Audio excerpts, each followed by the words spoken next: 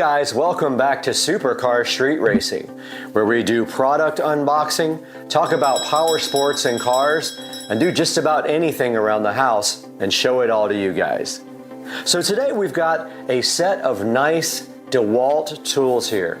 Now I have suffered for years with broken Hitachi tools that I have gone through battery after battery, bought a new charger, and done plenty of other things with them, and they finally have really made me upset in the last couple of days, and I decided to go ahead and buy some good tools for the first time in my life.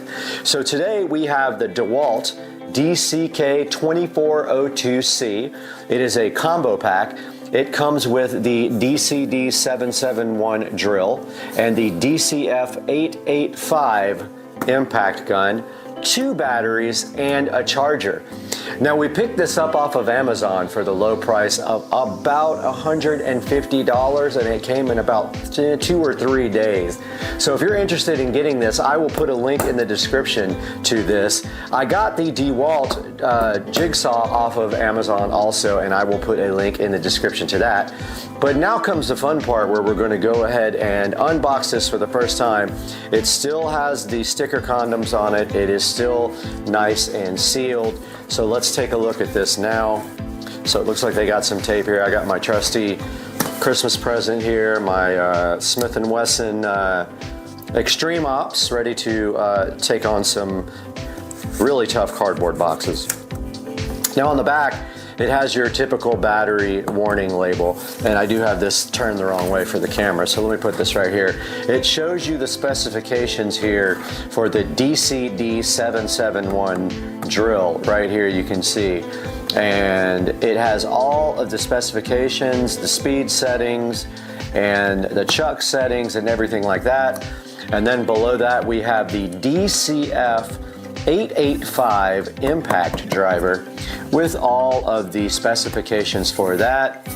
Down below that, it tells you about the warranty, 3-year warranty, 1 year for service, so 3 years limited, 1 year service, 90-day money-back guarantee.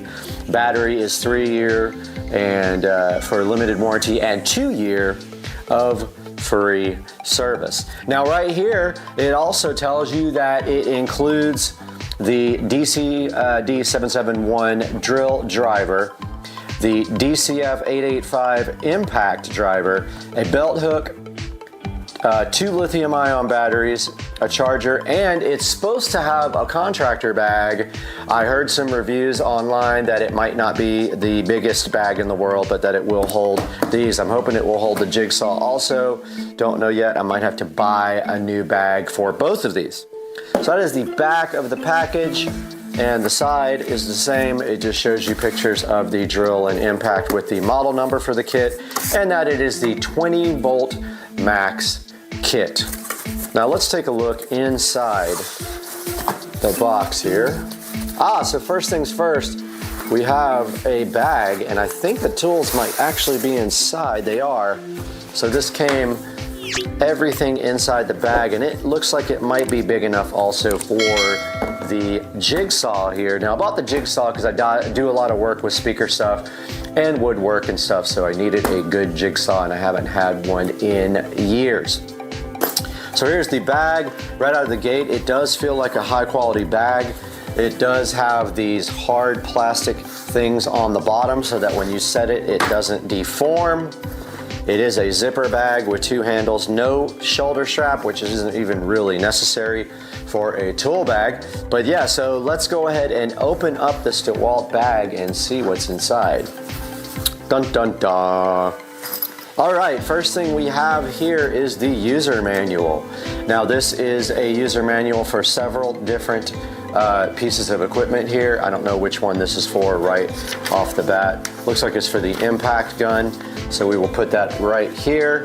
And then we have another one right here, and it's got a little insert with the wireless certification, so this must be the drill. It is. It's the DCD771 drill manual. Looking further into our bag here, let's take this out and just get a good first look at this. Now, my buddy Joe does have these tools, and that made me want to purchase them. You've seen Joe take cars cares on all the videos. He breaks everything I have and doesn't care. And here is my new DeWalt impact driver, and I can tell you right out of the gate, it's got a nice belt hook here, but I can tell you right out of the gate, the quality of this tool, if you've seen other tools, and I have out in the garage, if you've seen other tools, you feel the quality and you see the quality right away of the metal here, and it just looks like a high quality tool compared to some of the cheap stuff that is sold on Amazon. You know how that goes. You get a $20, $30 impact gun and it comes to you and it feels like plastic. Not this guy. Looking high quality, looking great with the rubber grip here. You can see on the front here, here's where you put the actual chucks in, or whatever they're called, the bits. Looks like we got 3 LED lights right here on the front of the impact gun. So here's a good look at that impact gun now with the belt hook. So it hooks right on your belt. The 20 volt max batteries go right here, and your reverse is right here as of any standard normal impact gun is, and your trigger right there. But yeah, it's got a good heavy, I would say this weighs a good 1.5 pounds. I would have to weigh it to see exactly what it weighs, but you can tell there was some quality put into the DeWalt 20 volt max impact driver. Let's set this aside and keep digging in our tool condom. All right, so the second thing out of the bag is a battery, which is enclosed here in a battery condom as well. And we have the 20 volt DeWalt lithium ion. This is a lithium ion kit, and it is pretty lightweight, probably weighs, I don't know, 1/2 pound or less. And that is the first battery. Okay, digging into our DeWalt bag even further, we have another lithium ion battery. That's right, this kit comes with 2 lithium ion batteries, not 1. So that lets you keep 1 battery charged at all time while you work on the other battery. 2 lithium ion batteries inside the bag. Now let's keep going here. Kind of want to do this next. So inside the DeWalt bag now we have the DeWalt DCB107 charger. Now this is just a lithium ion charger only for the DeWalt 20 volt max charging system for these tools only, and they do make aftermarket batteries for the DeWalt. I don't recommend buying aftermarket batteries. I will tell you my story with the Hitachi batteries at some point, but yeah, I recommend getting the genuine DeWalt charger and also the genuine DeWalt 20 volt batteries when you buy your tools. If you buy cheap tools, you get what you asked for. That's always the case. There's never an exception. Digging further into our DeWalt bag here, what do we got now? Okay, so in this tool condom here, we have the DeWalt 20 volt max drill. Now, my buddy Joe has this drill. This is the DCD771 here. Feels very high quality. It is heavier than the Impact. Obviously, it is longer than the Impact, so it's going to be heavier. Here is your torque adjustment speeds. This is for a high and low speed on the bit, and so you torque down. Right now, it's set on full torque here. That's the little indicator there, and then you can dial this back if you want the actual drill to slip rather than having full torque.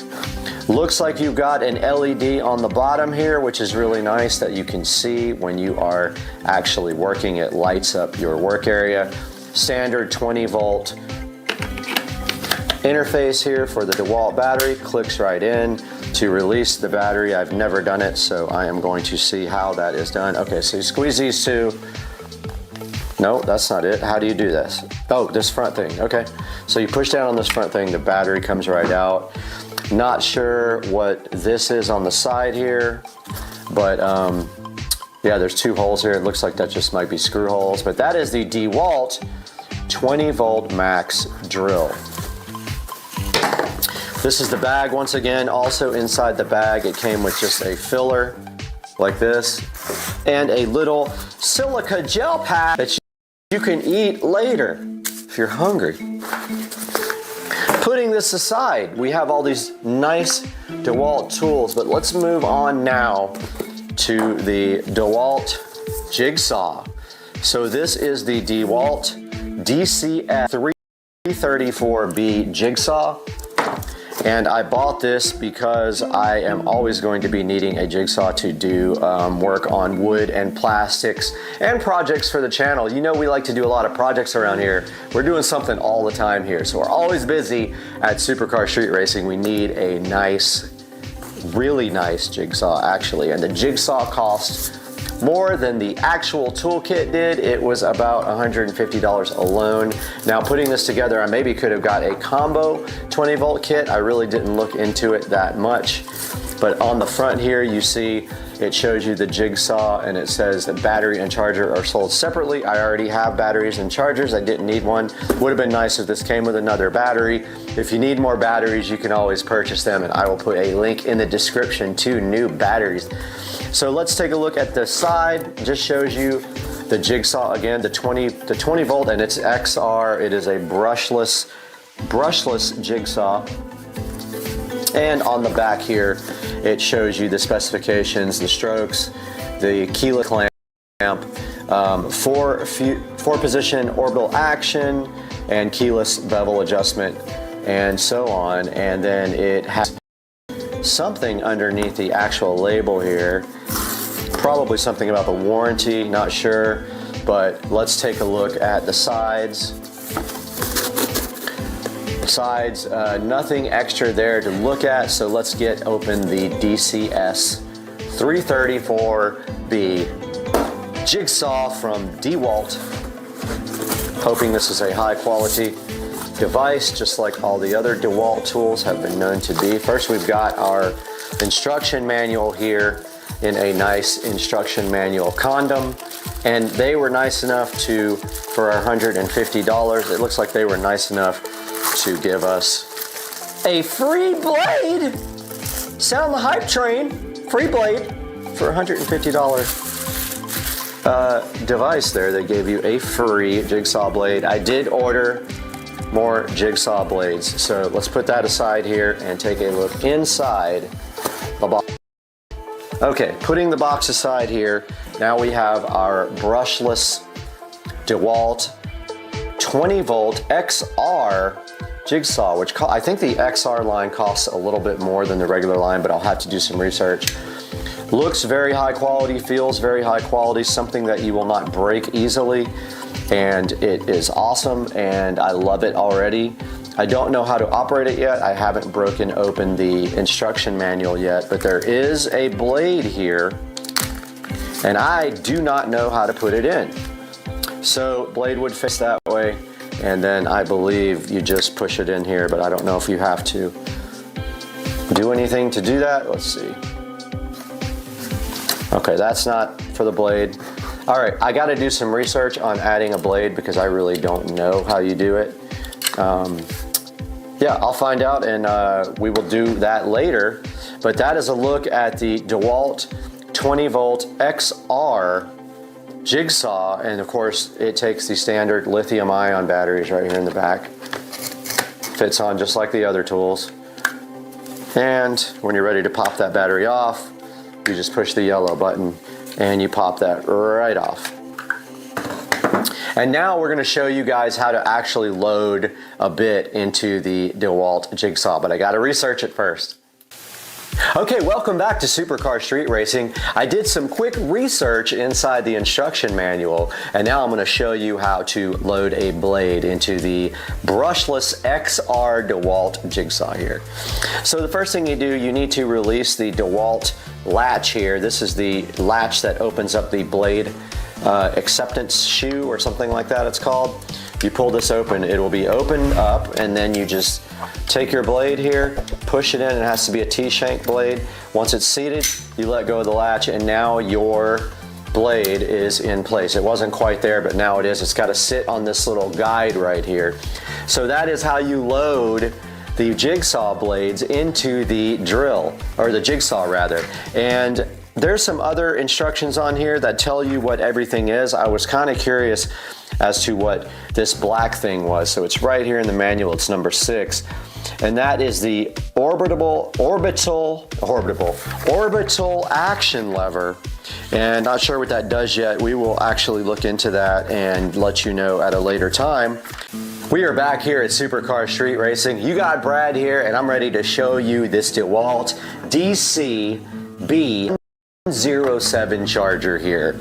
So we have the charger all plugged in, and now I wonder what this little thing does. Doesn't look like it actually moves, but we are going to go ahead and take one of our DeWalt batteries and place it into the charger. And we can see a red light flashing here on the charger, and I don't know quite what that means, but let's take a look at the front here. So it looks like the flash is okay, so there's two LEDs here. The left LED flashing means the pack is charging. The left LED solid means that the pack is charged, and the two LEDs together, if you see that, that means that your has stopped charging because of a delay in the heat and cold. It has to be a certain temperature in order to charge the battery packs. So that is a look at your charging system. I do have two batteries here to charge, and I will let you guys know how long it took to charge this battery pack as I edit this video. Hey guys, we are out here in the garage, and I did time the charging of both batteries was around 45 minutes each. And this is my tool cabinet here, where when I redid my garage, I went ahead and I put outlet in the back. Let's see if you can see that. Yep. So back here in the back, I made sure I put an outlet in so that I could charge tools in here. And what we're going to do right here and right now is go ahead and connect the charger inside the cabinet. But when we do that, we need to tie the cable up nice and good. So let me grab some zip ties.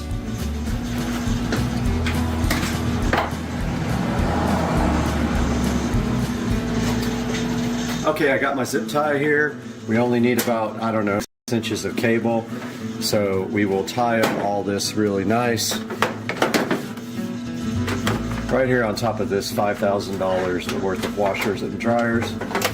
But we only need to get to the back of the cabinet, so that would be fine right there. We're going to go ahead and tie that up. Just like this. I know it might be hard for you guys to see. Oh, dryer always comes on when you touch it in the front. Turns on when you touch it. That's what she said. Gonna grab my scissors real quick.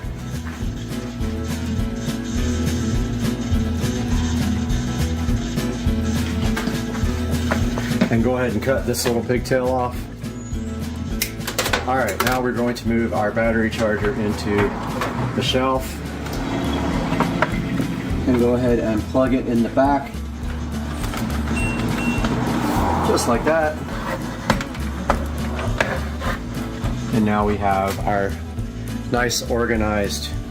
So the battery wasn't quite done charging. I just plugged it in maybe 20 minutes ago. But the first battery did charge in 45 minutes.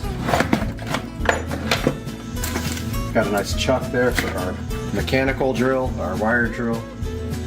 Now I'm gonna go grab the tools. Okay, we are back here and I have all of the tools.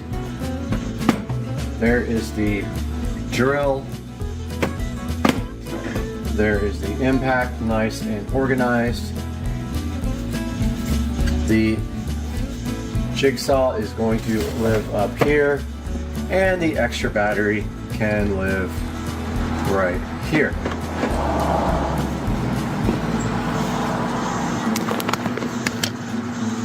All my drilling accessories are over here.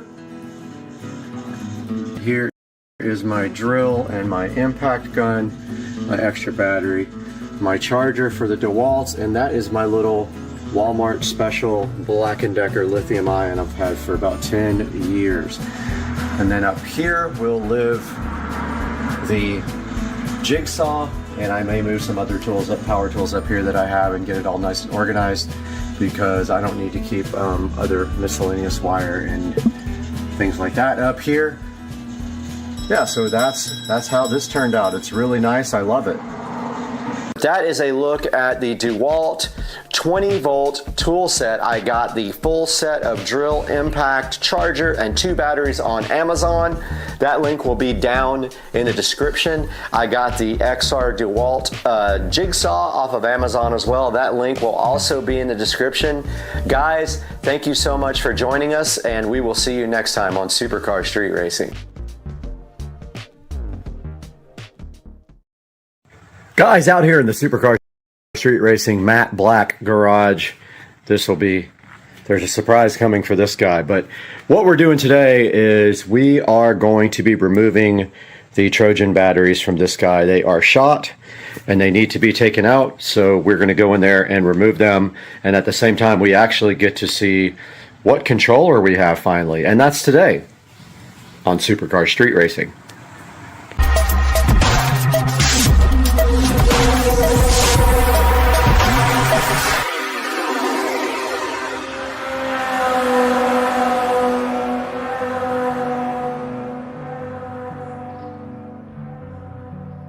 All right, so the first thing we have to do right here, right now, is get this seat off because it is blocking the lovely batteries. We no longer need this charger, probably ever again.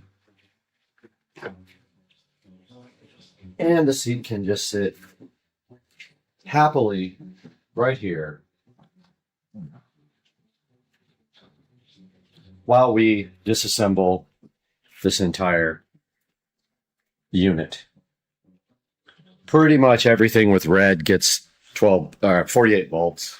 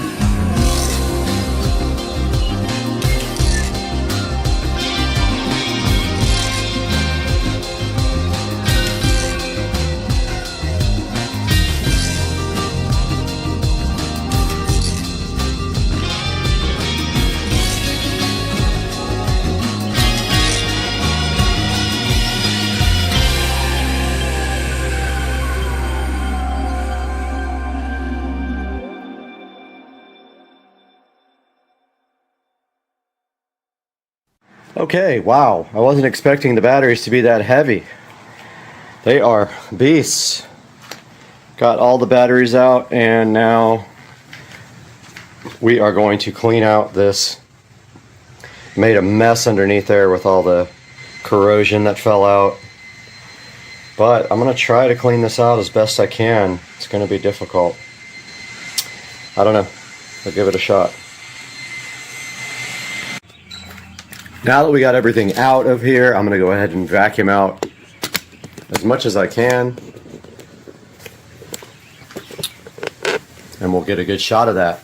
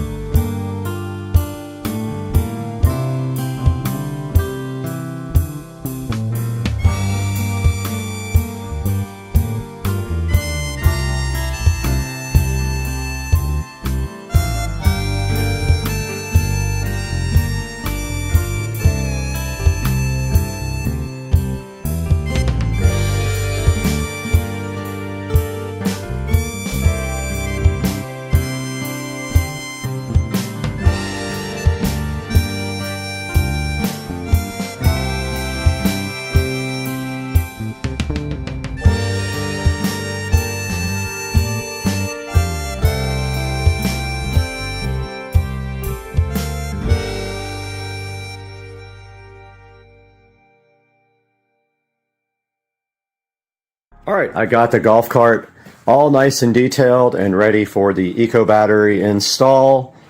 And I am about to call those guys here at 9 o'clock and see what the deal is with getting the eco battery and the AC motor and controller. And then I'll update you guys after that. But this thing is ready. The engine bay is cleaned out, and let's get to getting.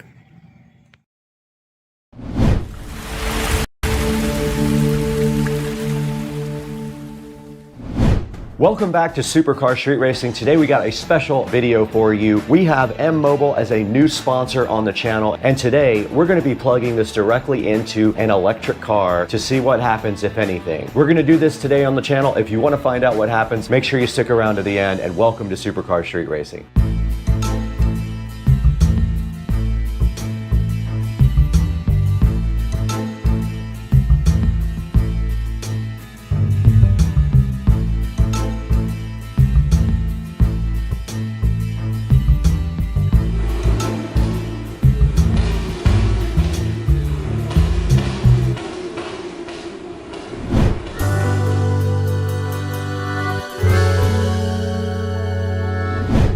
You're back on Supercar Street Racing with Brad, and I'm so happy to have you on the channel today. And if you are a new watcher, I hope that you will do us a huge favor and hit that like and subscribe button and support the channel.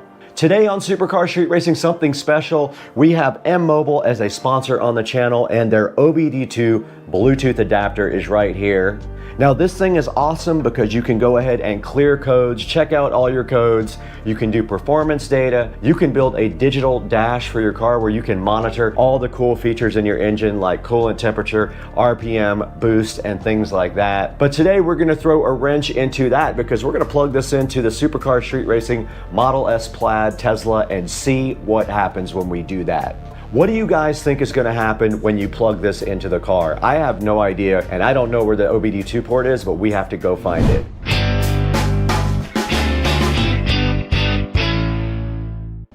The M Mobile OBD2 scanner is sitting right here, so fly and so fresh for you, and we want to show it to you right here on Amazon. We have the page up right there. Now this thing is compatible with both iOS and Android. This is the 2024 version. It uses Bluetooth 5.4, so that is the newest Bluetooth standard available.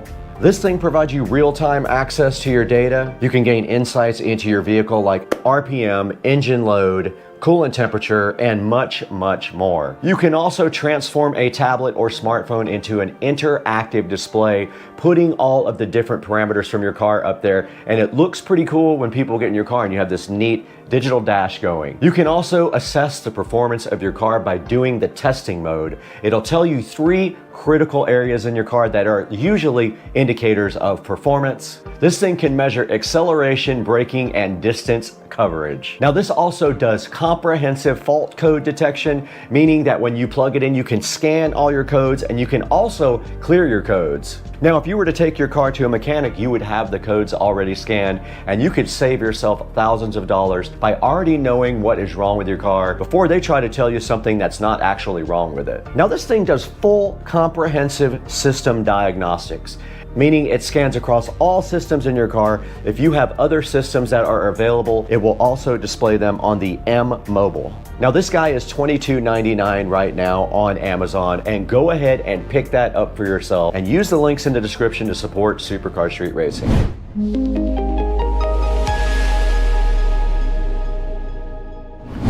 Out in the SCSR compound, awesome garage, and I know your question is there actually an OBD2 port on this car? Well, I didn't check, but I heard that there was one near the gas pedal. I put a light in there without checking because I wanted to do it live. No, we'll do it live!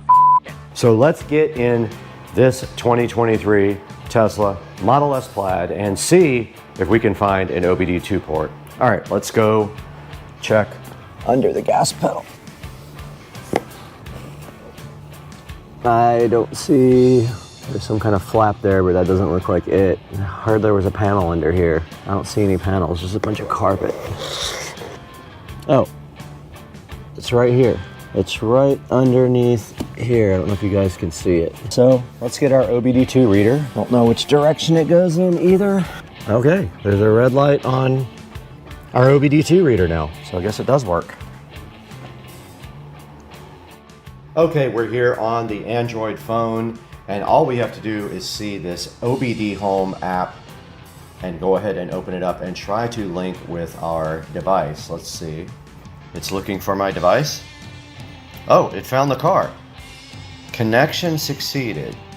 Dashboard, display real-time data about the car. We are successfully connected to an electric car with an OBD2 scanner.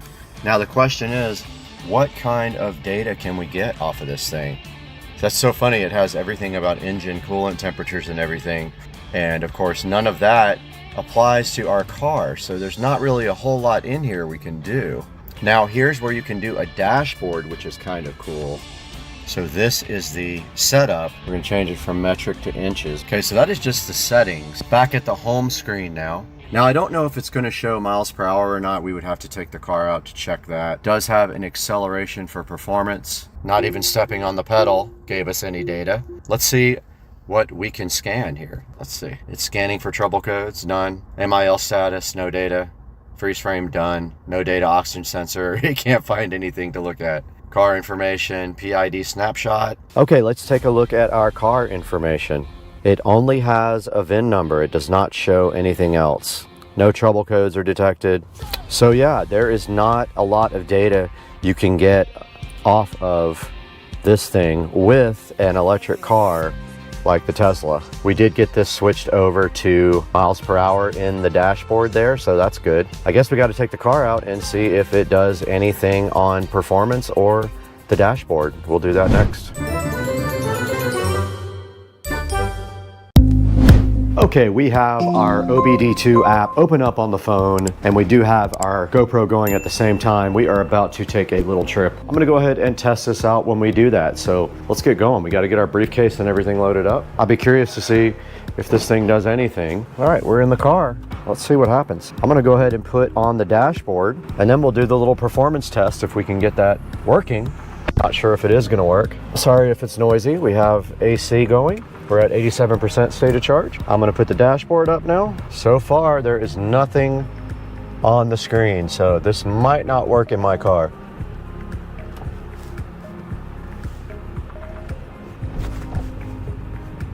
And you can see we have no readout.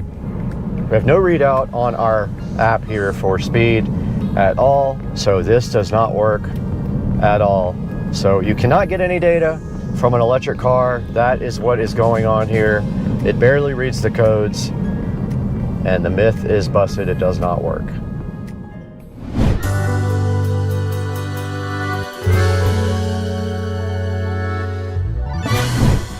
All right, guys, we have busted the myth, or maybe there was never a myth, I might have made that up, that you can put an OBD2 card reader into an electric car and actually get any data. You can get some data, but you're not getting a whole lot. All you can get is basically your car VIN number, and that is it as far as my car. Now, another car might do something different, but my car only shows the VIN number. We also took the car out and tried to do the performance testing as well, and you could see that we could not even do that because the car does not even read miles per hour. Now, it might have something to do with the fact that RPMs don't display either, because there is really no such thing as RPM, although the motors do spin up at RPMs. It is not like a conventional car. It is not going to read out on your OBD2 app. And there are no codes displayed either. I thought there may be a special something for OBD2 for electric cars that they would maybe adapt to the Tesla, but I'm sure there are some apps that do work with the Tesla. I have not investigated that. I know that Tesla has their own custom software for diagnosing the car. But like I said, we wanted to go ahead and try that for you guys to see if we could get anything out. Now, if you're wondering where the Tesla is, it is actually in the tire shop, because every time I drive the car, I have to run over something and get a flat. The same exact tire that was flat about 4 months ago is flat again, and they had to tow the car on a flat bed. That was when I went out on the trip earlier to test the performance. I went on an errand, and of course I was the only person in the road, and I hit something metal and it flattened the passenger side rear tire. So the car is in the tire shop getting a tire replacement. We appreciate you guys watching. Now let's throw it back into actually the office there with Brad for Supercar Street Racing and getting out of this video. Thanks again for watching. We will see you next time on the channel.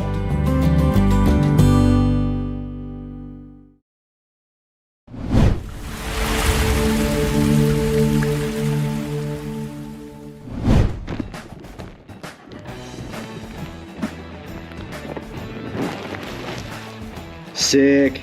Hey guys, welcome back to Supercar Street Racing. Brad here. We are so happy to have you back with us today. And if you're a new watcher, we thank you for coming and encourage you to like and subscribe to the channel. And we're back in the Supercar Street Racing awesome garage, as you can see today. And this golf cart has been gone for quite a few minutes, and we got it back yesterday. We had everything replaced on it as far as bushings and the leaf springs and everything, so I'm so hyped for that. But back to the topic at hand today. We have something in front of me right now. We're gonna be unboxing on the channel today, and I want you guys to take a close look at this. It is super rare and hard to find, and anytime one comes up, I go ahead and buy it. Now this item right here, I already own 3 of them, so this will be my 4th product of this one because they're very hard to get, and as soon as they come up online, I scoop them up immediately. And right inside this box is something that's going to help us with the bedroom home theater system. And today our mission is quite simple. We're going to get this thing unboxed, take an in-depth look at it, which we have not done before on the channel, and then we're going to let you guys decide if you are interested in getting one of these for yourself.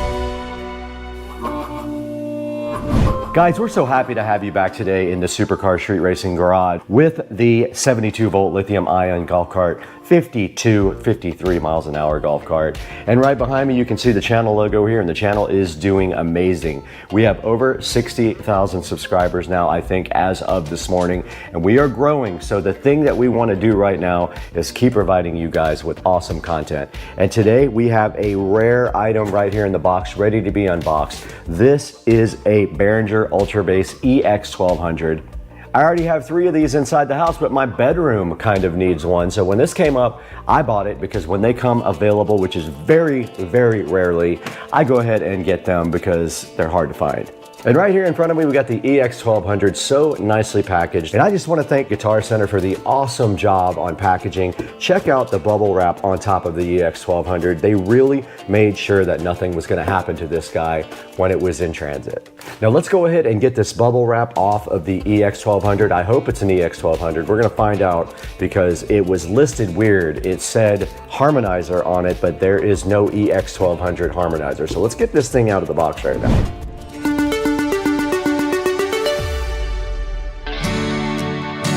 All right, we have the EX1200 harmonizer sitting so fly and freshly in this box right now. And there's the first set of bubble wrap right there. We don't need that where we're going. And then inside of that, there is another set of bubble wraps, which is, this thing is just packed so nicely. You gotta hand it to Guitar Center. They really did do a great job on this.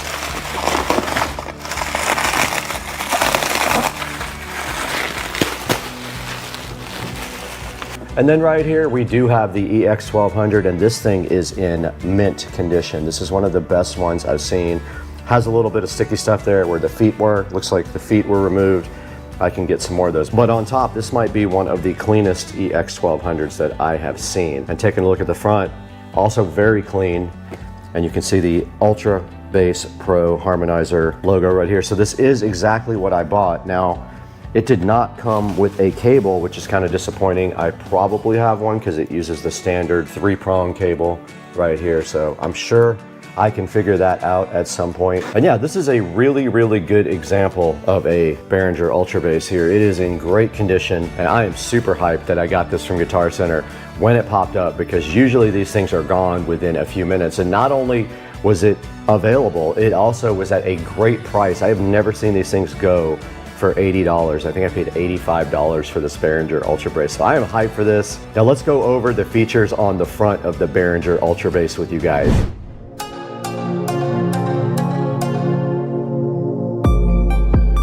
Now the most important part of the Behringer Ultra Bass is probably right there. That is the actual power button. If you want this guy to actually work, put a power cord in it and then press this button that says power. That will apply power to the Behringer Ultra Bass. And then moving from the left side on the controls, the first thing you notice over here is the process. That is quite simply putting this device into active mode. When you press the process button, it will go ahead and start processing bass. Now, important thing to note, when you do have bypass on, the crossover for the satellite section does still work. So keep that in mind when you have this in bypass. All right, this first knob here is simply a frequency control. It tells you what frequency is the highest frequency that you are sending to the processor on the Behringer Ultra Bass Pro. And this is very influential in your sound. So make sure that you kind of experiment with some settings on the crossover right there. Now remember, that's highest frequency, not lowest. So if you put this on 100 Hertz, then that will be the highest frequency that is sent to your processor. Now this dynamic punch control right here, which is the second knob here, that sets the threshold for the digital frequency shifter, and signals below the threshold are not processed. And when this is on, it is also possible to prevent the processing of rumble, and I have noticed that in some songs. So you have to adjust this to prevent the processor from processing rumble.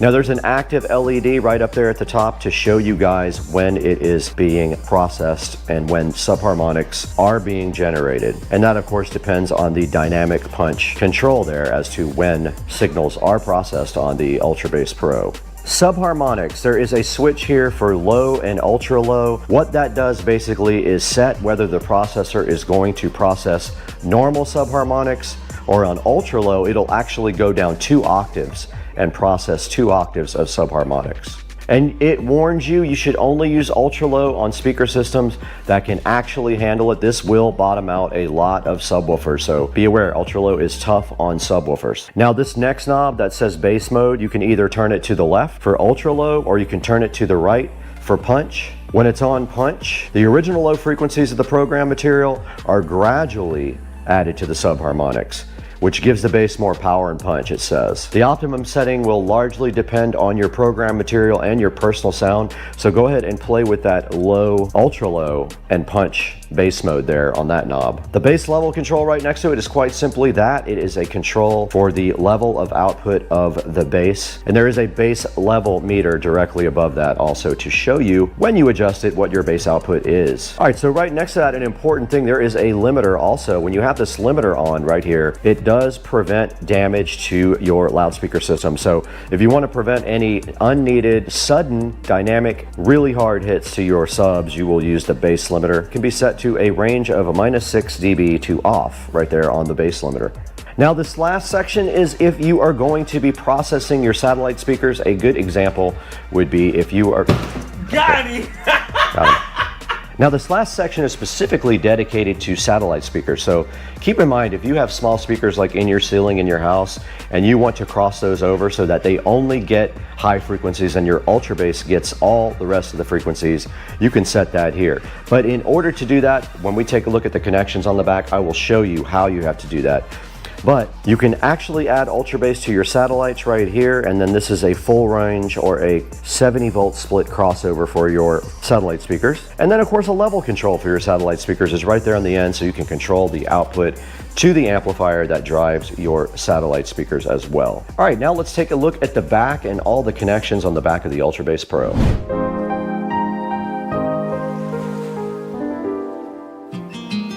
All right, we are taking a look at the back of the Ultra Bass Pro. This is a fine example of a used Ultra Bass Pro. Don't know when it was manufactured. There might be a date somewhere on here, but as we take a look at the back, we've got our standard power cord there. And then going from left to right, our first section here is the output. So this is a output for channel 2. It does have either a 1/4 inch or an XLR. And then there's an input for channel 2 here, XLR female and a female phono. Then we got our sub out. Now this is important as well because if you have a subwoofer which has 2 inputs, left and right, instead of one LFE FE input, you will have to split this off into two, which I will show you in a little bit. And that does have also a 1/4 inch phono option or a male XLR. You will need a female XLR to output from XLR here. Now moving to the right here, this is channel 1, so this just does repeat what is over here on channel 2. This is the output. There's a 1/4 inch there and a male XLR there for you as well. And then of course the channel 1 input is right here, and it is a female XLR and also a 1/4 inch phono. And it does show you the wiring code for the 1/4 inch if you were to wire your own or you bought the wrong type of plug. It's supposed to be wired like this. And that is a look at the back of the Ultra Bass Pro. Let's go ahead and look at what we're going to use to install this.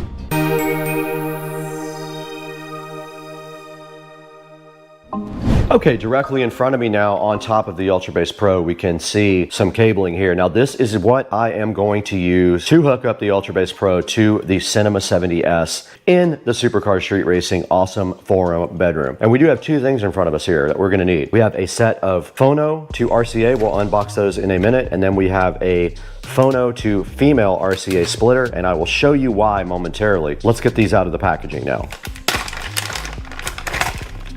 Here is the phono to RCA male adapter. This is actually going to go from the Ultra Bass Pro to the Cinema 70S subwoofer outputs. So that's what this is for. And I bought higher quality cables, so I bought more expensive cabling, and I encourage you to do the same thing when you do all your wiring because it pays off in the end. Now this is a mono male 1/4 inch to female RCA. This is going to be from the output of the Behringer. Now looking at the back of this guy, if you do this on your system, you are going to want to hook the output for your subs right here. So this is going to go right here. Now inside of the bedroom, which you will see momentarily, the Polk Audio Subwoofer PSW10 has two inputs. So I already have RCA cables coming from the Cinema 70 over to this will then, and then this nice high quality cable here, there'll be links in the description to all this stuff. Please pick up from the links. Very high quality, feels heavy. And this guy will just go on the back like this. They did give you some little protective sleeves over the 1/4 inch to protect them before you plug them in, which is nice if you're going to store these cables somewhere, to keep those. But this will actually be the input, so we're going to feed one there, and we're going to feed one there. Now this is just simply going to go to the subwoofer output from the Cinema 70S, and that will complete the circuit for our brand new low frequency destroying bass. Let's get inside and get this thing connected up to the Cinema 70S if I can find a power cable, which I'm sure I will be able to.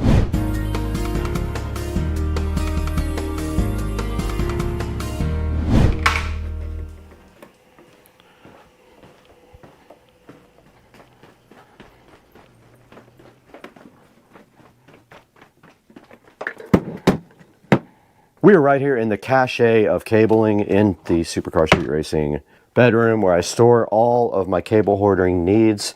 Let's go ahead and dig through here and see if we have anything we might. Aha, these are all power cables. So yeah, let's get these out of here. All right, we're right in front of the Behringer Ultra Bass Pro, and we do have our power cables out here. We do have a standard power cable here. We have a brand new cable on the Ultra Bass Pro. Let's go ahead and get this thing cut off the zip tie. Now, one thing I didn't plan for, and I'm seeing right now, is I did not plan for the center channel speaker when I went ahead and thought about this, but I think what I'm gonna do is put the Ultra Bass underneath the Polk Signature Elite center channel speaker. Let's go ahead and get our power ran first though. All we have to do is simply drop power back behind here to the bottom and then retrieve it. And it is on this side, so we're good to go.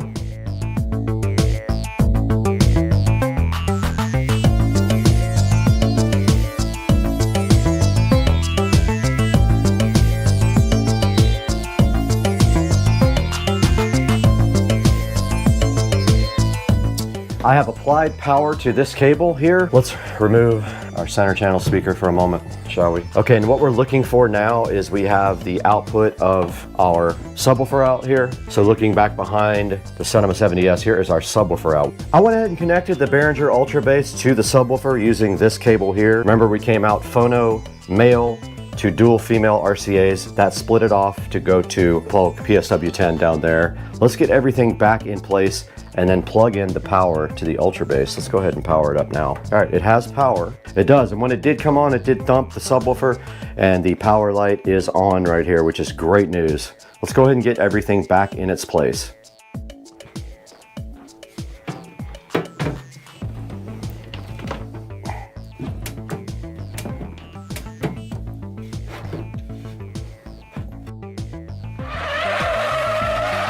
Okay, I'm gonna go with that for now and see if it looks weird. If it does, I can always push this back to the very back, but I kind of like the way that flushes up and then we push everything to the back. So I'm gonna roll with that for now and then see how I like it in the future. If it looks weird, I will change it up, but there is not really a great other option for this. Okay, this is how it came out with the Behringer Ultra Bass all the way to the front of the Cinema 70S and the Polk Audio all the way to the back of the Ultra Bass. We could always bring everything back forward if we need to, but for right now, I'm kind of digging it. And now on the front of the Behringer Ultra Bass, you can see the power light is actually on. I'm gonna go ahead and put this just on low. I'm gonna put everything in the center until I go ahead and adjust my bass. Now, the frequency highest sent to the Ultra Bass is going to be 85 Hertz is what I want to put it on. Now notice when you press this button in, it does go green. That means your subharmonics are on ultra low, meaning that you have 2 octaves of bass processing. Now I'm going to start with the bass level here in the center and the ultra low versus punch right here in the center as well. I am not going to be using the bass limiter yet. I've never used that before in any of my Ultra Bass units. And this output for the satellites is going to be disabled simply because I am not amplifying these speakers. They are using the Cinema 70S to be amplified. Let's get this whole system on and see what we can figure out about the settings. All right, we're back in front of the YouTube audio library now. This is safe for me to go ahead and put up without getting a copyright strike. I did get the Behringer Ultra Bass set up and configured. I set it exactly like this. I'm feeding only 95 Hertz and below. We have our dynamic punch at about here, about 25% from the right of the top. We've got it in ultra low, so it's doing 2 octaves. We've got this a little bit over from the middle on bass mode. And then we've got our bass level just right about here. Now, it will vary when you do movies and music, but I just wanted to make sure it was working on a subwoofer when I was in regular YouTube mode, and it does. So that's gonna wrap it up from the bedroom.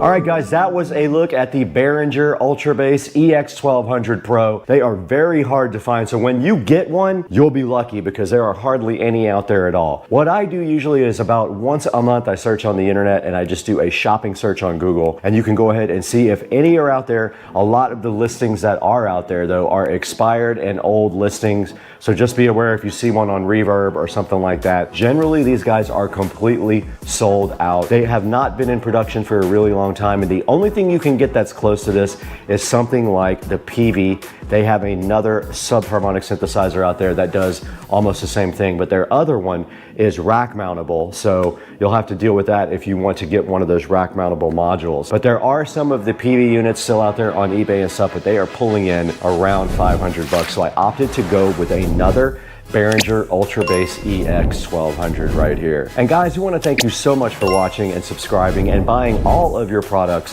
through our official links down in the description. This does help out the channel so much because we get a few dollars for everything that you guys click through. You can also buy anything you want, so just pick any video, click one of the Amazon affiliate links, and go ahead and purchase something from there. And that's going to do it for today from inside the Supercar Street Racing Garage. Let's go ahead and throw it back to Brad inside for a look at the computer to see if we can find another Behringer Ultra Bass maybe one of you can buy.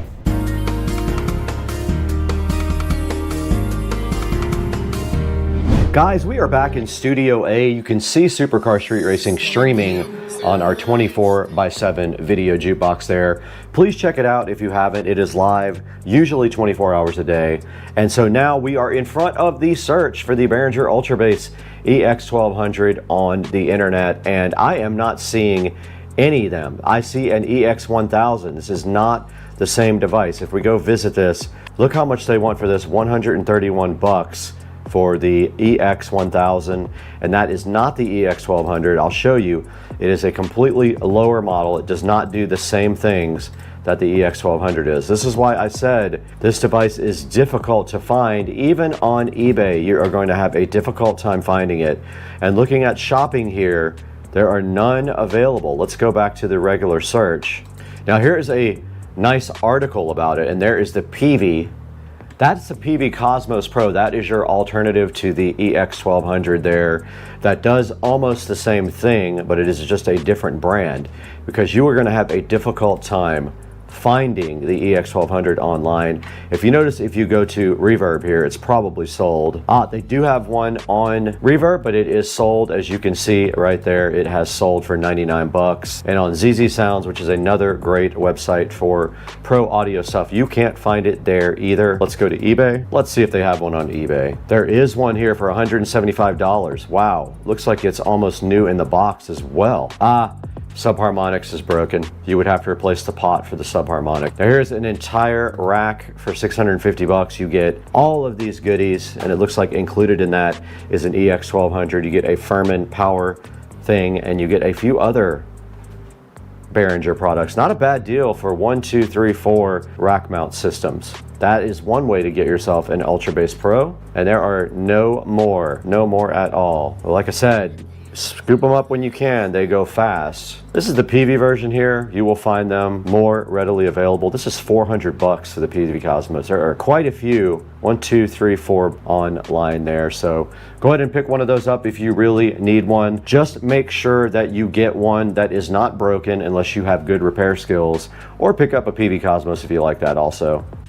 Guys, that is going to wrap it up from the Supercar Street Racing Studio B office, and we are so happy that you joined us today to look at this very, very rare EX1200 Ultra Bass from Behringer, and it should just be called the Ultra Rare because they don't have many of them out there anymore. And right now, we encourage you guys to like and subscribe. We have a lot of subscribers, not enough people liking, and not enough people watching all the videos. The videos have improved over the years. I know some people in the comments section say, oh, that video is horrible. That's right. I have worked on these videos for a few years now to bump up the production quality and only show you important things, not an hour of footage just running like I used to, because I'm more serious about growing the channel. Please like and subscribe. Links in the description to anything you can possibly get. I'll put a link to that eBay auction that has all of the Behringer products in it, and I will put a link to the cables that I just used in the video as well. Please like and subscribe. Please buy from the affiliate links in the description, and we will see you guys next time. We have to get out of here. We are going to eat barbecue.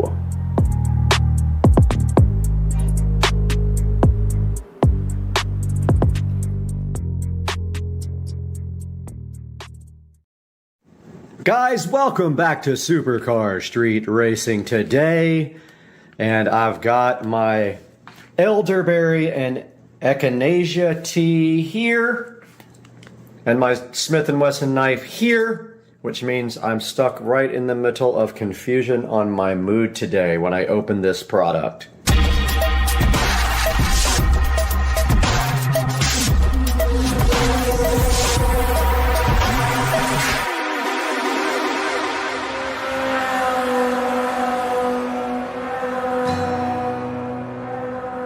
Guys, Supercar Street Racing here with Brad. I've got my delicious, I'm addicted to tea, so I have my tea here. And right behind my awesome tea, we see this box from Walmart, and we are going to be using this lovely Smith & Wesson knife to enjoy opening this cardboard condom on this Walmart box so that we can take a look into what's inside. This came from Walmart.com, free shipping. And I think it was $11 a piece.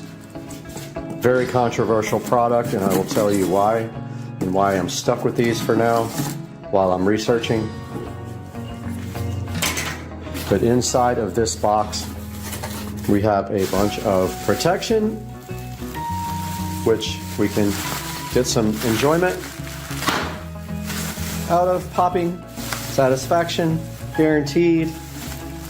And then we have these mainstays, 35 count LED Edison string lights.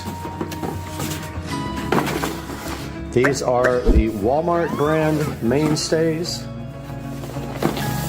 And there is a lot of controversy over these lights because they have incredibly bad reviews online.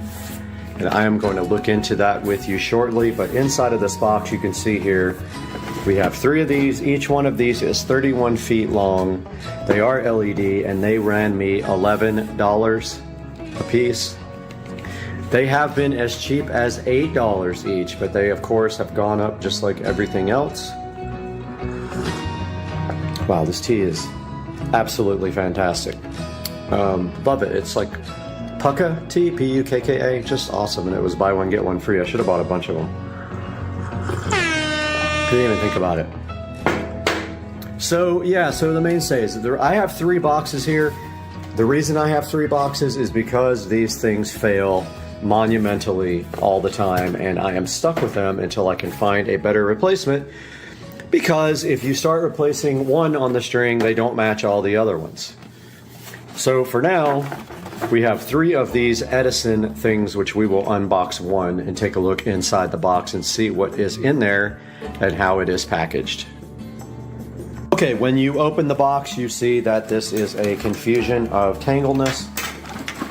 That looks like a 5-year-old packaged, and it is super fun to untangle because they literally just throw it all in the box like that, and that is what you're left with. So all the lights are just in this cardboard thing, and if you just kind of take this part out and then unthread these parts out of the cardboard, it tends to work out. And maybe if you're lucky, a few little bulbs fall off here and there. But yeah, that is the inside of the packaging on the mainstays 35 count Edison string light bulb. And now we will take a look online and see why these are so unpopular. Alright guys, we are in front of the Supercar Street Racing editing rig now with you, and we are broadcasting on our brand new HyperX mic here, hoping that the audio is sounding good. There's a little bit of an echo in this room, so you might hear that on the microphone because it's quite sensitive. But right in front of us here, we have the mainstays 35 count LED Edison bulb outdoor string lights for you to check out. Now these guys are $11.72, and here's a look at the picture, and they are warm white. So if you were wondering, a lot of people ask that question online, and yes, they are warm white. They actually look pretty good. The dome things, the little globe things right there, are plastic. They are not glass. They just got a standard little candle looking LED bulb inside. And here's how they kind of look strung across your fence there. Pretty easy to set up and string. They are kind of tangled when you get them though. And as it says down here, it says that they have a black wire. They have 35 warm, steady burning lights. Says they're 20% brighter than whatever was before and flicker free. They definitely don't flicker. And it says it has a rectifier plug. Not sure what that is or means, but you can connect a bunch of sets of these together. I have about 10 sets connected together outside on the fence, which I'll show you later. Once it gets dark, we're actually going to go outside and we're going to show you why these things have such a bad review on Walmart.com. But they are the cheapest possible lights for this length, and so let's get into that in a minute. It says that they'll last forever, which they're definitely lying. It says that maximum 216 watts or 1.8 amps, and that would be, I guess, with all the lights connected together. And then it says 30 maximum, and they do put out a 2700 Kelvin color temperature, which is towards the warm side. When you get up to the 5000, you're in the more blue side, and 6000-ish is getting towards the white side. So it's perfect for outdoor use, but I will tell you now that these things will not last very long. They are disposable, just like I wrote in my review, which I will show you. And that's about it as far as the actual description of the product. Let me get some more of my delicious tea here. If you go look around for other brands and other in the same length, you will see the price even triple, but they might be worth it because these guys do not last very long. Let's go into the reviews here because these guys have a 3.4 review. Look right here, 3.4 out of 400 reviews. Very, very poor. Now they will let you return them, so you should keep a box handy because you will be returning these within 90 days. I've not done it, but my plan this time is to return these if they fail. Tea is so yummy. I know I already said that 100 times, but hey, it's good stuff. Taking a look at the reviews here, let's look at some of the good reviews first. Got some 5-star reviews here. Lights up the nightlife. Plastic versus glass. I love these so much. Couldn't put them outside. And bright. Cord is long. Wish the light was a little more yellow. They're pretty warm. They're not cool. They're definitely not 5,000K. They're in the 3,000-ish range. A lot of good reviews, but let's step down to the 2-star reviews now. Lights going out already, lasted a couple of weeks. Well, that's why you have returns, which I've never used. I haven't been smart enough to do that, but I'm about to start now because I'm going to return some of these because I have failed ones already that I bought. Another 2-star review. These don't even last 1 month. Defective, did not last. Lights went out after 2 weeks. Cute lights, but not the best quality. Do not last. Short-term use only. Not happy. Don't let it rain on them. That is true. Not weatherproof. Also true. Let's go down to the 1 stars. All 3 of these are going back, by the way. I will show you why when we step outside later into the backyard. Stop working after 1 week. Good until it rains a few times and then the lights go off. You get what you pay for. Terrible quality. Half the lights stopped working in 2 days after we got them. You get what you pay for. Cute but not waterproof. Now you notice the seller has not responded to any of these because they do not care about this because they are selling them. A lot of them. Here is my review. Look at this. Somebody gave me a thumbs down. Well, thanks for the thumbs down, buddy. I call these disposable lights. Buy a warranty. The lights will last anywhere from a day to a month and then die. Always get a protection plan if you can. Think of them as costing 5 times as much because they die immediately, either several bulbs or all the bulbs. And you can thumbs down me all you want, but that is the absolute truth, and I don't know why you would thumbs down a true review. Bite me. Anyway, more tea. I purchased 12 of these, and within 3 weeks of purchase, all 12 did not work. Every one went little by little until 3 weeks. And there is page after page of these. There's 8 pages of 1-star reviews. When you get to the last pages, they don't say anything. They just give a 1 star. But within raining 2 days, mine's should not have an S, but mine aren't working at all. I bought 2 of them, and less than a month are damaged. These lights cast a nice soft light. Bought 3 sets for outdoors in less than a month. 10 lights out of 1 strand, 5 lights out of another, and 1 strand dim to useless. Now what you will see will happen actually is bulbs will start failing on the actual string. It comes with extra bulbs. I've tried to replace the bulbs. It doesn't work. They just don't come back on. It doesn't restore the whole string.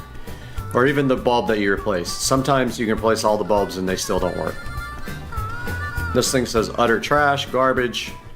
So you get the point here. They have gone up in price, and they were $8 at one point, where I bought like 15 sets and have used them all because I had to put a bunch out there for the beginning. And so when I see you guys next, we will go ahead and go outside and start the process of replacing the ones that I need to replace and starting a return on these guys. This return policy can be returned to the store or by mail. Items picked up and delivered from a store can only be returned to a store, but we can return online items in a store for free, and that's what we will do. We will get Rich to bring us and get our money back for these. And next we'll go outside to the yard. All right, we are out in the backyard now, and we are going to walk the property and take a look at the state of these lights, which I have not done in a while. And over here we see we have a bulb out there, which maybe we can replace. There's one out there. These come with spare bulbs, supposedly. We'll see what's in the package. There's one out there, there. That's already what, 5, 6, there, 7. And this entire string is out. So first things first, we'll replace this string that's out. So let's get moving with that.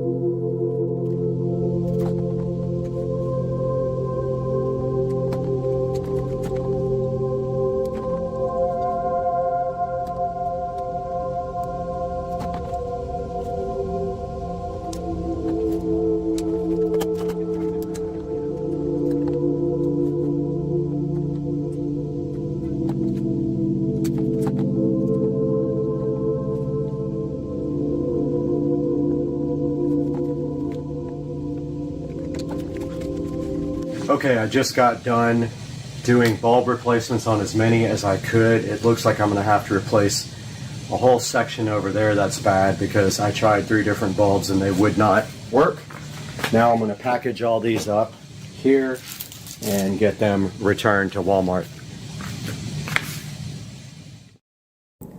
Just wanted to show you guys 100% confirmation that I still have the download folder on the Echo Show 15 to be able to sideload apps.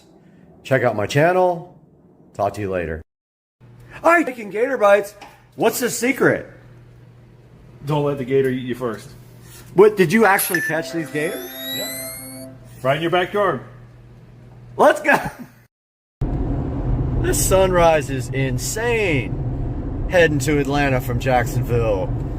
Hitting the Florida state line with a sunrise like this. Dang, son. Pretty.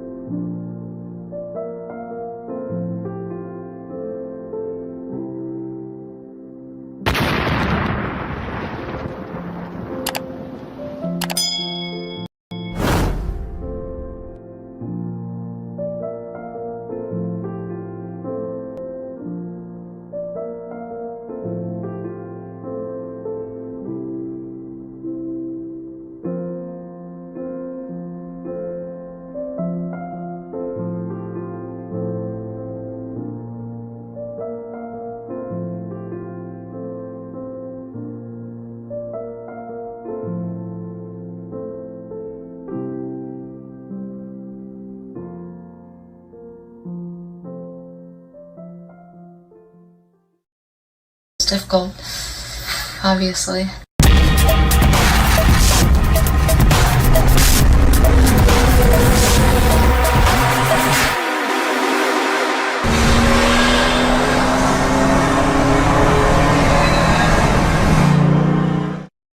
Hey guys, and welcome to the channel. Supercar Street Racing here, back again for another exciting video.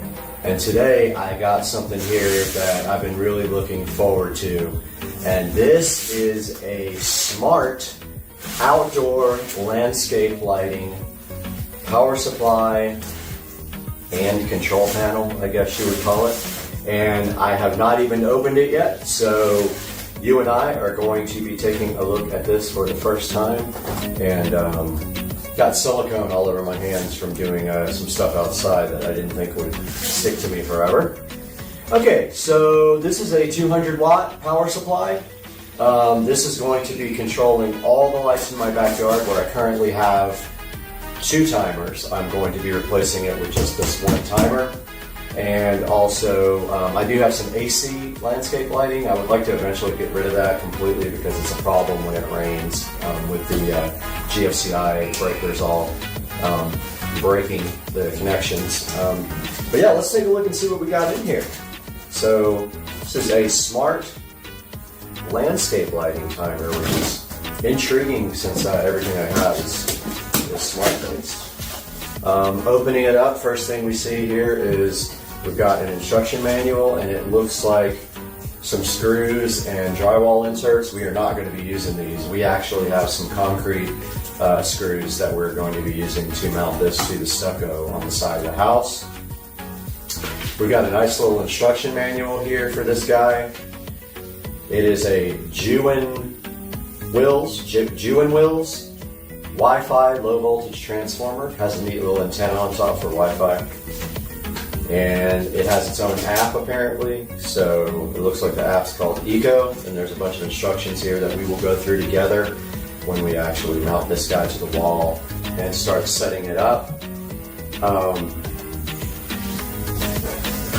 Yeah, so looking at the timer now is well packed in the box, so I'll show you guys here what that looks like.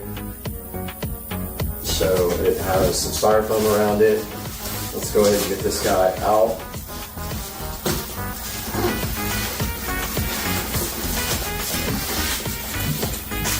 And unbox it. Try not to mess up our table in the process. Alright, so it is well packaged. It's got styrofoam on both sides and also on the bottom to protect it during shipping. It is quite heavy.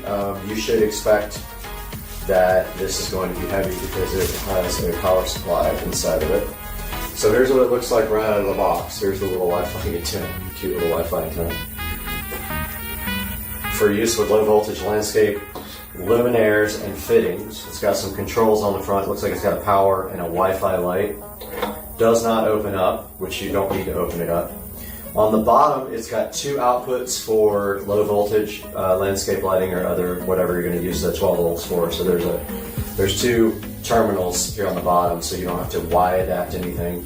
There's also it looks like a cable management clamp here to run your low voltage landscape wiring through right here. Yeah, so that is what it looks like right out of the box. It's well done, and it looks and feels like a quality piece. And that is all that's in the box at this time. And so we will go through the instructions together. So read all instructions. Says that there's a status indicator right here on the front, power button, a reset button, and a power indicator. So it says we need to download the Eco app on the tablet. So let's go to the Play Store here, see if we can find this Eco app. Maybe it's not compatible with this tablet. We don't know until we go look for it. Let's see. So it says download the Eco app. Let's see what the Eco app looks like in the Play Store. Eco.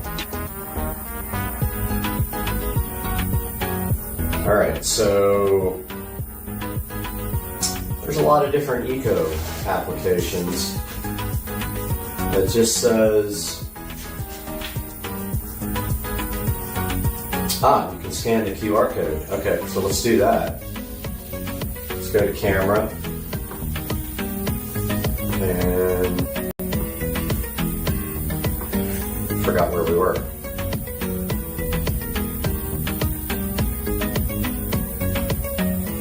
If we can ever get this thing to pop up a, it doesn't want to pop up a scan. It's having trouble focusing on it. So let's try that one more time.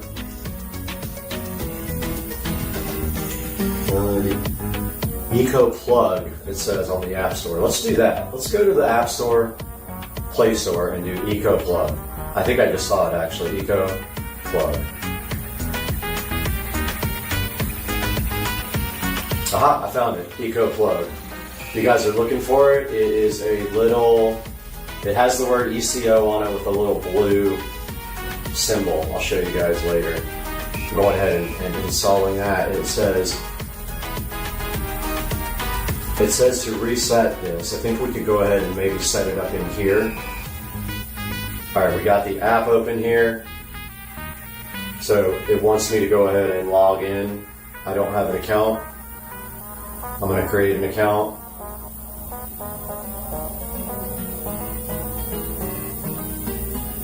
Putting in my email address now.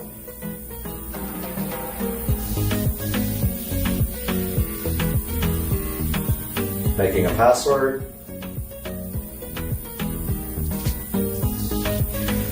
Verifying my password.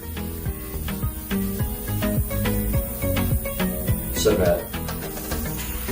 Okay. So now it takes us to some setup instructions here, which is not for this guy. It's actually for a plug. So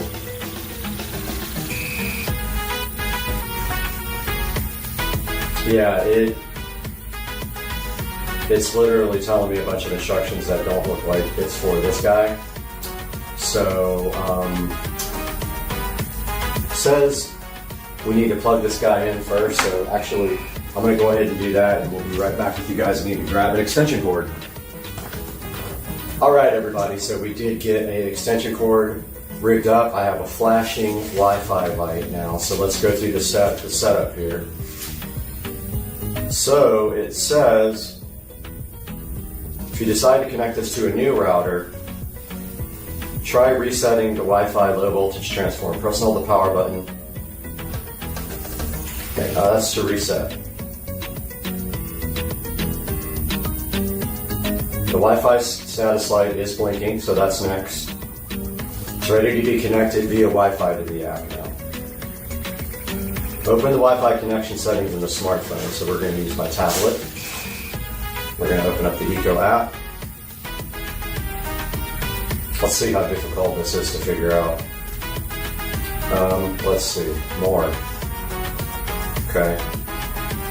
I'm going through this as you guys are with me, and let's see. Settings. See, it doesn't. Let's see. Alright, it tells you to log into the app. I did that already.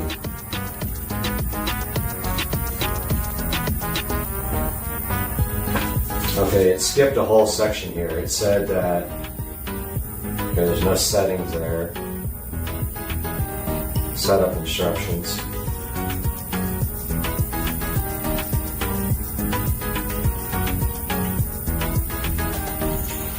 Select the Eco Plugs hotspot.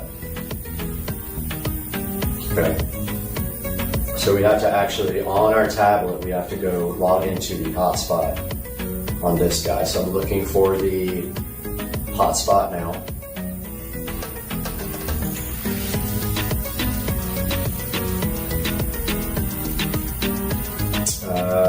Eco, I found it.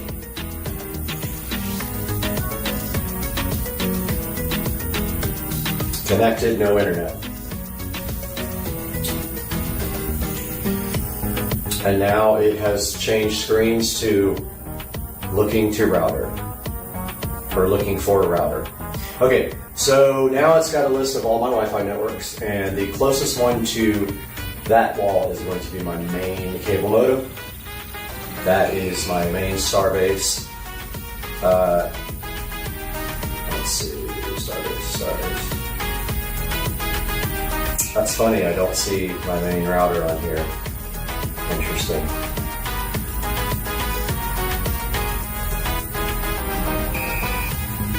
Oh, yes I do. Okay, I found it. It wants my zip code, 32225. Name device. Let's call this landscape.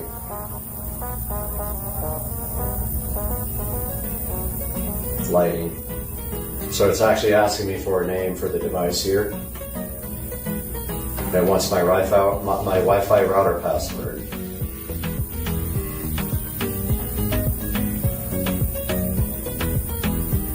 And you click save. I would record this, but I had massive problems editing the video yesterday when I had the tablet overlaid. I tried about 100 times and gave up. Okay, it says it is connected. Okay, it took me back to the setup instructions. Okay, it says it's complete.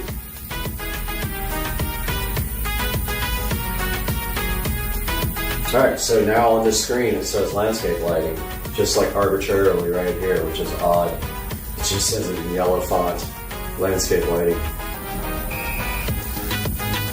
So, don't know after that, it says connection succeeded.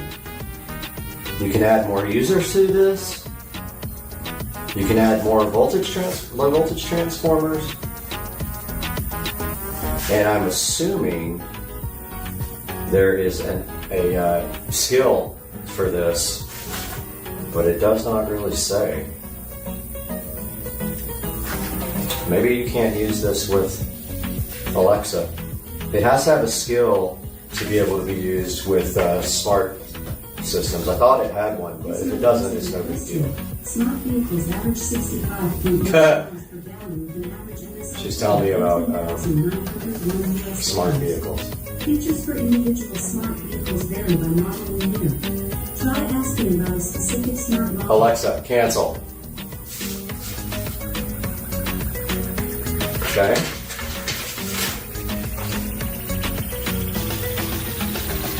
So I was under the impression that there was a skill for this to use with smart home, but don't think there is. I think it's just going to be Wi-Fi, which is kind of a bummer that you can't do routines.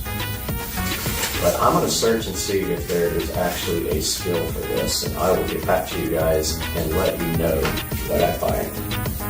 Okay, I did find a skill called Eco Plugs. It's not in the manual here, but if you go into Alexa, this is how you do it. This took me some time to figure out. First of all, in your Eco app here, you've got, it looks like a 12-year-old drew the pictures, but in settings, if you click setting, then you click connect to Amazon Alexa, you actually click it, and it'll say, do you want to connect? You just say yes. You just say yes to it, and then after that, go into Alexa, go to skills, find the EcoPlug skill and enable it. It will take you then, ask you from the Eco site if you want to authorize it, and you say yes to that. And then now I will tell you this, the skill actually has really bad reviews, so I haven't tried it yet. So we will see, but yeah, so we got that. We got the skill hooked up.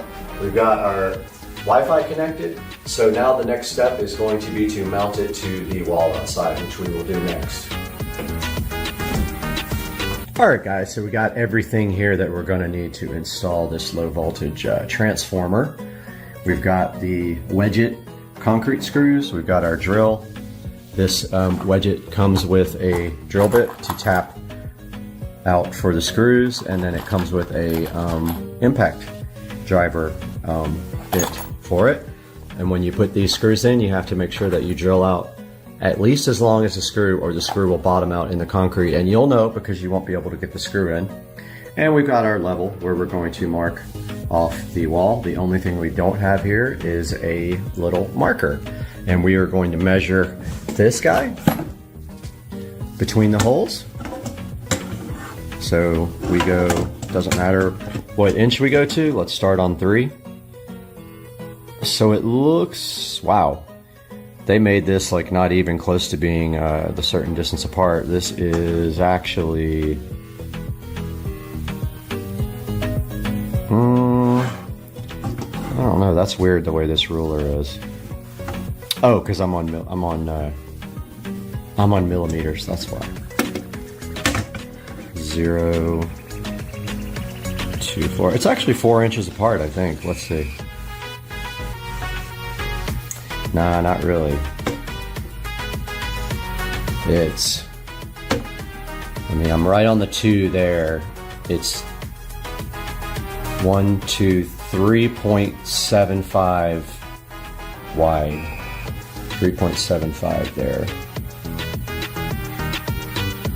Let's see, because that's not 0. Yeah, it is. Okay, now I see it. Now I see it. Yeah, it's 3.75 between screw holes. So that's what we're going to go outside and drill once we figure out our mounting location.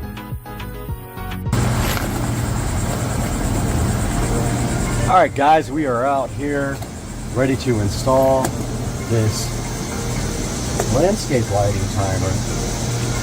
We're going to try to do it and cover these holes right here. So we're going to go in here and here, and double checking my measurements here.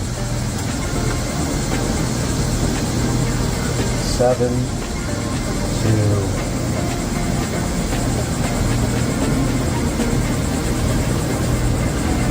yeah, it's 3.75 between the holes. So we use our level. You can use your laser level too for this if you have one. I do have one of those, but I didn't bring it out because this will be easier. So we're going to start here. We're going to make sure our levels, bubble is right in the center, and we're going to start right over one of the existing holes, which is right here. So 14 will be here, and level it out again. Bubble's right in the center here. 3.75, so it'd be 14, 13, so 1, 2, 3, 7, 5. 14 here. 1, 2, 3, 7, 5. I marked my holes here. Now what we can do is pull this out, hold our device up to it, just trying to see if it looks anywhere close. That looks pretty good. So next we need our screws. Here's our screws, our concrete anchors. So we have a drill bit for those guys. And remember, we have to drill at least as long as the anchor screw is. So they are about this long. So that means we got to go at least as far as there's silver on the drill bit for each hole. Let's go ahead and get it done. Yeah, that should be fine.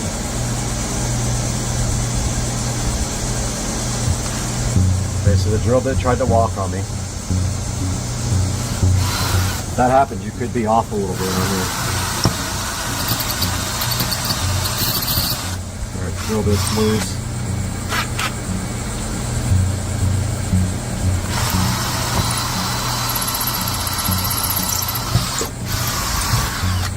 Ooh, it went right through there. Let's hope it didn't go through the other side. I think there's a good possibility it went through the other side. Didn't need that many. That would be funny. Okay, that's all there is to that part. Now we change out to our included bit.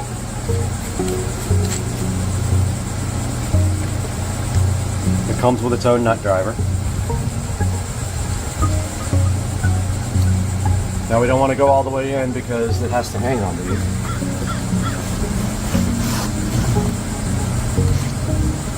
So that's like almost all the way in.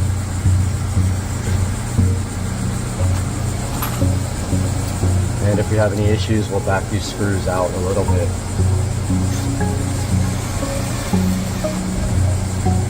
Okay, let's try to hang her up. And we do have connections on the bottom, which are kind of a pain. So we'll probably take it off again to do that. See how good we did here, if we messed up or not. Okay, there's our new box. It looks level. I think we did a good job on that, guys. I mean, honestly, now we can run the wiring over and up the wall here. But first thing we're going to do, looks like we got enough wire. We'll probably have to extend it once we do concrete down here and put a tube in for it to go through, like a PVC pipe. But these are different kinds of screw terminals. These are not spade terminals. We have to put ends on this wire. So let's go ahead and do that. I brought my connector set with me.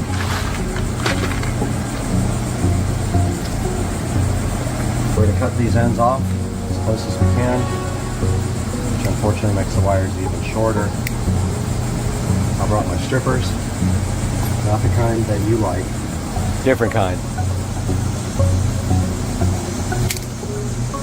Just going to strip back a little bit of this wire to put the connector on.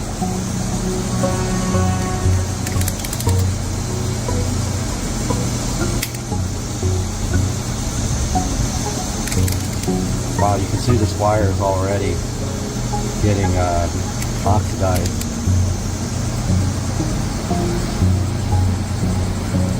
Inside the actual sheath, the wire is oxidizing, which is typical for Florida. So sometimes I use shielded wire, like the speaker cable. It has an extra shield on top. And that keeps the wiring from getting oxidized. Now we need a spade connector, we need the U-shaped connectors.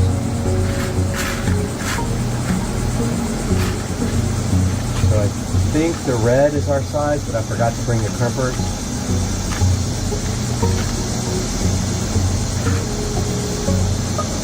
No, I think it's blue. Blue must be our gauge.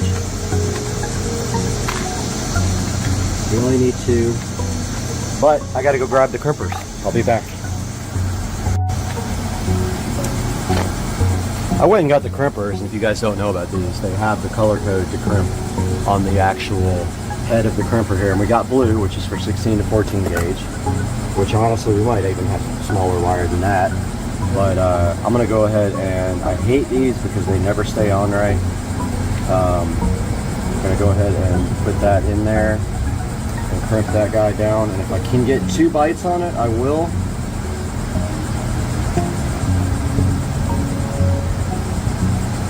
I know it feels like it's tight, but I promise you. Yep, it came right out. I absolutely hate these. I think we're gonna have to use red if I have any. It's just way too loose. Alright, there's one red. Yeah, these fell one time. They all got jumbled up. There's another red. Let's try red. Those are for 22 gauge, and I believe this wire is very, very thin. Guys, it's always worth it to buy better quality wire for everything you do. Don't buy cheap wire. You're going to regret it down the future when you have to replace things. One example is the speaker wire for outside. Always buy shielded, so it has the positive and the negative inside of a shield like this stuff does. Amazon Basics makes great shielded wire, and I use it outside now because my other wire has broken down over time due to being in Florida. The moisture and the heat breaks down the wire. Man, thing came right out. I absolutely do not like using this thing, man. You can, I'd all help not using crimp-on connectors like these. Do yourself a favor, avoid them at all costs. Get some soldering connectors or something like that, but these things, they suck. They're the cheapest, crappiest things in the world. You try to go too hard on them, they'll just break right in half. Alright, I mean, that's good enough for now. So now all we gotta do is get these guys connected to the power supply. I mean, they give you a wire management ring, but it's like 100 times too big for landscape lighting wire because this is a small gauge. Ooh, head rush when I stood up. Alright. So, I don't want to put this thing on the ground. It's all dirty. Brand new. So, I'm going to go ahead and wire this guy up. I'm going to pass it through the loop, the cable management loop, which won't do anything because I'll have to zip tie it anyway. So, one of them says common and one of them says 12, and I don't know which one is positive, and I'm not sure if that makes a difference, if they'll still light if positive is reversed, but I'm going to try it anyway.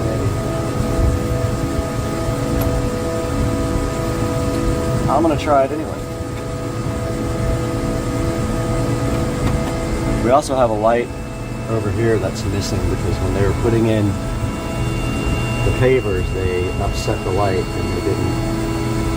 I just took it out, but I believe the wiring all works besides that. I don't think they actually punctured the wire. Hopefully, I don't want to have to run all new wire. But we do have this first part wired up. That should be it. Let's rehang our box. There we go. Now we're going to require some cable management here. Of course, this wire is not long enough. That's going to have to be extended. I got to wait and see what's going on with the concrete first, but we can get our power situated. So what I'm going to do with the power is run it like this, and then put a little clamp there into the concrete, and then I'm going to zip tie it. Since I can't get into this clamp, I actually could remove this clamp and run it through there. I think I'll do that. And then we have to punch out these little things in the box, electrical box, to be able to plug, to be able to run the wire down. Make sure you guys are in frame here.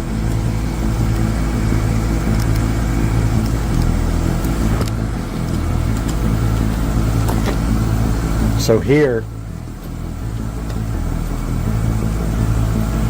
this outdoor box, we have to take these tabs off to run the wire.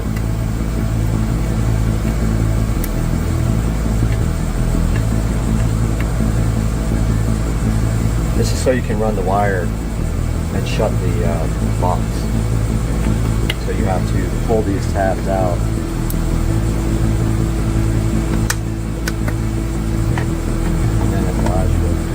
Close. Gotta do more than that, but these pliers are too big.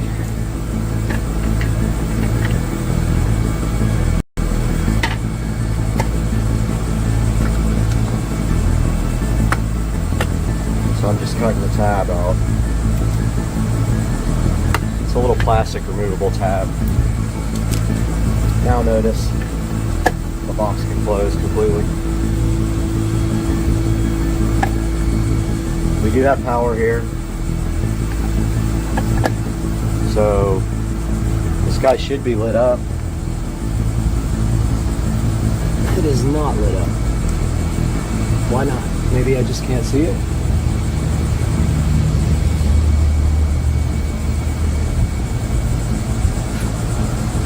Okay, it is lit, connected to Wi-Fi. So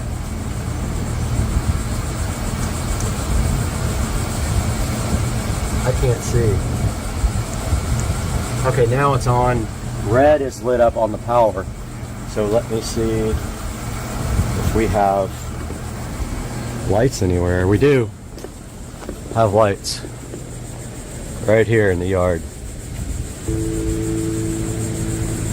We got one right there. We clearly have a spotlight on right here, so it is working. Now our next step is all this is coming out, and this timer is coming out, and oh yeah, there we go, exposure was down. This timer's coming out, it is broken, and all this is coming out anyway because we are moving the electrical onto a new fence. So the next step is we have to tie in our existing lights to where this other 12 volt timer is, because we're not going to be using that anymore. Alright guys, out here by the power supply of the fence where we're eliminating one whole power supply, and we are tying in two sets of lights together.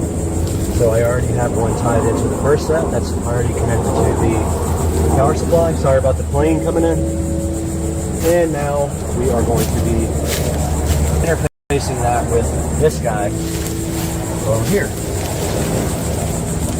So I'm removing the existing connection that was going to the other power supply. It is a very terrible wire. Little dinky little wire. And it will be replaced with this higher gauge wire. And I'm leaving some extra here for putting under the mulch. Alright, I already lost my workman's pliers, so I'll use this. I'll use this guy.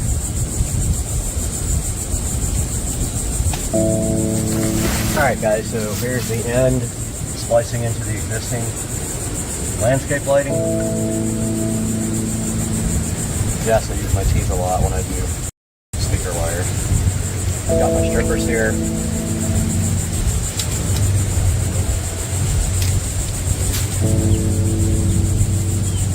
All this is actually coming off the fence because we're getting a new fence put in. But for now, this can be wired. They have quick connectors on them, so I'm using those again.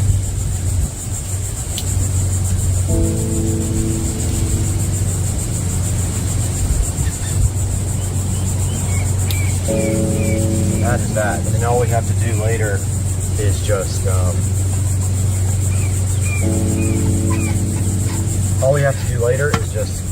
relocate this to the new fence and make sure that none of this wire gets punctured by the fence guys when they come in. So this guy's wired, and also this needs to be hidden under the mulch, so I have to do that as well. But for now, this is ready to go. Oh, I found my workman.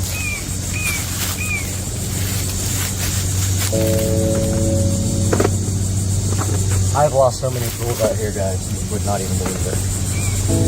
And I find them months later in the grass. Okay, time to test. I'm going to go turn on the power supply. Okay. That didn't work. I'm wondering now if we have another problem here.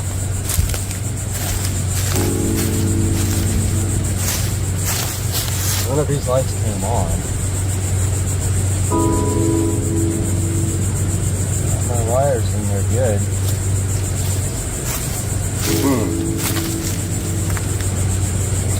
We might have another issue here, guys. This light is not on.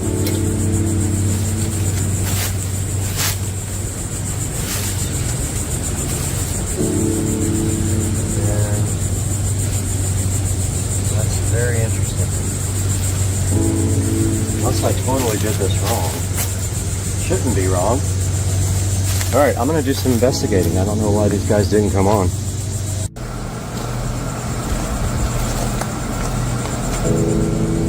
I spent about 2 hours troubleshooting what was going on with the remaining of the landscape lights. Every time we would connect a wire, they would turn off.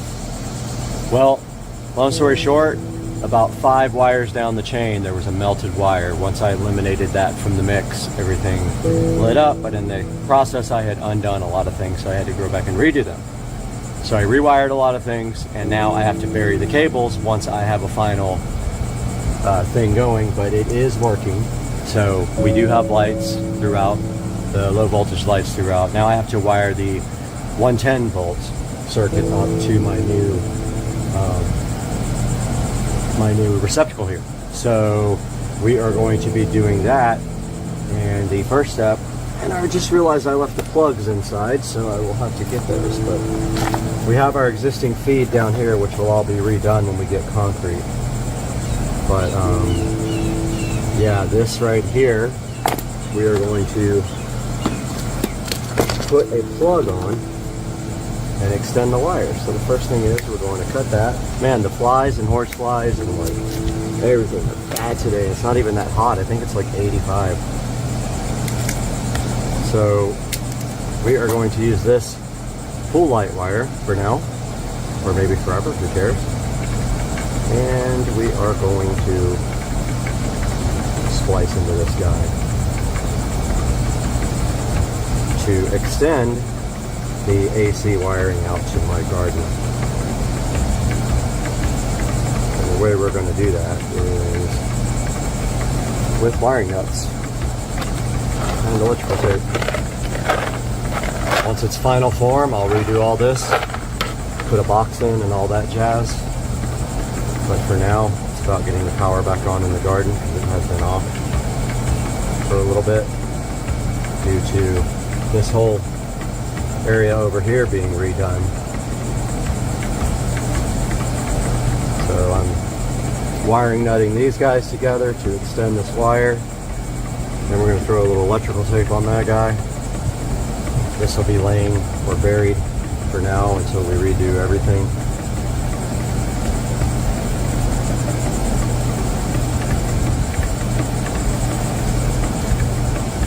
So, just a quick little patch job for now. And the other end of this wire will get a plug, which I need to go get from the garage. And we have a split plug to install.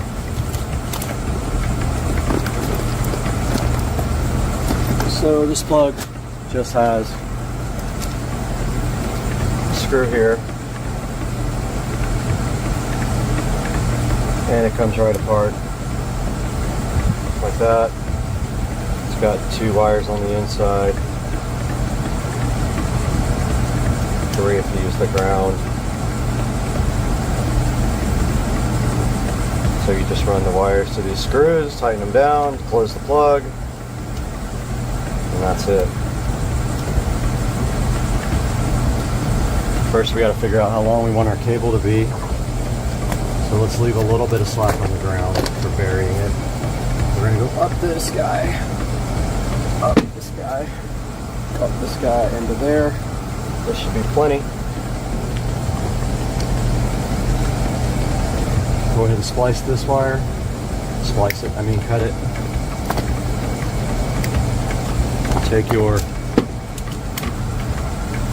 Take your razor knife and splice back a little bit. This is a plug end. I don't want to do too much. I only want enough wire going into the plug where it looks clean on the other, on the end of it when we close the plug up. So I need to see how much that's going to be.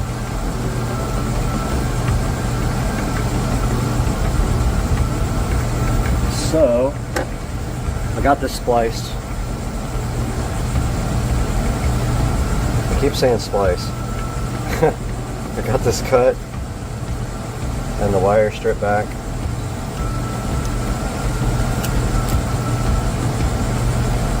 Oh, oops. I just cut off the black part. Let's try that again. That's not good. Got the black off.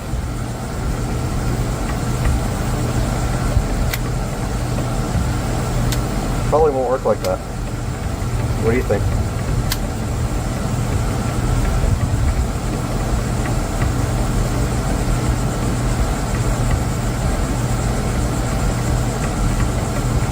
And we'll get rid of all this insulation. All these weird, ridiculous strings.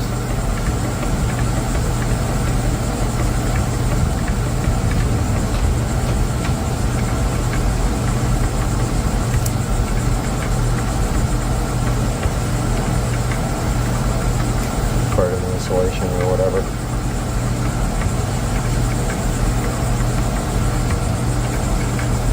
Okay. We got our bare wire here now. Now strip it back. Don't need much. Oh. I swear I'm brain dead. I'm an idiot.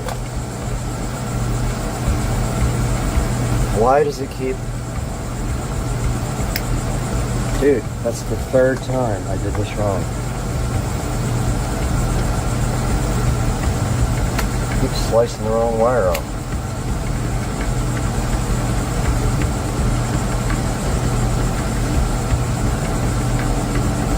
I wouldn't believe it if I didn't see it with my own eyes, but I just did that twice. First I sliced the black off, then I sliced the white off. Trying to take the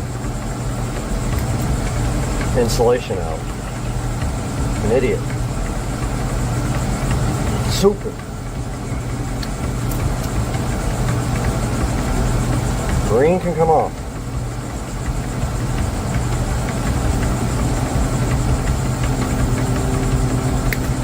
Okay. Finally did that right. Good grief, man. Never in my life had to do something 5 times in a row.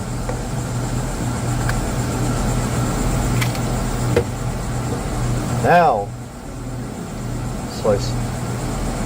We will strip back a little bit of this. See if that's enough to get it in the plug. If not, we'll strip some more off.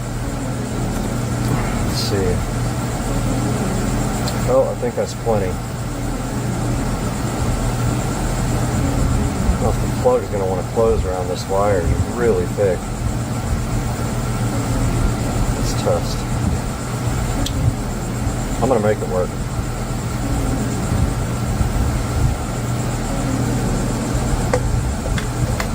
So I'm just going to get rid of all the rest of this insulation and try not to cut any more wires like an idiot. I'm going to make it work, man. Wire's a little thick, but it's happening. I'm over it today. It's hot out here.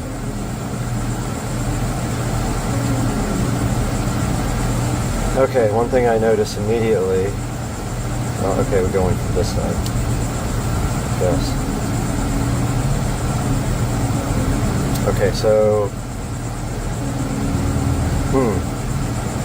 that's interesting.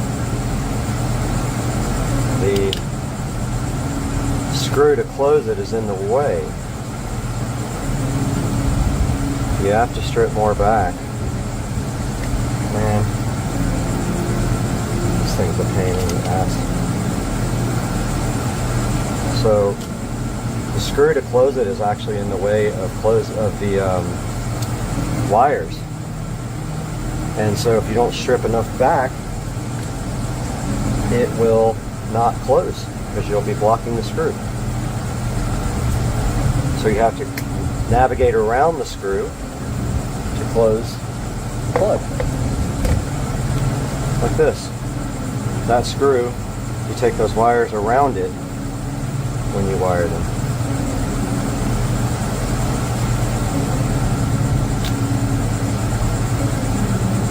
Okay. Doing the actual wiring, putting the black wire in. So actually, okay, so facing the outlet, the white neutral wire always goes to the left.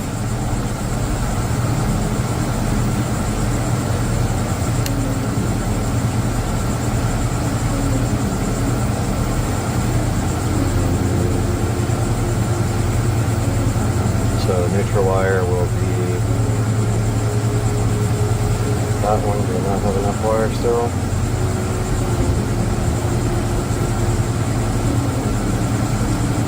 And this is going to be tough to put together.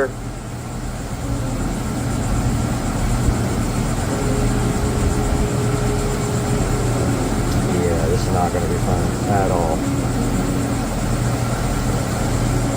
This is going to suck to get together.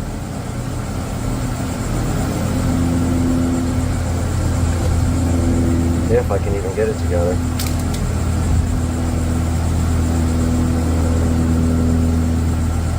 This is hard, guys.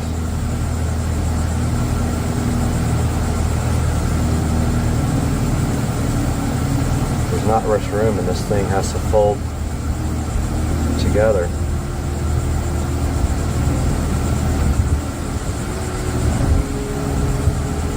Great, screwdriver is like too big, too small for the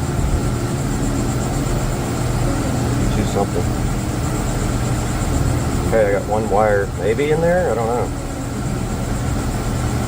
As tight as I can go. Trying the other one.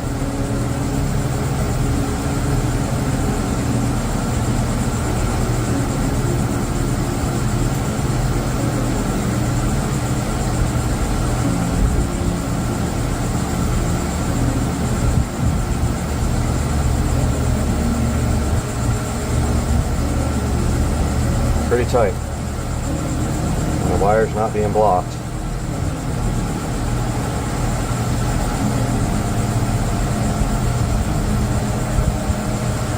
So let's try to close this thing.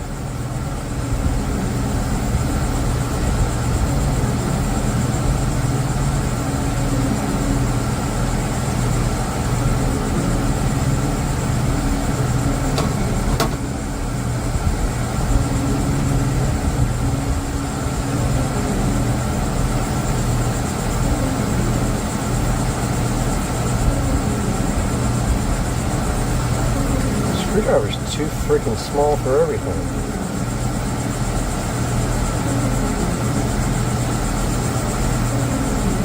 They're too big. One or the other, it just sucks. Okay, got the plug finished. All ready to go. Now I'm just going to wrap an electrical tape around the end part where it doesn't have any insulation.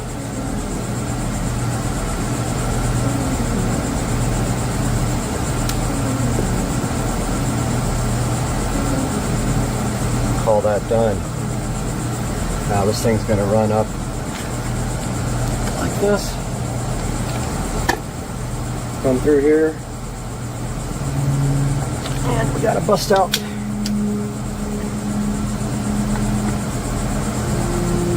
the other plastic.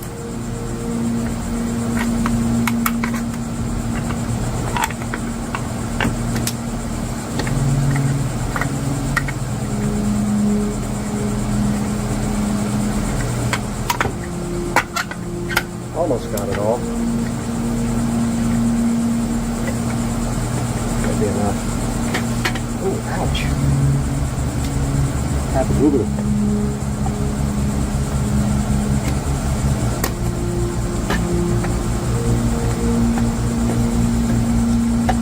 Something is in the way. It's this side. Okay, none of my pliers will take this other thing off, so I gotta go get needle nose pliers. Got the notch cut out, you can see here. Got about 10 minutes till I have a meeting for work, so can't go too crazy. But got both the wires in there. Now we just have to tie them up. So that's going to involve taking off this clip here so we can run the wires under there as well. For now, we get our zip ties, which I think I left the black ones. Let's see if these guys will go around it.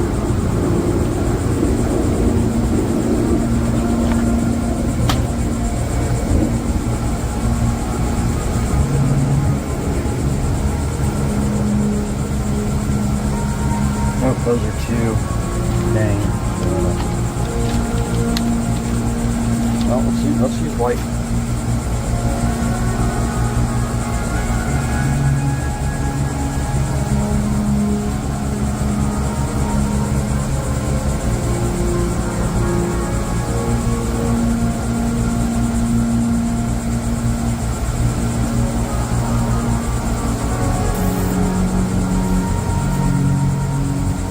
I'm dressing these cables, but I want to take off this wall anchor so we can. No, we won't be able to fit behind that, so we're gonna have to run down the side.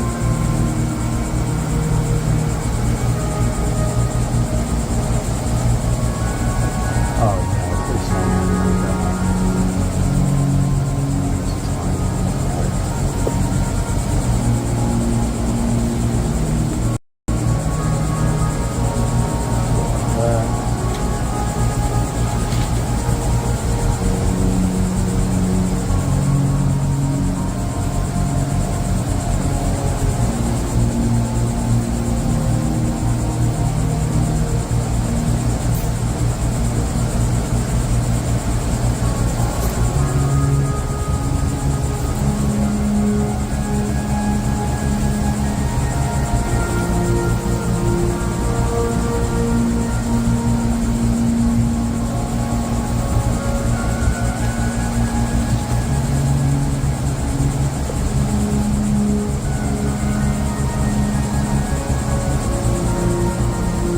All right, wrapping up this project, guys.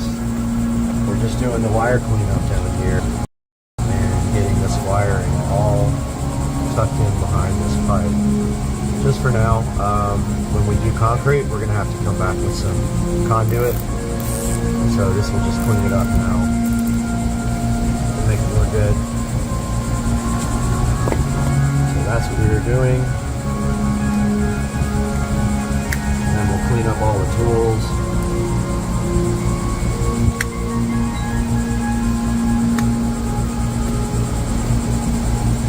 And all of our junk.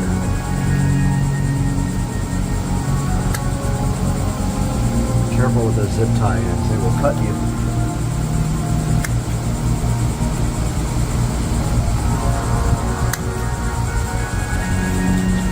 And I think we'll do one more right there.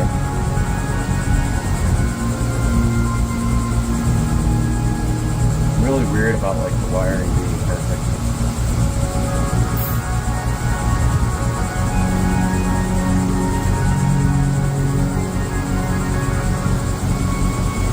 I mean, I know it's far from perfect, but I'm weird about making it like as best as I can.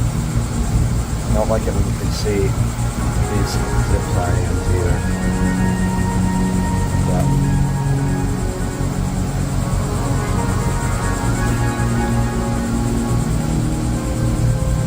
But yeah, guys, unless I need more power here, in which case I'm going to have to put a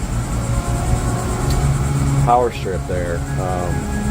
Also, I did not test the power going to the fence over here, so let's do that real quick before we wrap the video up. Here's a good look at the pool, by the way. They're still working on the chemistry. So we got to check and make sure we have power here.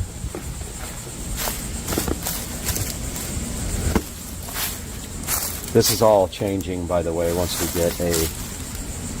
get our new fence going.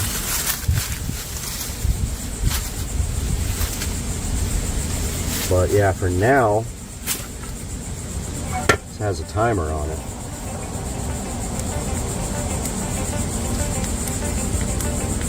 Okay, that's not working.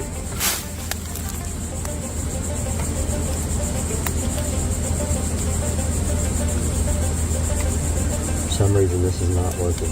Oh, there it is. Alright, we do have power. And so I'm just putting this on sensor, which means it turns on at dusk and turns off at dawn. I've got a lot of wiring now to re-vary.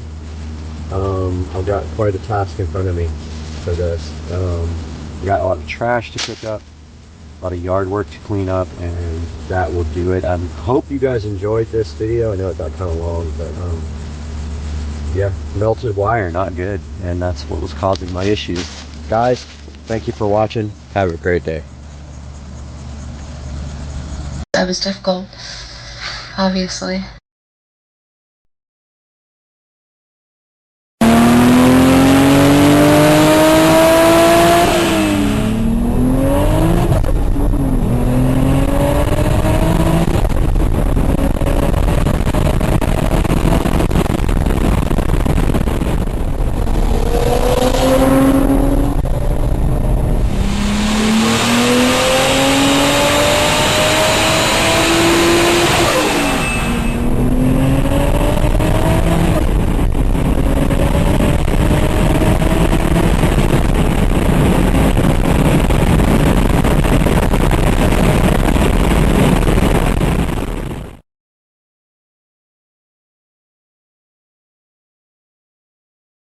Guys, I might have figured this out, and I think we're going to be able to install this now.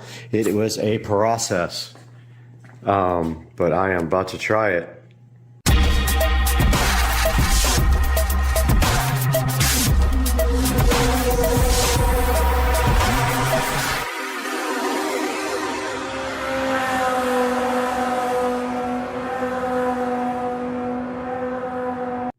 Hey guys, welcome back to the channel, and today we're going to show you how to install Kodi on a show device. That's right. You didn't think it was possible. You thought you were locked down, but guess what? If you got one of these, you can put it on there. Back in front of the Show 15 now, where we're going to show you guys how to install Kodi on this device. So the first thing you have to do this is a Show 15. I'm not going to say the name because it will wake up. Once you have the Show 15, you will get a prompt that asks you if you'd like to upgrade your experience to the Fire TV experience. You go ahead and upgrade this device to the Fire TV experience, where you will come back and you will see this little dot right here. See that? Right there. Once you have that, then you're well on your way to getting Kodi. So guys, what is Kodi?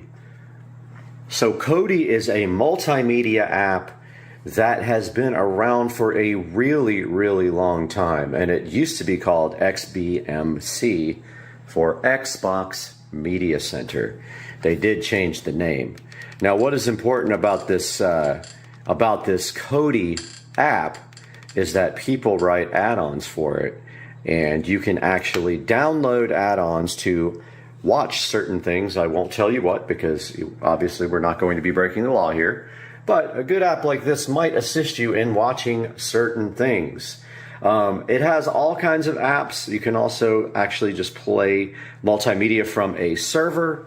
You can install apps directly onto Kodi, like YouTube, if you would like, but the important thing is you can install these add-ons. These are video add-ons, and to do that, you have to find their repository and install them from the repository, which I will show you here momentarily, but this is Kodi. All right, let's quickly go over what you have to do to install Kodi on your Echo Show 15. First, you go into the Fire TV. You go ahead and go to Find, and you search for the Developer menu. developer tools menu there. Here it is. Go ahead and open that. It pops up this little window. You can just hit the back button on your remote or either on the display remote. You're going to have Toolless installed as well. So go ahead and do that, and you're going to have File Explorer installed as well. When you press on them, you should be able to install them. Now let's go get Kodi TV. So we can hit back button here or back on the remote. So we will need the downloader for that. So back to the home screen. Go to Find.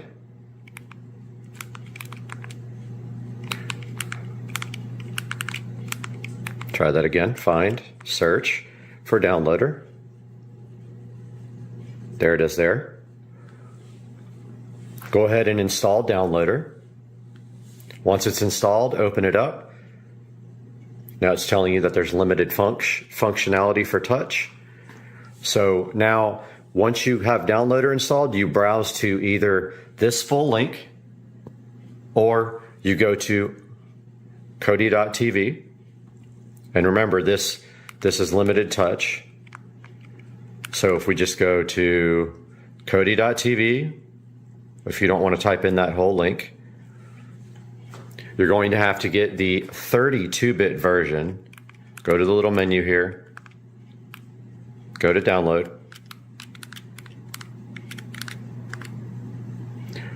Go to Android, the little Android robot. Get the 32-bit version. The 64-bit version will not work. It will go ahead and download. Once it's done, it's going to attempt to install, which is going to fail. This doesn't work because when you hit settings, it's just going to disappear. So just click done on downloader. Or actually you have to use your remote. Again, the touch doesn't work on a lot of things. Click the home button here or on the screen to get back to your Fire TV mode. Go into your apps. Find your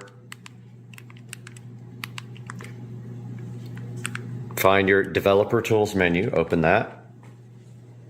Just hit the back button to get out of that. Now on File Explorer, you have to use your remote. Again, see how it says limited touch?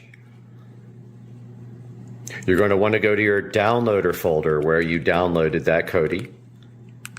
Select the one you just downloaded. I have a couple in here. So just select it with the middle button or on the screen. Click Cut.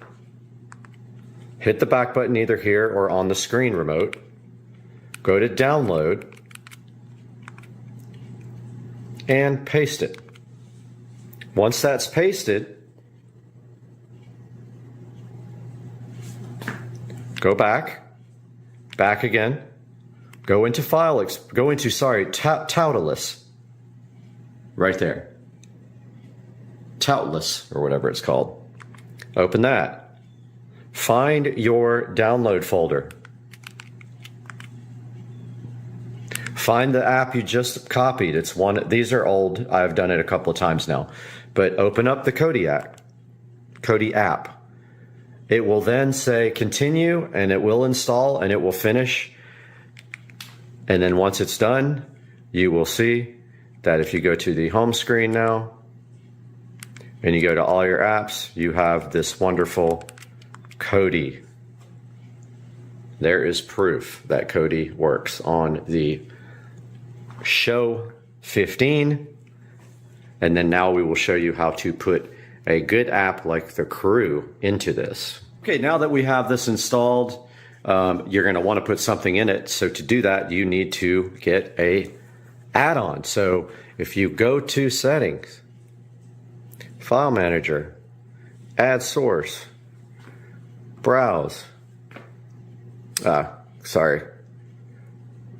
click enter a name for this, call it Crew, and then click none where it says path. Okay, so here is the path, https://team-crew.github.io. Click OK. click OK, click back. I'm just going to use the remote because it's easier. Go to add-ons, the touch works. Install from zip file, yes. You'll have to enable unknown sources when it gives you the warning. You can enable unknown sources, come back here, click on the crew. There's the repository. It is installing now. There we go, add-on installed. Now install from repository.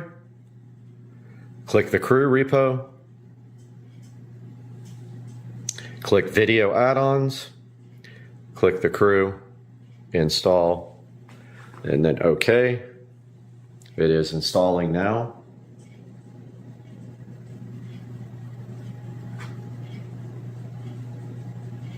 Shouldn't take too long, it's at 7%.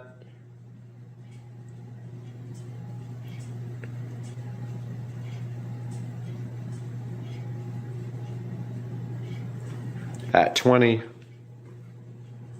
We'll be back up. It's already at 7. I was gonna pause it, but it's almost done, and now it is installed. Let's hit the back button on the remote here. And go back to the home. Now we have the crew. And you can proceed to enjoy your favorite things on your Echo Show 15. Guys, I hope you enjoyed the video. Please like and subscribe to the channel if this was helpful, and we will see you next time. All right, welcome back to Supercar Street Racing. After a nice false start on this video, due to some problems with the exposure level, we are back with a product provided to us from Jaguars, I believe is how you pronounce it. And this is their ergonomic mouse pad. They invited us to test and let you know how we like it. So what we're gonna do today is get this thing unboxed, or should we say unpackaged in this case, and then we're gonna do something a little bit different. We're gonna actually take this into the SCSR 4K studio and edit a whole video using it, and then get back to you guys after that point and tell you how I felt about it, if my hand felt anything weird, or if it was more comfortable than not having one, because I currently do not have one. So that's the plan. Let's get busy.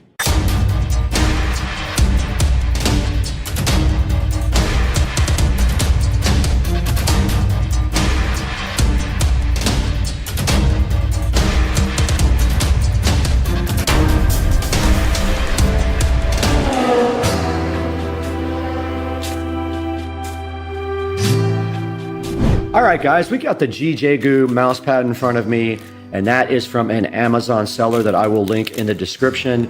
They were so gracious to have provided us with this mouse pad. It is the ergonomic mouse pad, and it comes in different colors as well, some cool options, which we will show you later. But for right now, what we're gonna do is go ahead and unbag this thing and tell you how it feels initially before we run out to the studio and start editing. All right, so it did come with this nice peel sat on the back, which is going to be a good short. So yeah, it comes out of the package looking like this with a plastic bit of protection on the back, which we're going to peel off right now, I believe. Let's see. We're going to do a short real quick with this, and we will be back.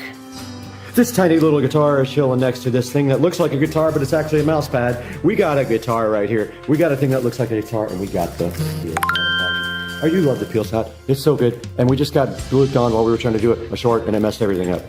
All right, and so right out of the box here, you see there is a place for you to put your hand right here, and it's supposed to support your wrist better so that you don't get carpal tunnel syndrome.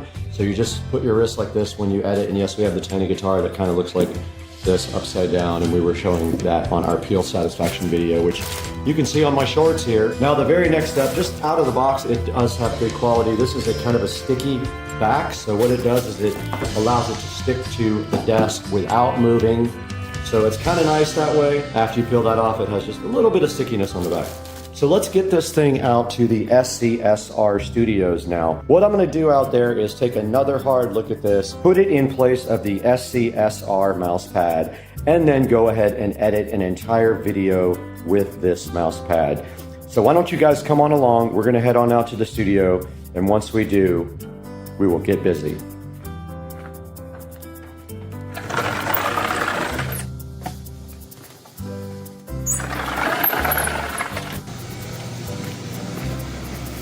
Already hot. But it's not hot in here.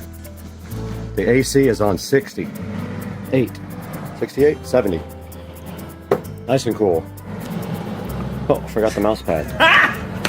Got him! Dang it. Got him! Oh! Out in the Supercar Street Racing studio, and I did remember this time to bring the mouse pad. So here's the mouse pad that we're going to be temporarily using. So let's take the Supercar Street Racing branded mouse pad out and go ahead and place that over here to the side, and go ahead and get our new mouse pad right here, and we will edit on this and see if we like the way it feels on our wrist. So we're going to give you a top view while I'm editing, and we'll stop down a few times during the video. So let's get busy.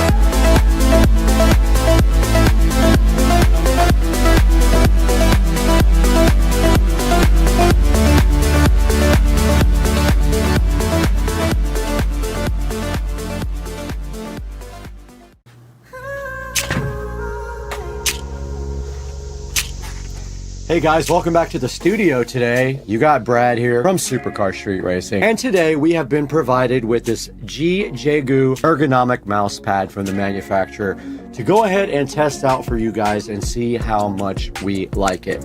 Now, first of all, we have been editing with this ergonomic mouse pad now for about 5 hours.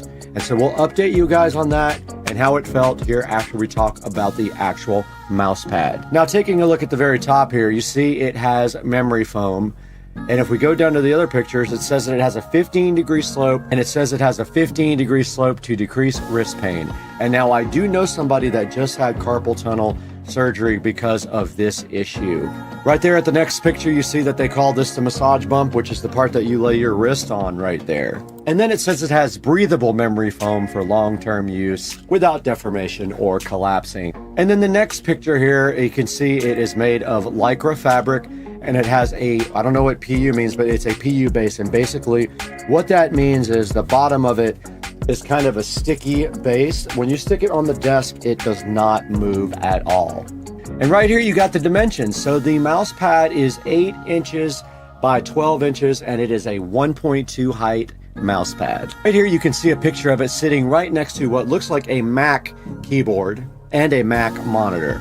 Now this thing has 31 ratings, and it is sitting at a 4.4 stars. Let's look at the different colors. I have the black one right here in front of me, and I have been using this all day long. And let's see what other colors they have. So they have this one with flowers on it, if you like that. Blow that up for you guys. They've got this one with space on it, which is pretty cool. I think I would have liked that one. Maybe they'll send me one. And then they've got this one with a bunch of pink waves and stuff on it. Now looking at the about this item, it says this has a natural and comfortable posture for your wrist, a massage bump design that can relieve your wrist pain and fatigue and improve carpal tunnel syndrome. I think they mean prevent.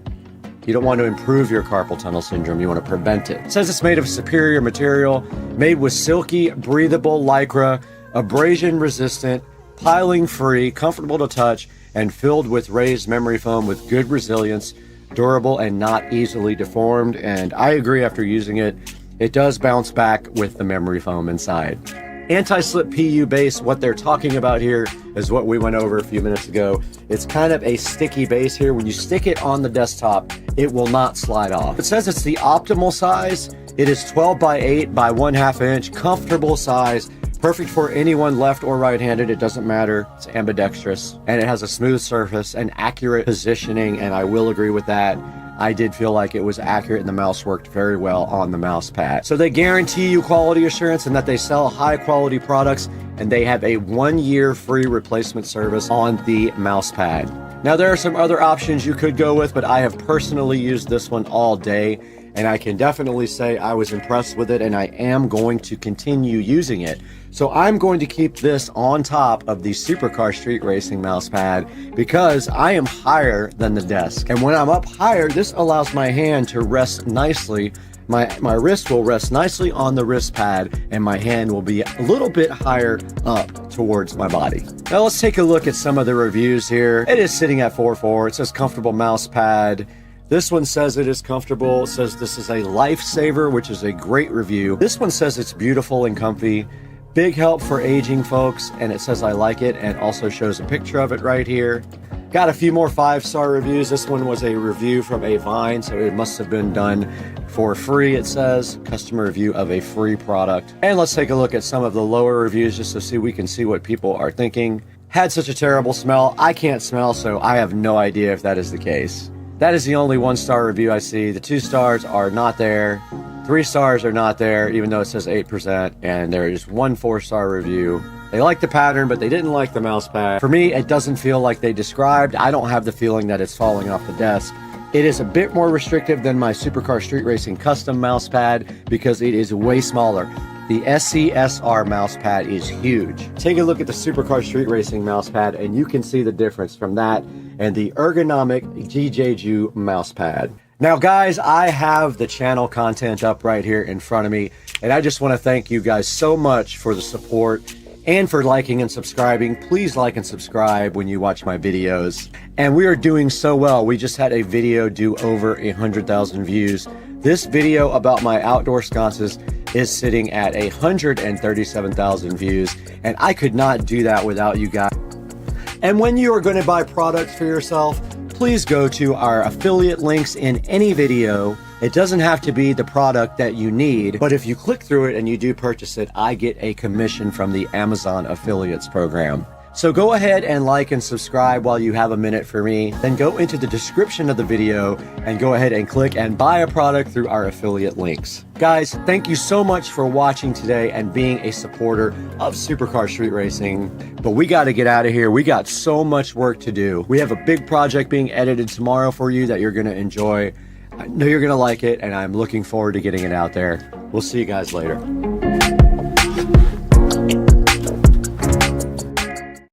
We need the other camera. Let's rotate.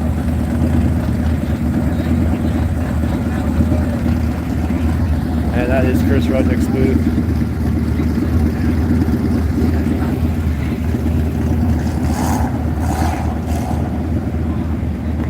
There's a lot of action going on here. There's Motion Auto. There's everybody else in the world is here. And I was going to say hi to Chris, but it's really busy, so probably leave him alone for now and go walk around and check out some of the car show.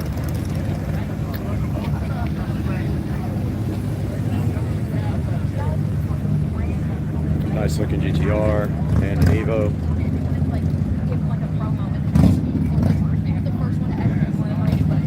That guy has so much money, he's literally shitting it out.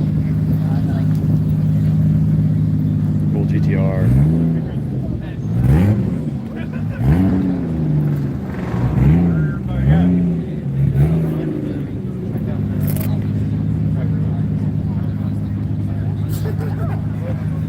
And we were just walking around checking out all the goodness here. And then I saw that one. We'll wait till I start drifting off of that. And I guess we can go back into the back. They're not restricting access to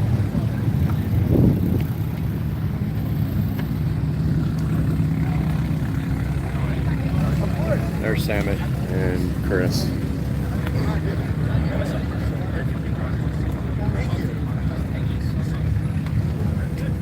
And Matt.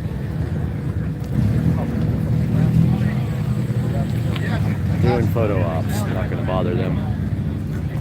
But we will go back here and check out the rest.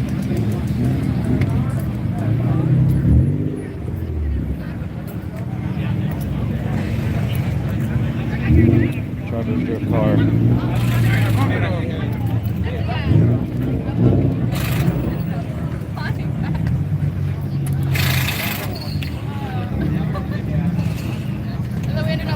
When you get to shops, you're just gonna have to work everyone down. There's the MagnaFlow booth. Here's Colette's car, the rotary. And then that is that's the rotary, no, is that the rotary Supra? Yeah. That's Adam in the Supra. Right there.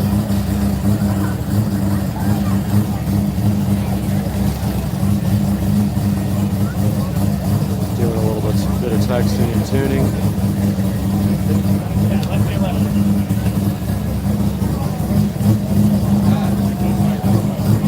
Adam and Colette. And of course, Marcus for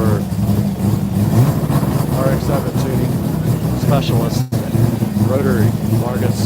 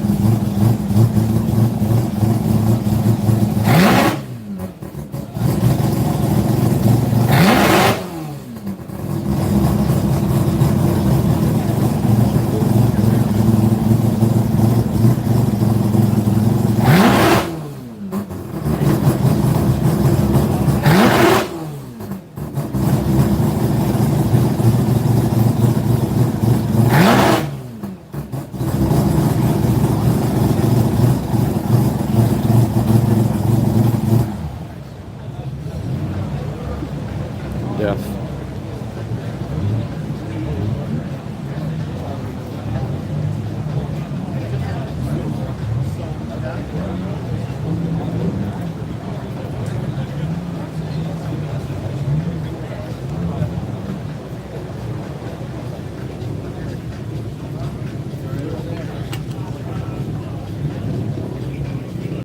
All right, guys, welcome to another episode. We got the guys here starting to refinish the pool today, and so looks like they're draining the pool now and washing it down. Let's take a look. All right, if I put you on video, man? You mind if I put you on video for my channel? My YouTube channel? This guy's out here doing his work, man. He's got it. Gonna refinish this pool. My frog pond. So they're draining the pool right now. So what's the next step after you drain the pool? Take it for hollow spots, rotten spots. Okay. Then I just try to tear them out as much as possible. Uh-huh. And then I do that, and just start with a rinse down like I'm doing now, rinse down again. Then I bond coat it. Bond coat is like a primer for your interior of your pool. With the paint, I see. the interior sticks to. Okay, gotcha. That's what I apply. And I seal it all around the little turn. Yeah, I tip that around now. Right. Around the rest of them. I reseal around, even around the light, and we be ready to rock and roll when anything. So that light's actually coming out. You can. Yes, sir. I'm gonna take it out. Oh, okay. And All right. then I'm gonna stick around, reseal it. I've been leaving it hanging there until once you get it replaced. Yeah, I'm replacing We it. gave you the next week a replacement. Then I guess they'll be here to see the finish. Hopefully. When that light gets in. Do you actually do the Pebble Tech yourself? No, You guys no, do no, that? I'm just a prep man. I tile them. I do everything but that. Ah, gotcha. But you're not doing the step tile, right? No, sir. Okay. That's how usually goes on when the inspector comes. The inspector guy usually puts on the step tile. But he likes for it to be on top of the bar. Oh, right. Okay. Man, yesterday we had a big old hawk sitting right here on the step watching the frogs. That's a good look, man. I don't know. What the Indians say, all part is better. That's what I heard, man. God, God. How you get all that out? Just with the pump? All that dirt and stuff? All that dirt, something, we're going to shovel all that crap. Right. We're going to shovel all this crap out. But that stuff will just go. We're going to shovel, we'll get it out with buckets. Gotcha. Shovel all that, get it all nice and clean. It's nice having the pond to dump the water in.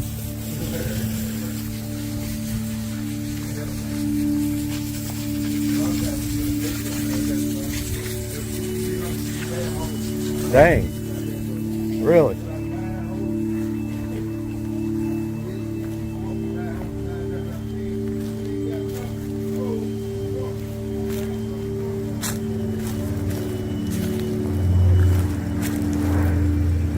Minnows are going crazy around the... Look at the minnows. That's insane. Minnows are like hoarding around it.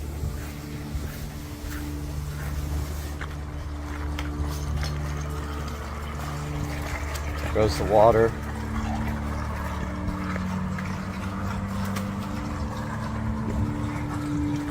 And of course they're going to shovel up all the debris that's left here.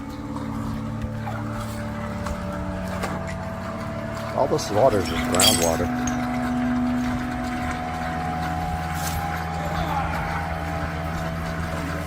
Yes, sir.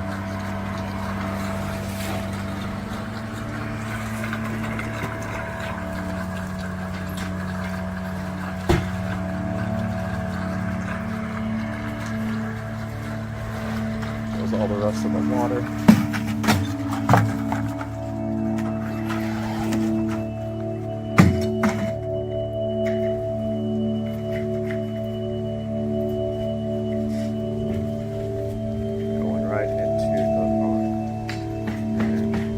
Attracting the alligator right there.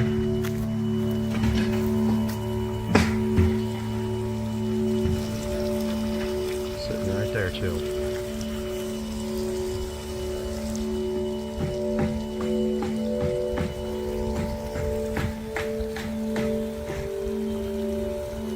Might be another one on the bank over there.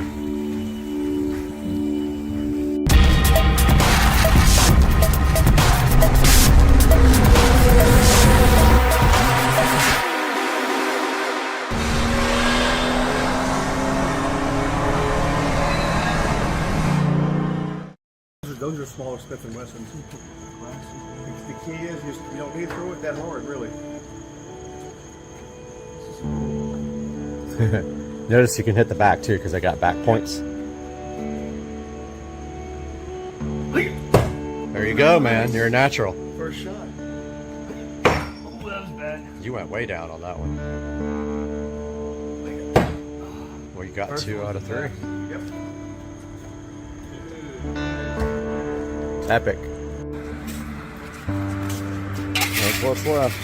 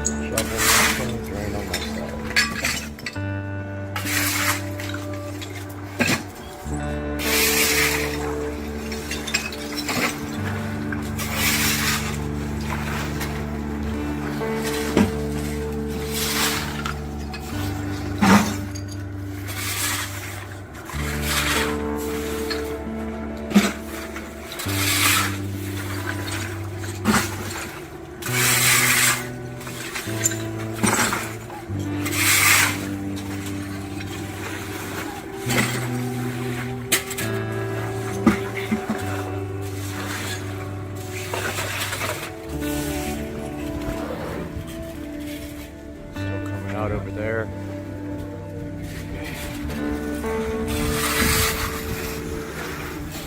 He's trying to get as much of the water out as he can.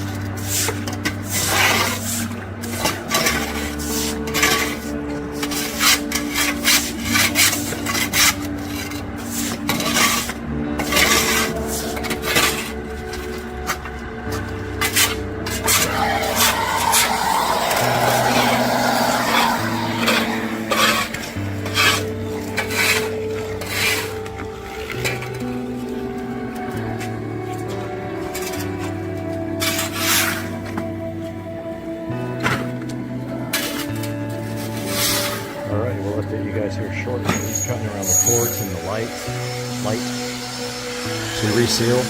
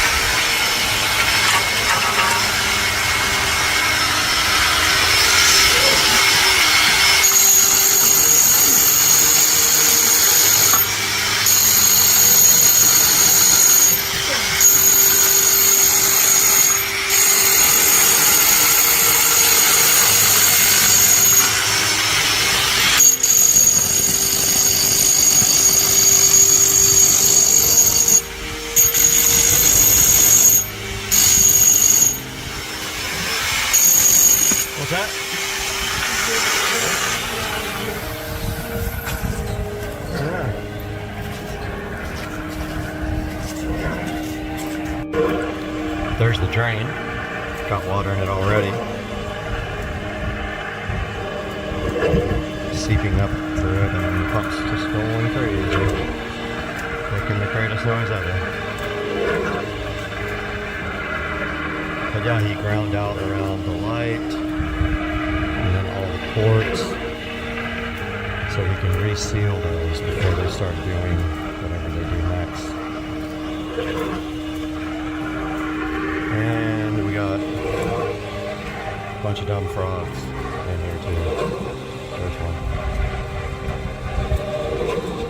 Guess they're left over from before.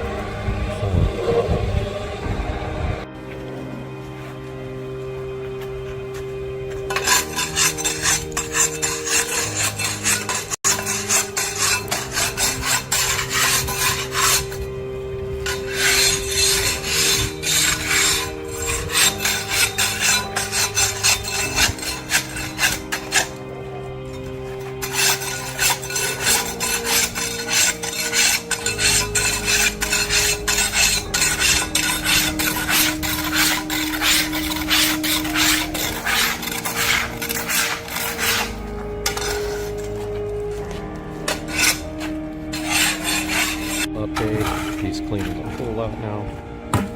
Got it almost clean. Scraped everything. Now they're just going to put it all in that bucket.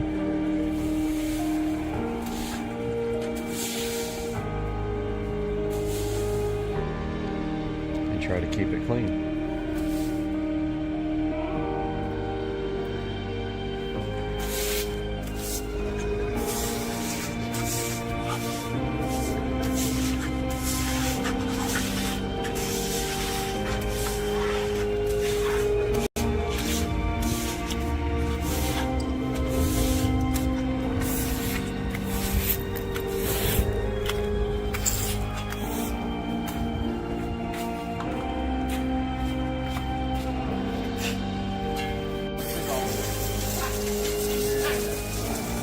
Got him.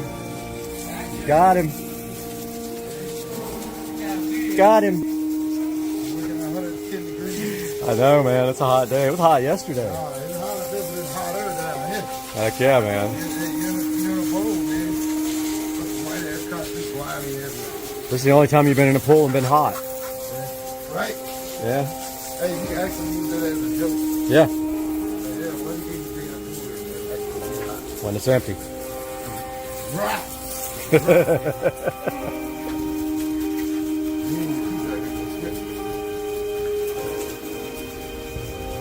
Or if it's a hot tub. We'll have a little bit of flood down here. We'll try to get it all in one night.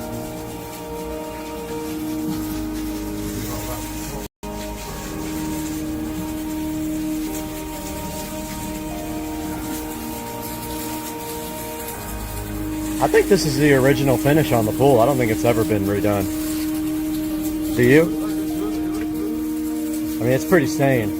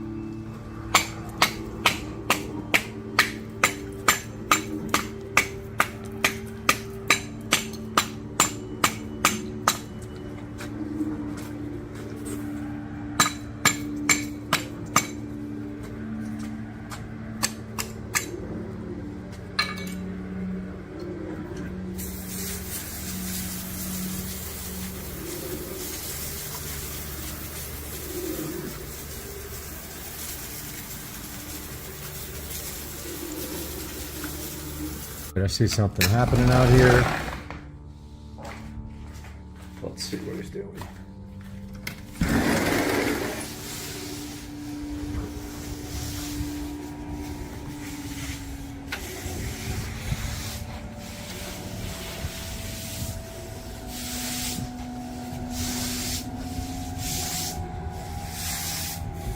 Pretty cool. Looks like that's the, I think that's the permacoat.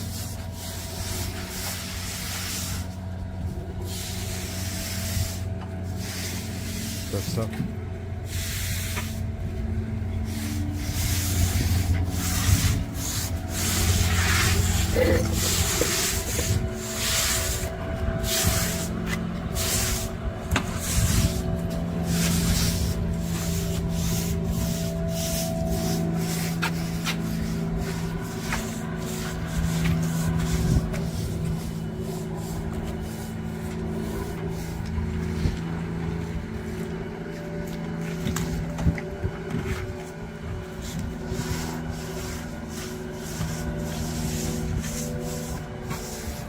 Cover the whole pool with it.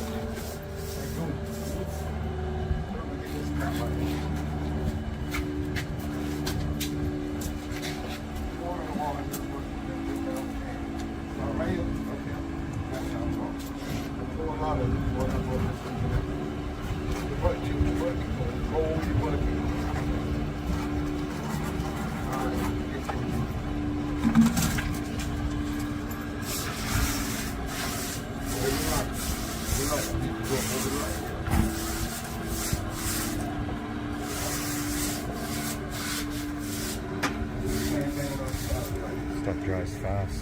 It's already drying.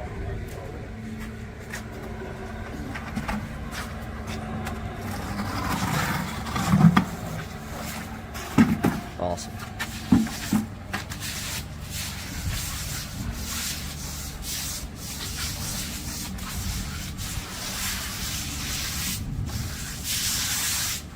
Got going from Nylon.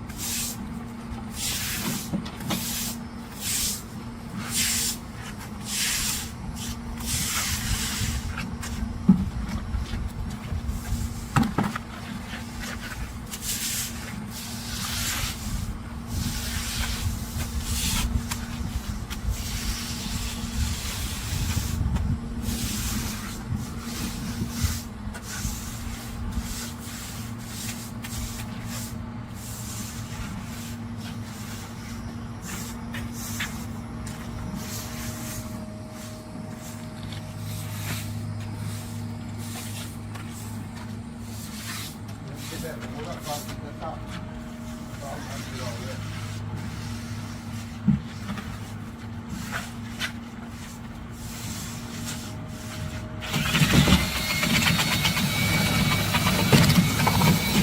like it's drying already.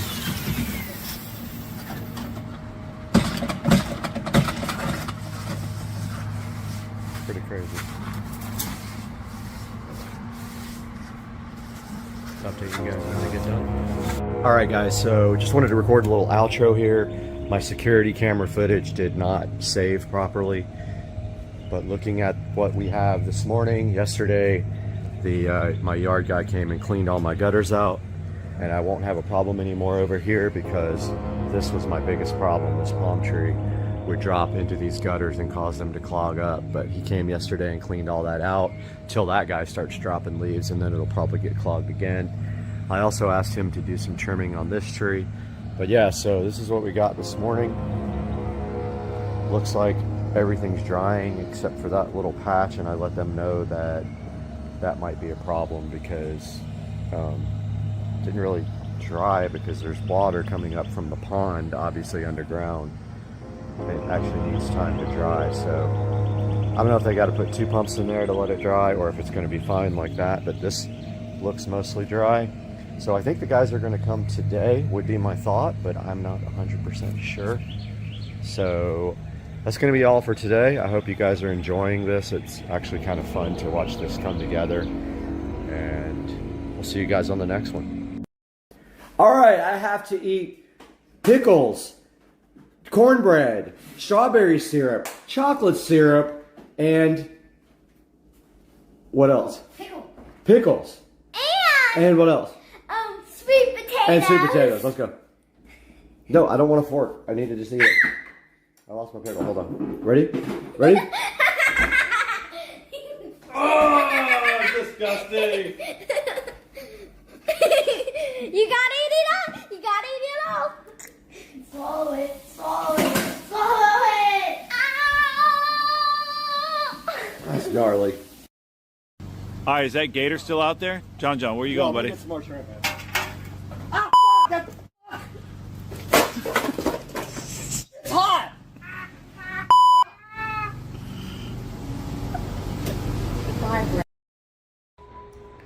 Hey, what's up guys? Supercar Street Racing here, headed out towards the pool. I'm going to show you guys exactly what's going on out here, and it is raining. Might put up a live video here shortly.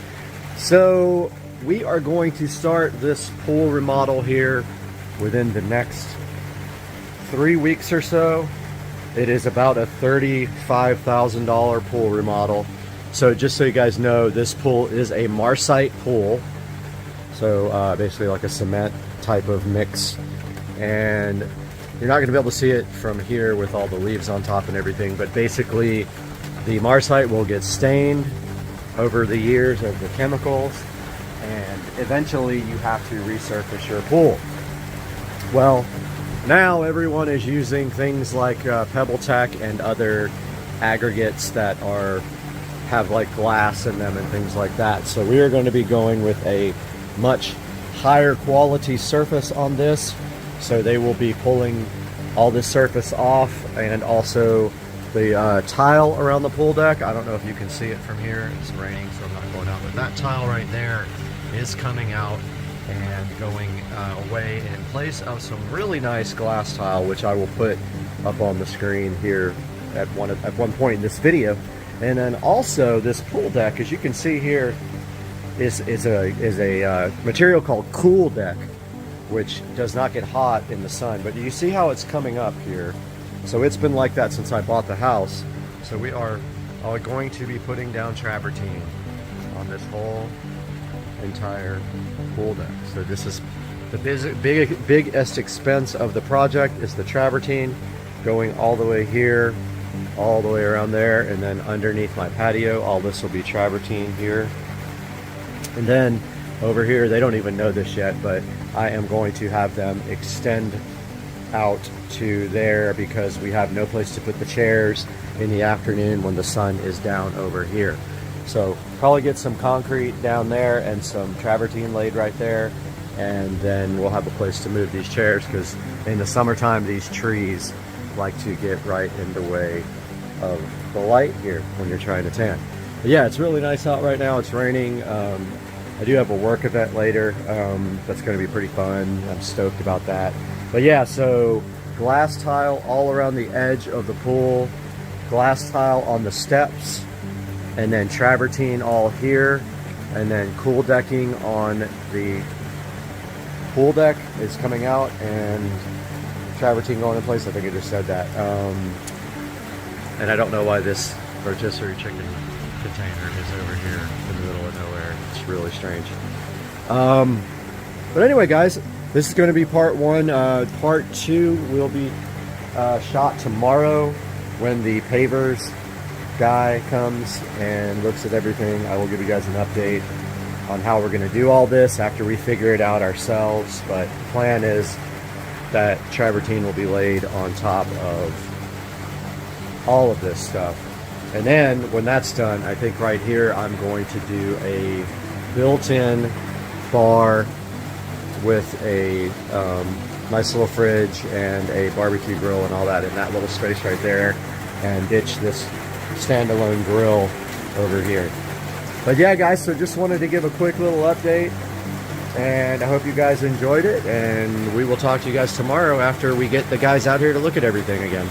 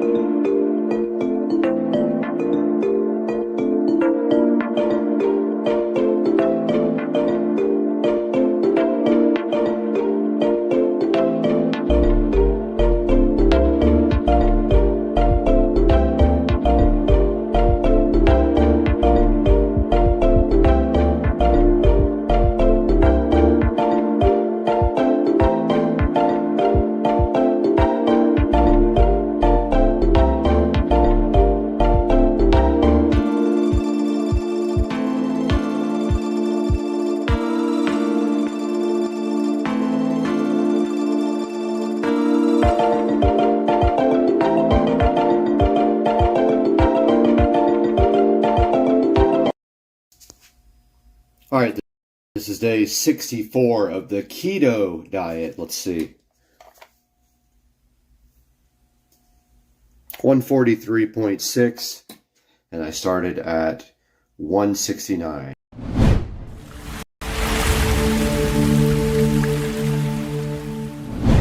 Welcome back to Supercar Street Racing, guys, and directly in front of me is the Easy Surge 40 volt electric lawnmower.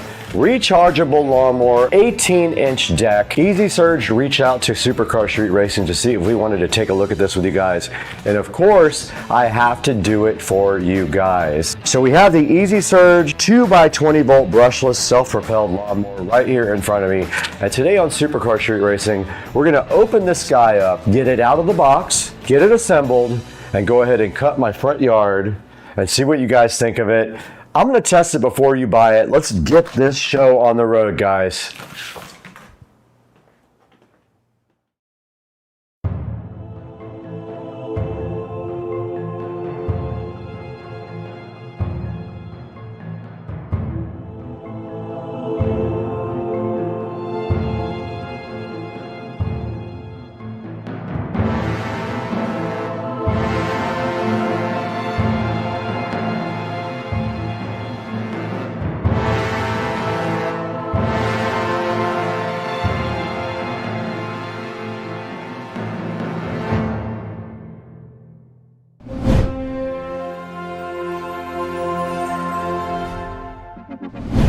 Ladies and gentlemen, directly in front of me is the Easy Surge 2x20 volt electric self-propelled lawnmower. I don't know if you guys have heard of this. This is very cool. They wanted me to test it for you guys. You guys saw me test robotic lawnmowers, and now we have an actual self-propelled lawnmower for me to get out here and cut the grass on. I'm super hyped to do that. The box is sitting right here in front of me. Now this thing uses Easy Surge technology, and that is a different RPM than a grass mower would typically do, but apparently it is supposed to handle all the grass with ease and no problems whatsoever. Now typically you can expect a 30-minute runtime from this guy, 1/6 of an acre cutting distance. Now that will vary depending on your terrain and the length of the grass, so if the motor has to work harder, you might get less time out of it. Now you know what's also crazy about this thing? It has an electric height adjustment. It's not the manual style. You can do it without even bending over to the mower. You press a button and it lower or raises the height deck so you can change your cutting height.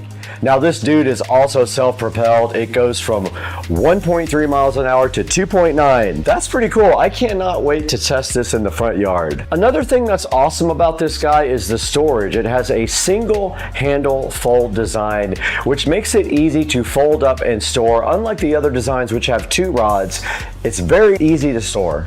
22 reviews later, this guy is sitting at a 4.4 stars. Right now, if you act quickly, if this video is timely on this, it might not be at the same time of the sale. It's 23% off right now. You can pick this dude up right now for $269 and start cutting your grass.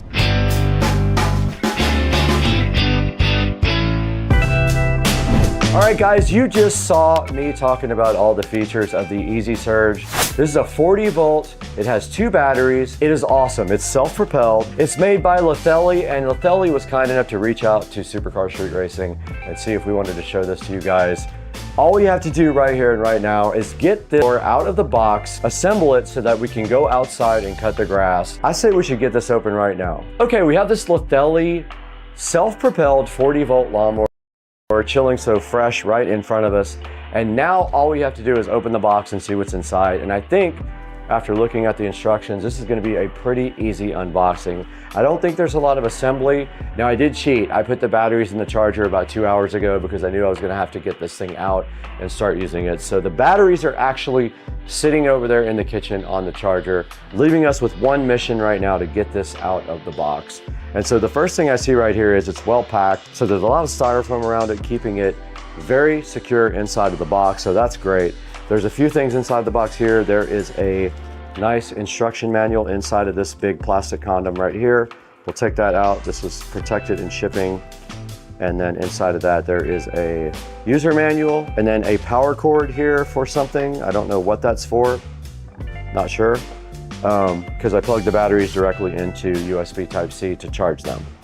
So this stuff can go back here. We don't need that where we're going right now, that either. And then the lawnmower itself is sitting right here. This was where the batteries were, so they had them separately packaged in this little white box. And then over here, there's another little white box. Let's see what that is. The one thing I can say is this is packaged better than the last product I unboxed. Ah, okay, so I didn't know this actually had a fast charger. So that's cool. So they give you an actual charger here to charge the batteries. I didn't use that. I went directly to USB Type-C from the kitchen. There's a little charging area in there that you guys saw in another video, but this power cord is the power for this. You plug this in the back of there and you can charge your 2 batteries directly with this.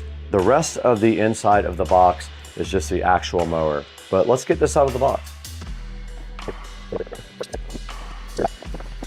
So I'd say this thing probably weighs about 40 pounds, not that big of a deal. And then this is the handle. It just folds back like that.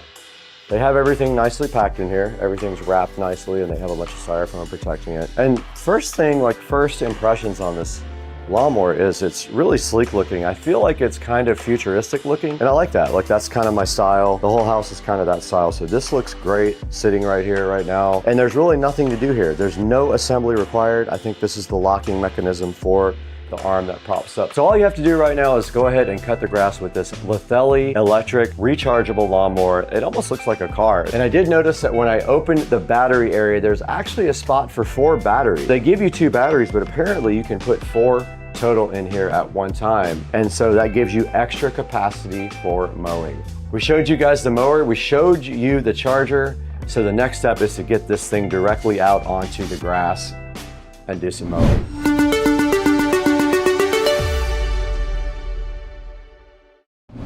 We got the Lithelli Easy Surge out here. We have it joined to the app. We're also recording on GoPro. To raise and lower the mower height, you go here. I don't know what height. That's cool as hell though. So I'm gonna cut a little bit and see if it actually cuts anything. If not, I'll lower it a little bit. This is miles per hour, and then I guess you just... There you go.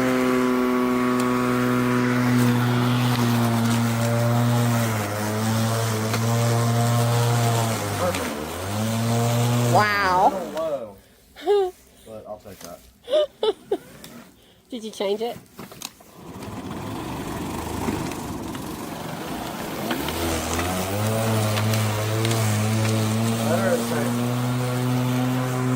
Better.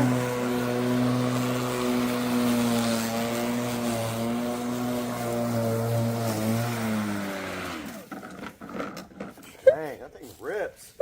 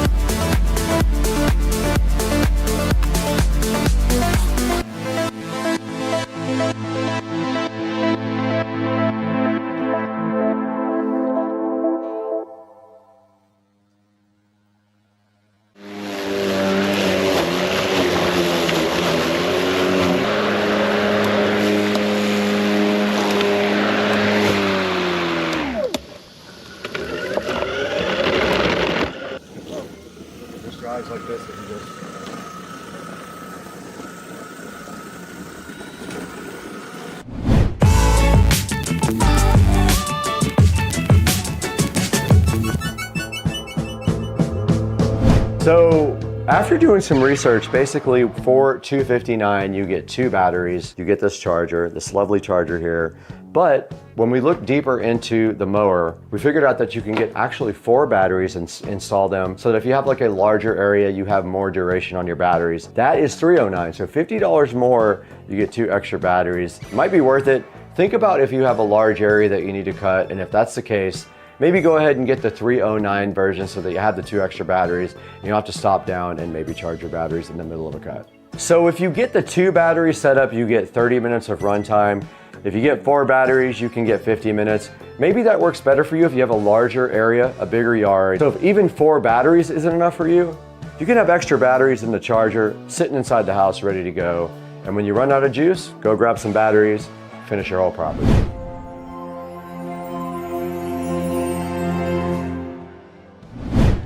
All right, guys, here is a look at the Lithelli Smart app right here. I'm gonna go ahead and power on the mower. Here is the lawnmower right here. This does use Bluetooth. I had already added this to the mower, and you can see it also sees the batteries as well, so it adds them both to Bluetooth as well. Here's the actual mower itself, and what you can do here is you can set up the entire mower from this app. So you can set up the height, and you can set up the speed and everything from the app. I did want to show you guys this from the app. And you can see right here, you can also set up Easy Surge. I just switched it into Easy Surge, you can see that. We just went directly into the front yard here at the Supercar Street Racing compound. We did the front yard, and you guys saw how this mower did. I want you to make your own opinion about this. I feel like it did good on my front yard. My grass is not super tall though, so keep in mind, if you have like really tall grass, this thing will struggle more with taller grass and you might get less battery life. If you have nice short grass and you keep it mowed, this thing might be perfect for you. You don't have to buy gasoline anymore, so you don't have to worry about that. It won't leak fluids all over anything you have. So think about the Lithelli as an option for your yard. And then we'll have a link down in the description. Make sure you buy all your products from our official affiliate links. It gives me a couple dollars and it helps keep the channel going, and we really appreciate it. So it's not a super expensive lawnmower like maybe the Greenworks, which was about $500. I had one of those, you guys saw it. We're gonna throw it right here to the Amazon page on the computer. Tell you guys how you can get your own Lithelli 40-volt lawnmower, support the channel, buy your Lithelli directly from our affiliate links. Let's throw it to Brad in Studio B.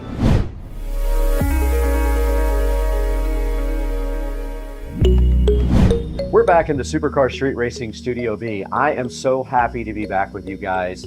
I had a great experience with the Lithelli, the awesome self-propelled lawnmower with electric height adjustment as well. That's one of the coolest things about this thing, and you can see right here, we're gonna put this Amazon link right here for you on the screen of the description. It's got solid reviews. I cut the entire front yard with it and had no problems whatsoever. It did amazing in the front yard. You guys saw the whole thing. We had a GoPro strapped to the actual mower, and I had a camera person filming the whole thing, but check it out, guys. Right now it's $269. At the time of the video publish, it might be more or less, I'm not sure. They would like to see this video out within a couple weeks, so I'm gonna work on that in the background. Now it comes with 2 4-amp-hour batteries for one price, or you can opt to have 4 batteries for a longer runtime. Now I got my entire front yard out there cut with just 2 batteries, and they said that they were a little low at that point, but I think it would have kept going and I could have got my backyard. My backyard's like literally a tiny little place. So check out this Lithelli Easy Surge mower from our Amazon link in the description here. Buy everything from our Amazon links. It helps us out greatly. This guy does have a cool app. You can adjust everything from the mower in the app as well, which I absolutely love that. Check out the cool Easy Surge features, the app. This mower runs at a lower RPM than most gas mowers do, and it rips right through St. Augustine. That was like this tall. I had no problems ripping right through it. You saw the video yourself, no issues at all with it. I didn't use the bagger. It does come with a bagger. You can use that right on the outside of the mower if you want and bag up all your grass. I like to let mine go back inside of the grass to mulch up like my lawn care guy does. Now at the time of this video, we have 175,000 subscribers. I expect that to get bigger by the time this video publishes, but we want to thank you so much for being a subscriber. Always like and subscribe, hit the bell icon That way you know anytime we have a video coming out, you'll be the first one to know and you can hop on and check it out. I thank you guys so much for liking, subscribing, buying everything through our official links down in the description. It helps us out so much. You know, we don't make any money on the channel. We actually lose money on it. So if you guys could just help us out with like a couple of clicks here and there, it would mean so much to us. But right now, we definitely have to get out of here. We have to go to Cliffs tonight. It's Friday night and we need to party. Actually, I have to work tonight.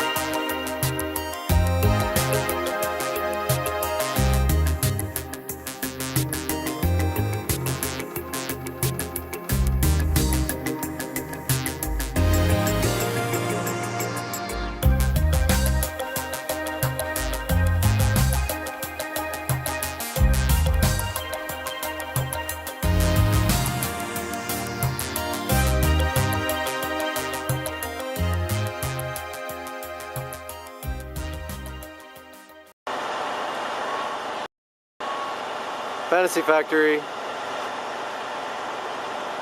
Since nobody knows, 777 South Mission Road. That's it. Peace. Editing now. My $20 iMac from the thrift store. Video coming soon. Edited on my $20 iMac from the thrift store.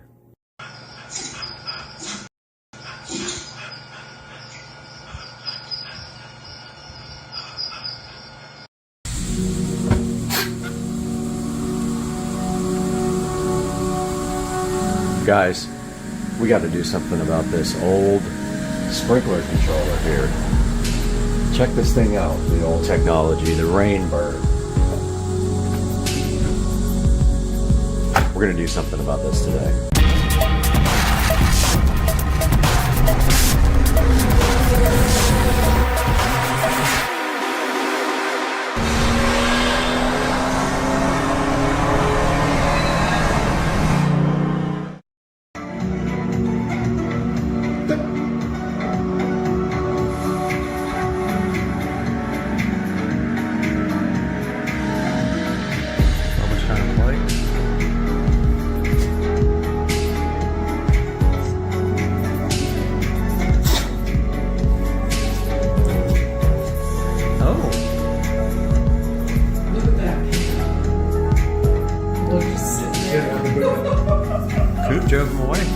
Guys, welcome back to the channel, Supercar Street Racing, and today we are taking a look at the Wyze Smart Sprinkler Controller. I've been wanting to get this for a while, and it finally went on a payment plan, and I was figured, why not? I'll just go ahead and pick it up because I've been putting it off.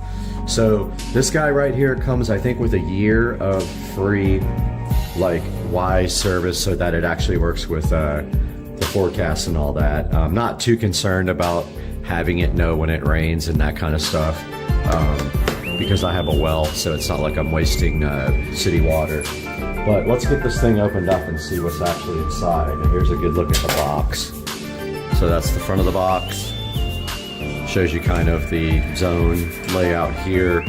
Shows you the app here. So this uses the regular Wyze app, which I have a lot of the Wyze cameras.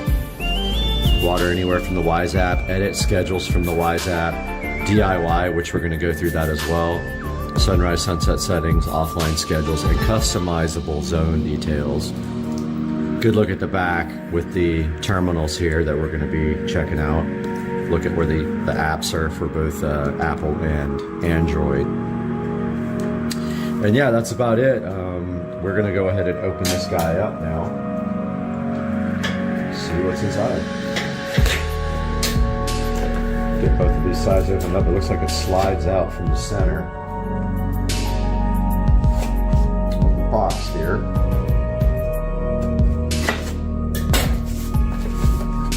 Yep, it does slide out from the center, and then inside the box we have this lovely green box, which is also the color of grass. If you didn't know it. Take a look at the green box. Got the presentation here. There is the Wise sprinkler controller with this nice peel back. How fulfilling was that? And then take a look how sleek this is compared to the old Rainbird.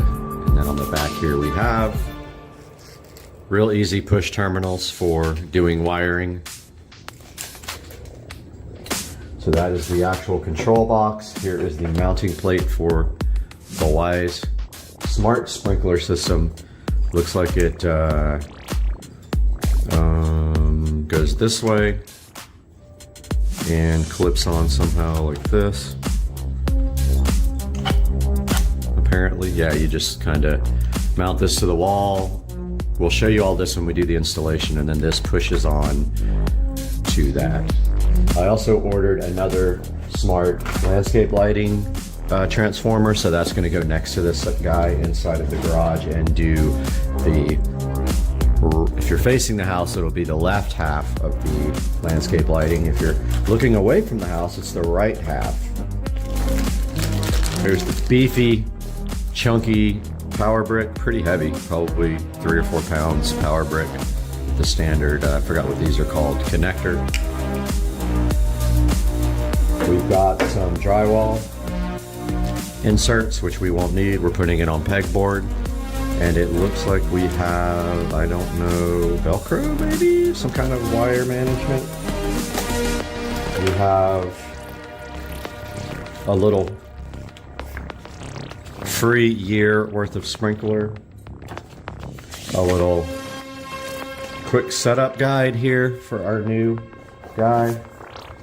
And it looks like we have a little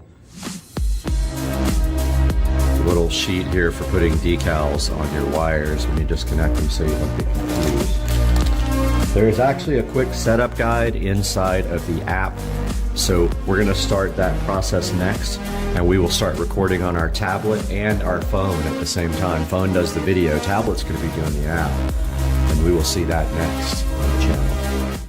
Alright guys, we are here outside in the garage with the old school Rainbird controller. We've also got some recording going on our tablet, and so you guys can see this installation progress.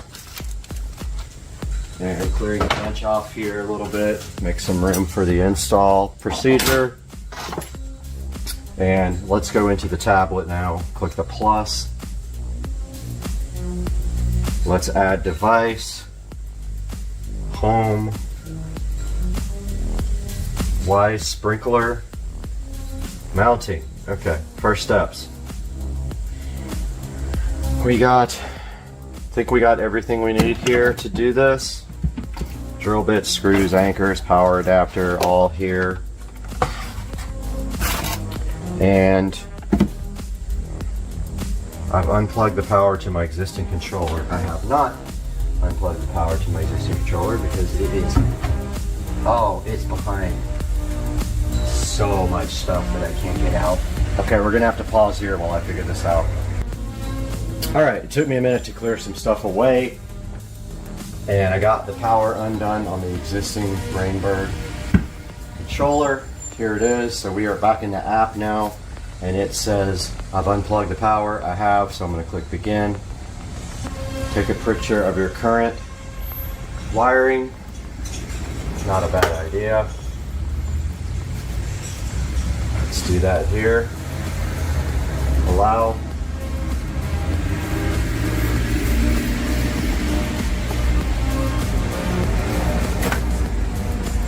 Allow.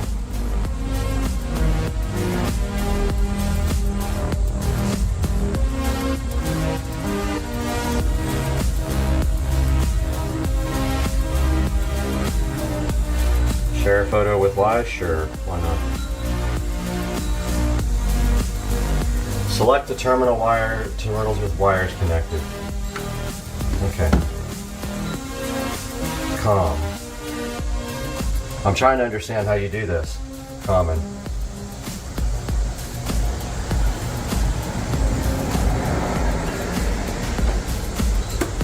My eyesight is so bad, I need to get my flashlight.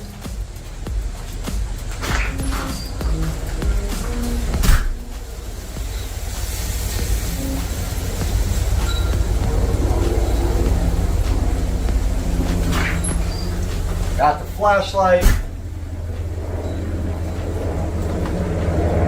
Okay, it looks like we have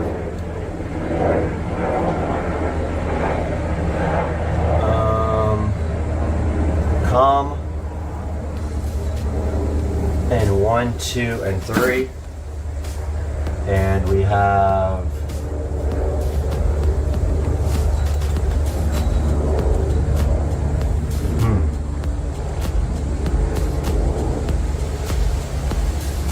all right, well, obviously this is power, so red and blue are power. Master valve or pump. Master valve is not connected. C or COM is connected. And we have 1, 2, and 3 connected for 3 zones. I don't know what. Let's see. Ground. S. It looks like SNES. Sense. Looks like I got a sensor too, which I don't use that anymore. So I'm going to take the tablet here and get some better pictures.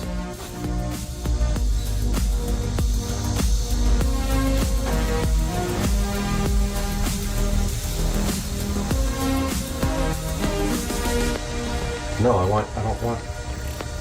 Tablet's trying to do video.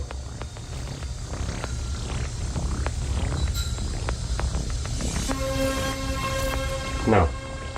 I just took a bunch of pictures with my phone, and I think that's good enough. Continue to mounting guide. Label your wires with the included stickers. So we need to take off these gloves, get our screwdriver out.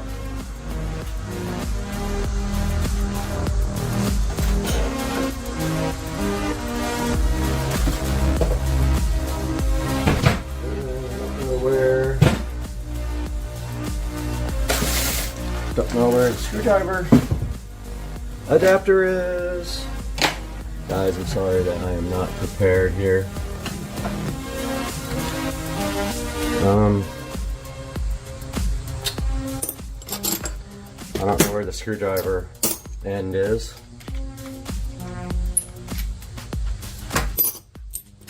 I know, this is ridiculous, dude. Whoa, almost knocked the camera down. That makes for good video though.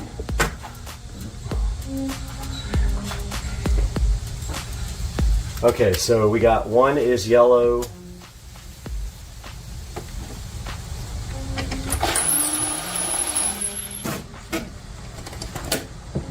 And we need the label. So basically one is probably zone 1.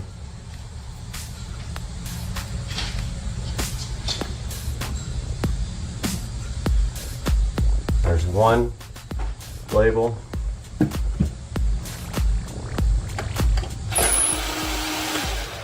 Blue is 2. These are the zones, so these are the valves.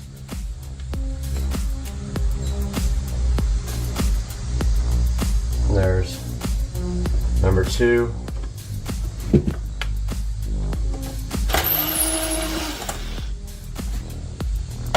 These are all the positives for the valves, and then the white is the common, which would be the negative. Ground, common ground. There's 1, 2, 3, and white is C.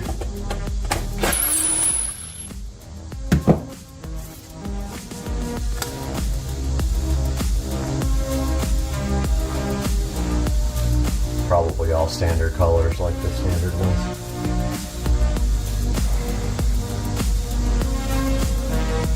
And The rest is just, this is the sensor, the rain sensor, which we're not using anymore. And then this stuff is power.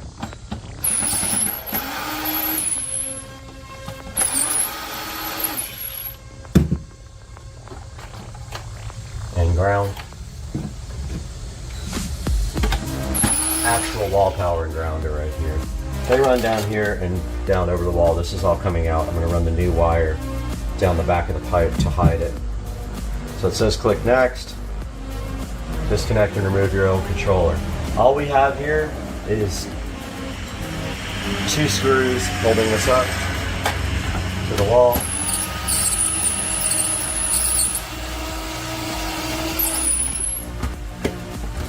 And the pipe goes through the bottom. That one is in a stud.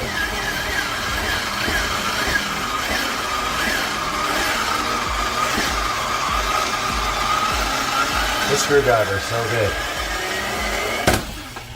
We won't use the same screw going back in because I believe I just stripped it out. And that is fine. Ah, we got some other. There it goes.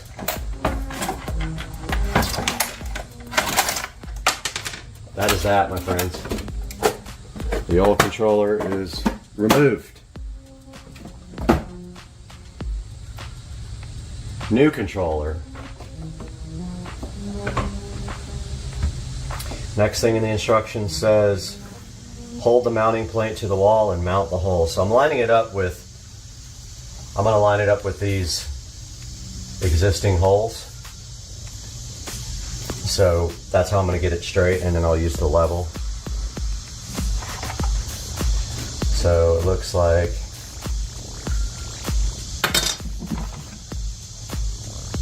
we're probably going to want to put it about right there. Man, I really wish we didn't have this. I wonder if there's a way to run the wires through the wall. Don't know if I can do that. Really don't want this pipe sticking up anymore. I think that's going to take a lot more than I can do today. I think that's a project for another time, but we kind of want it right there. With the wires running behind it. So we want this controller to sit about right there, level. So this is the row.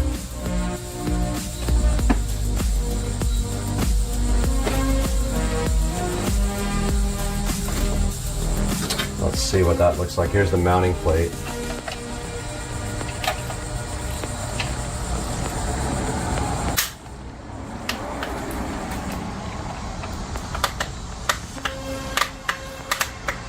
Man, how does that thing go in? Oh. It's upside down.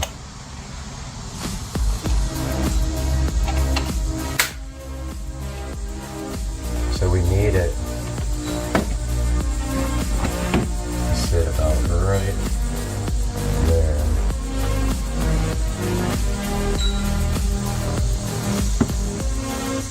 So it hides the wires. So I have to get something to mark this with. I really want to get this away from, I want to get this, I have to disassemble that whole pipe if I'm going to get rid of that thing. It's just not for today. It's not for today. It's for another day. I really want it to go inside, but the wires are outside. Okay.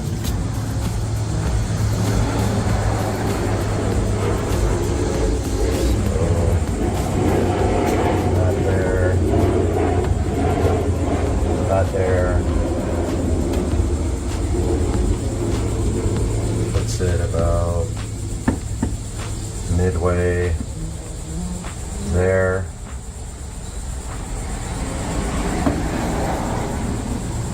Is that even close to being level?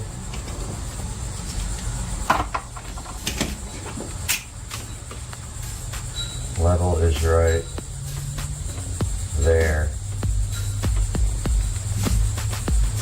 levels right there.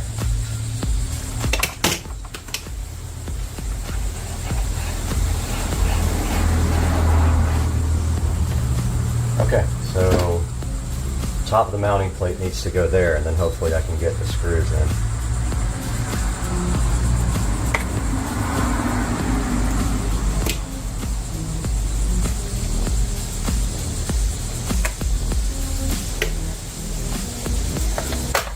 Okay. So it's got a word on it that shows you which way it goes up, and this is kind of what we're going for. Right there. And hopefully that, well, neither one of those are in.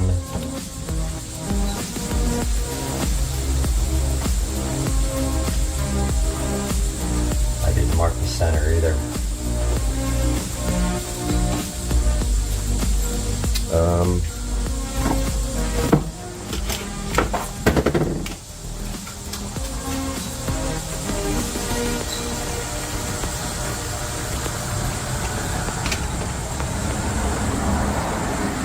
That's actually level right there, which means the pipe looks crooked.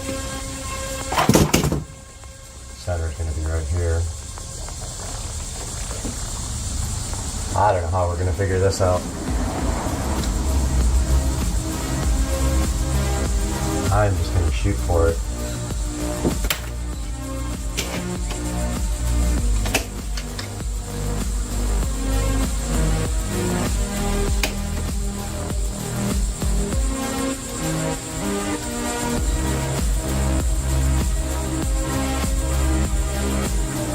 I'm leveling it out right now, and then I'm going to put a screw.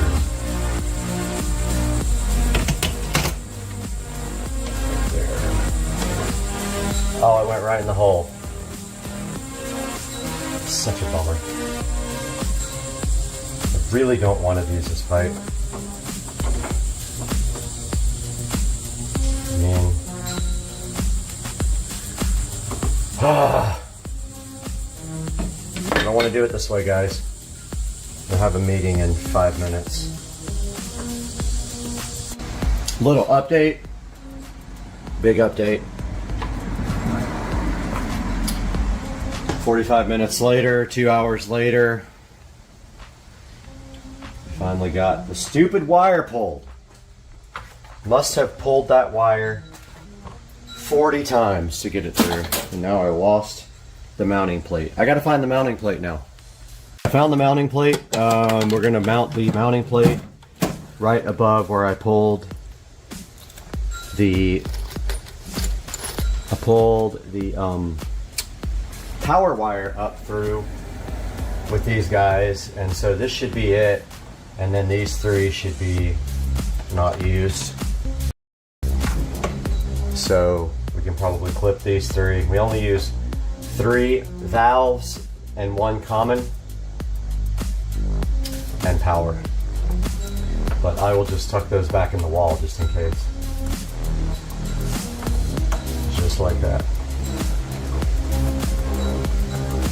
There's our 3. So now we gotta get our mounting plate done. And for that, guys, you don't even know what I went through for the last hour and a half. Like, it is the worst.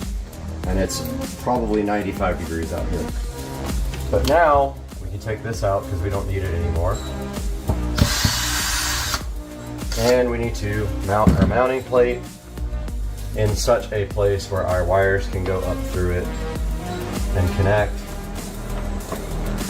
And if we lose this, it's going to fall on the wall and I'm going to be super mad. But I think right there is good. And so we will get one done and then level it with the other one. And we are going to do this the best we can, people. Hopefully that screw will work. Not the one that came with it, but whatever, dude.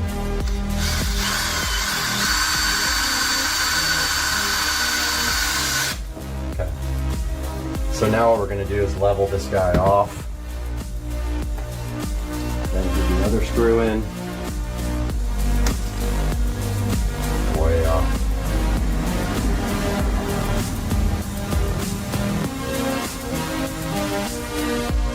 level.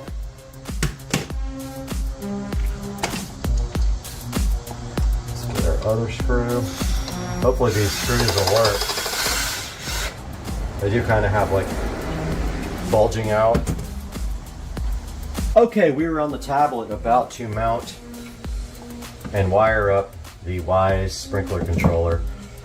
The instructions here tell you how to mount the wall plate. We did that already. We already did this part with the anchors. We already screwed it in. Now we have to connect the wires. And they're push buttons. So there's two C terminals here, which I see one. Get it? C? Okay. So basically the white is the C. So we just, either one of these, we just push back. And then clearly marked 1, 2, 3. 1 is yellow. You push the little retainer clip back. 2 is blue. Push it back. All the way. Oh, wrong one. Too much vodka. And 3. And then the last thing is the power wire. Now let's hope. Actually, let's run that back around this way. Let's hope that this thing goes mounting without having to do anything else weird. But we do need to get these wires back in the wall. Okay, so it just kind of sits on this back plate and then pushes up.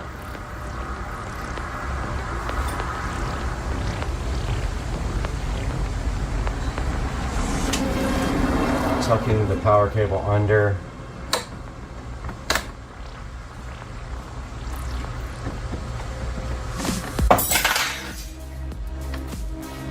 So there's a catch on the top of it, up here, that has to catch. So it goes underneath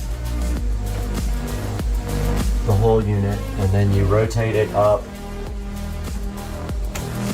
It just doesn't like to catch as good as it is when it isn't on the wall. But yeah, there's tabs that catch.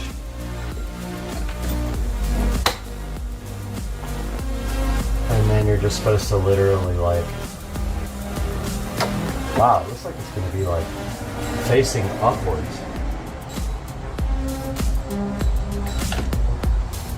That's really weird. Alright, I'm kind of fighting with this right now. Wow.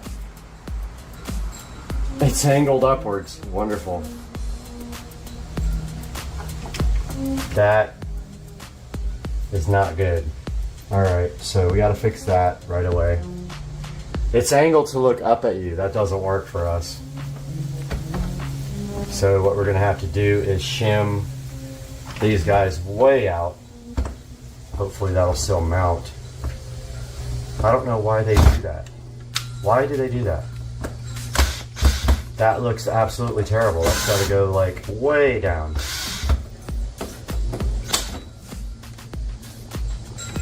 Why on earth do they have it facing upwards like that? That just makes no sense at all.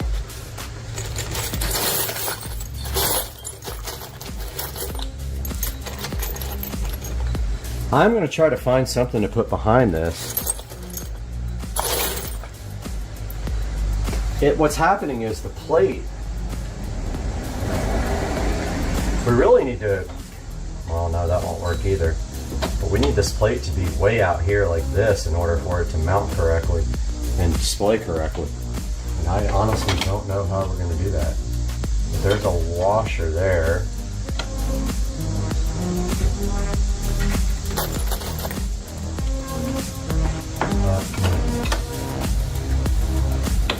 Oh, that's too thick. That is just insane, guys. That's not a great way to mount this thing.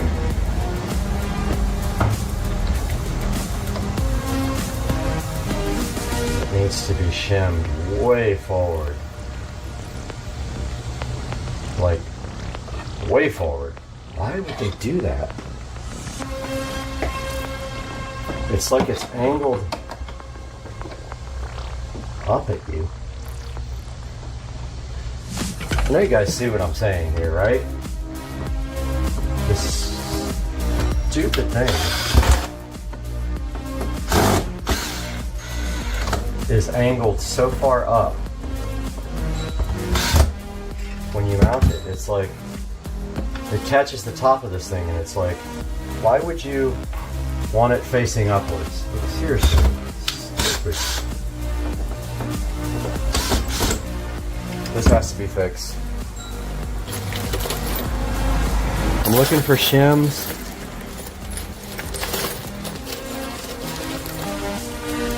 I found like 2 or 3 washers that I can use.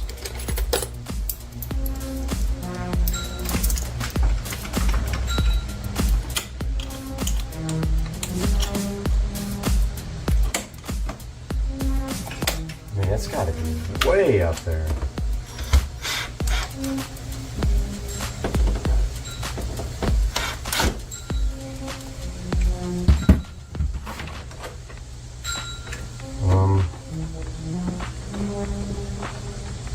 Let's see what that does.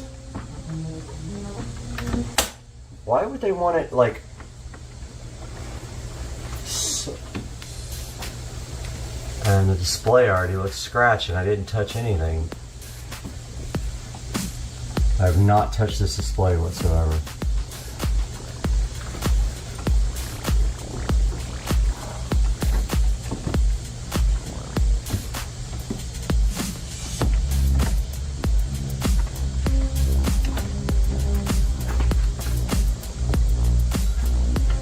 That won't even go. Yeah, that won't count.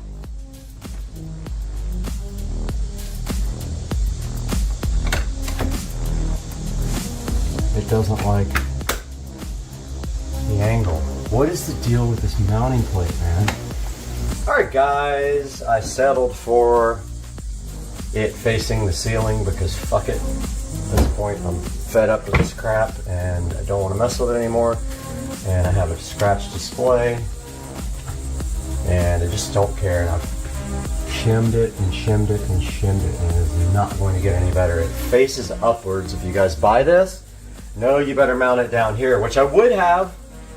Now I got a hole in my pegboard. So here we are on the tablet. I've connected everything. I plugged the sprinkler in. Now we have to provide power for it. I'm doing that now. Power, and as you can see, it lit up. It's blinking. It's on the mounting plate. It's in Perry mode, as the app says. It wants us to begin and turn on location. It is on. It is on.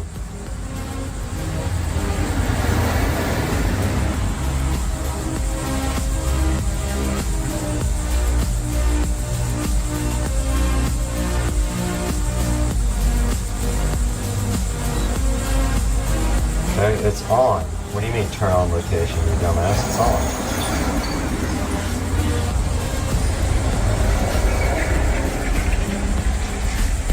Do we have to have Bluetooth? I think we do.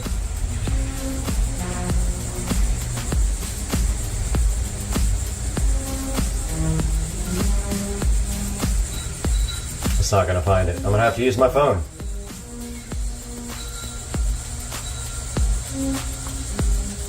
Dude, this is stupid. Alright, still struggling with this thing. It just says place the bottom of the device. It does say in the video it's supposed to be angled up, but I think that that's stupid. I don't understand why the hell they would do that.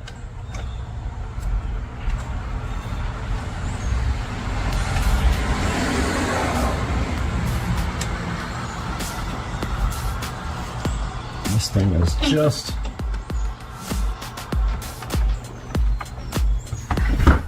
Ooh.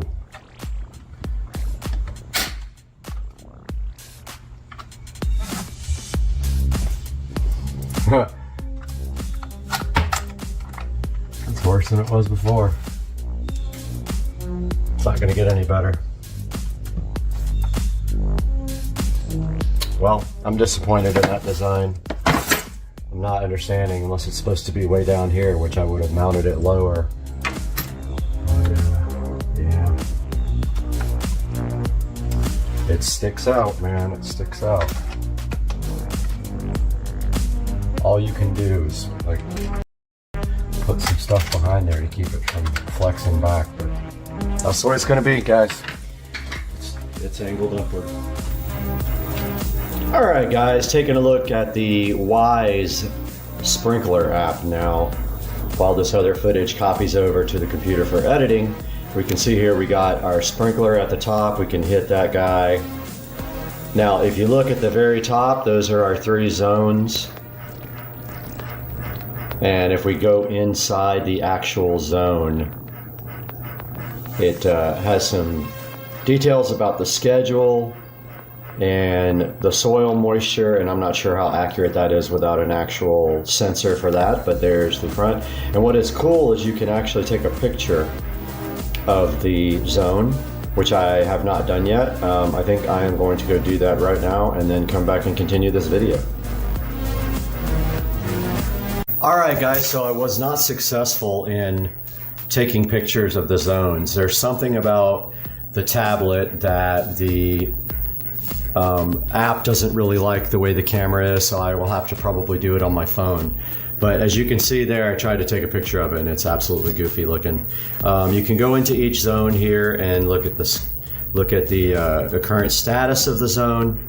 Looks like there's a little indicator here that shows you how far through the cycle it got. This is the mailbox side of the house and how much it watered. Shows you the weather forecast here. You get a year of free Sprinkler Plus service with Wise for this guy. And then if you go up in here, you can see right there, Sprinkler Plus is activated. I think it's like $10 a year after that or something. It's not super expensive. There's the name. You can get notifications for it that are pushed to the phone. If you look at schedules here, I'm on the default schedule and the name is default. Zones, all zones are on. I have them all set to 30 minutes and to end by sunrise. So here are the days of the week that they're watering. And you can tell it to skip on temperature, wind, rain, and saturation. This is supposed to use weather to, like the weather forecast, so that it doesn't water when there's rain expected. You can share this with other people in your house or other households. So there's how you set your skips.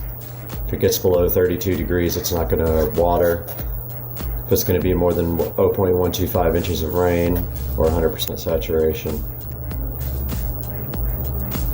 Here's the device info. It is connected to my wireless repeater. Obviously great signal strength. The repeater's up in the front of the house close to the garage. It shows you the firmware revision, and it actually updated the firmware when I got it. So yeah, this is a look at the Wise sprinkler. Integrates well with the rest of my Wise devices here. And so far so good, and I will update you guys as I use this more and get some more information for you. Have a good one, guys. Welcome back to the channel, and we are here in the Supercar Street Racing office with another On shoe to look at. And you guys know I love these On shoes, and today we have the On Cloud Flyer in Glacier and Flame to check out, so let's get going.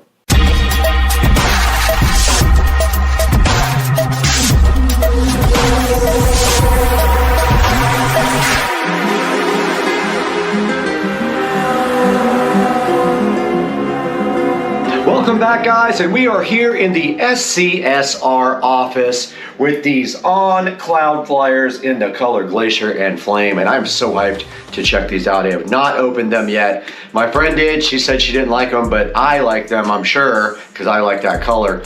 So the color for the Flame is kind of an orangish, reddish color, but I'm super hyped to get these things opened up, try them on, see if they're comfortable, walk around in them for you guys, and then give you a little look at that on Amazon. So let's do that now. Yet another on product here in front of us on Supercar Street Racing, and today we have ordered the Cloud Flyer in Glacier and Flame.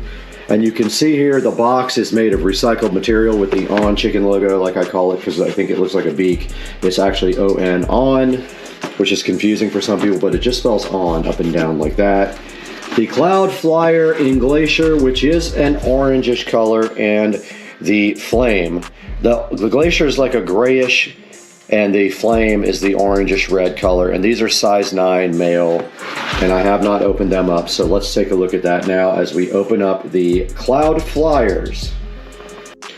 Let's go ahead and unbox the On Cloud Flyers now and see if they are as fly as I think they should be, because I am hyped about these. All right, so always you get the logo notice thingy here that says this box is recycled 100%, so they do recycle it. And they use water-based inks too, which makes a big difference on the actual impact on the environment. And then inside you always have this little tissue thing here covering it. And wow, dang, these things are fly. Look at the On Cloud Flyer. It's kind of a silverish color with kind of an orangish color there under the tissue paper, and there's the other. And wow, these look awesome. I knew I would like these. My friend, she opened them and said she wasn't that big of a fan of them. But let's get these things out of the box now and see what they look like in detail. All right, you guys just saw the unboxing of these On Cloud Flyers. So now let's take a closer look at how they look at some of the details and the colors, and see what we think about that. The On Cloud Flyers in Glacier and Flame are right in front of me, and if you look at this shoe, it does come with some packing inside. Now that is to keep the shoe from getting crushed and deformed in shipping, but it pulls right out like this. And they do have like a little shoe cardboard thing, and they have this paper, and that of course is in both the left and the right shoe. And once you get that out, you can see the On Cloud Flyer in its full glory with the orange and the silverish, which is Glacier and Flame that they call it.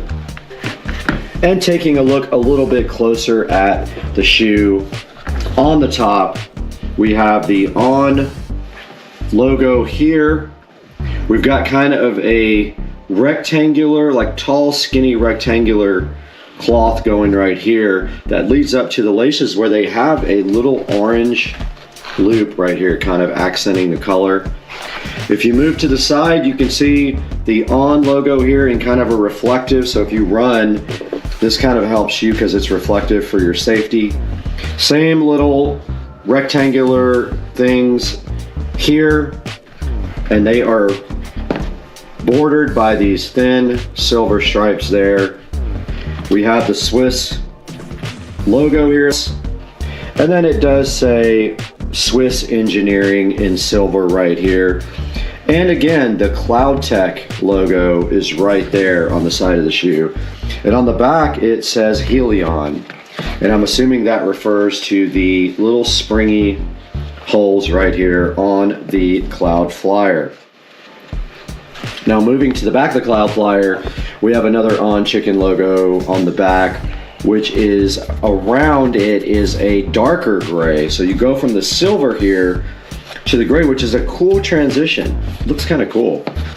And then on top, we have the On logo in silver with the flame on the tongue. And inside of the shoe here, you do have the orange flame material again, moving into the actual inside of the shoe. Nothing particularly interesting on the back, just a little slit here for the Helion, as they call it, on the bottom. We have an On logo there. It probably has 20 On logos on the shoe, which is kind of overkill, but that's fine. They love their products. And back on the other side of the On Cloud Flyer, it literally just repeats itself all the way through. And you have this silver strips here with some tiny little silver cross fabric here, which is more, this is more of like a heavier, stiffer fabric. This is more like cloth. So this is a more durable fabric there. Same little stuff moving to the back here. This is between this stiffness and this stiffness, but still a stiffer fabric there on the On Cloud Flyers. Now that we've had a good close-up look at the details on the On Cloud Flyer here, we're gonna actually try these on, walk around in them, see how comfortable they are, and give you a final decision before we take it to Brad in the studio for some more details. We're in the SCSR living room now with the On Cloud Flyers, and as always when we get these shoes, I'm gonna give you my honest review. I have massive bunion problems right here, and I'm pretty self-conscious about even showing that, but it is true. I got bunions here, and I also have really flat feet, so buying shoes that fit me well, I usually have to buy wides, but I haven't had a problem with the Ons yet. They have seemed to been like the perfect shoe for me. So let's go ahead and throw these guys on, get it on, and we'll go ahead and walk around. And once again, very, very comfortable. And you can see where my bunions are pushing against the fabric, but luckily the fabric right here is soft, so it is not causing me any pain. I'm in general pain when I walk, but this is not causing me any problems whatsoever. And wow, they are super comfortable, just like the last pair. Now let's go ahead and take a walk around in the On Cloud Flyers. And they feel really good. And here's the treadmill that I usually work out on in the beautiful Supercar Street Racing compound backyard. But walking around and test driving these On Cloud Flyers, let's see how they feel. Very comfortable. Like, I can compare these to my ASICs, and they are definitely more comfortable. They don't hurt my bunions at all, even though you can see right here clearly my bunions are pushing up against the shoe. It's soft enough where it's not giving me any issues whatsoever. I'm just test driving these around the house now. Don't hit the vacuum.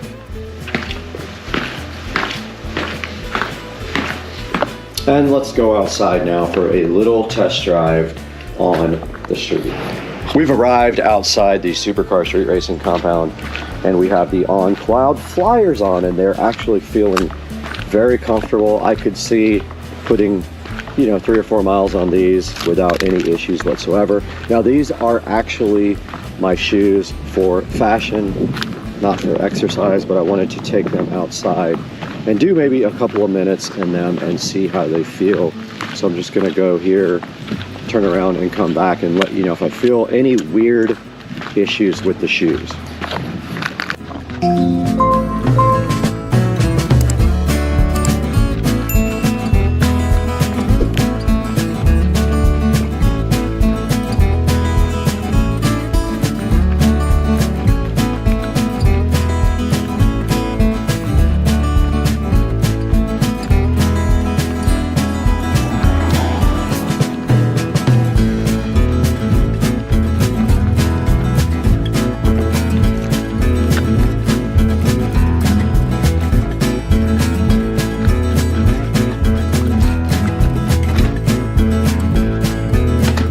We just got back from walking around in the On Cloud Flyers, and I had no issues whatsoever with them. Actually, very comfortable shoes. I'm super happy with them. And we did move a pair of our flip-flops from up here down to the shoe rack so that now we make room for our On Cloud Flyers to go in the On shoe collection. And they fit so nice up there in the existing collection that now there's only one pair away from filling up our 9-pair shoe rack. You guys just saw me take these On Cloud Flyers for a nice little test drive. I gave you my opinion about them, so now you know if you order some, how I feel about them and how they feel on my feet. But now let's go into the Supercar Street Racing studio. Brad's waiting in there to tell us all about these On Cloud Flyers and how you can order your own. Hey guys, once again, you're in the Supercar Street Racing 4K production studio, and my name is Brad. I welcome you to the channel. I'm so glad you're here. If you could do me a huge favor and like and subscribe, that would help the channel out tremendously. And make sure you buy everything through any of our affiliate links. Anything you want on Amazon, click any of our links and then buy it, and that will give us a few little dollars to help keep the channel going. But today we're concentrating on these On Cloud flyers, another fantastic On product. I think that they honestly make the best shoes on the planet Earth. They're the most comfortable for me. They are more comfortable than my ASICs that I wear to work out. And on the screen right here and right now, we have the On website. Now, when you get to the On website, if you want to look for the ones that are last season and on sale, I've got it up on the screen right here where it says last season. You click that. Once that pops up, you can click shoes and kind of filter that down a little bit. And we're looking for the Cloud Flyer. And if you don't see it right away, you can also just click on it. So here are all the shoes that are available from last season. And let's say you want the Cloud Flyer. Here is a Cloud Flyer 4. Here's the Cloud Flyer that I have, the actual shoe.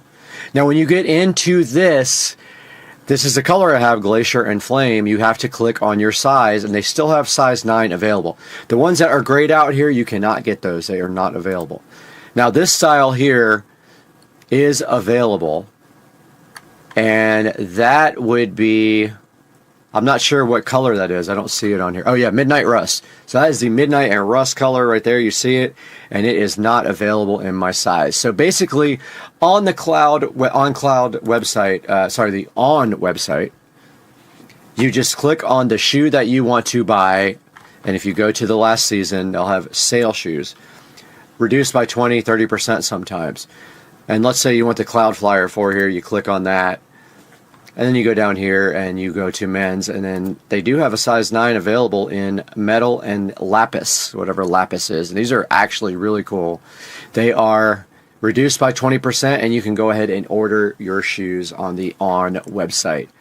I will have a link in the description to order some of these from Amazon. Please do me a favor if you buy them and buy through my affiliate links. And we got to get out of here because I've got to go try on some more shoes. So peace out.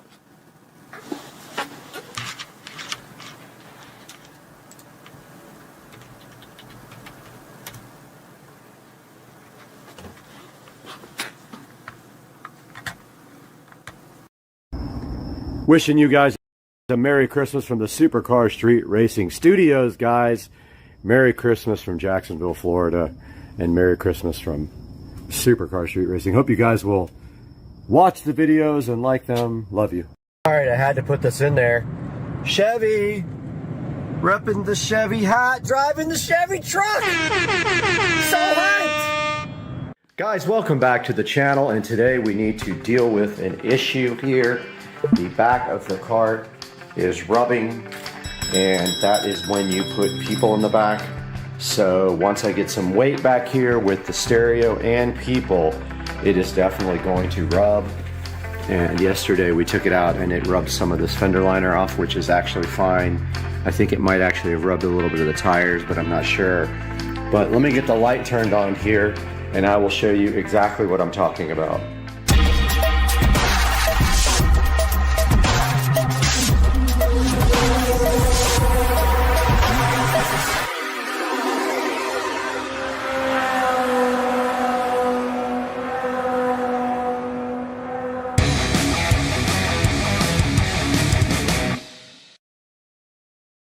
All right, checking out the back of the cart here where the leaf spring hooks, we have a couple of shackles there on each side with bushings in the center.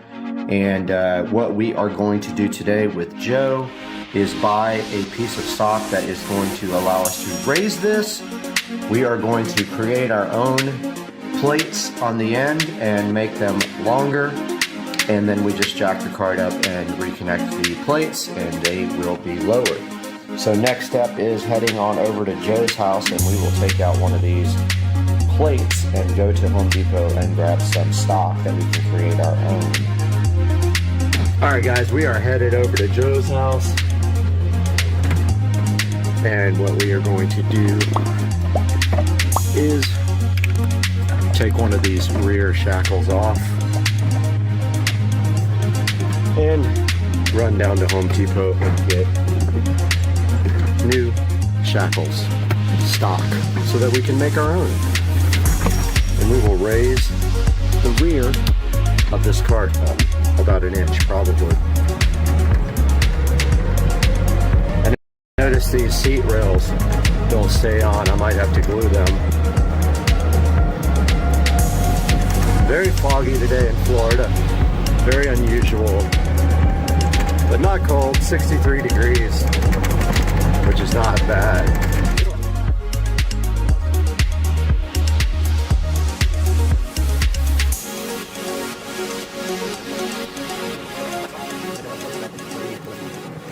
Stole Joe's truck and he didn't know it. And we're going to Home Depot. We got the bolt out, one of the shackle bolts out, and we are headed to get some flat stock at Home Depot. And what we will do is also get a nice drill bit because we both have crappy drill bits. So maybe I'll buy a drill bit set while I'm there. I know they're kind of expensive, but I really need one. Just to clarify, you see the bolt there. There are 4 plates on the back of the cart that connect to the leaf spring. And what we are basically doing is we are making longer ones. So we're going to do a 1-inch lift on the back. So we're going to make longer plates and drill those out, and then we will put those back on, at which time the cart will be lifted about an inch in the back. And if you look at the cart, it is already higher in the front. The weight on the back actually pulls it down a little bit more. So yeah, we're headed to get some stock and some drill bits.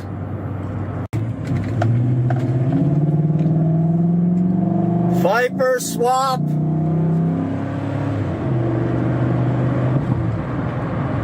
Headed into Home Depot now. Try to figure out drill bits and some WD-40. Home Depot on New Year's Day, nobody here. All right, over here at the flat stock, and we found the 1 1/4, which is exactly how wide it is, by 36. So we got to make 4 4-inch plates, so this is plenty. So now we are going to head over to the drill bits and get a drill bit kit. All right, just left Home Depot. I needed a new drill bit set, so I picked up a Ryobi, and it doesn't have big bits, but it does have a good selection of them. I don't generally need to drill bigger holes than that, but it does have a big enough bit to drill this hole out. And now we are headed back to Joe's house. We got the flat stock, which was unbelievably expensive, $18 for that piece of flat stock, which should be worth honestly about $2 here about a year ago. But yeah, we are headed back to Joe's house now, where we will start building this lift kit for the golf cart. Yeah, I don't have a metal disc for my big saw either. You know, the miter saw? Yep.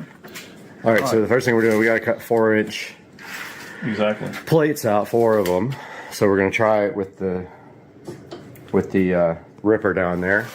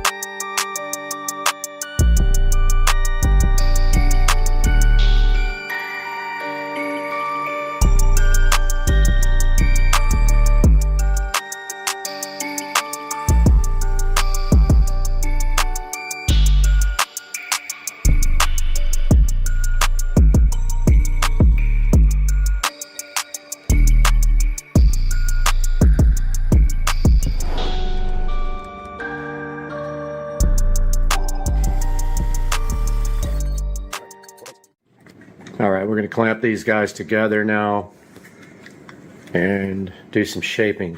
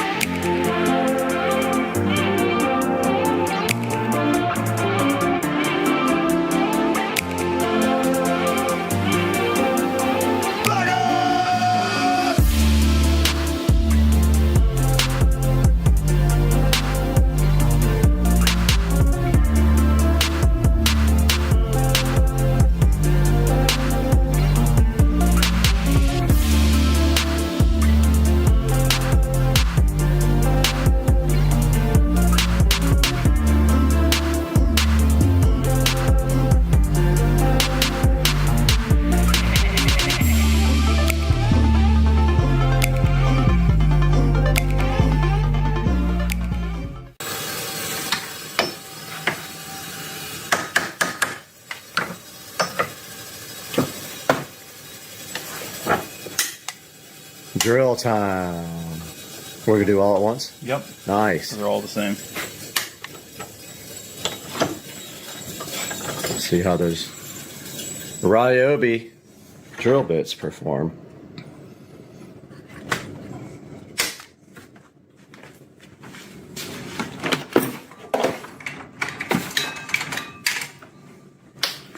If you put all your tools back up as soon as you get done using them, you don't have this.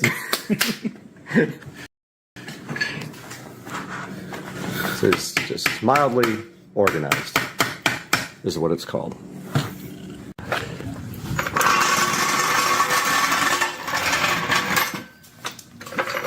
Jack the diff up? You could jack it right up in the middle so we can do both at the same time. The diff? Yeah, I'll put it on the diff. That's fine.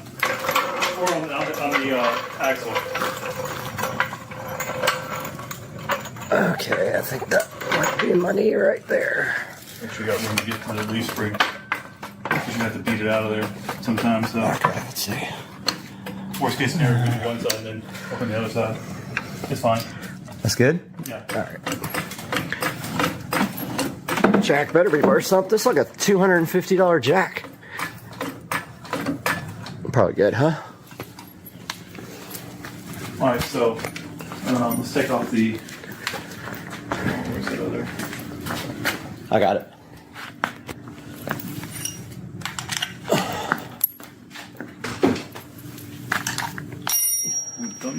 Yeah. Yeah.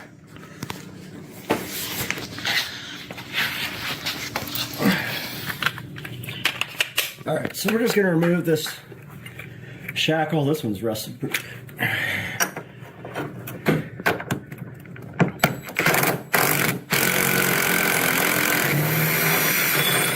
Nothing the impact can't handle. There it be. All right. There it be. So 1/2 inch on each end for the holes. Just want to make sure that.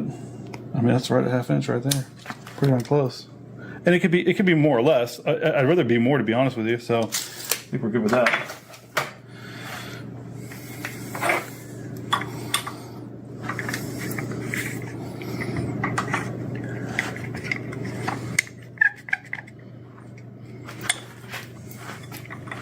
Well, our sock's slightly bigger. Yep, sock is slightly bigger.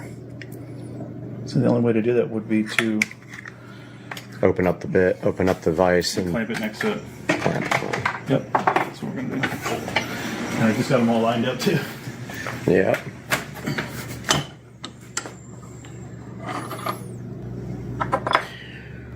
Of course, you could do one and then use that as a template for all the other 3, but it's easier just to drill them all at one time. Oh yeah, that's gonna work perfect.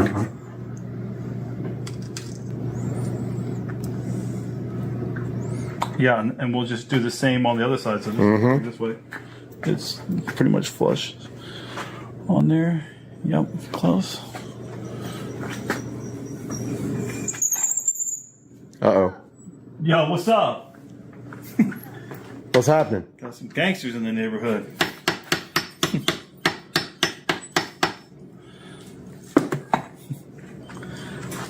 good there. Getting a lot of pressure on it. So.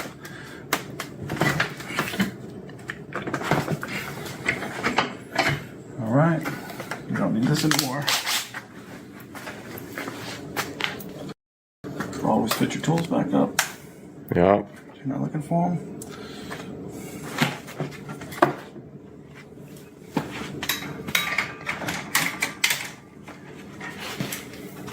All right, so you're gonna have to lube this up. I got you.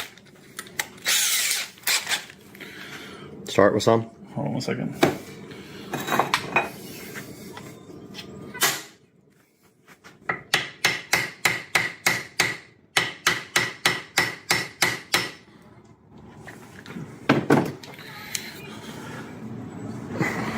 Pretty good, right? Yeah. Back one's a little off. Yeah.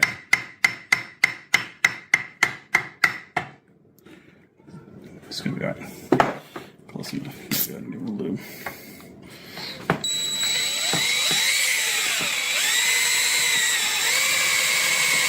Lube.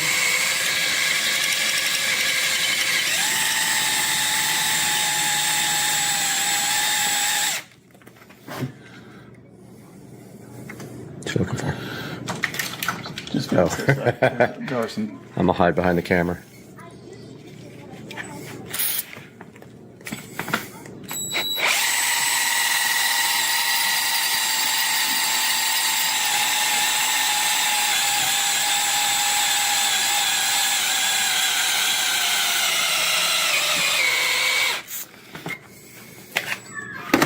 Dead battery.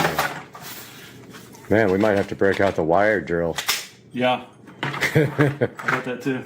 if we don't burn up the bit first.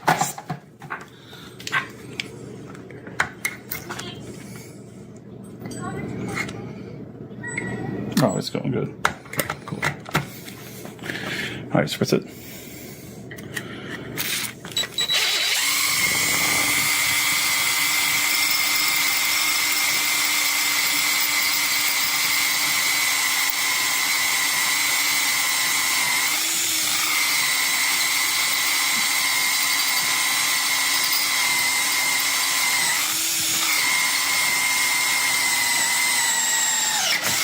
Boom. Damn, we gotta do that 3 more times.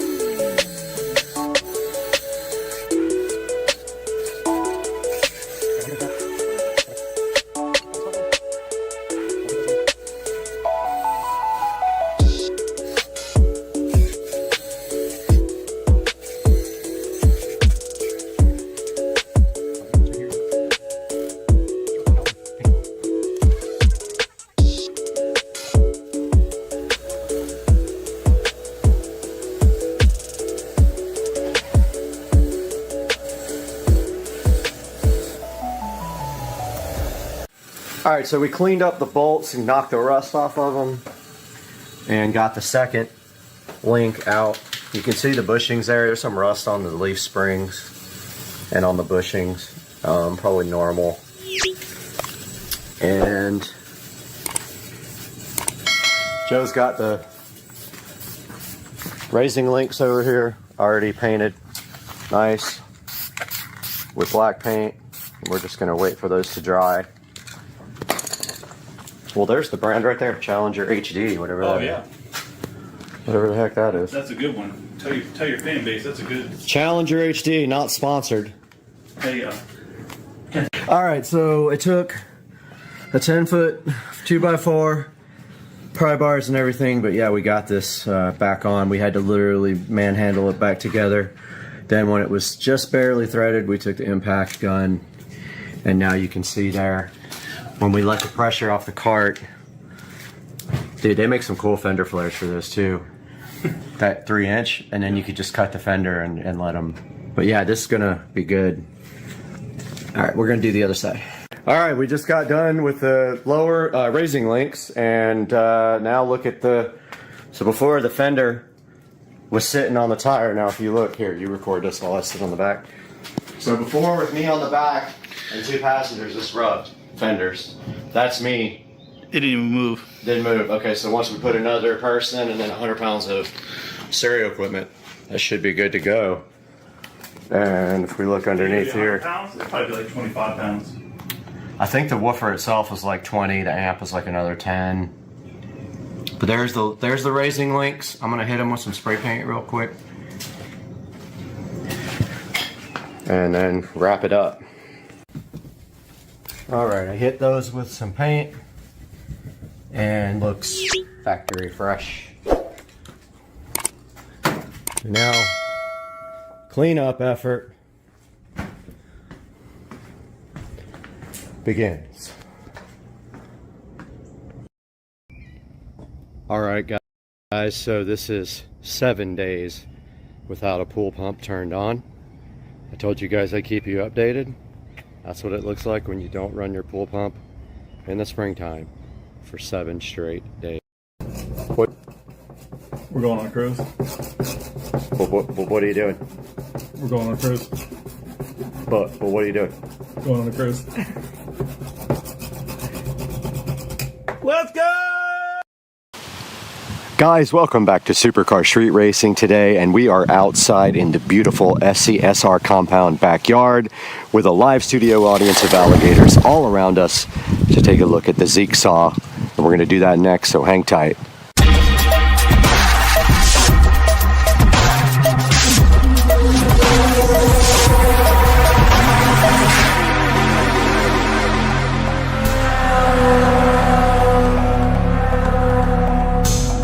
Welcome back again to the channel, and we are out here on the dock with the Zeek saw that was provided to us from the manufacturer, which we're going to be taking a look at this today, and then this is going to be going over to Rich and Trish as a Christmas present.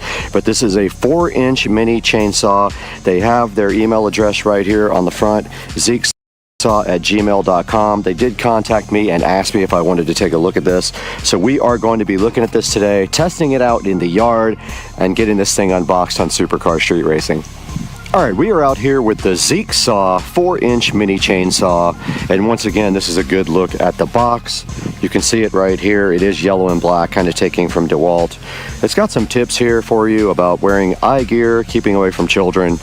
When it's used for the first time, it needs to be fully charged. And extend the life of your chainsaw. Don't cut branches over 4 inches long. So we won't attempt to do that today. And now let's see what's inside here before we have to get this thing out and get it charged up for use. All right, on top there's some protective foam right here, just keeping our Zeek saw all healthy. And then a little instruction manual here. Keep away from small children. The thin film may cling to nose and prevent breathing. So they're talking about this, I believe this plastic bag here. And then there's a warranty here to activate that you have to scan on your phone. They gave you some nice pink and white Michael Jackson gloves here, or you can give them to your mom. And then inside the box here we have the Zeek saw. We have some chainsaw oil right here, but it is empty. We have a Zeek saw rechargeable battery right here. We've got your standard power adapter here that has a little charge indicator here on the corner. And then inside the box further, way inside the box, way deep inside the box, is this Phillips screwdriver, which they provided you if you do have to do any kind of adjustments on the Zeek saw. Now, using the Zeek saw is just as simple as taking their battery here and pushing it straight in like that. But it does say to fully charge the Zeek saw battery before you use it at all. So we're going to do that now, but first we're going to take a deeper look at the instruction manual. So I just wanted to point out before I start charging the Zeek saw that you cannot charge the battery while it is in the device. So there's no putting power to this while it is running, because the charge port is underneath there, and you just place the charge in like that. And I'm going to go ahead and get this plugged into the wall while we talk more about the instruction manual. We do have the Zeek saw on the charger now, and while our studio audience looks on, let's take a look at the instruction manual. And of course, the first page is just all the warnings. So, go ahead and check this out, and the scan for the activation of your warranty. And then the second page is talking about the work area safety, electrical safety, and personal safety. Some more safety stuff for the Zeek saw. And then how you care for your tool. So don't force it. Use the correct power tool for your application. Don't use it if the switch doesn't turn it off and on. Disconnect the plug from the power source and or battery before making any adjustments, of course. Recharge with the specified charger, of course. Use power tools only with the specified battery packs, of course. And a few other warnings here about using the Zeek saw.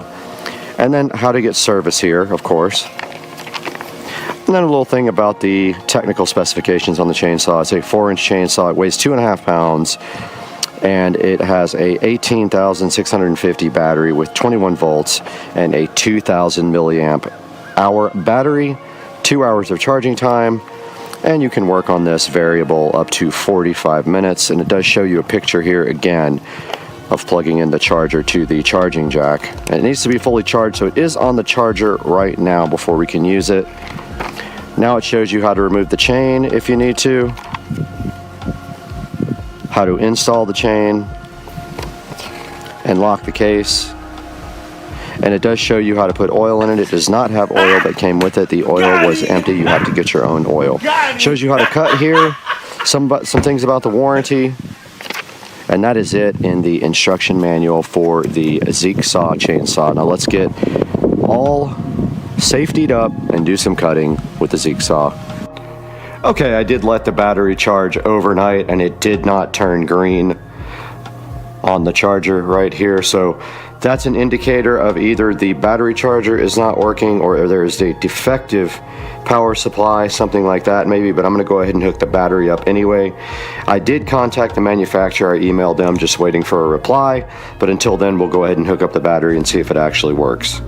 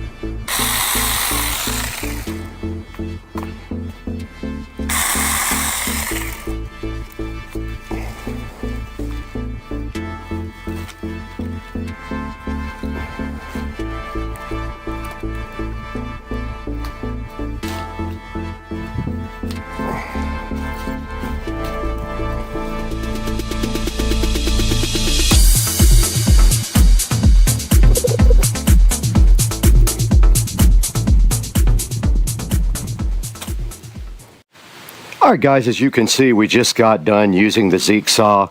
No problem whatsoever. The battery worked fine, so I don't know what's up with the charger, but I'm going to get this thing cleaned up now, and then we're going to throw it to Brad in the Supercar Street Racing 4K production studio to wrap this up and take a look at this guy online. But let's clean this up first so we can give it to Rich.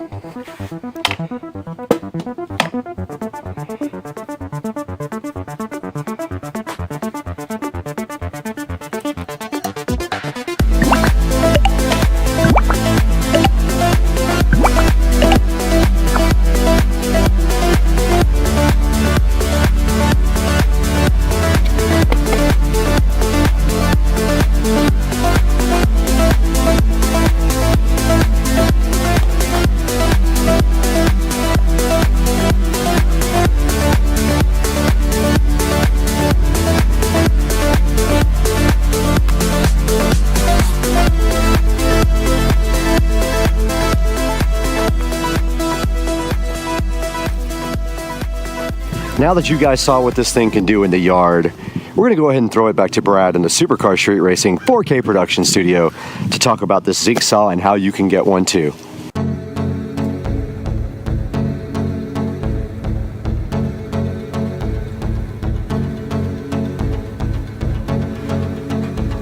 We're back once again in the 4K production studio. You're on Supercar Street Racing and I'm Brad, and it has been my pleasure today to show you this Zeek saw 4-inch mini chainsaw. We have the 6-inch right here up on the screen. They do have the 6 and the 4-inch, and right now the 4-inch is a crazy $26.99, and you get a set of gloves with it, and it is a pretty awesome little chainsaw. Now you can see right here it does have a 4.6 star review.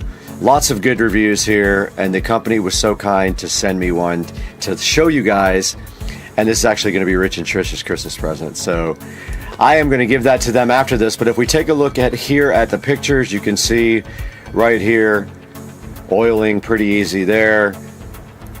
22 foot per second chain speed. It is a 4-inch chainsaw, and they recommend that the maximum that you cut with it is a 4-inch log. Right here, it's showing you how easy it is to use. All you have to do is charge the battery, pop it in there, push the safety, and go ahead and pull the trigger, and you can cut with the Zeek saw chainsaw. And here's a lovely person in the yard using her Zeek saw. And there it shows you that is a 21 volt power supply, and it charges in 2 to 3 hours, and it's supposed to have a long life. And then here's a little video on how to replace the chain. So we'll take a look at this now. So you just literally just take the chain out, move the tensioner, put the new chain on the plate, make sure it's going in the right direction, and throw it right back on the little mini chainsaw there. And that's all there is to changing the chain on the Zeek saw. And then if we get into the reviews here, we'll see some 5-star reviews that say it is praise, but some whining. That's fine. If the motor whines, it actually is a chainsaw. And it says it's lightweight, does a great job for a small saw, and actually does. It's well made and super convenient, and dismissed my yard people. I don't know if I'm going to be so quick to dismiss my yard people, but I did enjoy working with the chainsaw. Some of the 1-star reviews, not as advertised. I don't understand that, and don't even think about it. And bad issues with chain tightening mechanism, battery melted and fell apart. So I have not had any of those issues with mine. Now the link to the Zeek saw chainsaw is going to be down in the description below. Make sure you click through our affiliate links. Make sure you like and subscribe. We appreciate you guys so much. And when you buy anything from Amazon, click through any of my links. It doesn't have to be what you're looking for. We get a small commission on the station, and it helps us grow. And as a channel, we love you guys. We got to get out of here, though. It's Sunday. We got to go get some breakfast.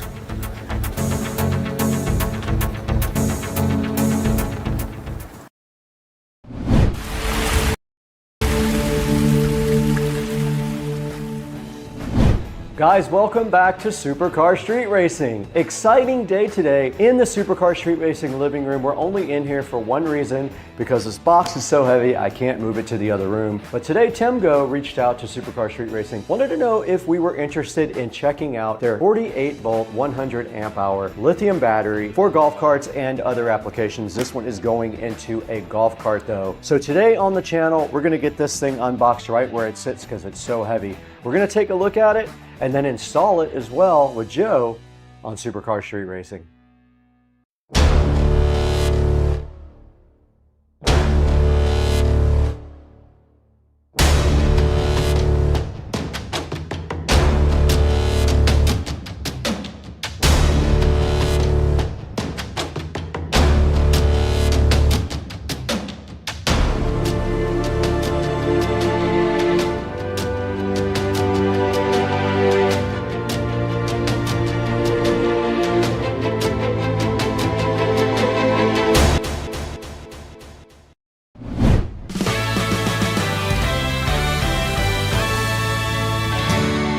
Guys, welcome back to the channel today. It's great to have you guys back on Supercar Street Racing. And before we even get started with this Timgo battery, I want to thank you guys for almost 200,000 subscribers. In fact, that little readout right there says 191,000, and I couldn't do it without you guys. Thank you so much for liking, subscribing, commenting, and checking out all the videos on Supercar Street Racing. Now on to the action. Directly in front of me, this huge box does have a Timgo 48 volt lithium ion battery inside, which is destined for a golf cart for a friend of ours. Now, Timgo did reach out to us and say, hey, would you guys want a sponsor that has a 48 volt lithium ion battery available? And we were like, absolutely. Timgo wanted to make sure we had a golf cart to put this in, and we do. We reached out to one of our friends and we will be checking out that cart later today. But right now, right in front of me, we need to get this thing unboxed for you guys and see exactly what is inside. It's packaged very well. It has these straps on the front. It is very heavy. I don't know how heavy. There is no weight on the outside of this box. The battery is very heavy. I know I put one in Joe's cart with him, and it takes two people to lift it up and put it over the battery bay. So let's go ahead and see what we find inside of this Timgo packaging right here.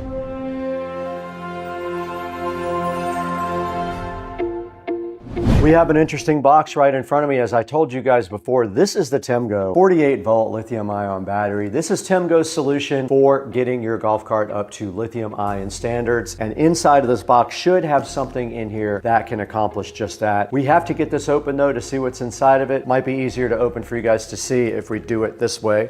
And in order to open this, we have the SCSR patented knife that Rich so kindly gave us, which is very cool. Just pops right out right there. And it does do away with straps and any other objects or persons that you want to. As easy as that. We got the first set of nylon straps off here, guys. And one slice on that side, and we'll manhandle the rest. It just did pop right off. Box is a little bit torn up right there. No big deal. I don't see any damage to the inside though. And then inside of the box, we do see Timgo packaging here with something in it. There is a package with some kind of something in here. So we will have to take a look at that and see what that is. Then there's a nice styrofoam condom sitting directly on top, keeping the battery nice and snug. Very nice packaging, as you can see here. We don't need that where we're going. And then inside of the box, we do see the actual Timgo battery. Better view up here on that. Inside of the box, we have the Timgo 51 volt. It's actually a 48 volt. Sitting inside of a nice plastic bag. It does have some side-looking handles with ropes on it.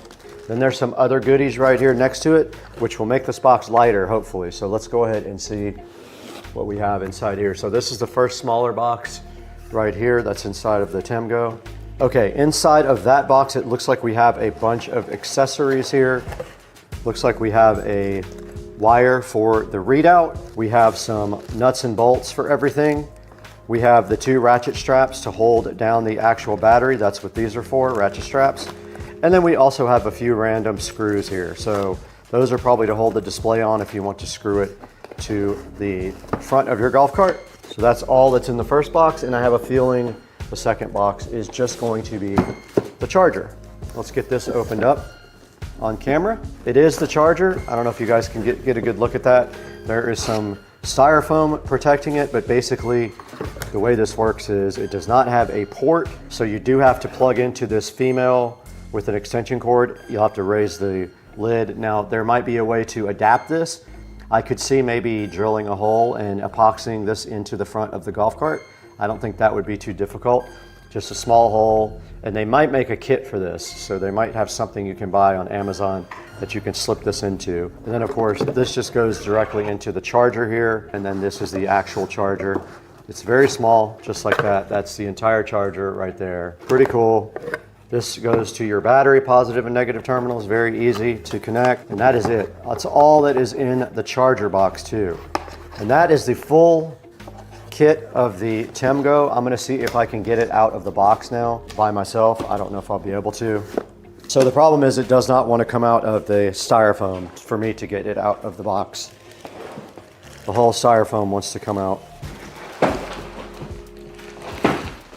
But there goes the TEMGO out of the box.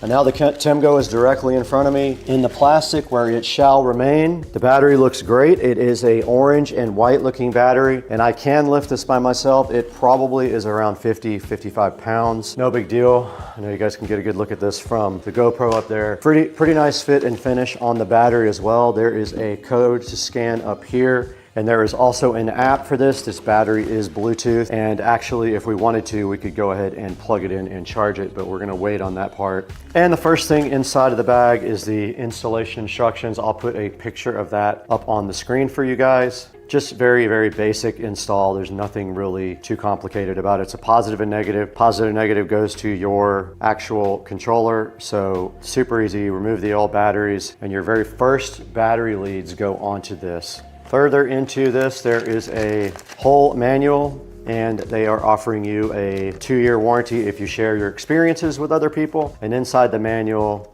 there's just some charger specifications, a installation diagram, shows you how to put the screen on, which is also very easy. And then it shows you how to open up the app as well. And that is about it. That's inside of the actual battery. So that is all for the unboxing part of the battery. Now let's go ahead and throw it out where we're gonna start this install process with Joe and Brad.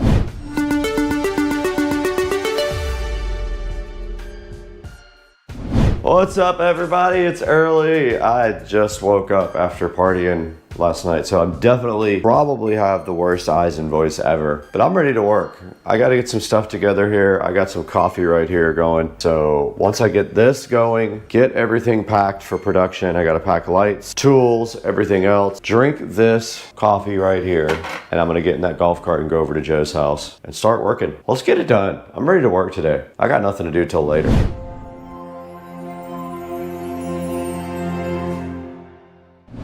We're in the truck right now, and we're headed over to check out this golf cart. We did find a candidate for getting this battery put in, so we're going to check out the cart right now. Looks like it's 48 volt, and it has some sort of Trojan-like batteries in it now. Yep.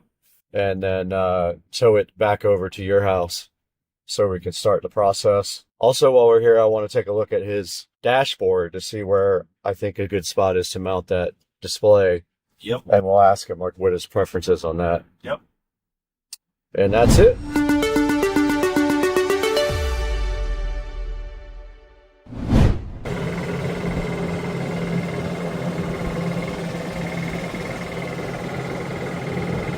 And tow to Joe's house.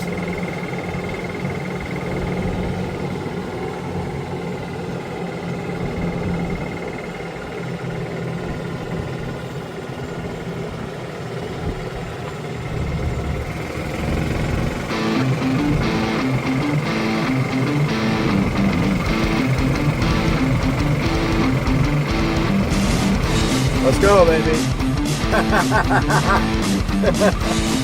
We'll Flintstone it.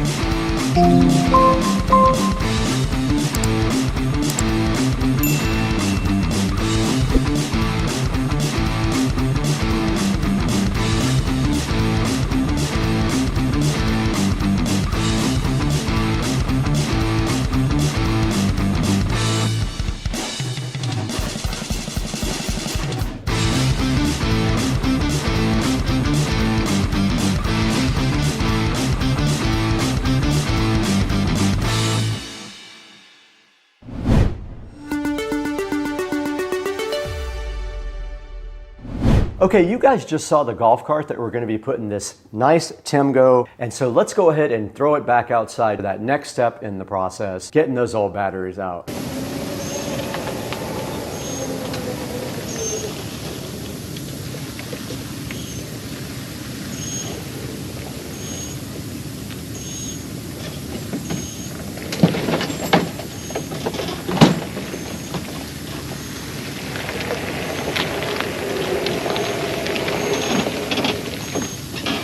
Let's see. B-O-O-B-S.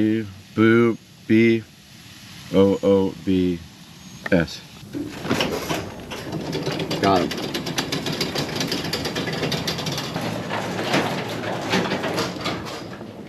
Dude left me a mess. All right, while the garage cools off, I'm gonna raid Joe's fridge for some breakfast. And there are a few eggs in here I'm gonna steal from Joey. Let's go, son. Let's go. Guess what else I'm gonna steal? Some of this goodness right here. I'm gonna make some egg burritos this morning. 0 carb wrap. I'm gonna let that cool off for about 15 or 20 minutes while I eat breakfast and cook.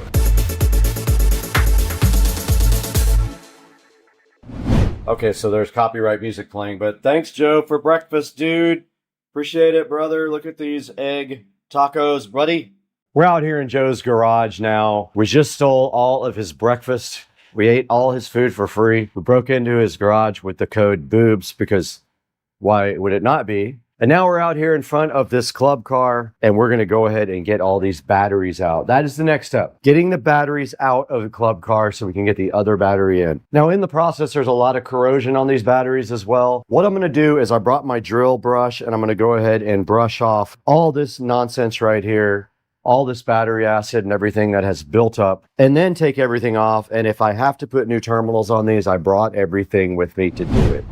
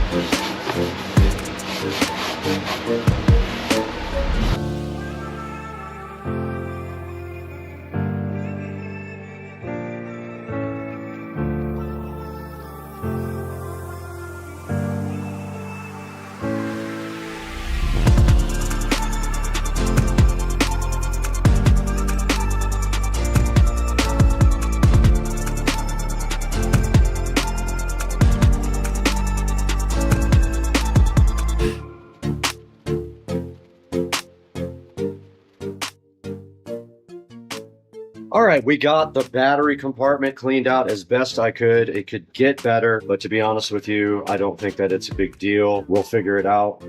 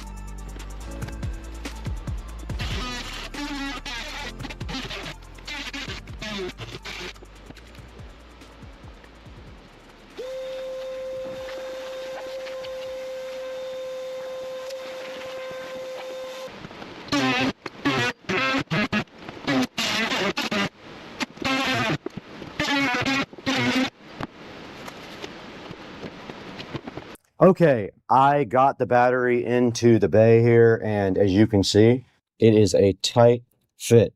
It is barely fitting, so that's fine though. So all we have to do now is go ahead and start wiring up the battery, and then after that, if the cart runs, I'm going to take it to my house to do the wiring dress on this and get it all nice and tied up good. But you can see the negative cable. Only way it would fit like that is I had to actually cut a lot more of the battery tray out. And then after this is all done, we have to figure out a way to secure it with the strap. But yeah, we're going to have to feed that through the other side like that and then make a slice right there.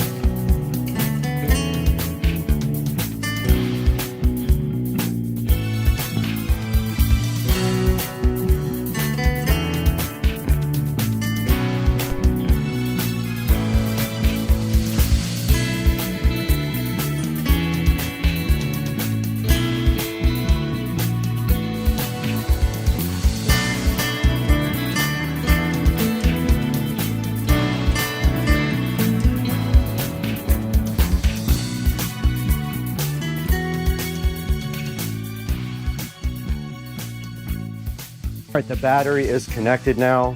All I have to do is drill a hole for the display. So it makes sense to go right here. And I have to drill it big enough for this guy to get through. So probably the 4th or 5th. And also that has to go through. So yeah, I'm gonna go ahead and send a hole right through here.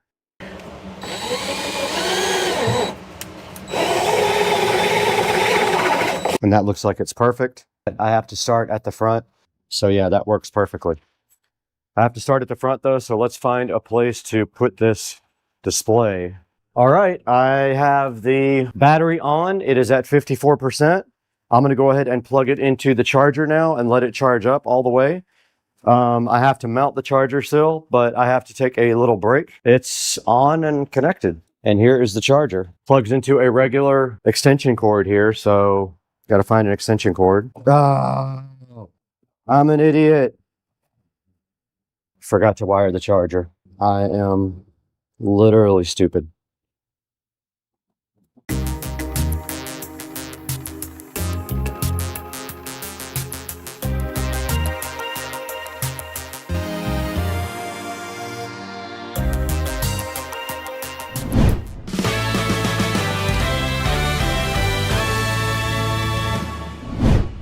Okay, you guys just saw us install the screen and wrap up everything in the bay. that we needed to get this TEMGO battery all installed for this cool golf cart to make it such a better place to be. Now, there's only one thing left to do. We need to take this thing for a drive and make sure it works and test out the display and the battery. I have not tested the cart yet. I just turned the key on. I turned the battery indicator on and it looks like the battery was 100% charged. I am going to try to move this cart right now for the first time on lithium. I'm going to put the charger cable in here first. And then if this thing moves, I'm going to drive it home and finish the wiring and all that. So let's throw it in gear. All right, it did complain when I went to reverse, so that's perfect. The alignment is way off on this thing. Let's see if it rolls. It does work. Wow, okay.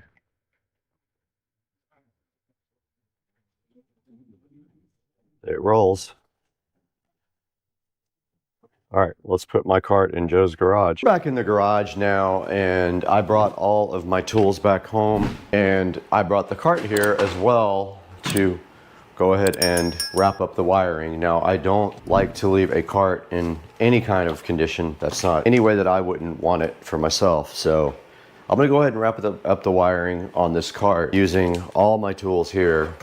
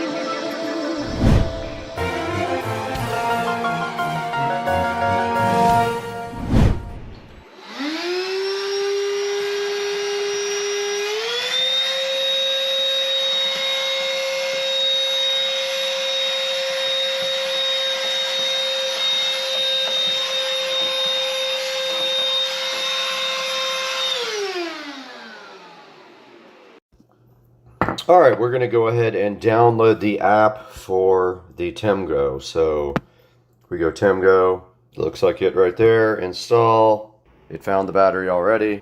And there is a good look at the battery. We have all of the different cells here available and we can see the battery temperature, but I'm gonna go ahead and plug the cart in. I am going to breakfast, so don't have a lot of time, but I wanted to show you guys the app. We are connected via Bluetooth, and then the cool dashboard where we can see everything going on with the battery. That is the TEMGO app.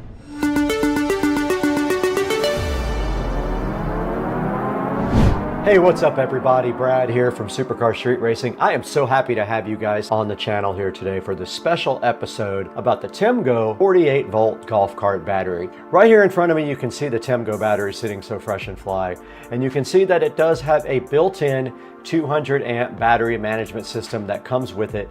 It's a full kit. You get everything you need to go ahead and convert your golf cart over to lithium ion. All you have to do, like you saw in our video, is remove the old golf cart batteries, the old lead acid batteries, or your old lithium ion battery if you have one of those, and go ahead and put in the kit for the TEMGO. Right now it is $7.99. It might be different by the time this video gets aired, but right now it's $7.99. It has 4.9 star reviews out of 45 reviews, which is very good in the review department, almost perfect. And right here in front of me, you can see it comes with the nice display. It does work with the TEMGO app. It has a cable there for your display that goes and mounts up in the front of your dash area to keep you informed about your battery condition and charge. Now this says it's specifically designed for the golf cart. It says it weighs 87 pounds. I believe that. I thought it was more like 50, but 87 sounds reasonable. and it does come with all of the hardware necessary to mount it and connect your battery cables. It's saying ideally you might get 40 to 47 miles. It will vary. It can output up to 200 amps of continuous current.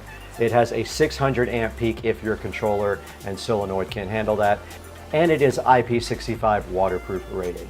Now you can monitor this battery in two different ways. You can go ahead and use the app, or you can use the screen that is mounted so conveniently up in the front of the golf cart. Now this thing does indicate that you can charge this battery in 5 to 6 hours.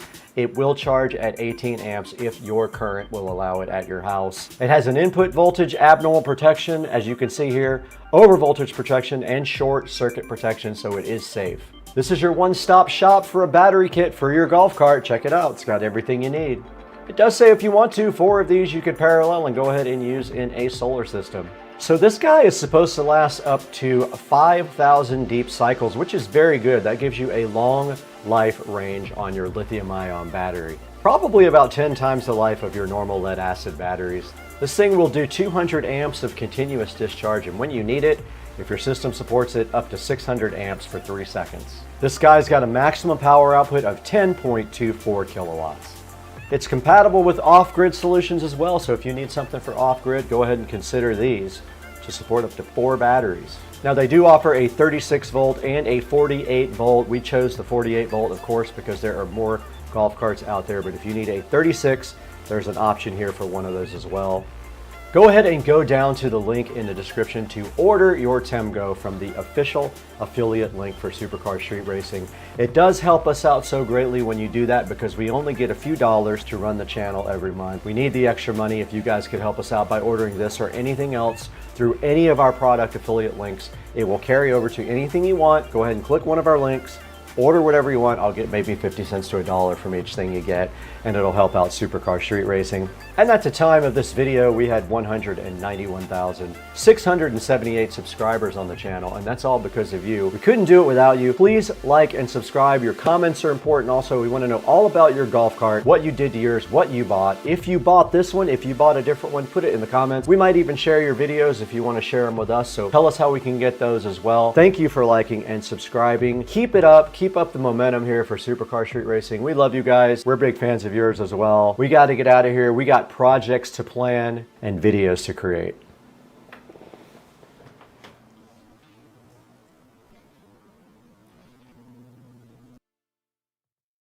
All right, guys, bad news. Last night coming home from a work event, there was a big, huge box in the middle of the road.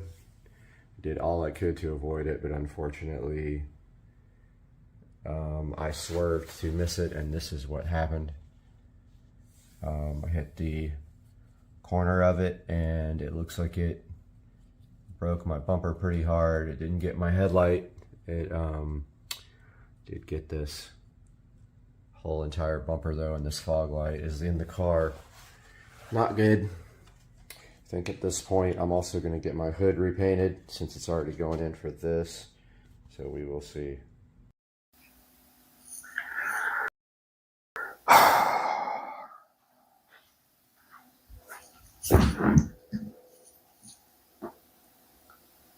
Where do I start? Good morning, everybody. This is a video that is painful for me to make, and some big changes coming in my life.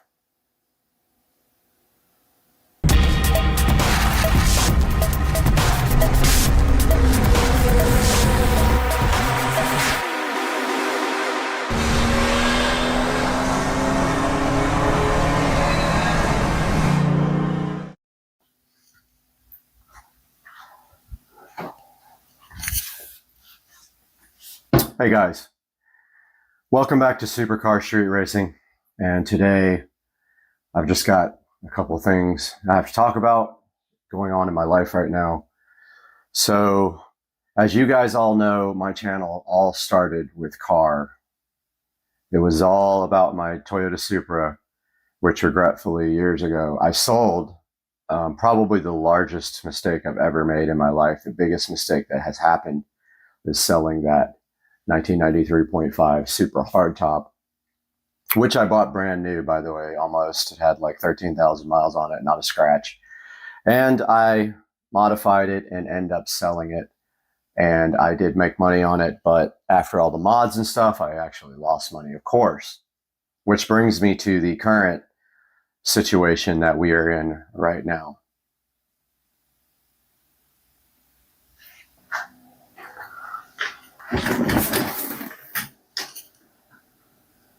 So what you see right here are videos of my E93 335i convertible.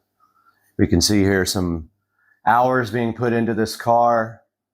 It was modified, not heavily, but modified. It did have a MHD tune running E85, E50 blend. It had a VRSF large intercooler, and it had a VRSF charge pipe. A few interior modifications, which also included the ID4 digital dash and also had the Android head unit on the inside. We have a lot of projects here on the channel, as you can see, with my 2011 335i, things like ethanol tune and running the car up to 160 miles an hour. Car has been with me for probably 7 years almost, maybe 6 years. I did buy it in 2017-ish, 2018, and I did pay $18,000 for it. At the time, it had an aftermarket warranty, which made it attractive. The car had lower mileage. I can't remember exactly how many, but I think it was in the 50s when I got it. So haven't driven it very much. And through the years, we have put content up on the channel, and the car has been with me ever since. And you can see here me doing a project on MHD on that side of the screen there.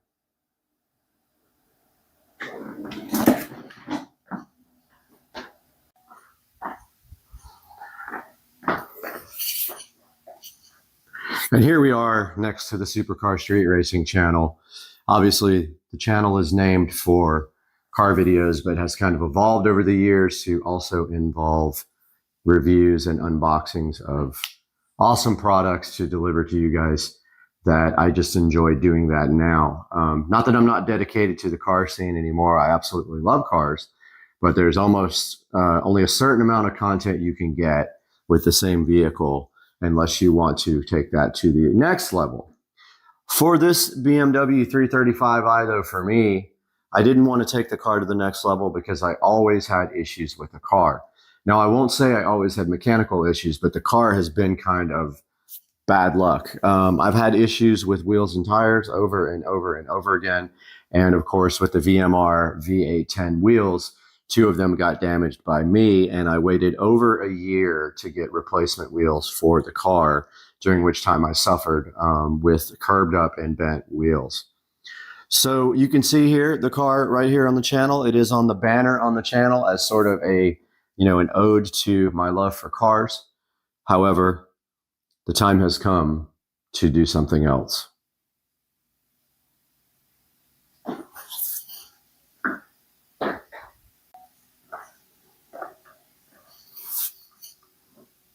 And here we are standing next to my Epiphone Les Paul Goth bass here that matches my Epiphone Les Paul guitar, and thinking about all the good times that we had in the BMW and a lot of the bad times we had in the BMW. I have been stranded on the side of the road in that car probably 15 times.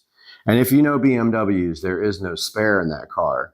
They encourage you to run flat tires, but of course the first thing everyone does when they get new wheels and tires is they ditch the run flat and they go with Michelin Pilot Sport 4S's, which in my opinion are the best street tires made, unless you get the Pilot Cups, which don't last very long. They're super sticky, but just don't last very long.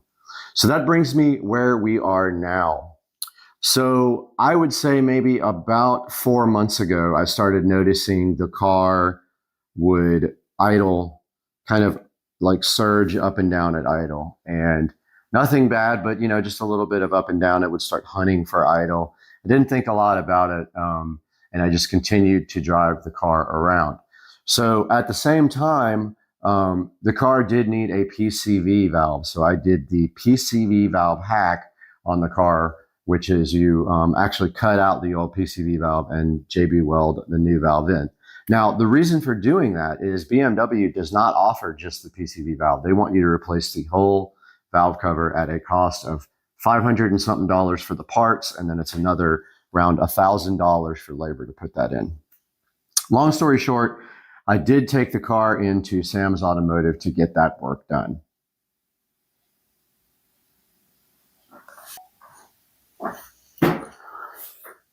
So Sam's Automotive took my car in about 4 months ago, and we made a point while we were in the car doing the valve cover replacement to go ahead and do the plugs and the coils on the car because you're already in there and there's no labor. They already have to disassemble the whole car to get that valve cover out. And the reason we went with the valve cover replacement is it was leaking oil, and I wanted to get all the maintenance done that I could get done on the car. So long story short, we put the car into Sam's Automotive and we asked them how much that was going to be. And it was going to be around $1,800 to get the valve cover replaced, do the plugs and coils, and that is with parts and labor for everything out the door. So we put our car in Sam's Automotive.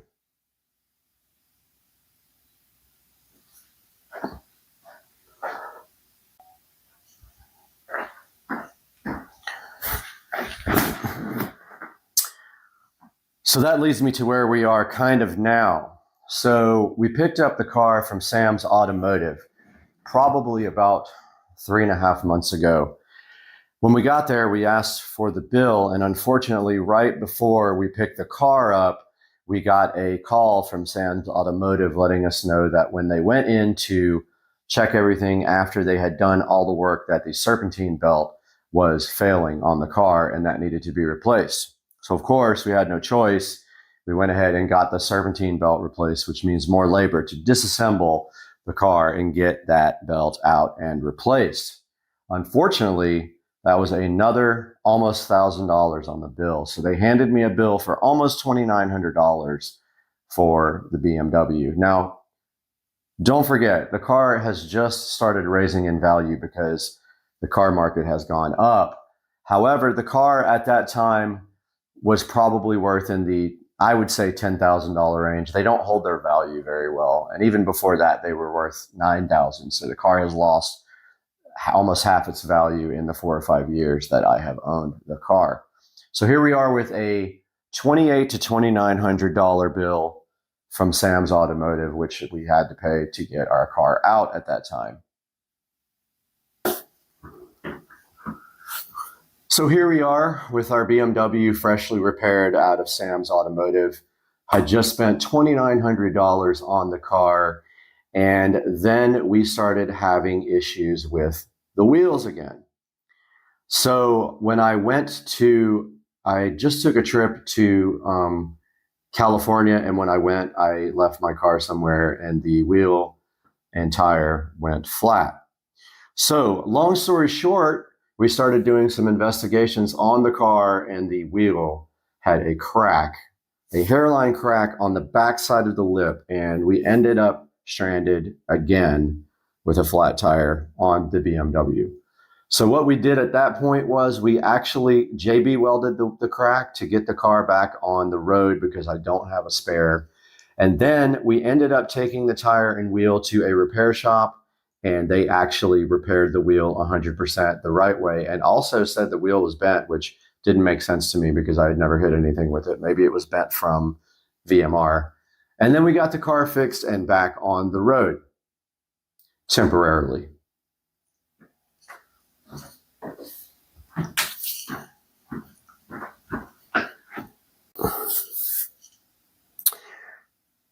So we get the car back from Sam's Automotive at that point, and we get the wheel fixed, and everything is going great on the car. At that point, I started noticing some weird sounds coming from the car, and I wasn't sure what it was, but I was a little worried about boost leaks, and also the car was throwing codes when you would get on the throttle more than 25 or 30%. It would throw a code related to, it thought that there was a pressure difference in the turbo, between the turbo and the intake valves. So At that point, I made the probably not so smart judgment to race a very fast Audi. I believe it was an RS6, I'm not sure, with a good amount of power. Probably felt like it probably had 600 plus horsepower to the wheels. On the freeway, raced him, did very well in that race, and after that, the car was running absolutely terrible. So after that point, we did have some issues, more issues with the idle stumbling. But other than that, the car was still running okay. And we kept driving the car because I wasn't ready to put it back in the shop yet. But eventually, we had to put the car back into Sam's Automotive.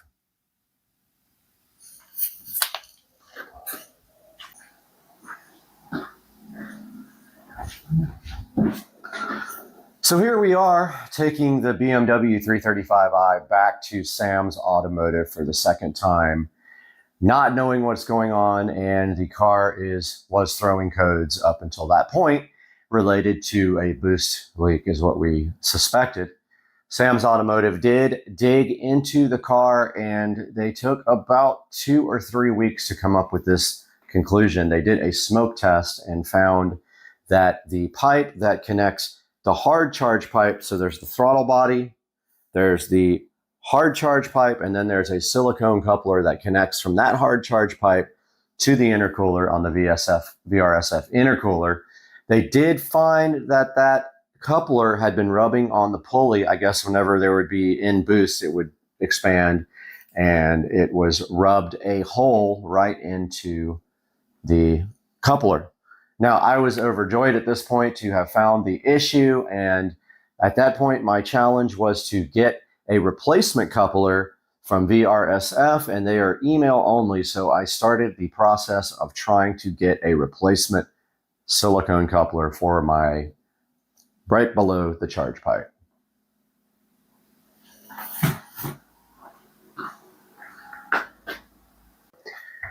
So let's back up a little bit. When we took the car to Sam's Automotive with having just raced the Audi, the car was running poorly, but not terrible. But however, on the way to take the car back to Sam's Automotive to get that part looked at, the car was running terrible. It was backfiring. I could barely keep it running. And that was before he found the silicone coupler had a hole in it. So he did find the hole in the coupler, fixed that issue, but then called me and said that he could not figure out what was going on with the car not running properly.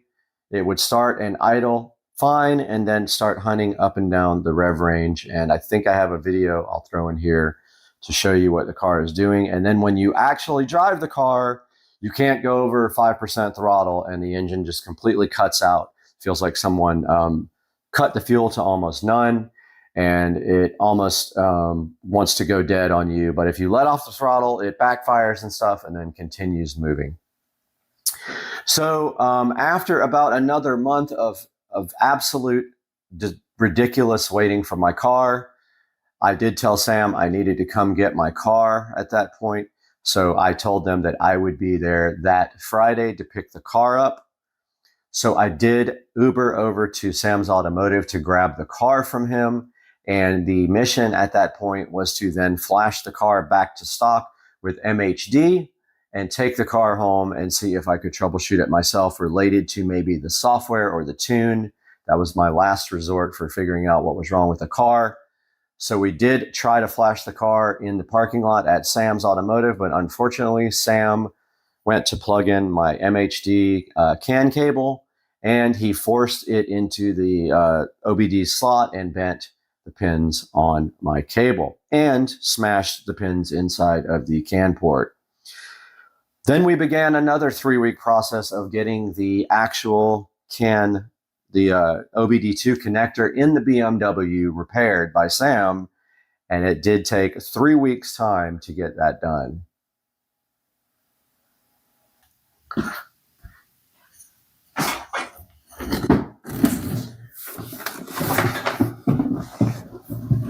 So here we have our 335i, and at that point, we have flashed the car back to stage 0 MHD.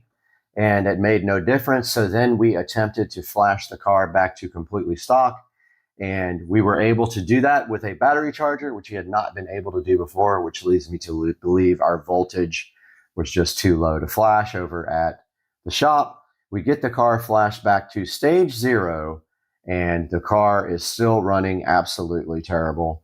So at that point, we weren't sure what to do. I started thinking about maybe selling it or taking it to the actual BMW dealership to see if they could figure it out. There is also another high-performance BMW shop here called Bavarian Rennsport, so we thought about taking it to them, but I made the tough decision to sink some more money into the car and bring it to the actual BMW dealership.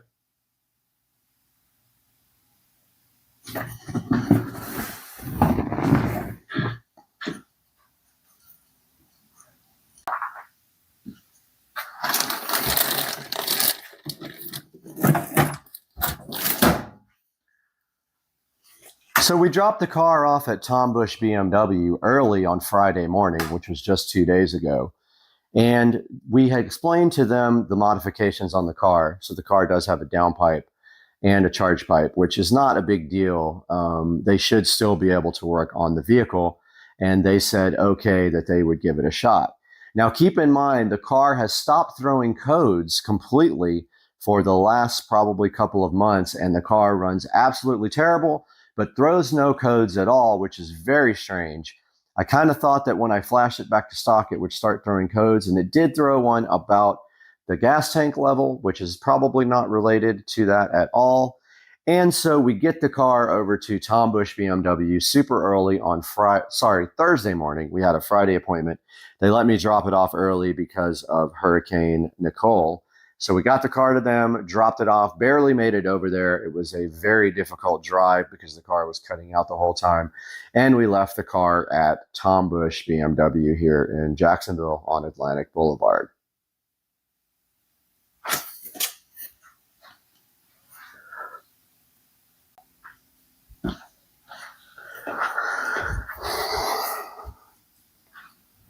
Tom Bush BMW called me first thing Friday afternoon and said, come get your car.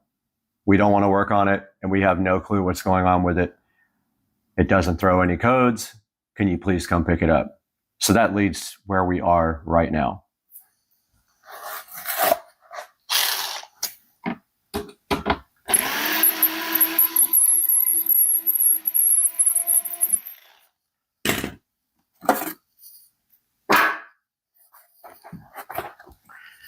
This car is sold, and it will leave hopefully first thing tomorrow morning.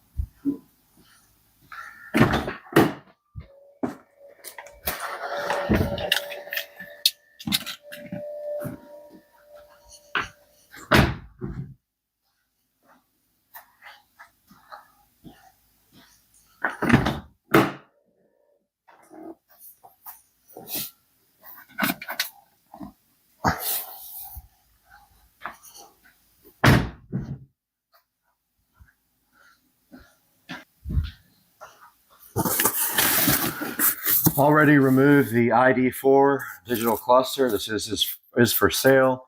If you guys know anybody who is interested, I will let it go for probably $600.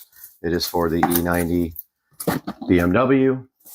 Right here in the box, ready to be shipped if anybody is interested in that device.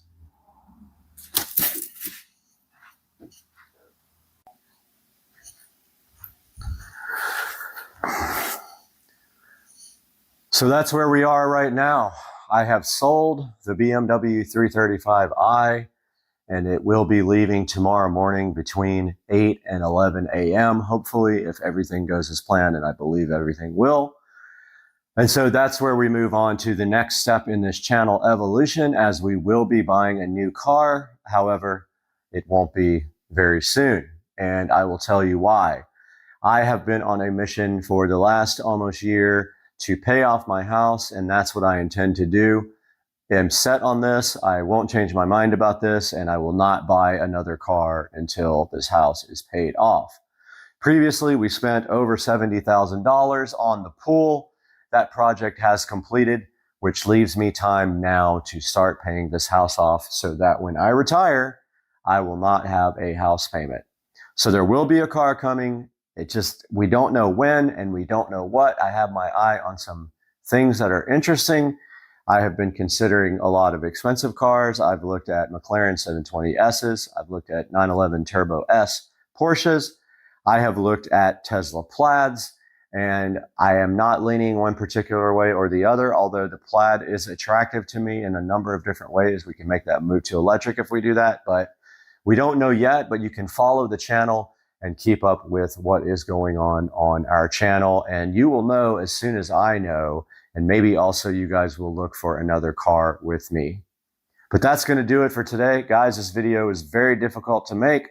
I am not doing well as far as my attitude right now. I'm pretty sad about selling the car, letting it go for well under what it is worth because it does not run properly, but that is what has happened. And we are going to move on and make the best out of it and maybe get a new car. So guys, I'll see you in the next video.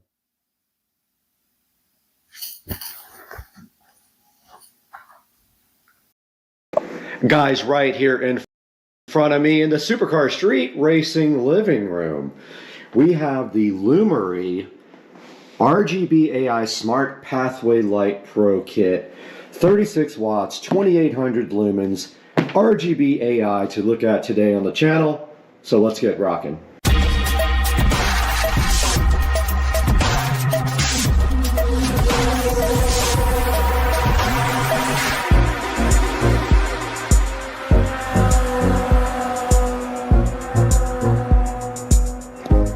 Looking so fresh in this box, and it's sitting right here in front of me, and it is right now also in front of me, the Lumery RGB AI Smart Pathway Light Pro is a 36 watt 2800 lumen smart RGB AI light designed for outdoor use. It is rated at IP65, which we will explain later, and it has 48 feet worth of wire. It is a 4-pack, and today, in about 30 seconds here, we're going to be unboxing this in front of you guys and let you know what we think. We're going to set it up, see how it looks at night, and let you make a decision on whether you trust your money with Lumery. So let's get busy. The Lumery RGB AI Smart Pathway Light Pro sits in front of me inside of this box, right next to my drone. And we're going to open this guy up right now and see exactly what it is made of. But before we do that, we need the Supercar Street Racing knife. All right, inside the box now, we can see this nicely laid out packaging here, and we can see the one light here and one light here, and a nice instruction manual on top from Lumery. And inside of this little package right here, the styrofoam package, we do see the stakes.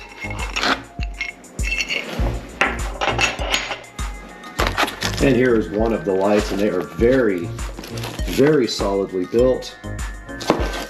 Pretty heavy.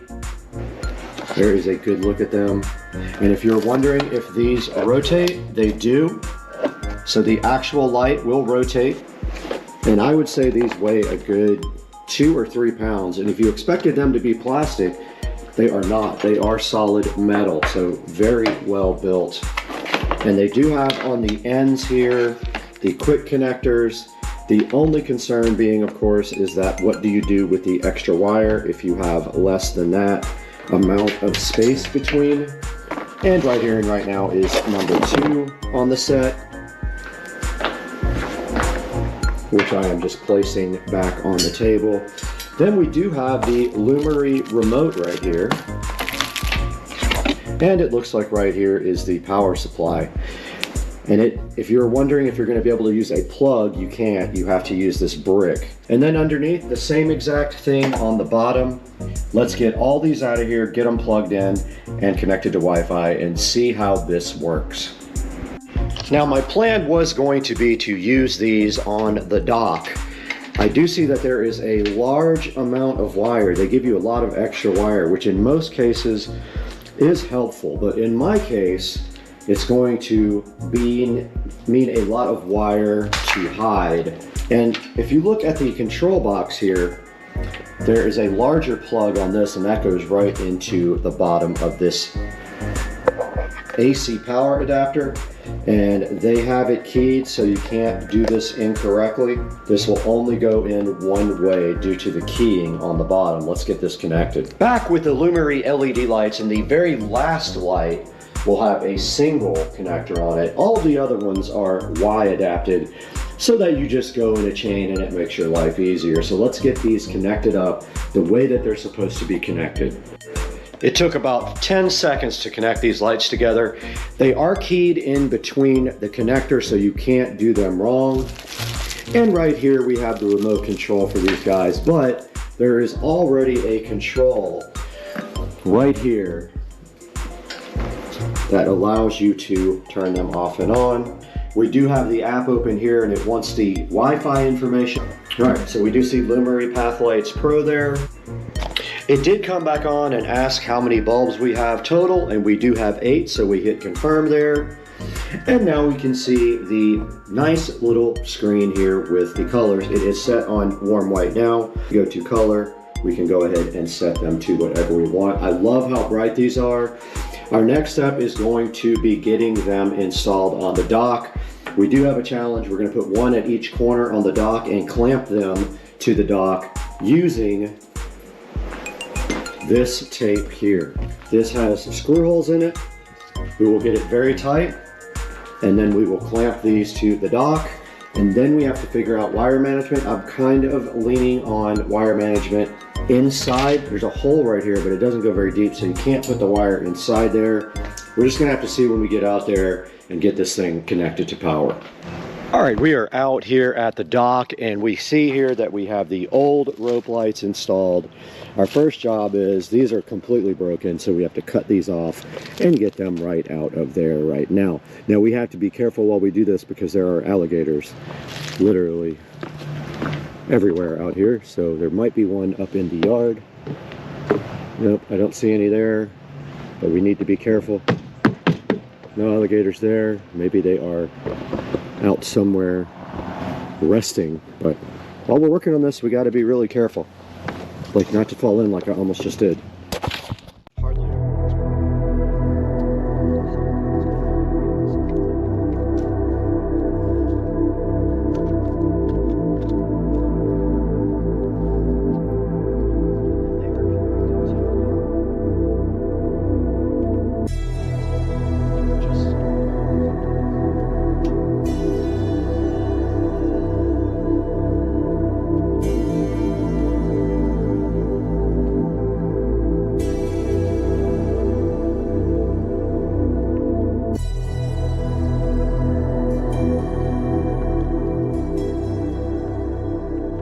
All right, we have our little friend out here watching, but we have our first light.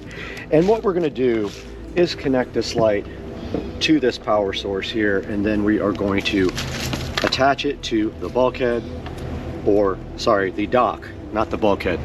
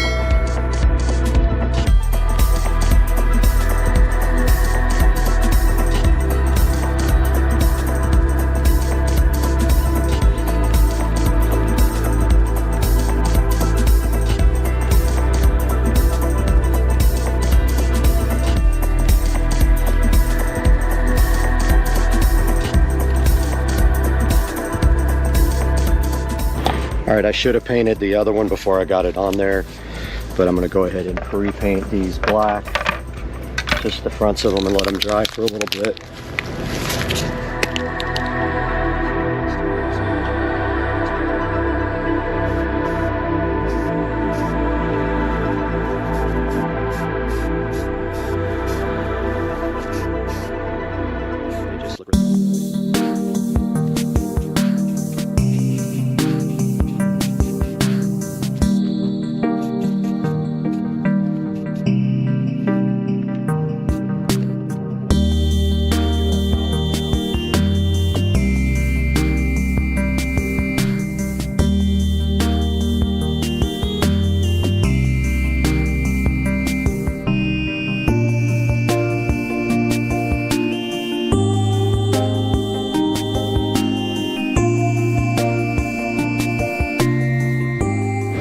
Alright, I went ahead and taped up and painted the existing strap so it would not stand out so much. Just waiting for the other plastic straps to dry now. Alright, I'm going to go ahead and pull the tape off and put some clear silicone behind this guy to start holding it.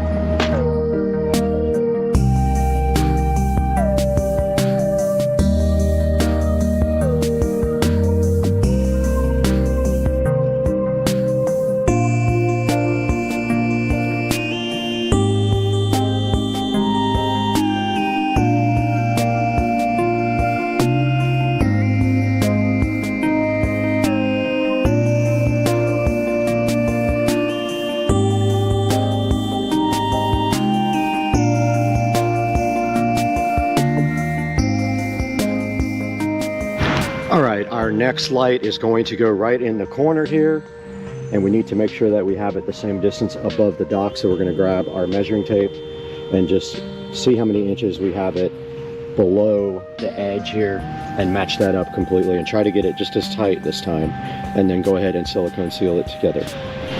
Okay, it is supposed to rain today, so I went ahead and put a plastic cover over the other one so the silicone could dry.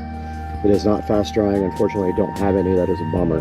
But I'm going to go ahead and get to work on the second one now that our paint is dry on the strap.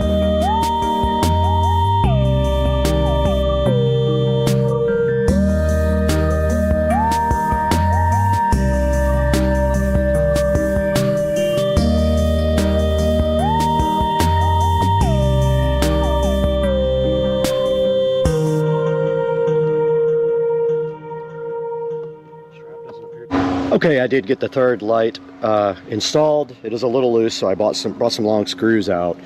And there is an alligator nearby, so I just have to be careful if he starts coming towards me. But I'm going to throw another screw in this one.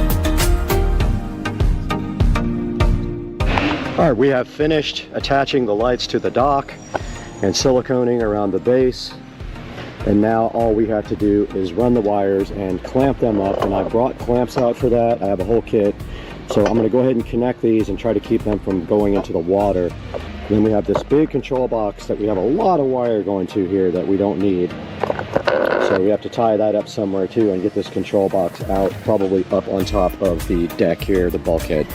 So let's figure this out. Alright, we have a ton of power wire and control box wire. We are fine there. That would be the last thing. But we need to get this wire secured under the dock somehow.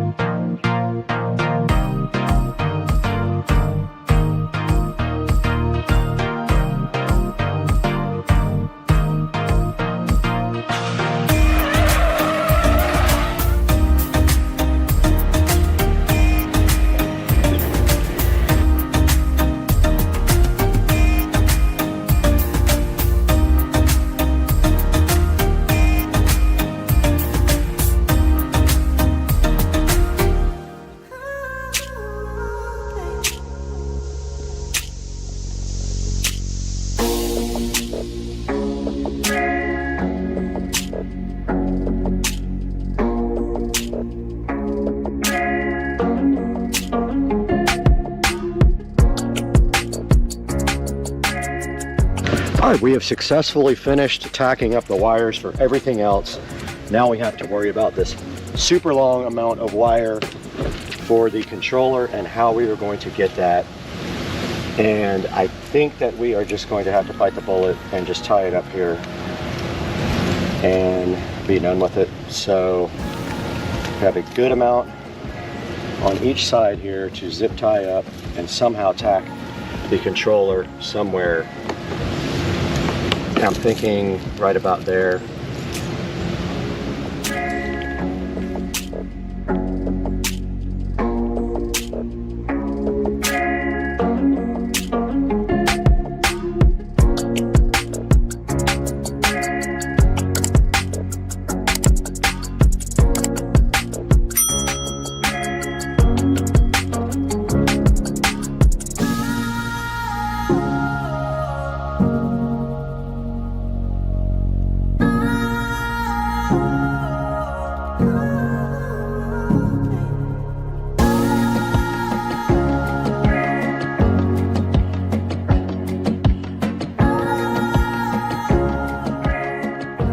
We are all done out here with the install of the Lumery RGB lights, and you can see right here they are on and they are powered by this smart switch. They are also smart themselves, but we are using the smart switch here.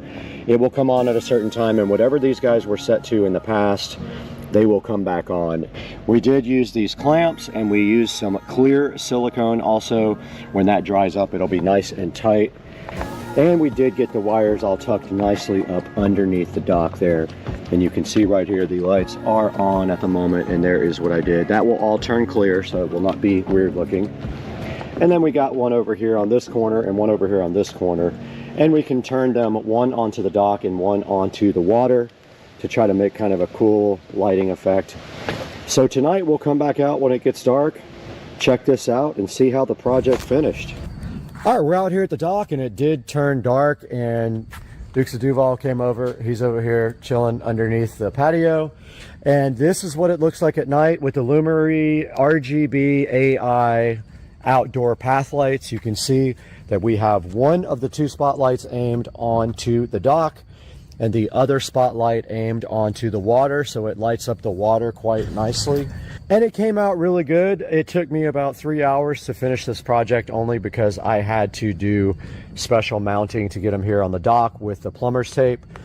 But you can see if we step out here just a little bit and take a good look at the dock, it really makes a big difference. And we got rid of the rope light that was around the dock. It was burned out anyway, so this has been a really successful project, and it looks super cool if you're off to the side because the water is all lit up as well. So guys, there'll be a link in the description to this. Lumery, please show your support. They supported the channel, so show your support for them by buying their products through my links, and we will see you guys next time on the channel. Later, Gator. We got the Jaguar, we got a freaking dishwasher that's brand new, we got a Tesla hat, and we got the peel satisfaction. That peel hat on a dishwasher that's brand new is so good. And you got the Tesla hat here, you got the dishwasher, you got the Tesla hat, and you got the dishwasher, and the peel hat is so good. Good morning, guys, and welcome back to Supercar Street Racing for another unboxing video. You got Brad here, and I am hyped this morning for the Roland Star nightstands that we have here unboxed on the table. The only reason I did not unbox with you is because this one got set in oil, and you can see it maybe down inside of that box, and I was concerned that maybe they got ruined, or at least this one got ruined, but it did not. But when we open the box, we see this lovely styrofoam condom leading to the Roland Star nightstand table with power USB and LED.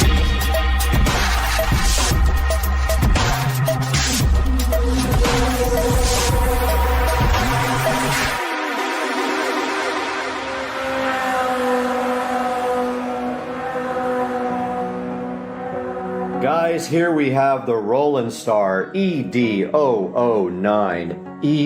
EWERR nightstand, and this guy is a powered nightstand with both LED built in and ports on top such as power and charging. We have not seen that yet, but we will get to it soon. And when we open up the box, the lovely box filled with the styrofoam useless condoms, we trash those and get these out of the way. We have the following inside. We have this beautiful IKEA-like documentation here. More styrofoam to get in your way. Actually, I'm grateful for good packing, so I'm not going to get mad at it. But yes, we have this, can't figure out which way is up, but we have this lovely instruction manual here, which we will go through shortly. We have this accessories list here. Shows you everything in it. I did read that the instructions on this guy were really good and that it was easy to assemble. It says you need a drill, pencil, Phillips, and a flat edge here. And then it has your instructions for putting together this nightstand, which we will get to here shortly. It does have this power strip thing, so it looks like it has two USB type Bs on it and power. And here is the rest of the accessories and parts that come with the ED009WERR side table, which is going to be loaded onto the hype train here momentarily to be installed. And there is the lovely LED strip on the table. And this is a look what's inside. So we will get all these parts out and laid out for a beautiful video of putting the nightstand together next. Okay, we have all the parts for the lovely nightstand laid out on this wannabe workbench, my brand new Wayfair mattress and bed frame. And what we're gonna do right here, right now, is assemble this right here.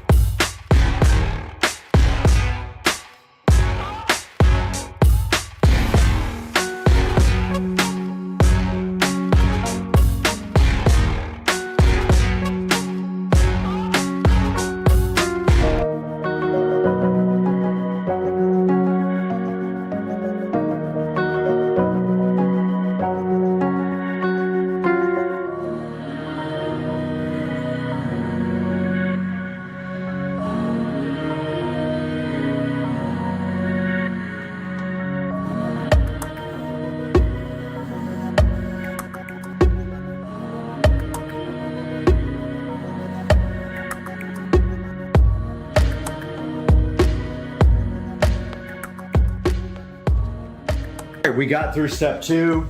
I was a little bit confused about these screws, but it's clearly labeled. That is my fault. And we are on to step 3 now.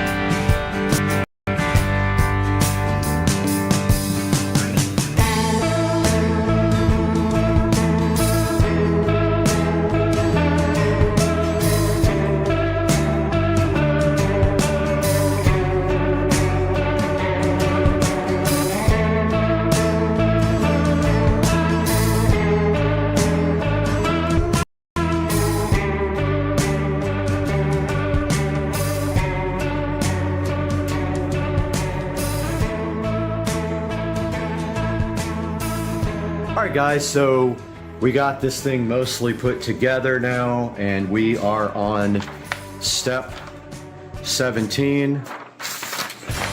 And I actually skipped step 14 to put in the power strip. I'm gonna go ahead and do that now.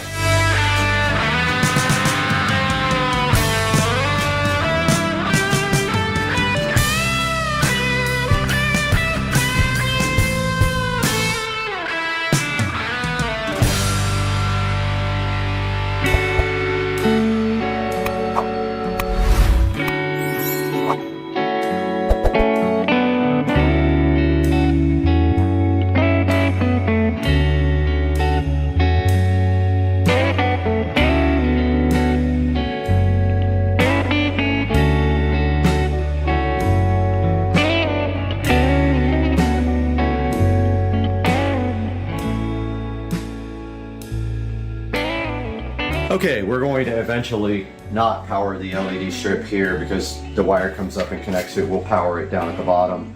But now we have the remote here and we have to pair it. So it says within 5 seconds after the light strips are on, hold the on and bright buttons at the same time until the light strips flash white light. On and bright minus. On, bright minus.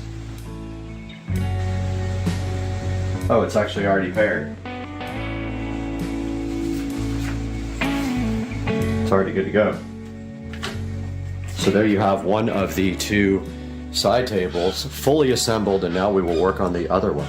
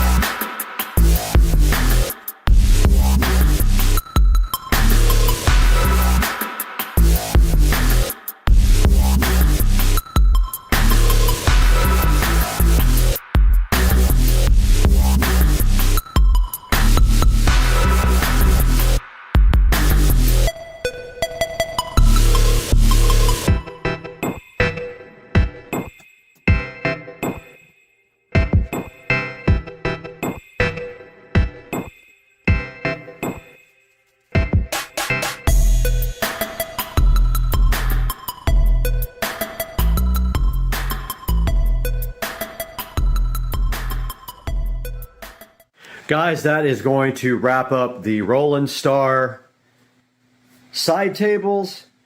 The LED side tables are right there, fully set up and good to go. And what I think the plan is to not power them up here. They can be powered by any USB adapter. So I think I'll power them in the back and avoid that cord, and also give us an extra spot for a USB Type B up here. And so that is what they look like sitting next to the bed. And of course I need lamps, so I will order some lamps and clean up the wiring and all that. Overall, the only issue I had, the screw Type B was the only one that really was an issue, and it wasn't too bad, but it was almost like it wasn't biting good, but I eventually got them all in. Other than that, super easy, maybe 15 minutes for the second one, 25-30 minutes for the first one when I wasn't prepared and experienced. And also, they both are configured. This one's configured to open up from the right, so it's convenient for that person. This one is configured to open up from the left, so it's convenient for that person. So that is going to wrap it. Guys, I will have a link in the description for these guys. Please click through my links on Amazon, no matter if you're ordering this or other things, because it helps me. It costs you zero and it pays me just a tiny bit. And I hope you enjoyed this video. And this is how it looks. It's hard to see it all at the same time, but I'm glad you guys watched. Thanks for watching Supercar Street Racing. We'll see you again real soon. We are back in full effect on Supercar Street Racing today, and we have something exciting. We've got this Delilah 2-light floor lamp, which is going to be paired with this Govee smart bulb. And we've got 2 smart bulbs here, and we are so hyped on the channel to be able to install this into this, because this lamp got ruined in the hurricane, not because of the wind, but because of absolute stupidity. And we're looking at this today on Supercar Street Racing. Get hyped!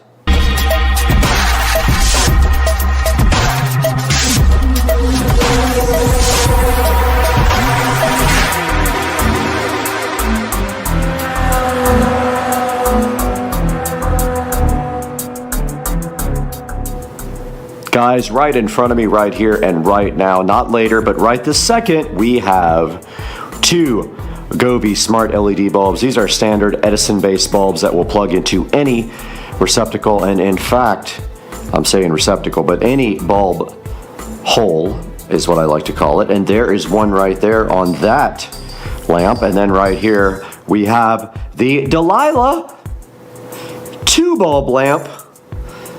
It says Globe there, but it says Delilah. Maybe that's the model number, and that's the company, or the model name is Delilah. But today we are replacing one for outside there that got absolutely destroyed because I was an idiot. And when I moved it over from the chair to the side of the house, it got destroyed because it fell over in the wind. And the whole point of moving it was so that it would not get destroyed. And so right here, we're going to replace this guy and zip tie it back to the chair so it can't fall down. And at the same time, we're going to be installing 2 Govee LED smart bulbs inside inside of the Globe Delilah lamp, which I think was about $30-ish. If I have to go back and look, I will let you know right now. And so we got to get this open, we got to get that open, and see what is happening on the channel today. We are back again on Supercar Street Racing with this magical Delilah lamp from Globe. It's a 2-bulb lamp, and we are going to be inserting these Govee smart LED light bulbs in it. These are 800 lumens brightness, and they are Wi-Fi connectable light bulbs. But first, we have to unbox this Globe Delilah for you. And of course, they are going to make it extra difficult to unbox and make it difficult for the presentation level on Supercar Street Racing. And as soon as you get into the box, it says that it's made with respect.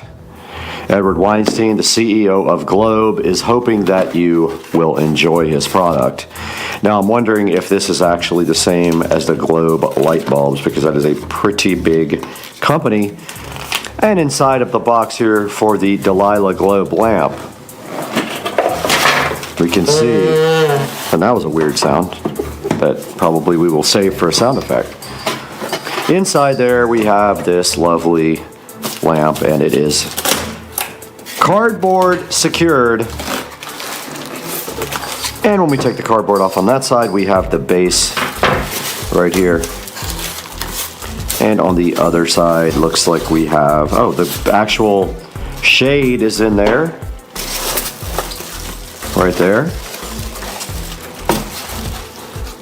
And then we flip it to the other side and we get the styrofoam thingies all over everywhere. We can then take off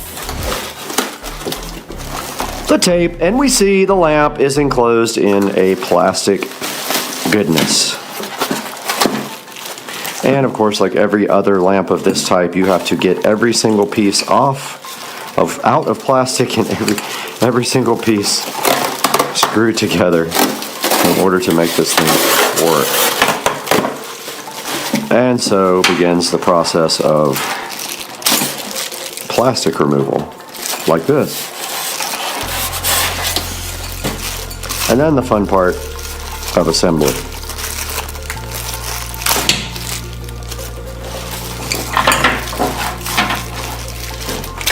And so you literally just rip each piece off.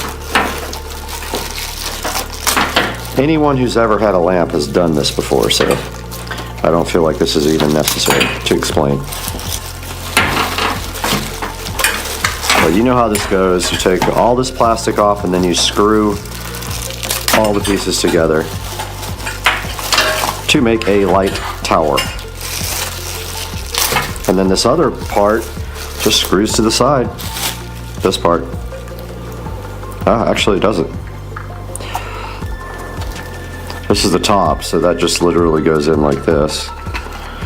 And then you can take off this ugly sticker. So the top just screws in like that, and then you work your way down and you pull the cord through.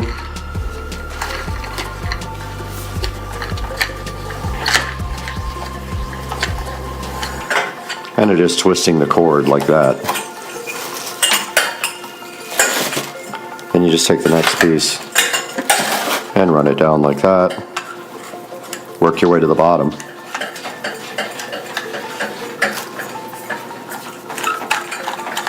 When you screw the top part in, it does twist the cord. Don't worry about it. No big deal. Both of the light fixtures have ugly stickers on top. Go ahead and remove those now. I'll do that after I get this whole thing put together. And don't strip these. They're really easy to strip. You won't know it till you're done. If you put too much force here, like that one was kind of hard to get in, but that wasn't being stripped. It was just hard to turn. Stuck to me. Two more of these guys.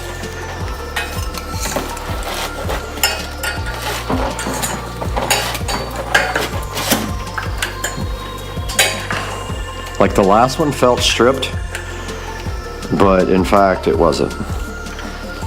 It was just difficult. And this one is similar.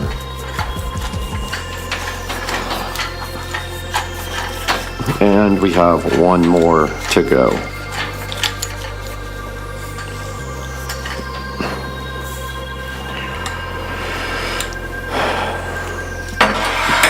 We are down to one and the base.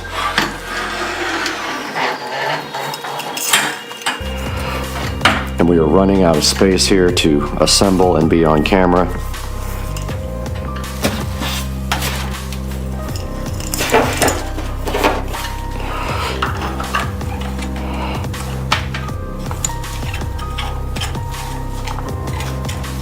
Oh, that looks crooked.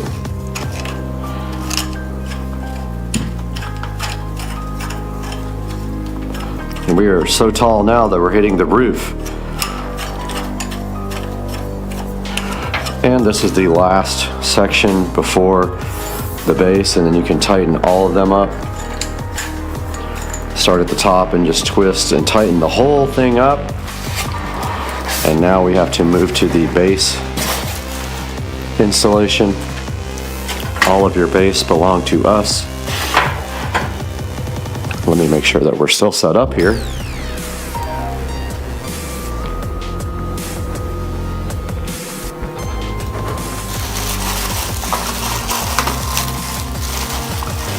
And we are. All right, so the base is right here. So you have to remove this cumbersome plastic, and you could actually just cut it if you have scissors like me, or you can be dumb and fight with it forever.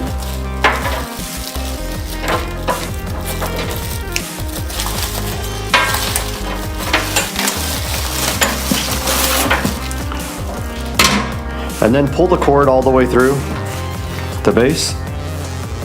I mean, this is all basic stuff. Get it, base? Ick. Push the cord through the top. You're gonna have extra cord that's gonna be available once you screw in all of the pieces. But you're gonna push that through like so, until there's no more cord. And then you're going to screw the base on like this. Hit yourself in the face like I did. It's awesome. Pull the cord through the other side of the base. And that is going to make it so there is no slack at the bottom.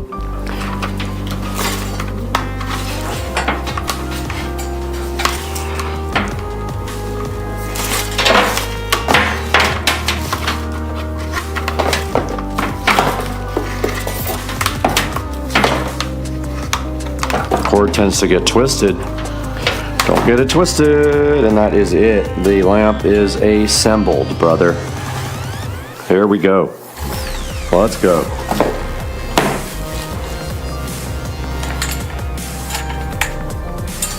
All right, let's get the base put on this thing. All your base belong to us. All right, we got our base assembled on the bottom of our lamp, and now our only job right here, right now, is to put on the bulbs, take off the ugly stickerage, and we will be finished with assembly. And then we can get to mounting.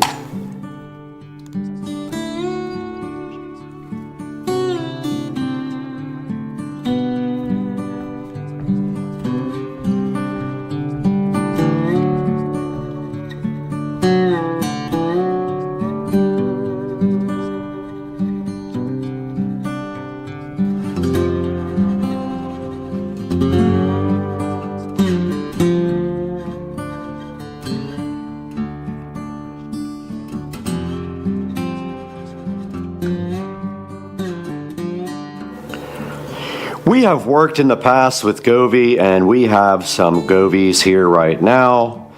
The Govee smart LED bulb, as my phone goes off over there, ruining everything, but we have a mess back here as well. So today we have two Govee smart bulbs. Now, the last Govee bulb did not survive outside, but that is not the fault of Govee. These are not outdoor bulbs. I think that they got wet from like the rain blowing and nothing more, and then got destroyed. But let's see if we can open this guy right here and right now with one hand, and it does not allow me to. Do it. But I will get the best of this. Sorry guys. I took the GoPro off the tripod here, but we have the Govee Wi-Fi smart bulbs right here to install on this lamp. These are pretty simple. There's nothing special on these. I have videos about these guys. You just literally take them out of the package, put them on the lamp, be within range, and add them on the Govee app. And we will be unpackaging these guys right here, right now, on the channel. And man, GoPro batteries last about 10 minutes.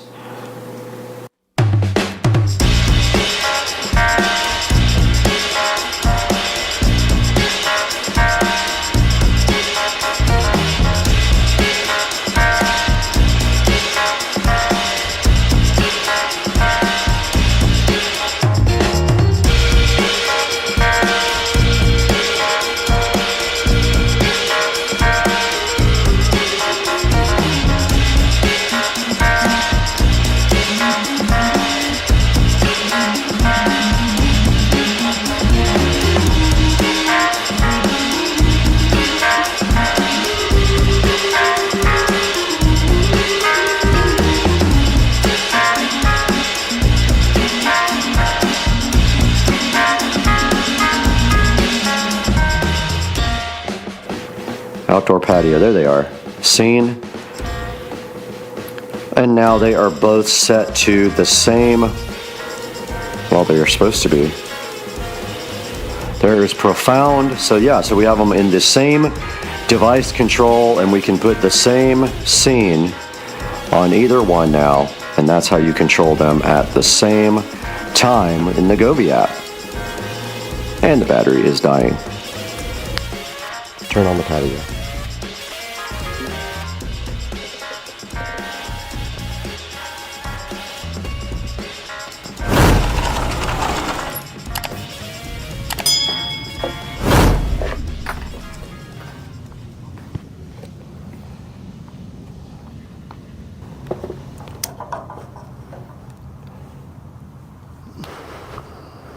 All right, we got the new lamp outside here.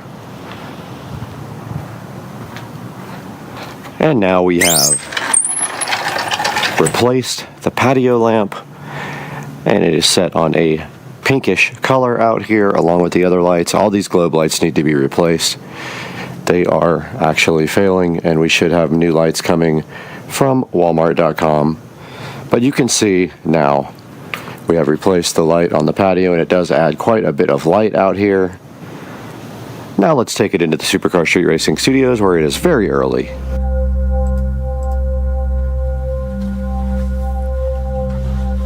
We're back once again in Supercar Street Racing, and we are in the 4K production studio out behind the Supercar Street Racing compound. And today we're taking a look at the Globe Electric Torchiere floor lamp, an adjustable reading light, and also the Govee smart bulbs. Now what we did here today is we bought a new floor lamp for outside on our patio, our outdoor patio here in the back, because the one that I have was destroyed in the hurricane because I left it out and did not secure it. So that was totally my fault. The bulb was already burned out though, the Govee smart bulb. So we bought two brand new Govee smart bulbs for this guy here, and we are installing it right back in the patio area. Now taking a look at this on Amazon, and there will be links in the description for you to buy this. It is a adjustable reading light silver floor lamp, and you can get this in about 4 different colors.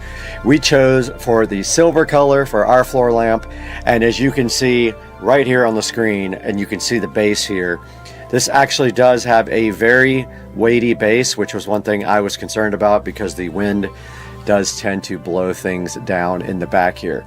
However, what I do is I have a chair right next to it, and I take a zip tie and I wrap the zip tie around the chair, and that way the lamp will not fly over in the wind.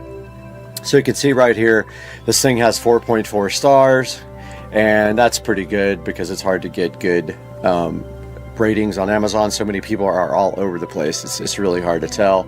You can see it's $26.78, which is about as good of a deal as you're going to find for one with 2 bulbs on it. And I wanted to, so that I could have it brighter, and I could aim one at the floor down on the patio and aim one at the ceiling, and then make them same type of device on the Govee app. These two are tied together on the Govee app, and you control them with one button, and you can do a scene or a color or any number of things on that inside of the Govee app. Then taking a look at the Govee smart light bulbs here, this is what we ordered, the 2-pack, and we had a coupon for it. It was $23, and then a coupon untied on top of that with a 30% off. So not a bad deal. And these guys, you have seen them on my channel before. I have reviews pointing to those guys, and basically they are Wi-Fi enabled smart bulbs that can be controlled with Alexa. They do any number of things that the Govee app will control, like different scenes, different colors, and also they can be music controlled. And you can see right here, right now, they have a 4.7 star review out of 3,164. Very, very high review level. You can get 2 for $23 or 6 for $59.99 right here on the store on Amazon. Now guys, when we put these links in our description, please click through them to buy anything from Amazon. You don't have to be buying the product that is in the link. You can buy anything, and it helps my channel out so greatly because we get a tiny bit of money, and we already lose money on the channel. So today we would appreciate it if you would go down in the link in the description and buy something, or buy these smart bulbs and this lamp, and tell them that Supercar Street Racing sent you by clicking through our affiliate links. And please like and subscribe if you aren't already, and we will see you next time on the channel with another awesome review or something car related. You never know. But for right now, peace, I'm out.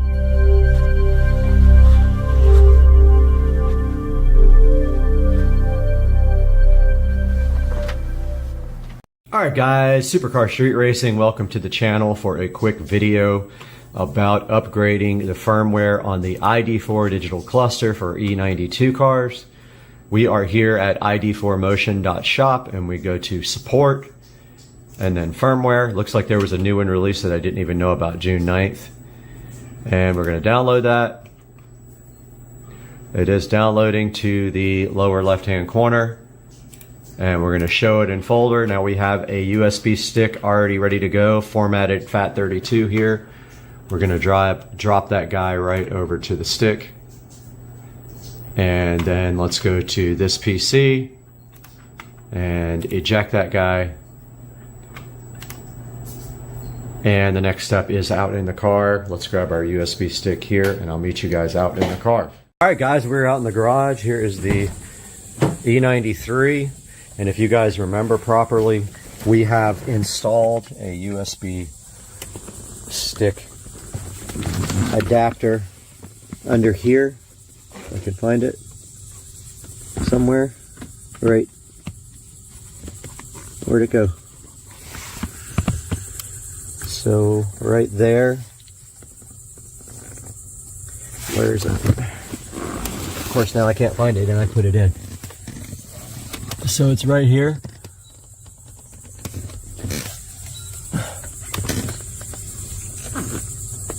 And so we are going to stick that stick in. If I can see. Let me stop this and turn on some light. Okay, now we can actually see it. There's my little USB adapter that I installed into the dash. Putting the USB stick in there. And let's go up. And we'll start another clip here with the light off. Alright, it's in the thing. I wasn't sure if you had to insert it when you actually have the car on, so I put it in first. Let's see what happens.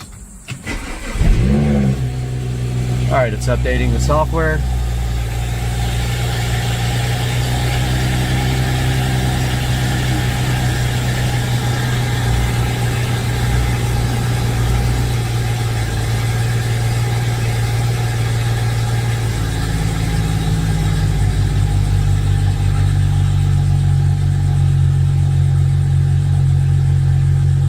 There we go.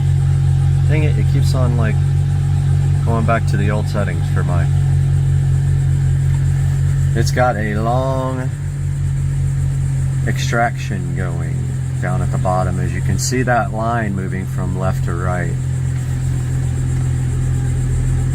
So I was on 2.02.00 and it's installing 02.02.02, which probably won't fix any of the issues because I still have battery drain, I still have issues with cruise control being off, and I still have issues with the fuel warning indicator coming on constantly. When you get on low fuel, it turns off, and then it starts chiming again, and then it turns off, and then it starts chiming again, just over and over. So we're going to stop until this is done. I'll be back. This is now done. I don't know if it restarts by itself or what. It does. Okay, cool. There goes the reboot.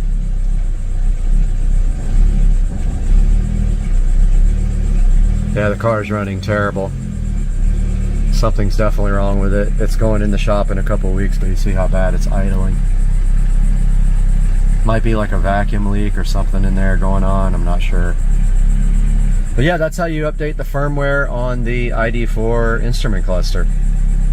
Hope you guys enjoyed it. Where are we right now?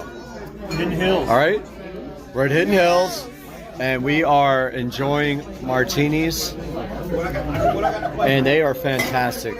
Thank you to the lovely bartender.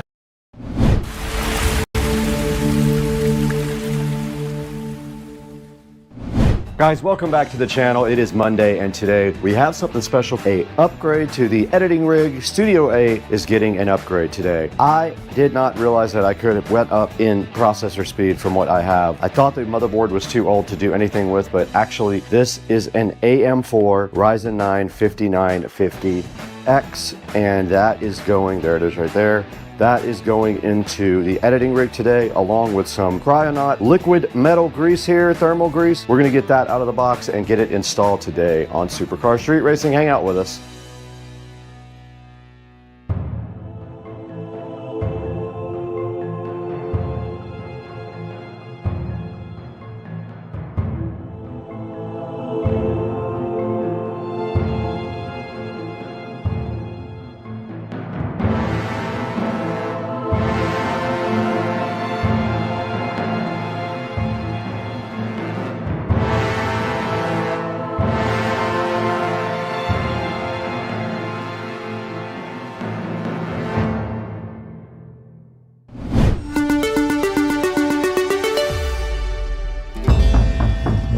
In front of me on the table here is a AMD Ryzen 9 5950X, as you can see, marked on the box right there. And it is time today to take a look at this and also this nice Cryonaut thermal compound. What we're doing is upgrading Studio A.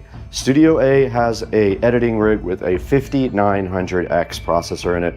This will be a significant upgrade to the 5900X because it has more cores and it is way faster.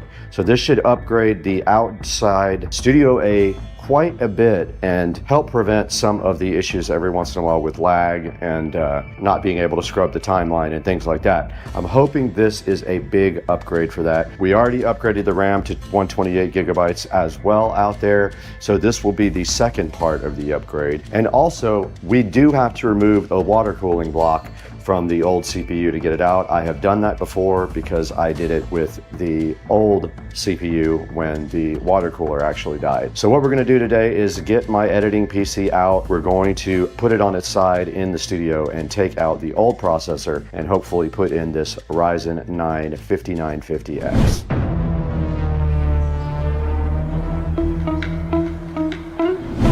Okay, we did do a project over the weekend with a golf cart battery, so I have all my tools here that actually need to go back outside, and I will need to get a screwdriver, a regular screwdriver, for taking out the water block.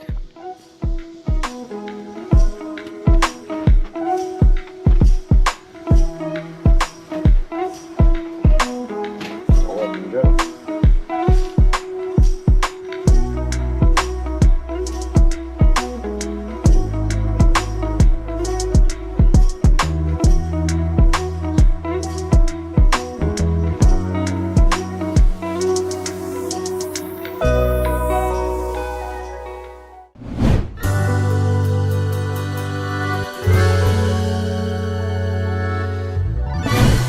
All right, we got the Ryzen 9 right in front of us, ready to be unboxed. Should be pretty quick and easy to unbox this. There's the actual processor. There's the Ryzen 9 5950X right in front of you. So that's it. There's not really much to look at inside the box. Let's get the Cryonaut open. There's a tube of Cryonaut thermal grease,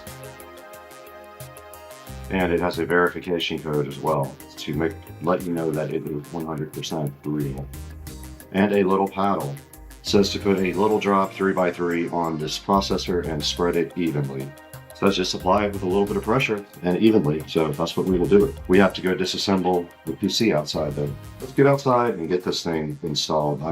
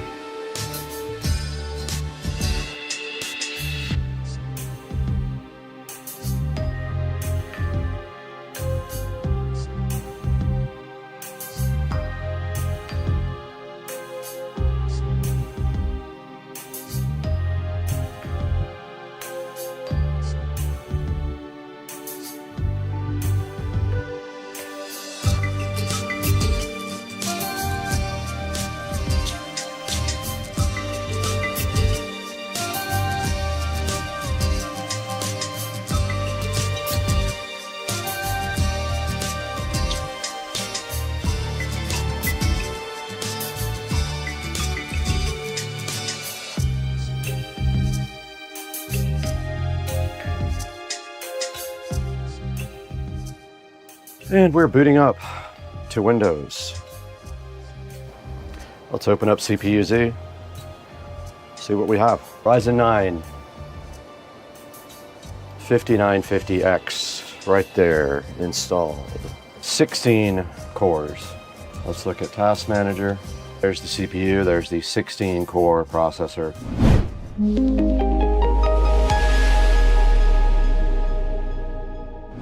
Hey guys, we're back in Studio B now. We spent some time in Studio A upgrading the editing PC out there. That PC originally started with a Ryzen 9 5900X. I wanted a little bit more power out there, and I did find out that I could upgrade my CPU to what's on the screen here. This is the Ryzen 9 5950X. This is the fastest AM4 processor available. You can throw this in any motherboard that supports AM4. AM4 is a DDR4 specification motherboard, so you have to use DDR4 RAM with it. And you can see right here, it does have a 16 core architecture, and it does have 32 total threads. Its maximum boost clock is 4.9 gigahertz, and it's based at about 3.4 gigahertz. It has 64 megabytes of cache. Its TDP is 105 watts total. It is unlocked, so you can overclock it. It uses the AM4 socket, and of course it supports Windows and RHEL and Ubuntu. It does not have any graphics built in, so you will have to have a graphics card if you go ahead and get this. And right here on Amazon, you can see that it is $308 right now. If you're looking for it, 308 bucks is about what I paid for it as well, and it was shipped the very next day. Now, I did do some testing on this in DaVinci Resolve Studio, and it is quite a bit faster than my old CPU. And I know a lot of the stuff is graphics card intense, but a lot of the speed change stuff in DaVinci Resolve uses all of your CPU power available, and I do a lot of speed changes in my editing, so it really helped in that area as well. Even the general performance of the actual PC itself was noticeably faster with the 5950X instead of the 5900X. I'm gonna put a link to this in the description if you guys wanna go ahead and get a Ryzen 9 5950X. Please order it from our official link in the description. It helps us out greatly when you do that for us. We get a few dollars here and there. Please like and subscribe also. It looks like we're gonna hit 200,000 subscribers probably within the next day, so that's gonna be awesome as well. And we couldn't do it without your help. So we really thank you so much for supporting Supercar Street Racing and sticking with us through all these years and making us great. That's gonna do it all for today with this 5950X AMD Ryzen 9. We're gonna go ahead and get out of here. We actually have a real job. Guys, welcome back to the channel. And today we're gonna take a look and unbox this Nylon wireless lavalier microphone for the iPhone. So stay with us.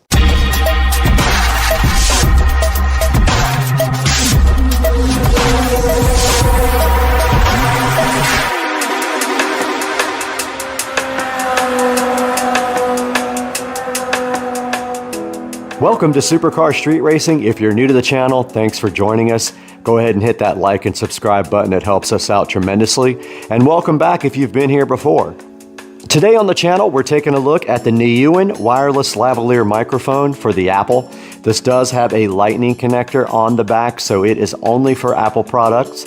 And I don't actually own an Apple product that I can plug this into.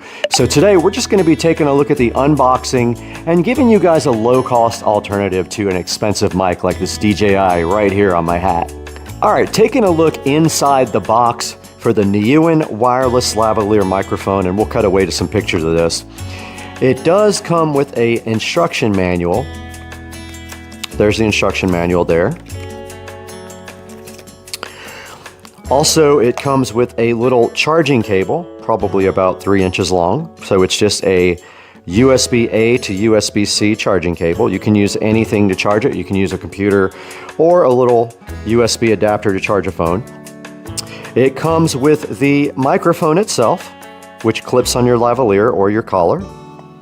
And then it comes with the receiver that goes directly into the phone. And that is everything that's included with the microphone. So now that you've taken a look at the actual product inside of the box, let's take a look at how you use this. So basically, this is the microphone portion of the device. And you can see on the side right here, it does have a USB Type-C port. And what you do to charge that thing, is just take your USB-C cable and plug it into any device that has a USB outlet that normally powers a USB device. You can use your computer, you can use your little USB adapter for your phone, or pretty much anything to charge this. And when you do plug it in, you will see a red light come on to indicate that it is charging. Then you take this lightning adapter here and you place it in the back of your iPhone or your tablet, and then you're ready to start recording immediately. So this microphone that I have right here on the hat is the DJI mic, and if you're wondering why it's up on the bill of the hat, it's because sometimes when I put it here on my collar, it is a little bit muffled and I don't have a pocket or a lapel here to put it on, so I just put it right here on the top of my hat. I know it looks weird sometimes, but I saw somebody else online do it and I thought it was kind of a cool idea just because of the muffled sometimes.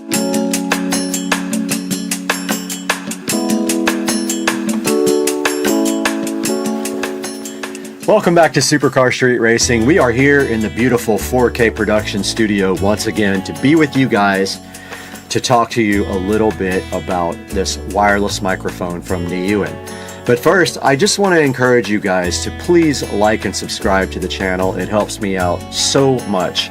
And please click through any of our affiliate links down below to buy anything you want on Amazon, as we get a small commission from it, and it helps me buy equipment for the channel. We do need a camera.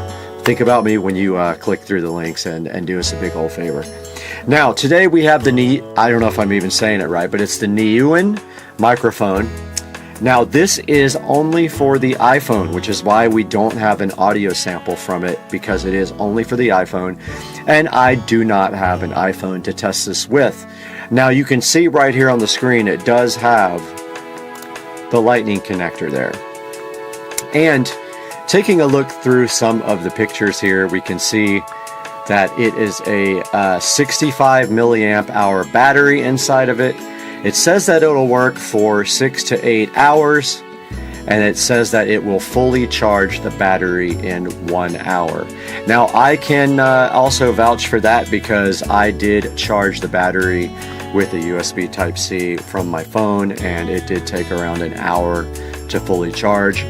Now, when it does charge, there will be a little red light on the front of it letting you know that it is charging.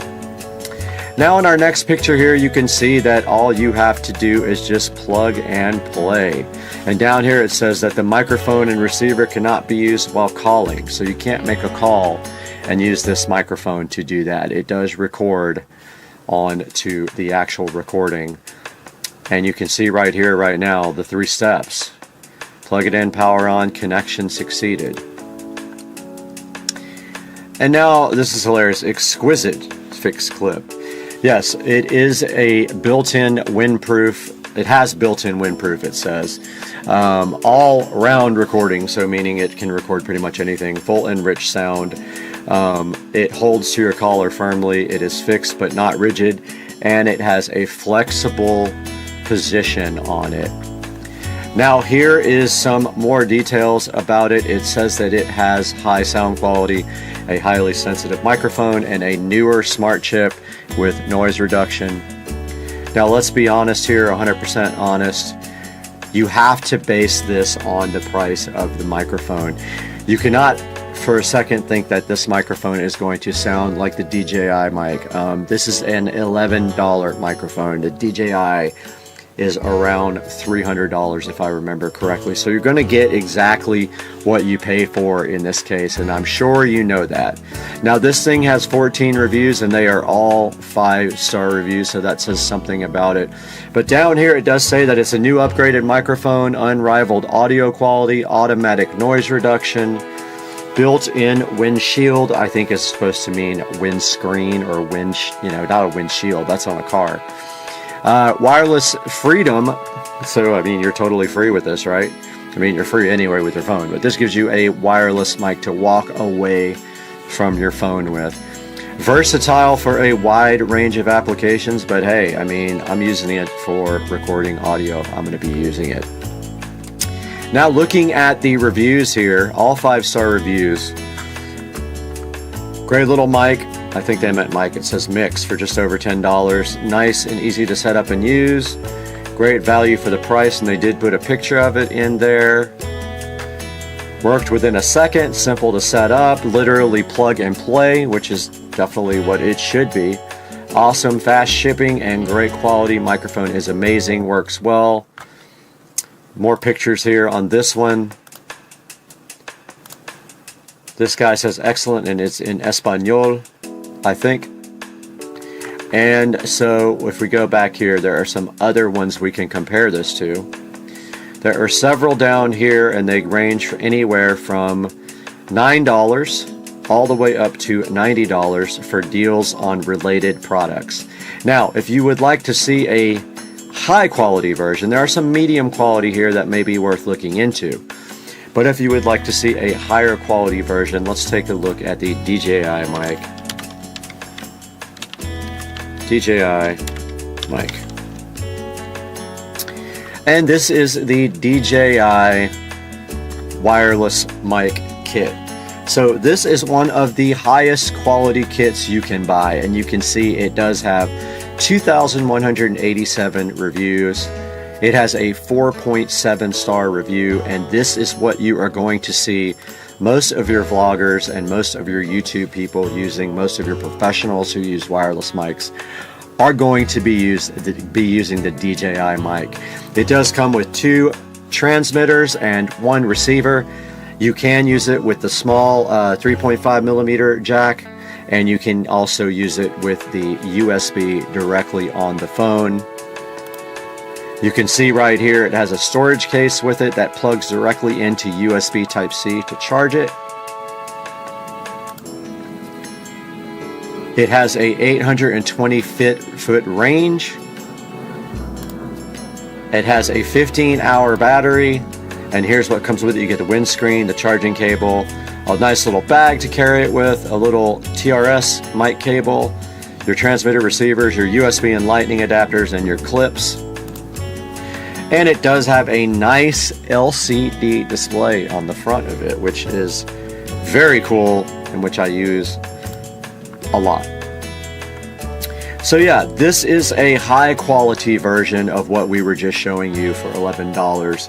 So obviously it is going to be a much higher quality product when you go from $10 to $329 is what that one is going for. Now back to the one we were just checking out. There are no videos for this yet, so I was going to play a video for you and thinking maybe they might have someone that has a video review, but there is not one.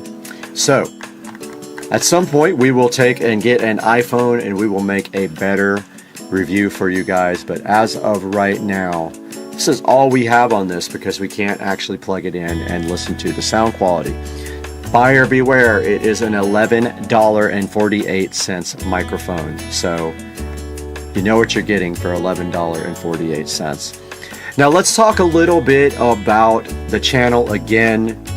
Supercar Street Racing is a channel. We do video reviews, we do house stuff, we do power sports, golf cart, mini bike, Tesla, everything. And we so much appreciate you coming to the channel and supporting us. And please, once again, like and subscribe and click through our product links. Even if you're not buying this microphone, I'll have a link to it in the description.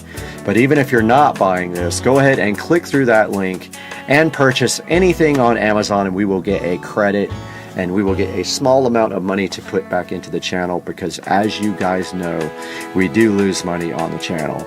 Thanks again for tuning in. We'll see you next time with some more content on Supercar Street Racing. See you guys later.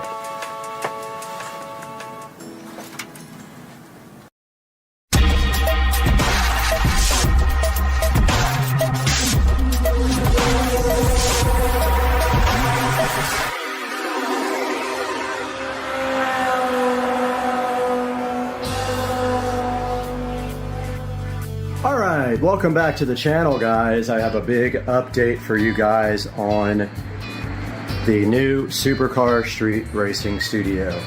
We are streaming live up there in the corner, right down there on the laptop right now, so please join the live stream if you're at all interested in what is going on.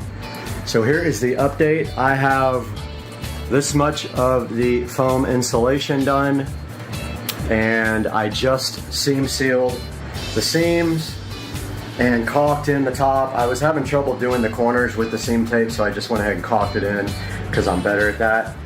And this is ready now for foam tiles. I was gonna paint it black. The paint doesn't stick at all to this plastic, but my worry was that if there's spaces in the foam that you would actually see it. So I might throw a quick roll of paint on here, but I'm not 100% sure. Like if the foam tiles contract at all and there's spaces between them, you would see white. So I might go ahead and touch up all this and go ahead and throw a coat of paint on all these before I start foam tiling. The goal with foam tiling now is to see if this is even going to work as a surface and how it looks.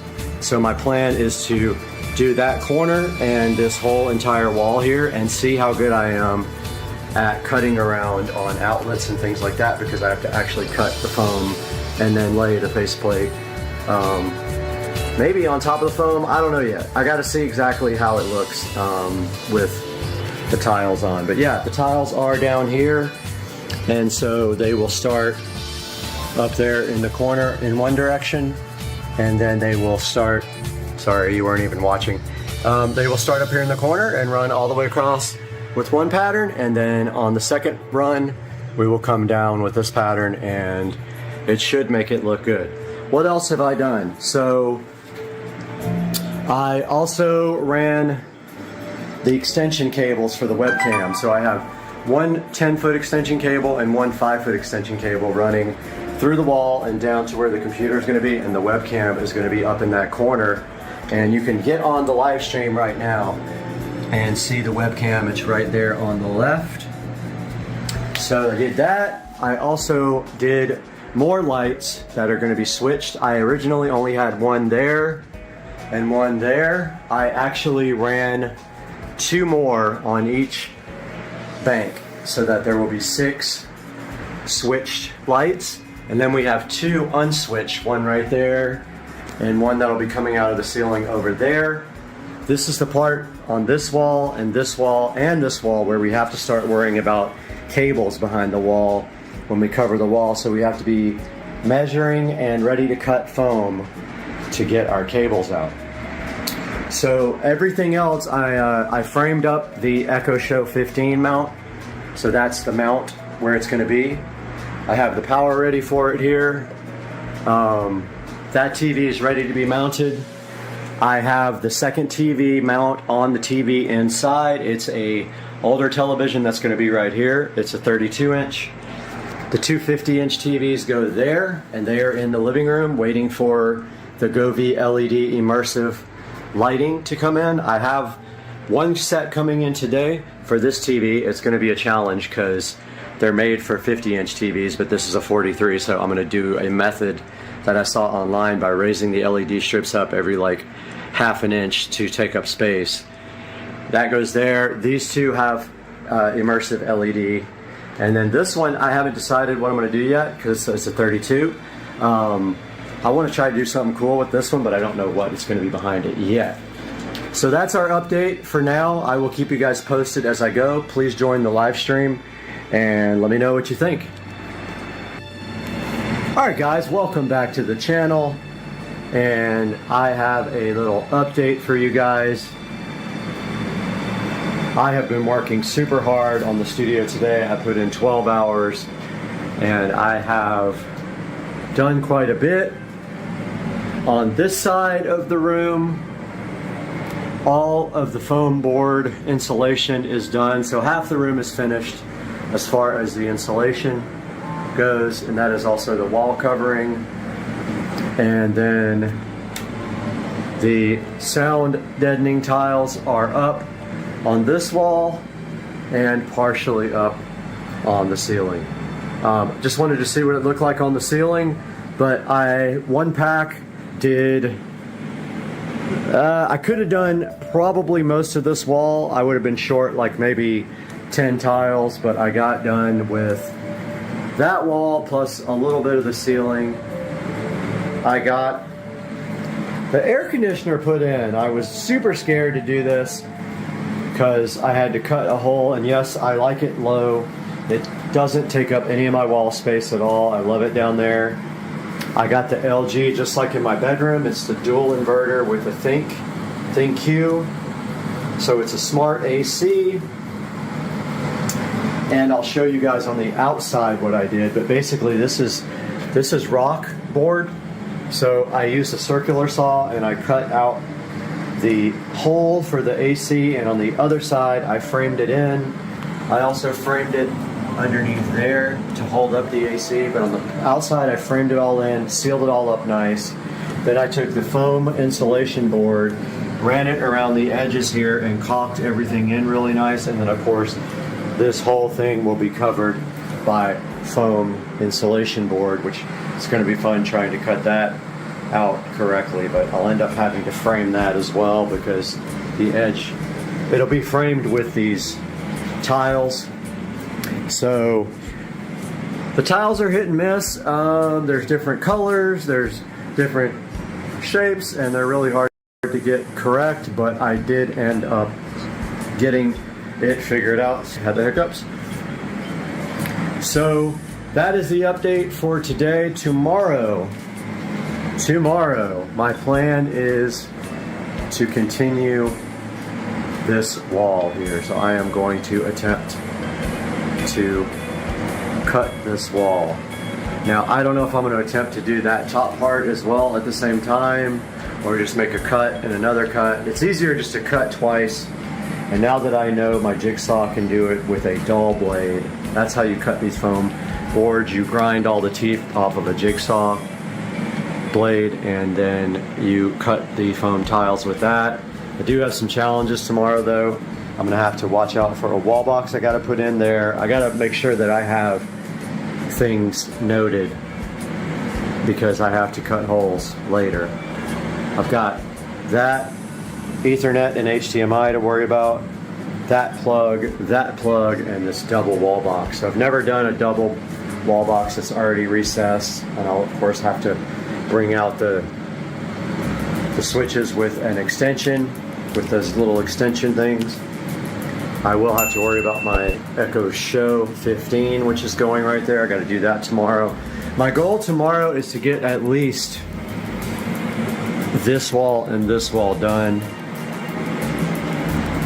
I can't do the ceiling until this wall is done because the ceiling is booted up against it right there. So yeah, that is my plan for tomorrow, and I will show you guys outside now what I did. So outside of the studio here, you can see it's all lit up nice, and I did the lighting when I built it. But I framed in the AC and it's sitting on favors. Just like that, it's fine. Frame that in. I'm waiting for all that to dry so then I can do the bottom board. But for right now, everything is nice and watertight just in case it rains. It's not watertight underneath, but it's not supposed to rain tonight. So tomorrow morning I will come out and put the bottom board on. I literally was waiting for these guys to dry before I did the bottom board.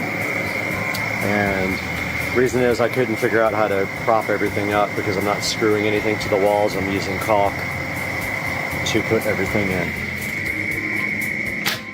There's the rest of my foam insulation. So yeah, this AC unit, even with half of the insulation in the office, the AC unit today was able to get the room down to 60 degrees. It's a 10,000 BTU. I ordered a 9,500. They sent me a 10,000, so that's awesome. I got extra for free.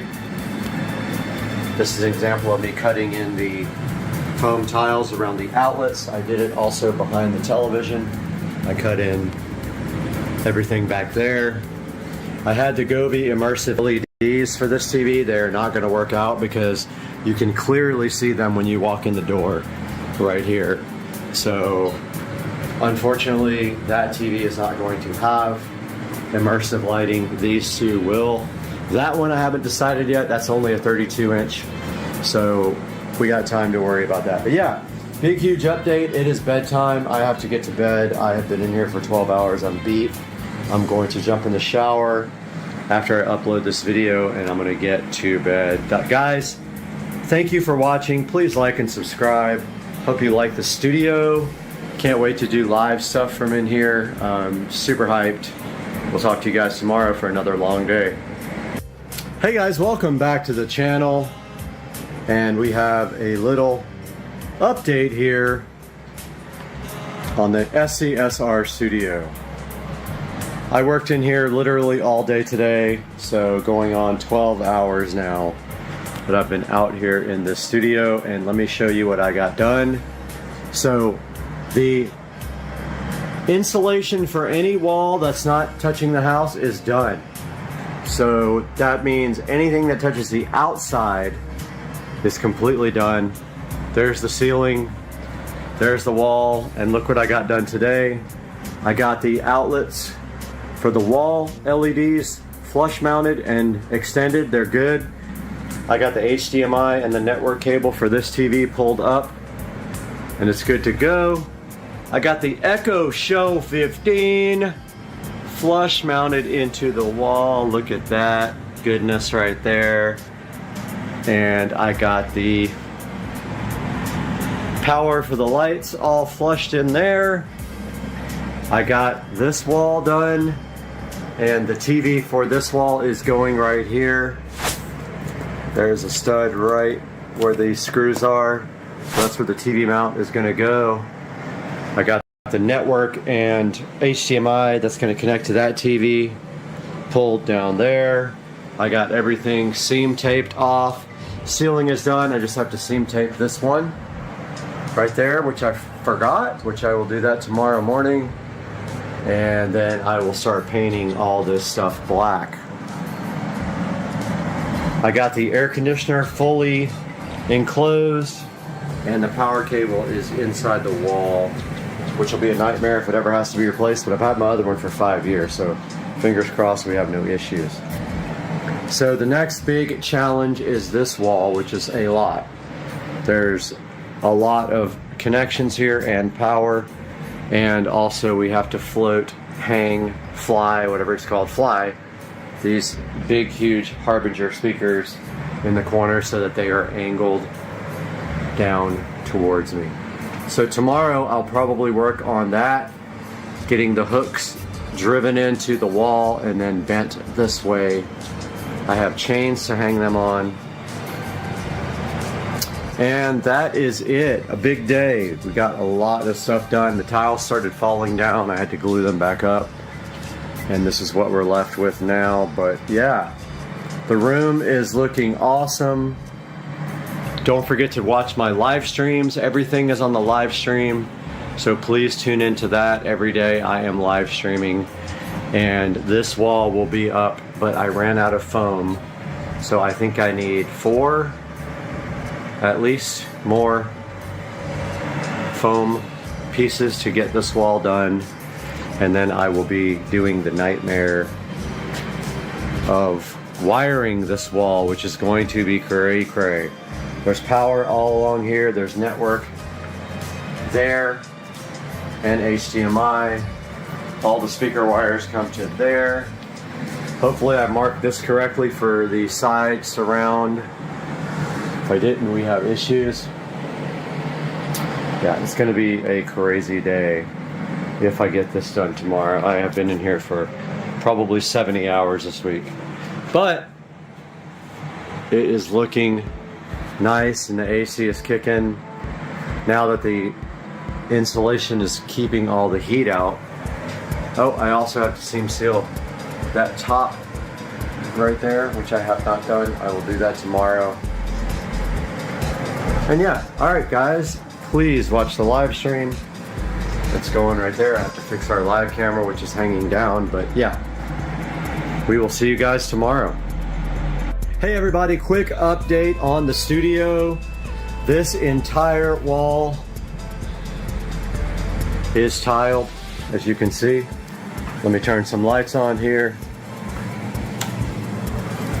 This entire wall is tiled. I still have tiles falling off, so I am re-gluing them as they fall off.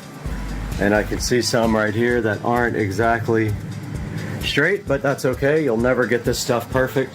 But this whole wall is done. There's me. Check it out, guys. All done. That's done. Completely done. I got the speaker wires pulled through for the surround sound. And then I got the second television mounted right there. Looks great. And so now I just have to do above that door, continue to this side, and then I got to do the ceiling and that back wall. So I have probably a day's worth of work ahead of me. Actually, this half of the wall, the most difficult part was cutting around all these fixtures and stuff. Yeah, so everything's painted now. I just got to do this front wall, which is where the 250-inch screens are going, and I need to get all the acoustic tile up. And that's going to do it for today. I'll update you guys again tomorrow. Guys, welcome back to the channel for a Supercar Street Racing studio build update. And it is Sunday, and I am hard at work on the studio, and I want you guys to check it out because we are live there and up there. And what have I gotten done since the last update? So I have been working hard on the foam tiles. I made a mistake up there and started tiling, and of course when I ripped the tiles off, the paint came off with it. No big deal. Since yesterday though, I finished this entire wall. Probably have to replace this because it got some glue on it and you can really see it, but in the dark you don't see much. I finished this entire wall, and I finished this entire wall this morning, except for the edge, because I'm going to foam that. I've got to put the foam insulation up on this front wall. This is the big wall with so many cuts. It's going to be a while to get that done. I just finished this wall except for that little corner, and I ran out of spray glue. So I used 3 cans of spray glue on all this. So basically 3 walls, 3 cans. So it takes about a can per wall. There's some little mistakes here and there in the tile, but like I painted black in between like the whole wall, so when there's gaps in the tile you don't see the mistakes. Like there's one right there where you can see white through it where the paint came off. I just need to pull the tile up and re-glue it, but I'm out of glue. Now if this glue doesn't work for some reason, if it starts coming off, because there's been some, the first things I did, I spray glue on the actual tile, not the wall, and those have been peeling off slowly, and I didn't use a lot of glue. I stepped up my glue game, probably using 3 times as much on each tile, and I've been spraying the wall instead of the tile. And I think that's made a big difference. Like this is the wall I did yesterday and I haven't had any issues yet. But if they start coming off, I'm gonna step it up to like caulk, because that stuff will hold and it will not come off once it dries. I'll get the fast dry stuff and put some on the back and then just put them back up. This wall was tough. These walls are hard because it's an angle. It's a lean-to building, so it's not gonna be perfect. And these tiles, there's absolutely no way to make them perfect. You just have to accept the imperfections. That TV is completely done now. So this is a 32-inch TV, and behind the TV, you can see we have the USB. We have USB cable, HDMI, and a little splitter jack back there. So that one has all it needs for the future.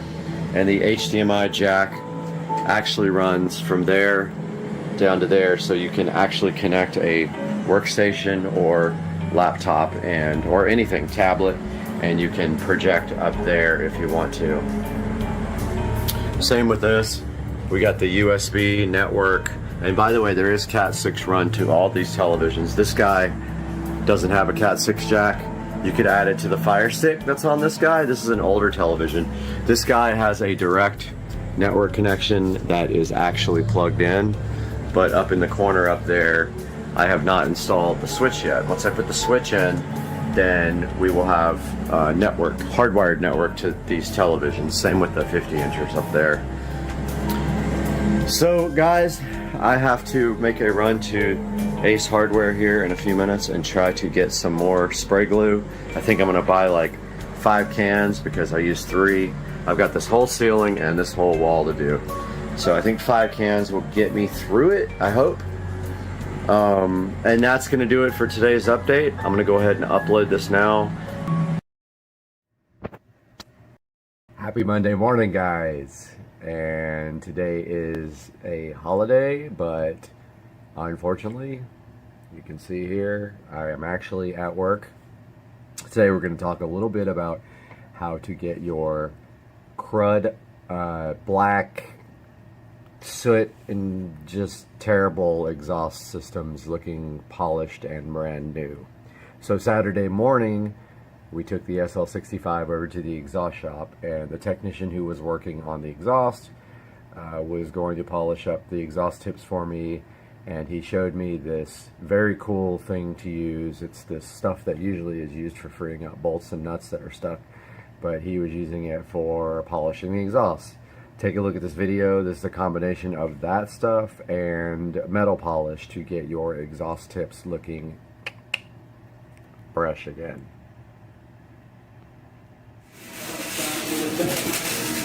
Looks good.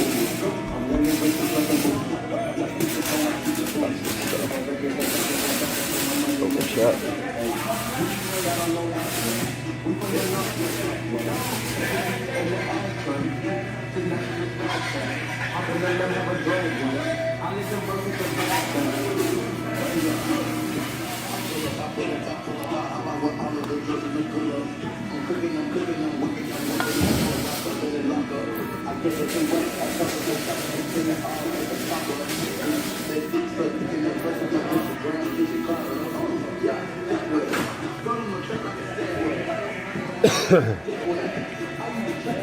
Nah, it ain't cheap though. That stuff ain't cheap. Like $20 a can. Oh yeah? Damn. And they don't have it at any auto parts stores, huh? Nope, you'll never find it. And if you do, let me know. The only place I found it was eBay.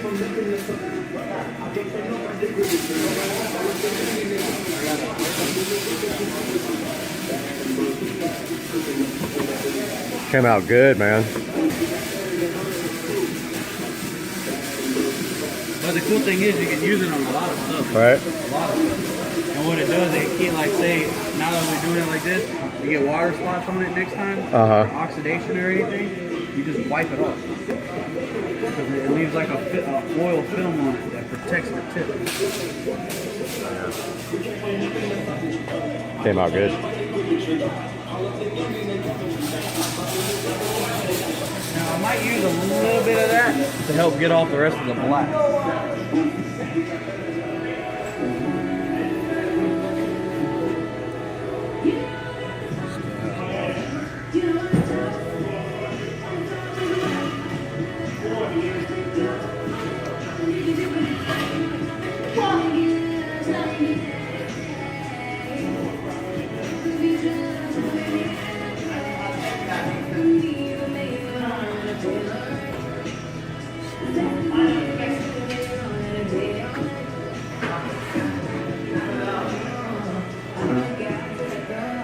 I don't think it works that great.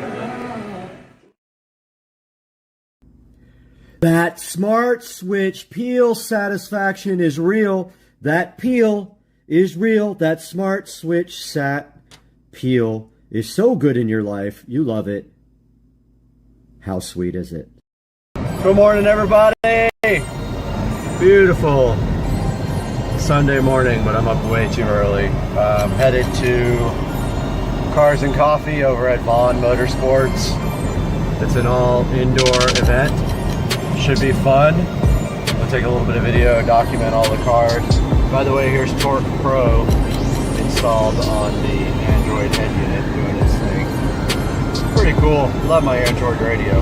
Look at that sunrise though. That's amazing. Right when I turned the video off, I was hoping this STI would want to get it. But no luck. Absolutely crazy sunrise going on here. And Jacksonville, Florida. Wow. That looks insane.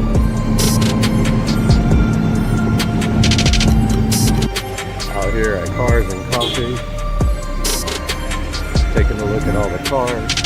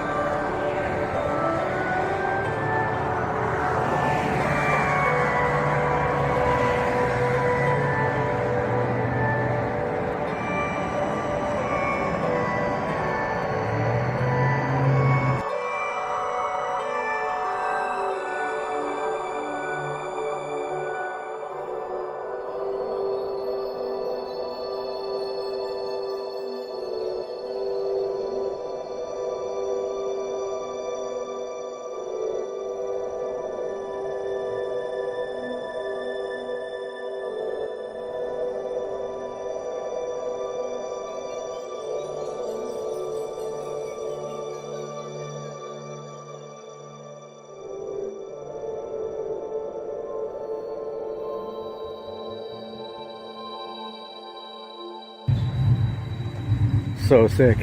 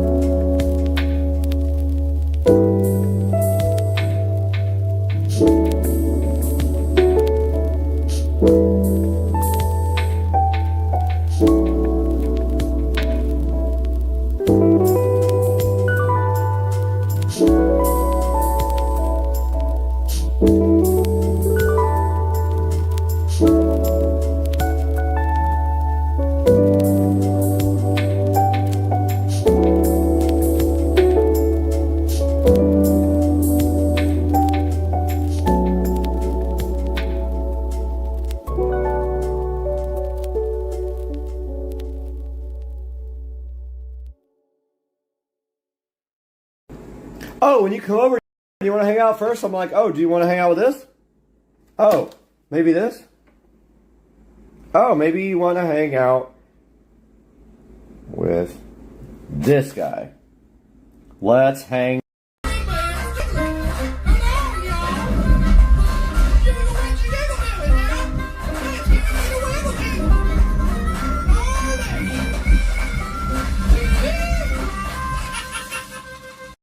Alright guys, so we are on February 8th here, doing our weigh-in. Let's see what happens. Don't look at my weird feet, please. Alright, we're at 151. I actually said 150 earlier today, but I did drink some water. So we're at 151 on day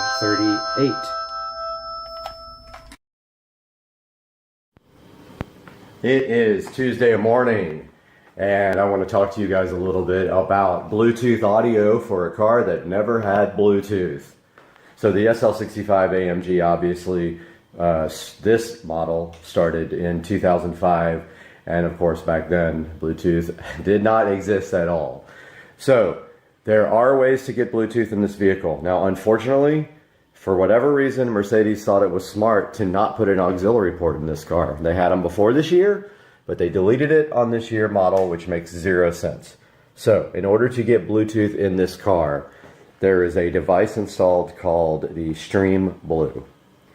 Now, the person who owned this car before me paid a ridiculous amount of money for that, about $1,200 or $1,300, I think. You can actually buy it for $400, and I will be selling the one that's in this vehicle because I'm going with an aftermarket head unit.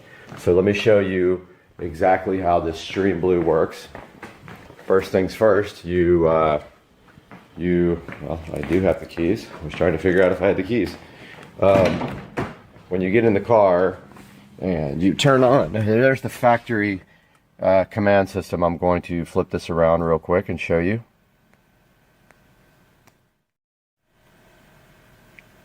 So there's the factory command system, of course. Almost 12 years old now. When you put that in there and you turn it on,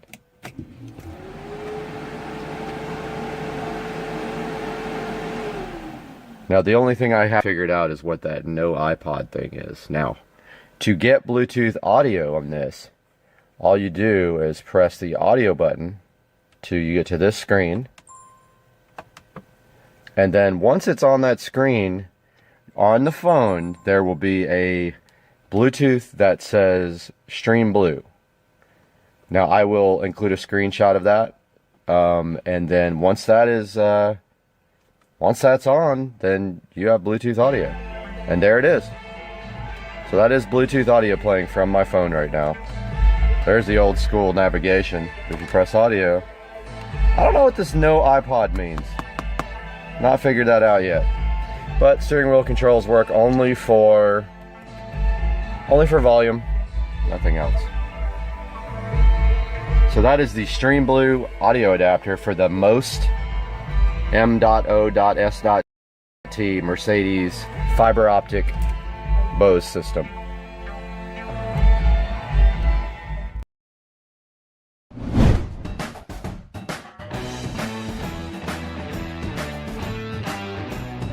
I'm pretty sure, I mean, that's what it looks like. Get in there and take a look at it, but I'm pretty sure that's what that is. Plugs can go up here. Nobody needs this or this. About all you need right there. These two sets that are perfect, they are exactly the same kind, and this is what I ran on my golf cart.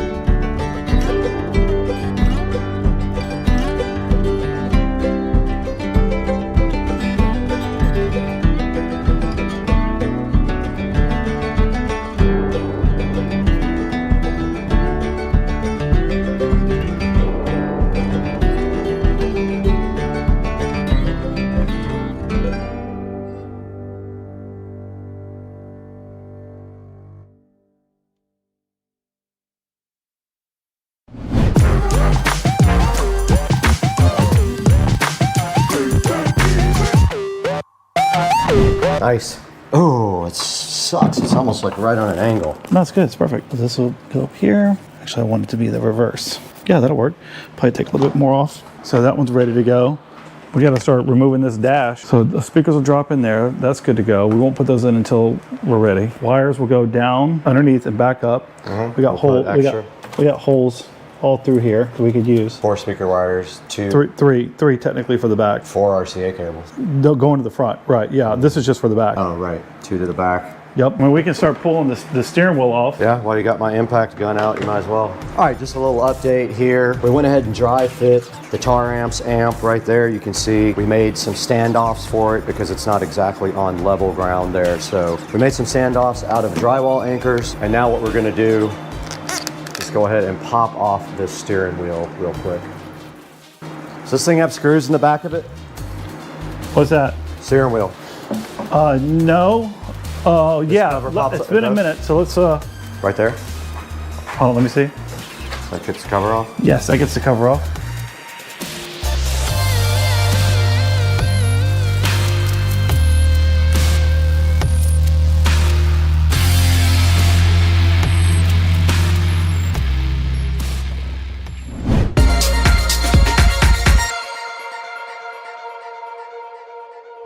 All right, guys, it's the next morning. We're back in the Supercar Street Racing Garage. You got Brad here again.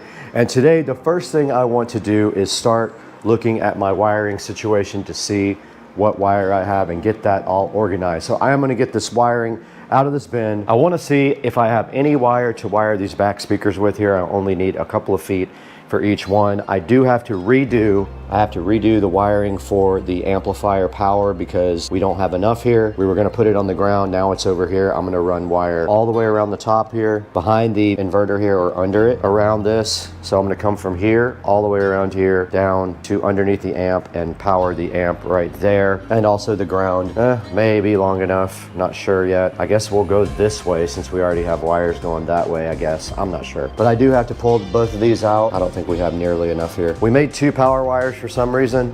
We only need 1 to go to the amp. But first things first, let's go ahead and get this wiring all organized. Apologies in advance for the fan, but it is warm in here, so the fan is pushing air in from the house. Okay, let's see what we got here. All kinds of tangled up mess.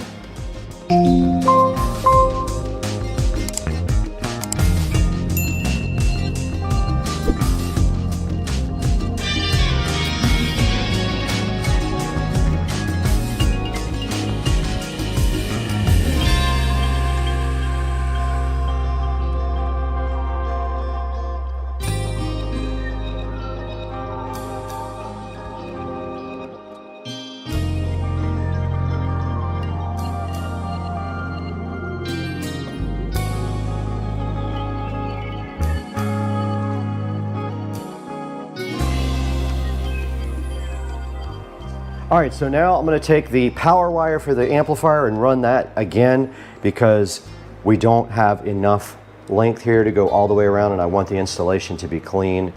So I'm gonna redo that now.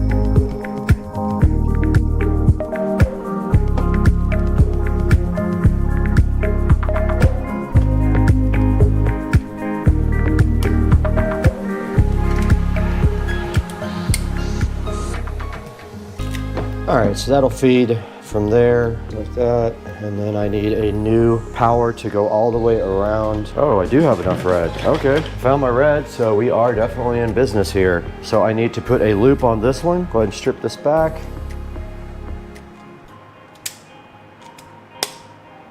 About all you need right there. Go ahead and get this thing all fixed up.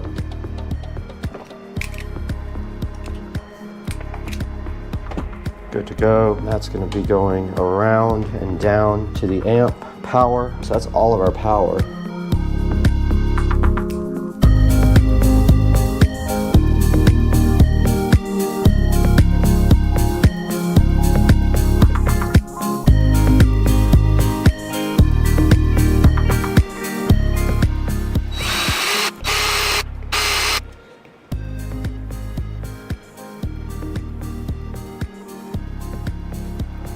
Awesome.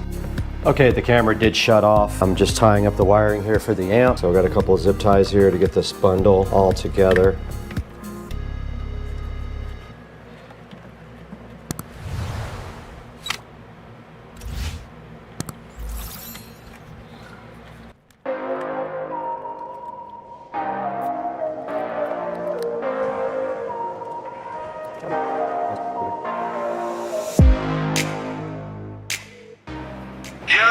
Hey. What up, dog? I'm rewiring the amplifier. Since we moved it across the bay, there's not enough wire, so I redid all the wiring on that. And I have enough speaker wire to go ahead and do the rear speaker, so I'm gonna go ahead and do those as well and get that over with since I'm already doing the amp and all that. Okay, I did find the correct bit for this, so we're gonna go ahead and loosen up the power. All you do is spin that open, and we need to create a jumper as well for the remote turn-on wire because we are using the battery to power everything. I'm gonna leave a little bit of extra wiring here so I can move the amp around. There's gonna be empty space behind it.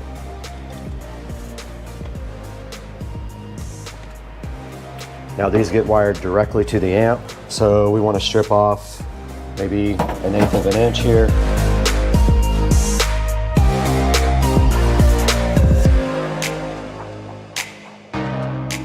But let's make a remote turn-on wire jumper. So we just have this little turn-on wire. We really only need to go like just a little loop.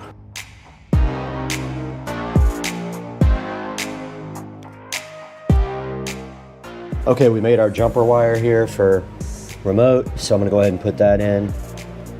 It is way too long of a strip. Go ahead and tighten that down really good. And then this guy just loops around like so.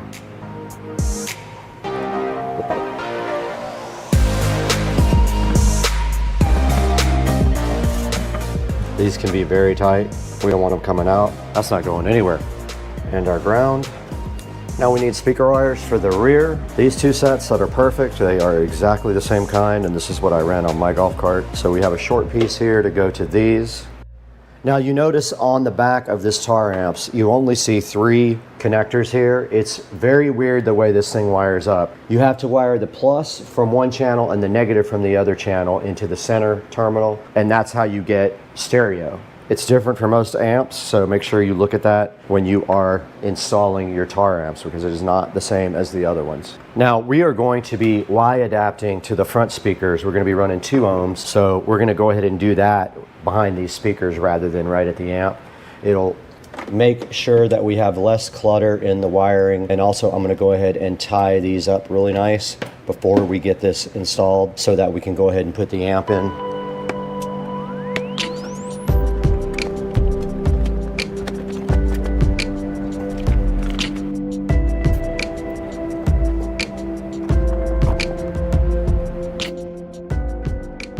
Okay, I am making jumpers for the rear speakers, and I'm going to go ahead and put the connectors on them and get those all heat shrunk. So these are going to go from each one of these wires to connectors where it will split off to the front, if I can get all the wire in the connector.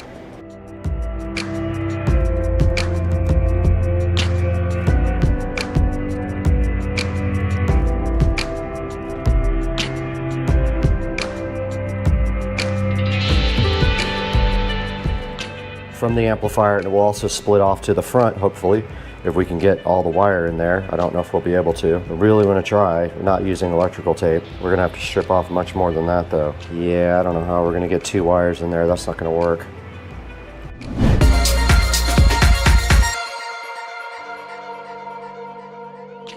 Okay guys, we're back, and sorry for the fan noise, but it gets hot in the garage, and the camera loves to overheat every 5 minutes. So we got Joe back here today. I did some work this morning. I got the amplifier wired up, just 2 of the 4 speakers so far. I got the amp power and ground extended and run to where it's gonna be. So our next step is going to be, Joe is going to pull out wiring that's gonna go from the back to the front of the cart for the front 2 speakers. So he's gonna leave enough wire to go all the way to the front, and we're gonna tie this in the back. And then I'm gonna have him also pull wire for the subwoofer. So we're gonna pull 1 wire to the back for the subwoofer, and that's gonna be bridged on channels 1 and 2. So what do you think? Are we ready to start doing this front wiring? Okay. Yeah, and obviously one thing to know is that we're gonna be jumping off the wire that leads to the back rear speakers to feed the front speakers, because all 4 are gonna go on 2 channels right now. That's the plan. That is the plan. We're going to run 2 ohms on 2 channels, and that should put some power out.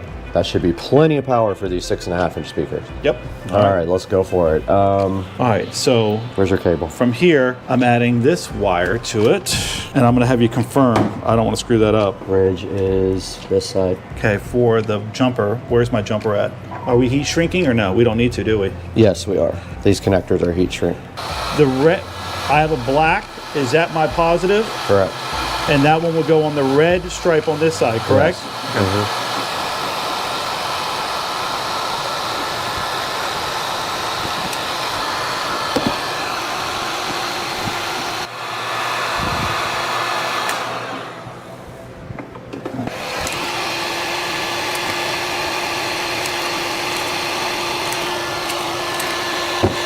I forgot to crimp it. I had to crimp it afterwards. Positive is on the left. You got a battery, is that what we're gonna test? Mm-hmm. All right, we're gonna go ahead and test our speakers by popping it with this battery, just so we make sure, because I had kind of a bad connection on my side. My fault, poor job. All right, my polarity is good. On both? I haven't checked yours yet. What we're watching for here is if the speaker goes out when you connect plus to plus. Okay, to positive. Good to go. Two eyes. Tell me what you think. Looks good to me. Looks fine. Let's run them in.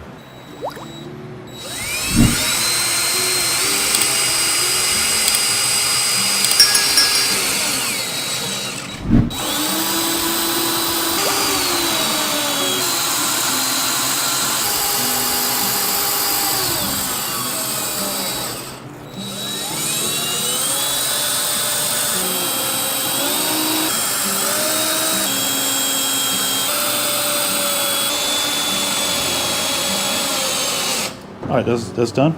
Good to go.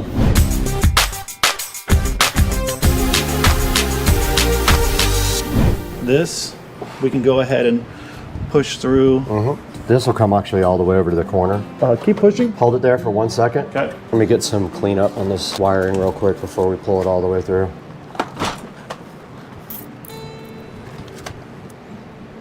Should we just clip the other ones off, or you? That's what I was thinking. Maybe just clip those.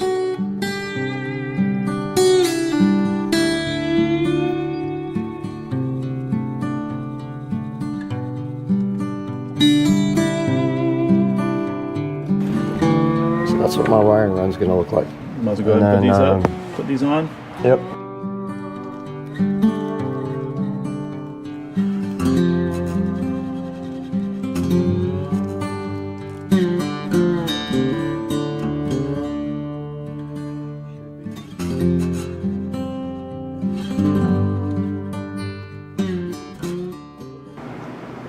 It's too bad we can't come over to the side because we've got this plastic under here. I'll let you take a look.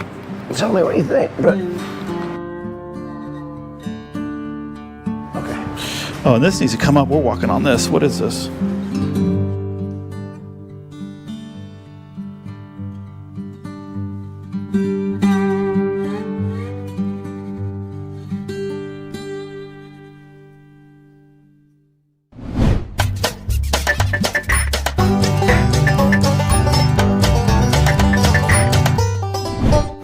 All right, guys, we're back out in the garage now, and I just wanted to give you guys an update. Joe and I did finish the wiring for the amplifier side of it, and we have our speaker wires all nice and clamped up here, and we have our power wire and everything working there. All we have to do now is get all the wires up to the front, but we're having the worst time with this steering wheel. You got it? And also wanted to give you guys an update under here. So I pulled everything underneath the cart here. I got all the wires tied up nice. All we have to do is get it to the front from there, but this part came out good. You guys saw we got the rear speakers installed, but we have to go in a minute and go vote. Joe is in the process now of taking off the steering wheel after searching for days for the correct socket. He found the right one, so this wheel is going to come off here momentarily. First, we got to take off the center section, and then there is a bolt there that we'll probably use the impact gun on to get off.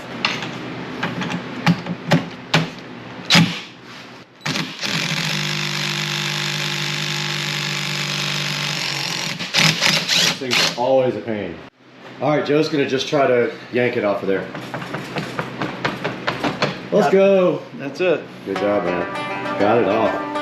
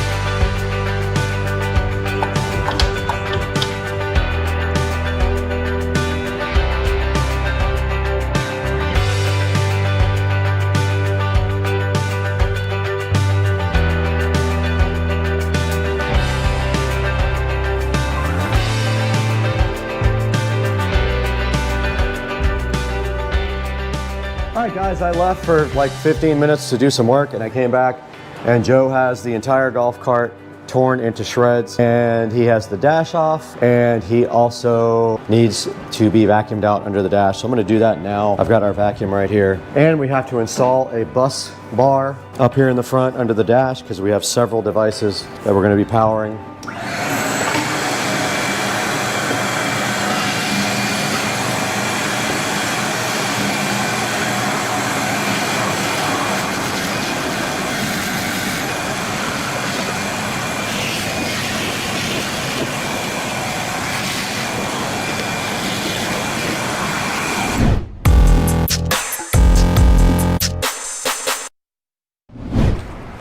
All right, we're back out here. Joe got the whole entire dash just assembled, and I'm about to clean the inside of the dash for no reason. All right, so this should be done. I got to pull the ignition. So I have hazards, but I don't think I'm going to worry about them. I don't really care to have hazards. I don't use those either. All right, guys, I'm going to go ahead and run our power up to the front of the cart for our auxiliary stuff. It doesn't have to be thick cable, so I'm just going to use this really small gauge wire to go up front. So all I'm going to be doing right here right now is putting ends on this, connecting it to our fuse block and running it down through the bottom of the cart.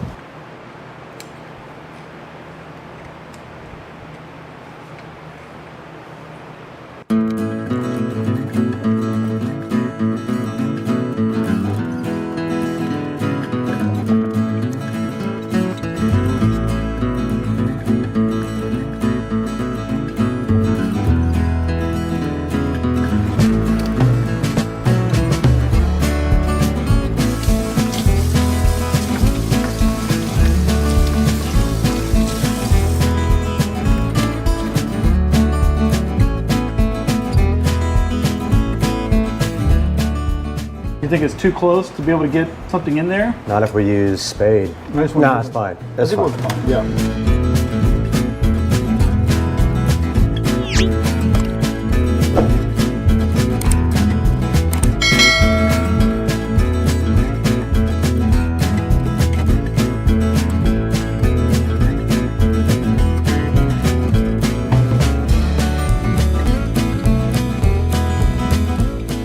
Oh, you need to pull the speaker wire through. Keep pulling it all through. I gotta get it taut first, all right? Speaker wire, keep pulling that speaker wire. So we're just gonna do one wire around it. And then I'll pull everything tight before you zip tie it. Okay, we're under the cart now, and Joe is finishing up pulling all the wires to the back. We've got our 4-set RCA cable, we've got a auxiliary power for the bus bar, and we've got our front speakers all pulled up to the front. We're getting all that finalized, and I think the next step is connecting our bus bar up front and getting our dash set up. All right, we're missing one of your 12-volt adapter things. All right, I'm gonna go ahead and put terminals on these guys. All right, we're over here on the table now, and I've got the 2 USB to 12-volt adapters here. These are going to power the tablet charger and also the Bluetooth adapter. So what I'm doing right now is putting ends on these so they can get connected to the bus bar. So I already stripped them back. I've got my ends right here, and we could actually use red. They're so small. I'm gonna switch to red, dude. These are tiny wires.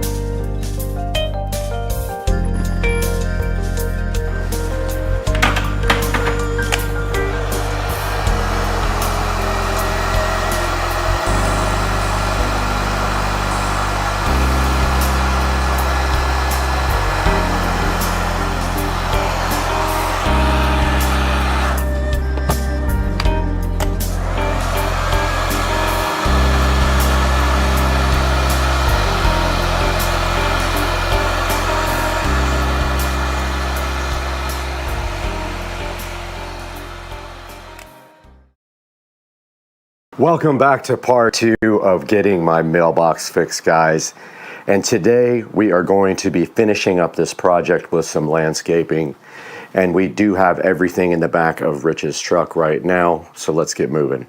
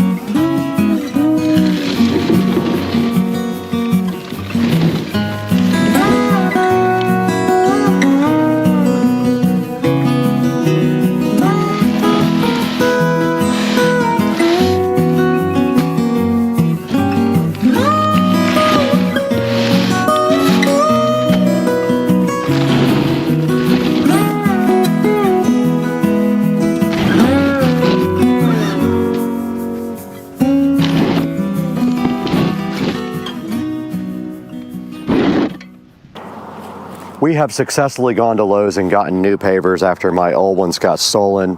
So today we're going to be reinstalling pavers here.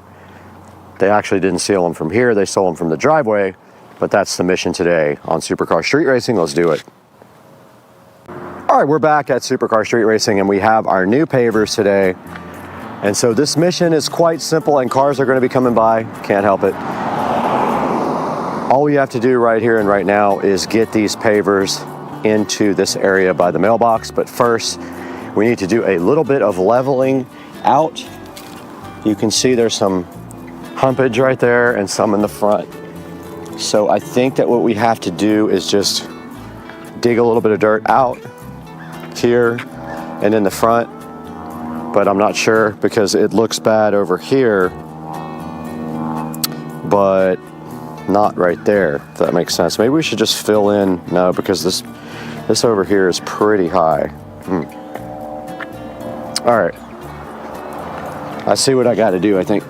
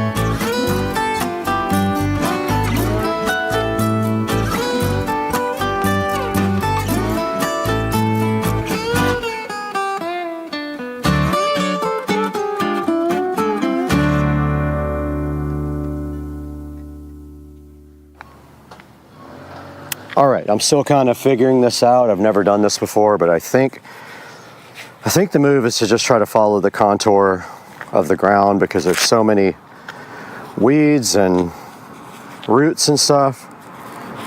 So I'm just gonna kind of go for it here and start on this corner. But there is a sprinkler head right there, so we can't go over that. Man, the bugs are real. I gotta get bug spray. All right, we're back with some bug spray on and the cars are just gonna keep coming. So we kind of have to accept that is our fate. I don't know how you...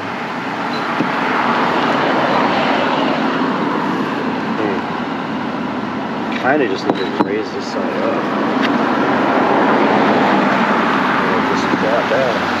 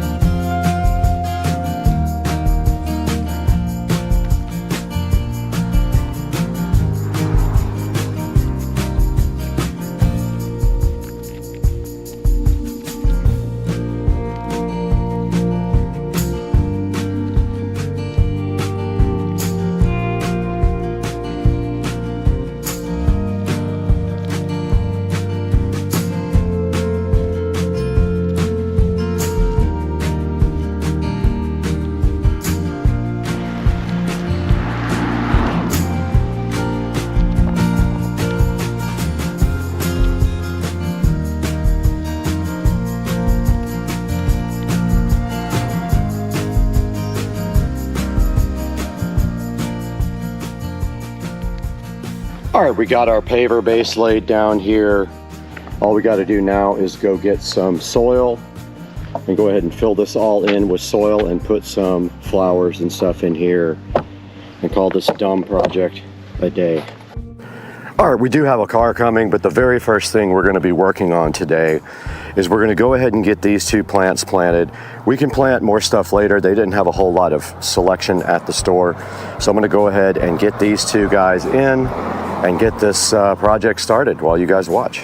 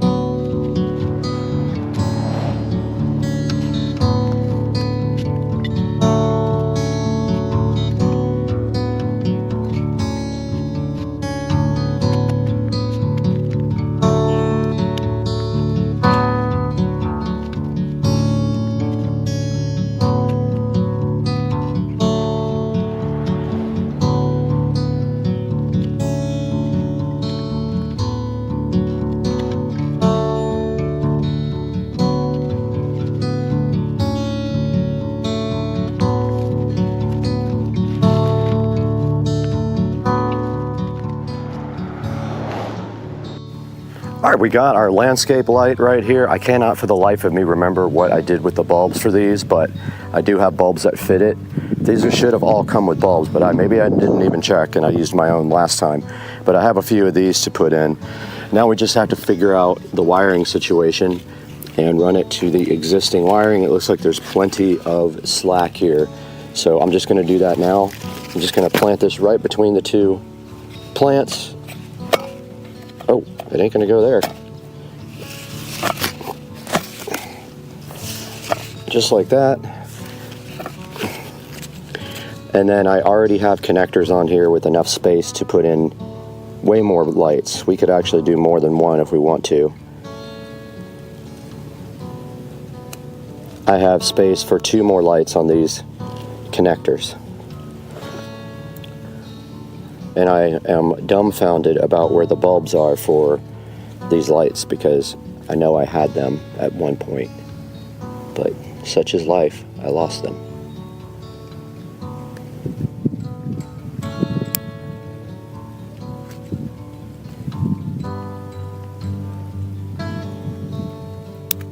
Okay, I'm gonna go ahead and power these on and test.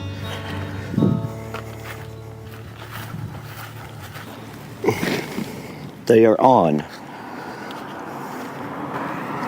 They are all on, guys. So these are going to be for the mailbox to light up, and the other one will light up right in the center of the nice new plants. Now all we have to do is put some topsoil and then rocks in, and we will be good to go.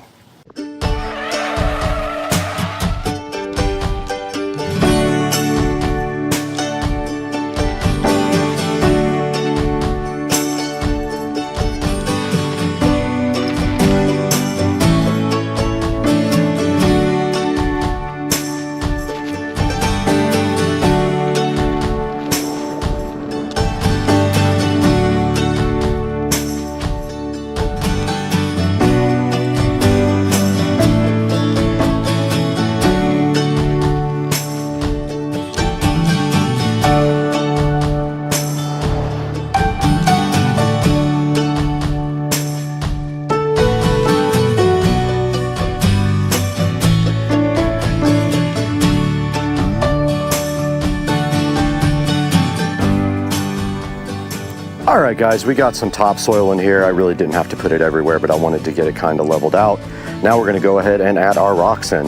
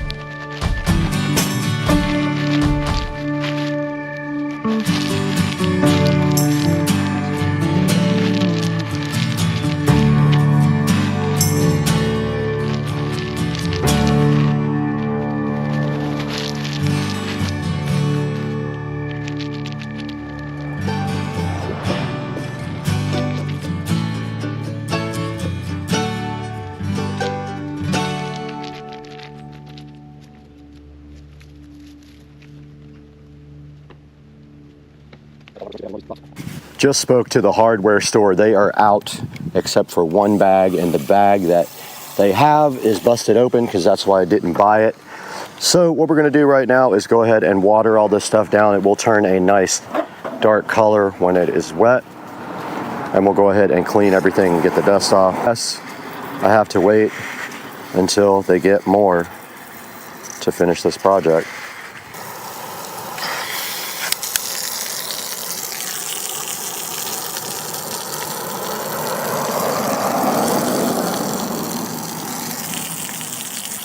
That is going to be that project. Guys, I hope you enjoyed this little journey of the drunk mailbox shenanigans.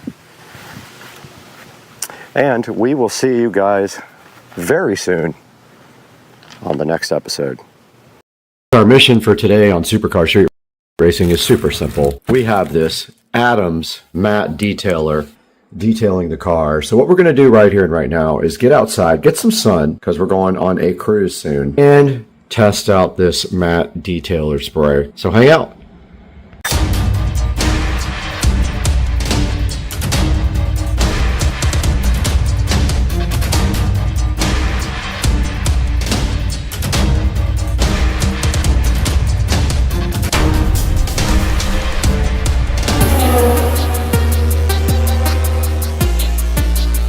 Today on Supercar Street Racing, we are testing out the Adams Matte Detailer Spray. We already had the All Set Auto Interior Protectant, so we need all this stuff, and we do need a bunch of rags. We'll set you guys up here, and you can watch me do the full detail on the outside of the Tesla Model S Plaid. Let's do this.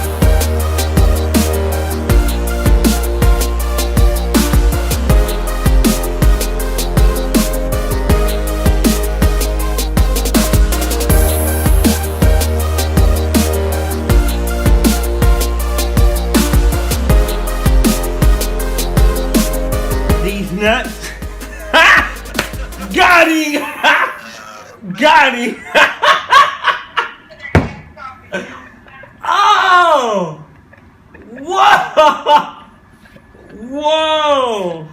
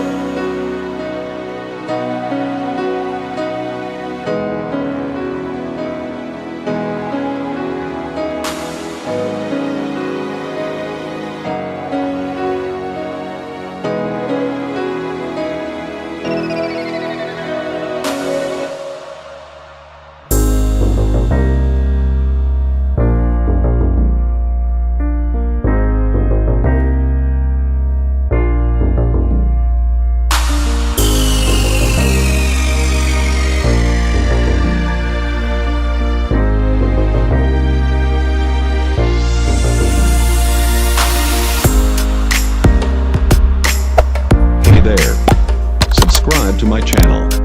And also press this bell icon.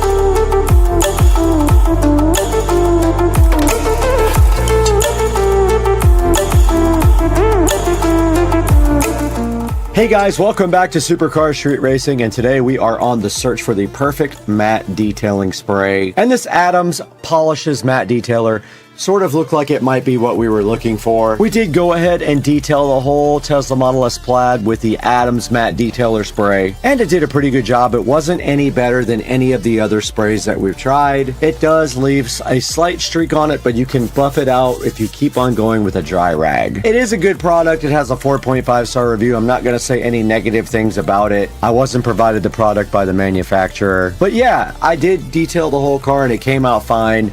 So I can go ahead and say it's a safe product to use on anything with a satin or matte finish. Go ahead and check it right here on Amazon. I will put a link in the description. Please order through all the links in the description, and it helps me out so much. We'll see you guys on the next one. We got to get out of here. I got to go detail the car 100 times. Let's go.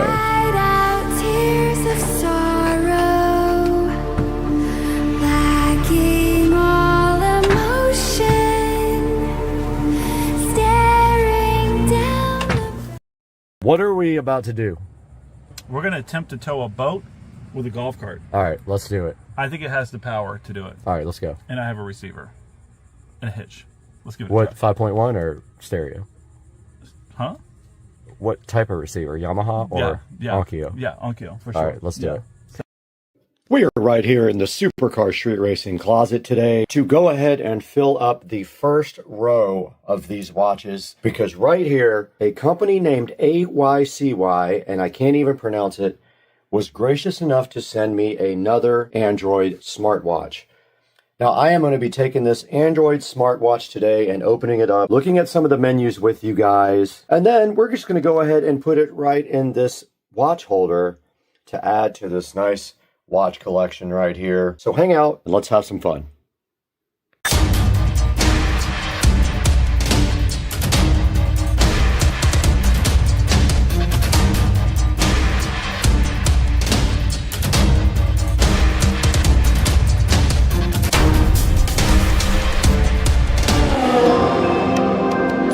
Right here in front of me, underneath this box, is the AYCY smartwatch and fitness tracker, and you can see right here it comes in a variety of colors, and we have gotten the yellow one right here to look at. Now this thing is IPS 68 waterproof rating. It does have a touch screen, and it is the brand AYCY, however you pronounce that, and it works with Android 5 or iOS 9 and above. And inside they did give me a charging cable, but I have so many of those, I just put it in with all my other extra cables. And here is the AYCY smartwatch, looking so fly. Taking it out here, you can see the form factor here and the band. A good look at the back of the smartwatch, and it is just like most other smartwatches, except the peel set. Go ahead and change the menu to a car because I really like that one. As you can see here, you can swipe down for some of the menus. You can swipe up for text and delete text with that same menu. And there are some more of your settings available by swiping down.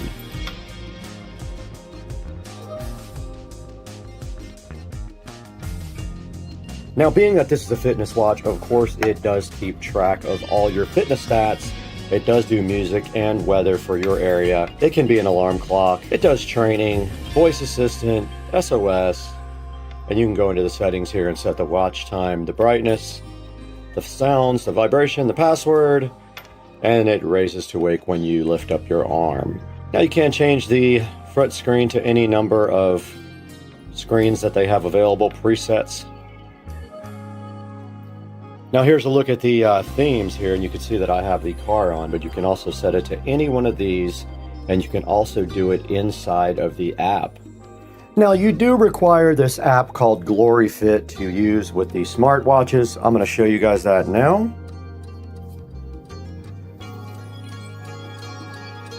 And there it is right here, GloryFit. And down here at the bottom where it says device, if you just hit that, you can see that it is linked up with a device right here. You can unbind with that device and bind with a new device. And if you click watch faces here and custom dial, you can see that that device only offers one custom. And there is the dial center.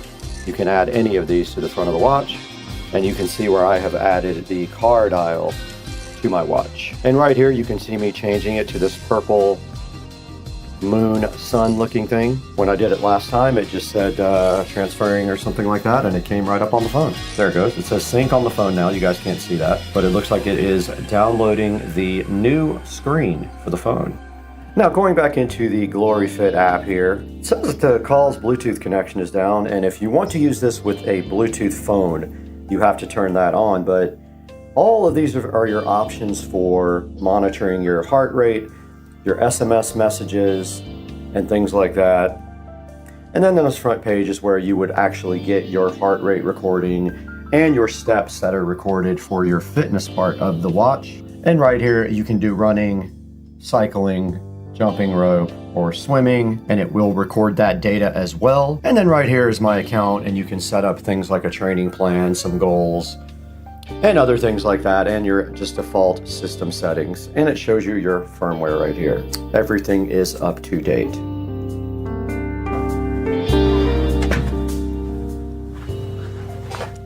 Another visit to the Supercar Street Racing 4K production studio, and today we are offered this smartwatch from a company called AYCY, and I don't know if that's IC or ICY, but we did get this new smartwatch courtesy of them, and we wanted to just let you guys take a look at it real quick. And here it is right here on the front of the screen, and it has a 4.7 star review. Now I really don't like doing these watch reviews just because they're all kind of the same thing. I have other reviews for other watches, and they pretty much all do exactly the same thing, and they all use the same app, which is GloryFit. Now this watch will show you SMS messages on your wrist. It can make phone calls, it can control your Bluetooth music, and it will track your fitness all day long and tell you how many steps you've done. Now taking a look at this thing online, it does have 4.7 stars. Most of them are 5-star reviews, and there's 15% 3-star reviews. Now looking at the picture, there is only one picture of the watch available. You can see right here, it says it has long battery life and a versatile assistant. And if we scroll right on down past that, we can see that there are so many other choices for smartwatches that they are all basically the same, and they all cost about the same amount of money. You really can't go wrong with any one of these, but I wanted to get this one out in front of you guys now to show you what I actually have, and go ahead and add it to the Supercar Street Racing electronic watch collection. And I did play around with this smartwatch. This is it right here, and you can see I was able to change the face on it. And if you click into it, you can actually go into the settings and change a lot of other things. But you guys saw in the app on the phone, it's called GloryFit, and that is where most everything is controlled for the watch, and it makes it a lot easier. Now, if you do get this watch, bear in mind that these have different looking bands on them. This is one of my least favorite bands, but yeah, that's what just came with this one. But checking out some other watches down here, they all have pretty good reviews, so you can't really go wrong with any of these that you pick. Now, I just wanted to briefly thank you guys for the channel support and joining us today on Supercar Street Racing. Like I said, I don't enjoy the watch reviews that much, but I wanted to get something out there for you in case you like the yellow band on this watch. It gives you a choice for that particular style. And it means so much to us when you click through our links and order products through our links. It gives us a little bit of cash, and it doesn't matter if you order the exact product, order anything you want through any of my links. It'll help the Supercar Street Racing channel out greatly. And the channel is growing, and we've noticed a big uptick in traffic here in the last month or so, and that's all because of your support. So guys, go ahead and like and subscribe to this video. But I gotta get out of here right now. I gotta go buy 10,000 new smartwatches, every color on earth.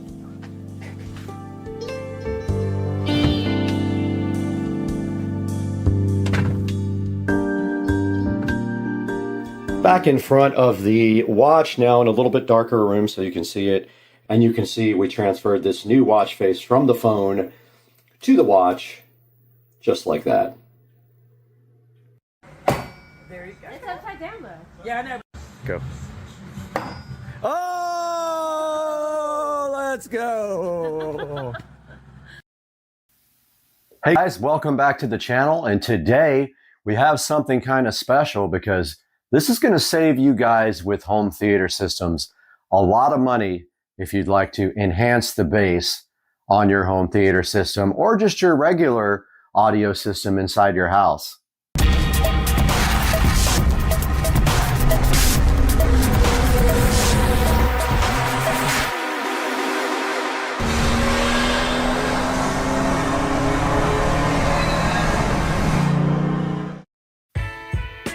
Supercar Street Racing here, and today we have the Blaupunkt digital bass processor. This is the EP1600X. And what this guy is designed to do is enhance and process your low frequency sounds and create bass maybe where there is inadequate bass or lack of bass.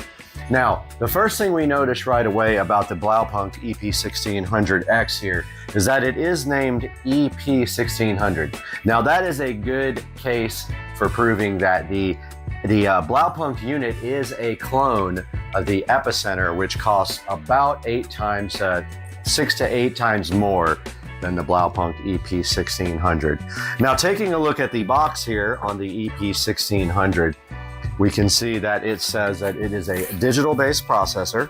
Now, notice one thing about this. This is actually designed for a vehicle, meaning that the power input on this is 12 volts, and it comes with a bass knob here to adjust the bass level on your Epicenter EP1600. Now, taking a look at the back of the box and the side of the box, right here it says Bass Note Restorer EP1600. On the front we have the maximum input level of 15 volts. The maximum output level is 13.5 volts, and the signal to noise ratio is 130 decibels. On the back, it has some of the same information, tells you the total THD, total harmonic distortion. It sits at 0.003%. Less than 60 dB of balanced input noise rejection. It tells you that it's got 10,000 ohms of impedance, and it tells you that it needs a 150 amp power draw, and that would be at 12 volts. However, it recommends a 1 amp fuse. The house units are 4 to 5 times more expensive than this car unit. Now, why on earth would you want to take a car bass processor and use it on your home theater system in your house? Well, it's quite simple. The car-based processors do the same thing as the Behringer, the PV, and the DBX units for your home, and those do subharmonic synthesis and bass enhancement. But this was a total of about 40 bucks for the actual unit and another $10 here for the power supply. So this is just a standard 12 volt power supply that plugs into your house. This particular power supply has a place where you can connect leads to it, so it is perfect for a car audio environment where this guy will just have a screw to put 12 volts and a ground and a remote turn on into the device. Now we're going to take a look at what we have for the house that accomplishes the same thing.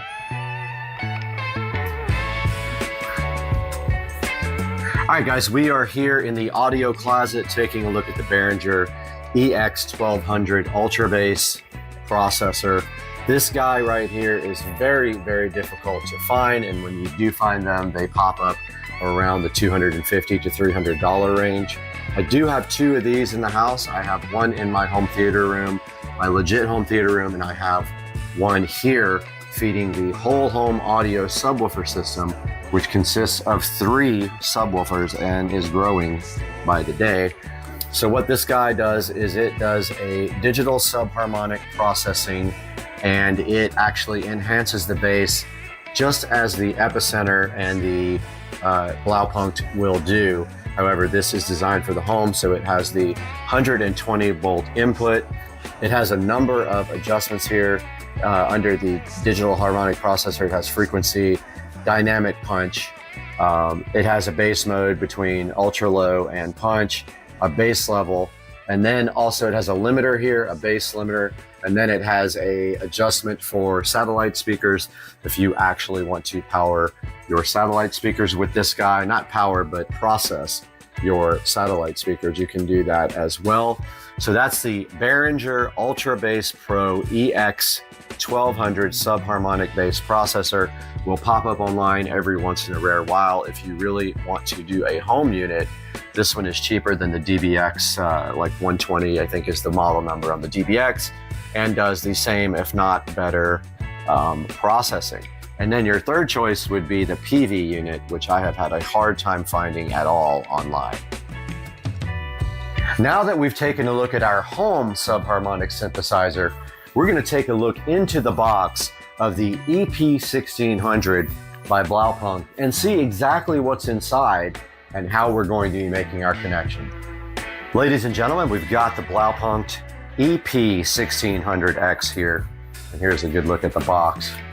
Look at the back of the box, the side, and the front of the box. This has not been opened yet, but you can see this is called the Digital Bass Note Restorer, and the EP is a good homage to the Epicenter, which is what the original manufacturer was who designed this type of technology for the car. However, the Epicenter is over $150, so we opted for the Blaupunkt so that we could test a lower model unit. And going right in here, see if you can talk to Blaupunkt, you can get a free car charger and USB cable.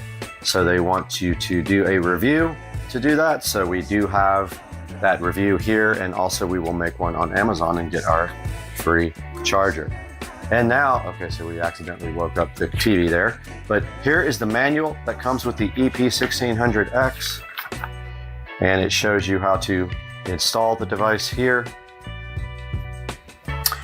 Shows you setting your voltage for the size of the speaker. We have a 10-inch Polk subwoofer. Shows you signal connections here from your head unit. We are actually connecting it from our receiver there. And then it shows you the functions. Shows you the input, the output, the dash remote control, the power connector, and the para bass controls. And that is how you actually set up the device there. And then on the next page here, we have what's inside of it. And then we have connections and wiring once again for showing you how to do the power part. So this will require 12 volts and a ground, which we will provide with this power supply here. And then also it will require a turn-on wire. So that will be also 12 volts. And then it has your troubleshooting steps on the back. Next here, it looks like we've got a bass knob here. Take a look at that. And we will mount that somewhere, don't know where yet. Somewhere convenient, or just set it and forget it. But there is the included bass knob, and it looks like it has an LED as well. And it looks like it works off of a phone style connector. Then we have a little power block adapter here. Looks like for doing the power, it looks like it pushes in the side, and then you put your wiring in there. And yes, we have a phone cable. I think they're called RJ11s. Pretty lengthy phone cable. If you were in your car, you would run this from the unit in the back of the car all the way up to your dash, and then mount this control here, and you would plug each end into your your EP1600X. I wanted to call it a DBX, but yeah, it just plugs in just like that and then runs to the actual unit in the back of the car. We're gonna go ahead and unbox the EP1600X from Blaupunkt. And we're gonna use this box for a nice stand for it as we open up this box and take a look at this fresh, never been opened device here. And you are saving around $100+ by doing it this way rather than going with an Epicenter. You're saving maybe $200+ from going with a Behringer, which are very hard to find. The Ultra Bass And you can find the DBX subharmonic synthesizers, but they're up in the $300 or $400 range, and we're talking about for your home. Inside the bag here, we have our EP 1600X, looking all beautiful and brand new. Came in a nice EP 1600X condom, and hopefully this lights up. And if we see here, we got our wide and our sweep. Those are the bass adjustments. That's actually how you adjust for the subharmonic synthesis right here. These two guys right here. And on the side here, looks like we have our balanced inputs, and it looks like you output here to your subwoofer, so you need a stereo input to drive this. And I believe we have that, and we will need an RCA cable to go out of this to our actual Polk subwoofer down there in the corner. And we will end up mounting this somewhere, maybe behind the dresser. Maybe we can mount it up nice and screw it onto the back of the dresser, as it is a permanent fixture here. And then what we do here is we have our power supply that I purchased, and I will give all the specs for this in the description, but this has a nice adapter on the end where you can actually connect wiring here. So we'll have to get a little wire to run from here to the box here, the Blaupunkt. And it looks like here, our little power plate thing, plug, goes on. And they do give you a bunch of screws and stuff to mount the device with. So this is how this actually connects. So this pushes in the side right here. Let's see, it might go this way. Yep, it goes facing up with the screws up. And it's a little difficult to push in. There it is, and then you take a small screwdriver, loosen those up, and you put your ground all the way on the right, your 12 volts here in the middle, and your remote. Now, remote is just 12 volts, and that's supposed to be from your head unit that powers this guy on. Now, we won't be able to do that here, so we will just leave the device on all the time. It's not gonna hurt it, and that will go right there. So that's a look at the inside of the box and what is in the box for the Blaupunkt EP1600 digital bass reconstruction processor. So now we've had a good look at what's included with the EP1600.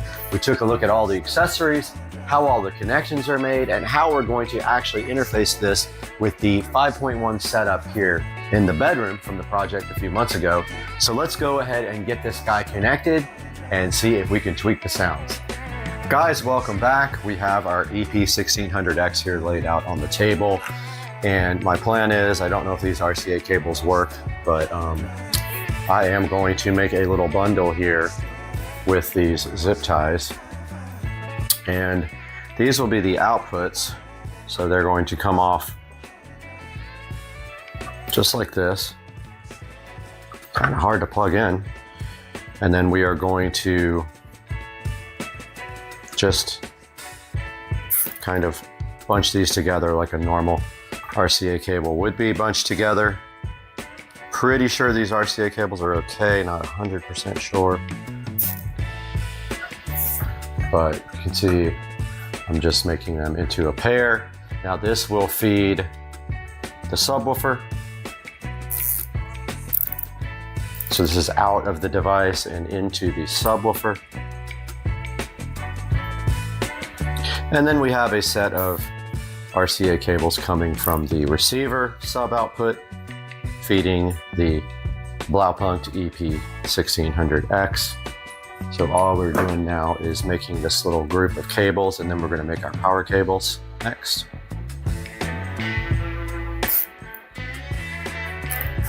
After we're done with this, we will cut these little tabs off of the zip ties. I'm really big about wire management, so this is why I'm doing this now. And grab my scissors over here that make it easier to cut these guys off, and we will have our finished signal wire.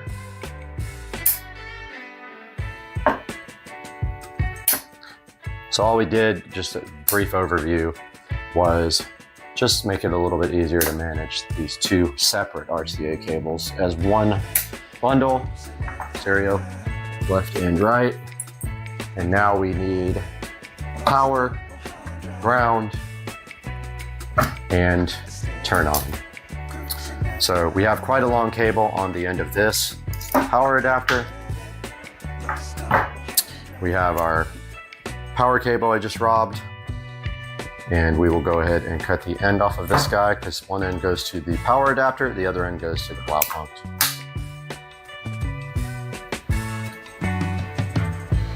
And so we have a little bit stripped off there at the end, or separated, and we take our wire strippers and pull off a little bit of wire. There's not very much wire in there, however, it does not need to handle a lot of current. Not even an amp, it's more like milliamps. So this side will be kind of pulled back too much, but this side will be for the Blaupunkt, and we actually can go ahead and connect that. So we're going to use red as positive and red with black as negative. And I don't like that we have to put the wire directly in here without any kind of like pin, but I'm going to double up the wire. It's thin. So I'm just folding that over. And we have ground on the very left, but I'm gonna do the 12 volts first, so we just need a little screwdriver in there. And we got the power wire in there, and then we tighten down the screw. The screwdriver is stripped, so it won't really tighten that much.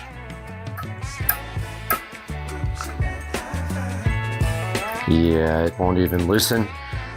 The screwdriver's busted, so I need to go find a new screwdriver. All right, I found my much better screwdriver here. And we need to loosen this up, and of course it will not stay for some reason inside the screwdriver. Loosen that guy up. Put our wire in there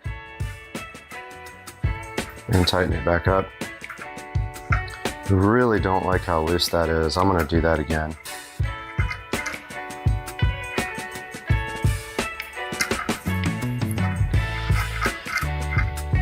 I don't know if you can see that, but there's a little bit of wire hanging out. I guess there's no chance of those shorting out at this point. Now the other side, we have to be mindful of positive and negative connection on the power adapter. So let's go ahead and strip a little bit back for that side.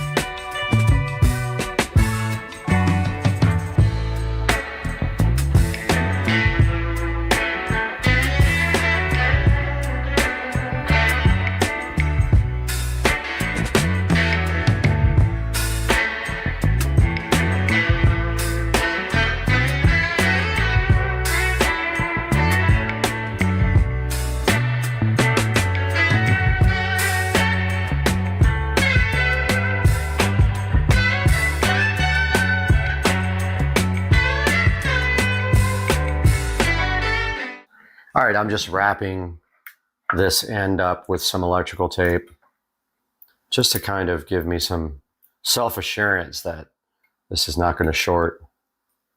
So I already wrapped one inside between the wires. Now I'm just taking one over those exposed terminals.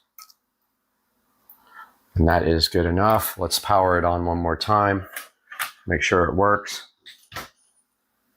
Immediately we have power here. And so now all that is left to do is test it. All right, gentlemen, we have, and ladies, we have our EP1600X powered up, and we have connected actually have not connected anything to anything, but here's the output of the receiver. We're plugging it into balanced input there. And then the cable that we created goes to the back of our subwoofer. Usually should power off the sub because it will probably hum. Okay, it didn't really make that much of a complaint. Now I don't know that these RCA cables are good. That is going to be part of the testing here. And now we can get our TV on and maybe see if we can create some bass here. And we're going to put on something on Prime Video, which probably something with good low frequencies. We can go ahead and test the Blaupunkt EP1600X. So I'm looking for a movie here. And here is Tomorrow War, which has bass in it. Let's see if this does anything.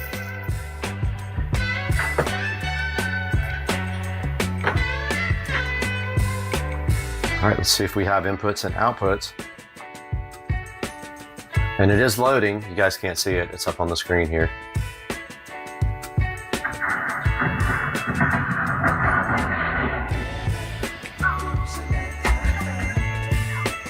Okay, do hear bass coming out of the sub.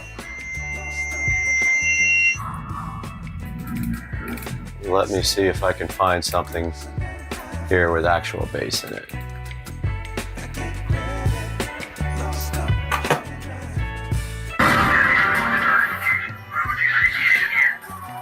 Okay. We have our adjustment here.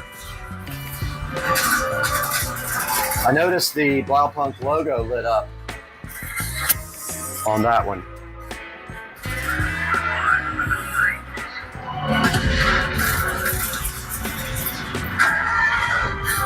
Yeah, it looks like the more level we have, the more the logo lights up.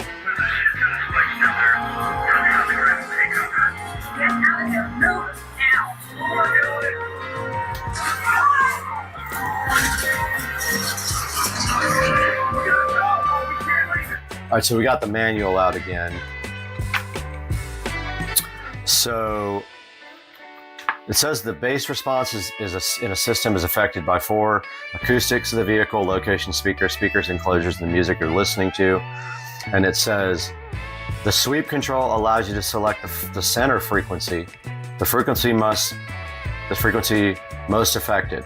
The Y control then allows you to adjust the shape of the filter centered on the sweep frequency. So I'm assuming sweep, we want to go lower for lower bass. So that would be a lower frequency than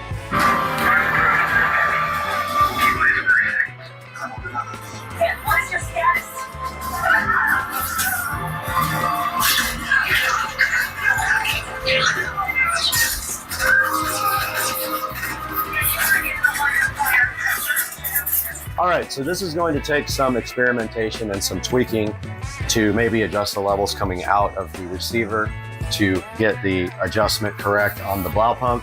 But as you can see here, we have our subharmonic synthesizer connected and working in harmony with our Polk audio subwoofer down there, our 10-inch sub. It is working properly. I highly recommend this already. I love the difference in the sound quality. Guys, I completely forgot to update on the bass control. We did not hook up the bass control, so we're going to do that now. Here we've got the phone wire, for the bass control, and it goes right on the side here. And then it connects to this little potentiometer here, which we can mount wherever we want in the room. And it just plugs straight in, and it has a nice blue LED. Pretty bright though.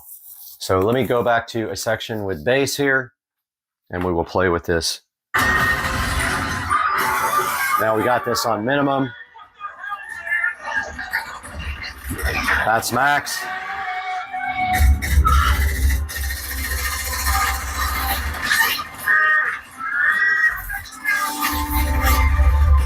You can see now the Blaupunkt. You can see now the Blaupunkt logo really.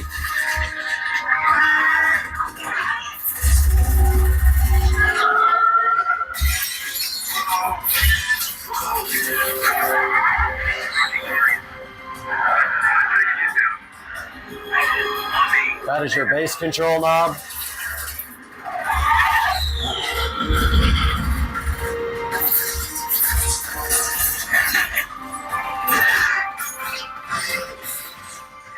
So that's how the bass control knob works, and it actually just fell right off. Wasn't plugged in all the way. Get the hell out of there right now. Notice the blue light coming on for the input.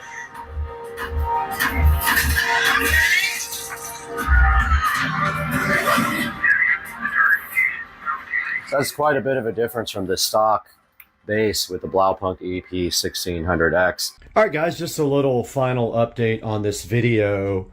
I did end up just putting the EP1600X right here on the corner of the dresser for now. The best mounting spot would be behind the dresser, right back there. And then I actually took a screw out of the back of the receiver and mounted the bass knob there because it doesn't really need to be changed much, but it came out really clean. Now, I'm noticing a little bit of thumping on my subwoofer. I don't know what that's from. I've got to look into that and see if it's this causing it.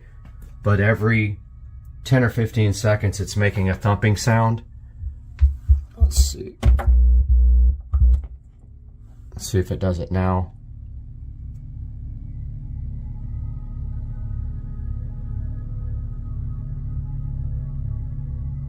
Okay, this is not doing it now.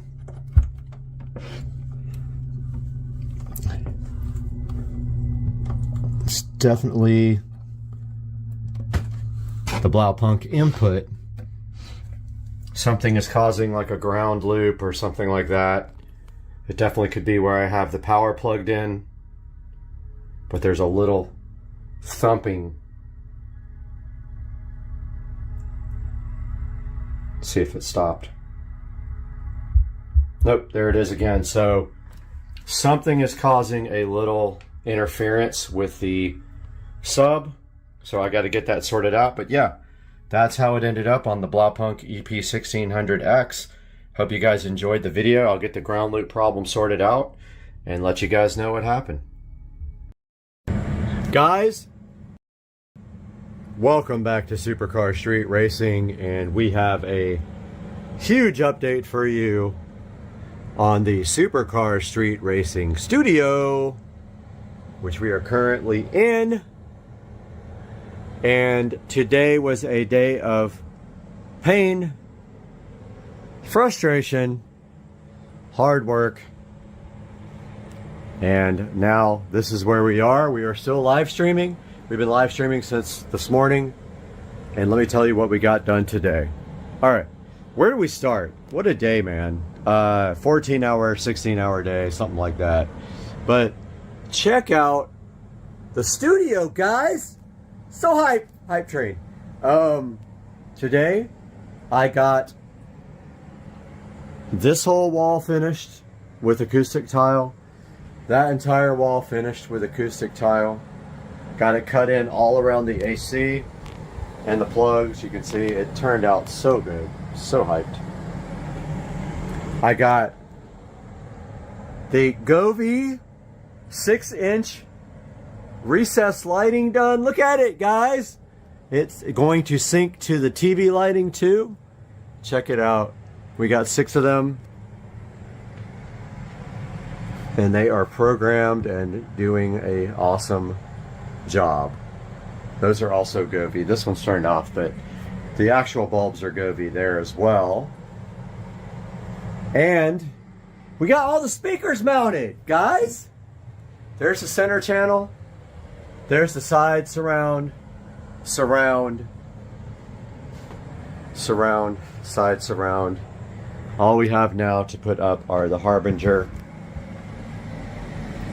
that are going to be flying. Oh, also got the hooks and the chains up for the Harbingers. They're going to hang off of these.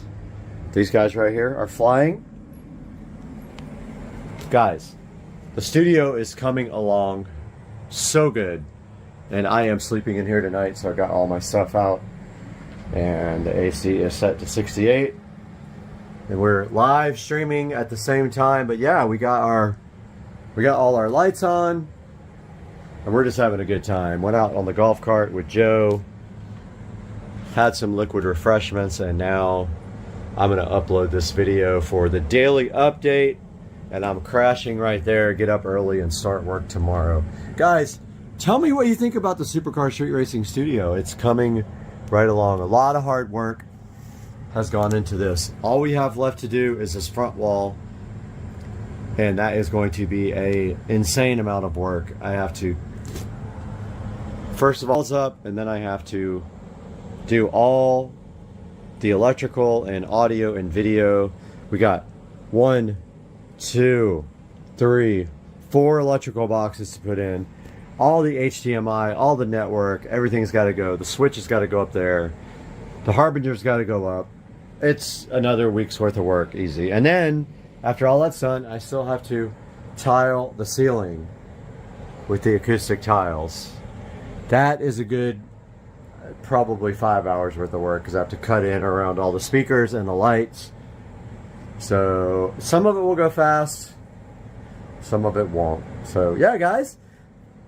So hyped for this new studio. Thanks for joining us, guys. We'll talk to you tomorrow on Monday.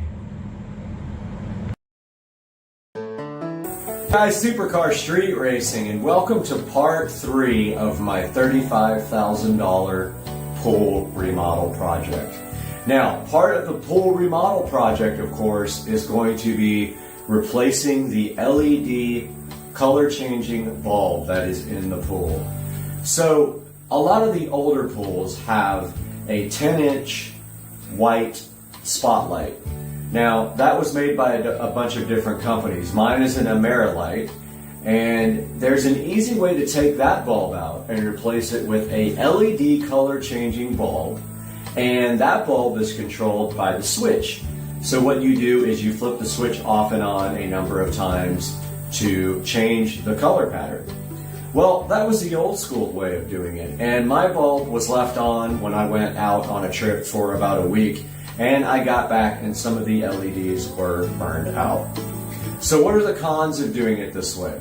Well, of course, the bulb housing is a metal housing with a rubber gasket around it, and that can leak if you don't install it correctly. So every time you change the bulb in that type of pool light with a metal housing that sits in your niche, you have to buy a new gasket, or it's recommended that you buy a new gasket, and you put that new gasket into the metal housing. I'll show a picture on the screen right now of that.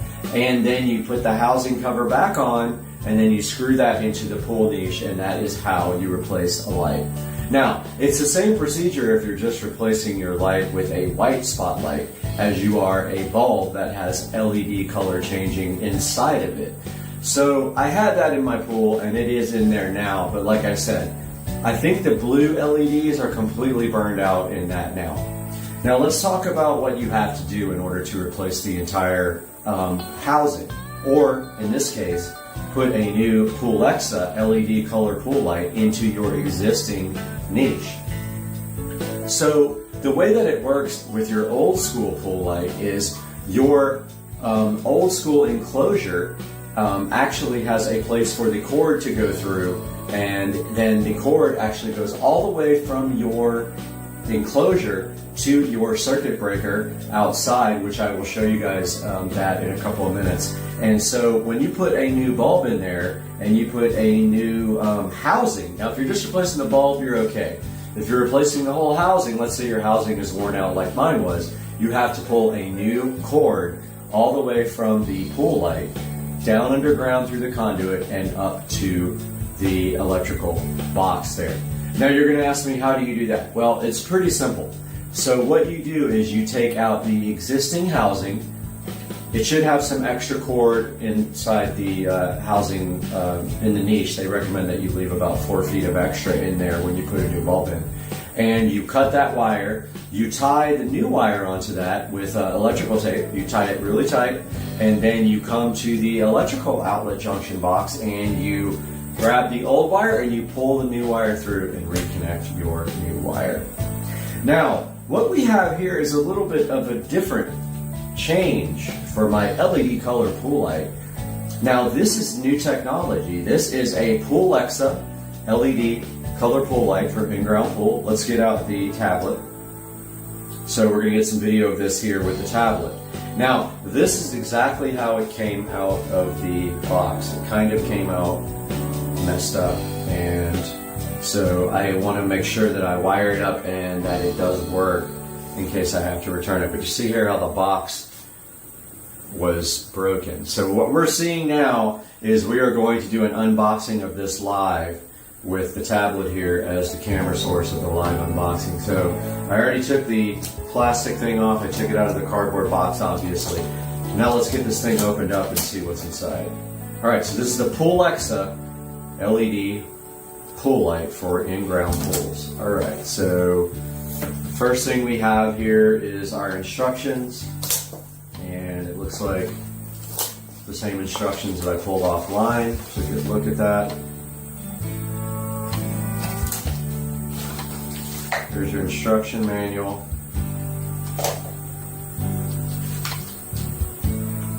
And let's take a look at what's underneath that instruction manual. Alright, so here we have the actual pool light. Now notice this fits into a regular 10-inch niche. And so you would actually remove your old pool light housing completely, which actually goes into your niche. And you would screw this into your existing niche. And so it's this simple. It's just a thin little disc here. Very hard to unbox with one hand, but I'm going to make it happen.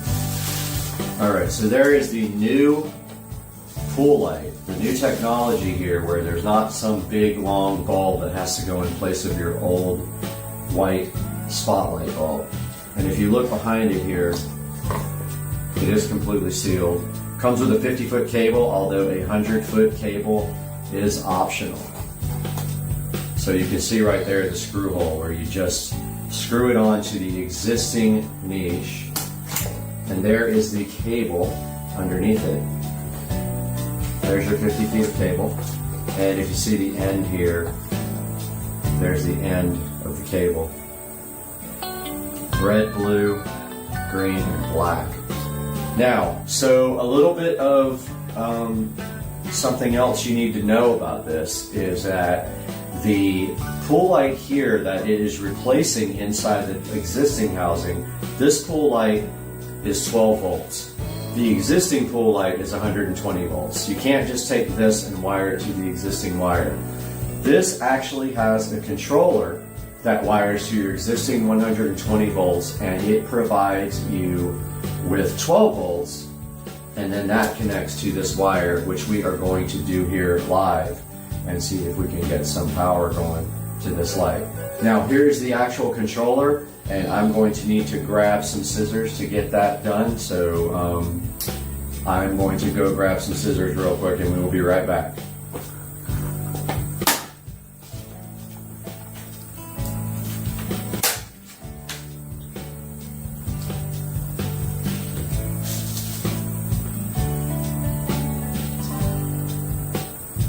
Okay guys, when I said I was unboxing, I really was unboxing this live. I went ahead and got some scissors, and you can see here it is very well protected by styrofoam on the top and the bottom. So let's take a look at what is underneath there. So it's actually upside down. And here is the controller, if we can get it right side up without breaking the actual pull light now. Alright, so here's a good look at the controller. And this is what actually controls the light, and it is Bluetooth.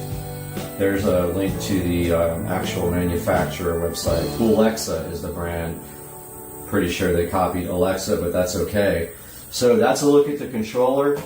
There is a open part right there, but it is able to be hung on these two screws, which is probably what I will do. It actually has 4 screws to hang on. So once again, one of these wires goes to your 120 volts, the other one goes for 12 volts that goes to the pool light. And just remember, 120 volts outside, you will have to do a conduit. That should be in conduit outside. So it looks like we got a power light right there. We got a gradient light. We got a steady light.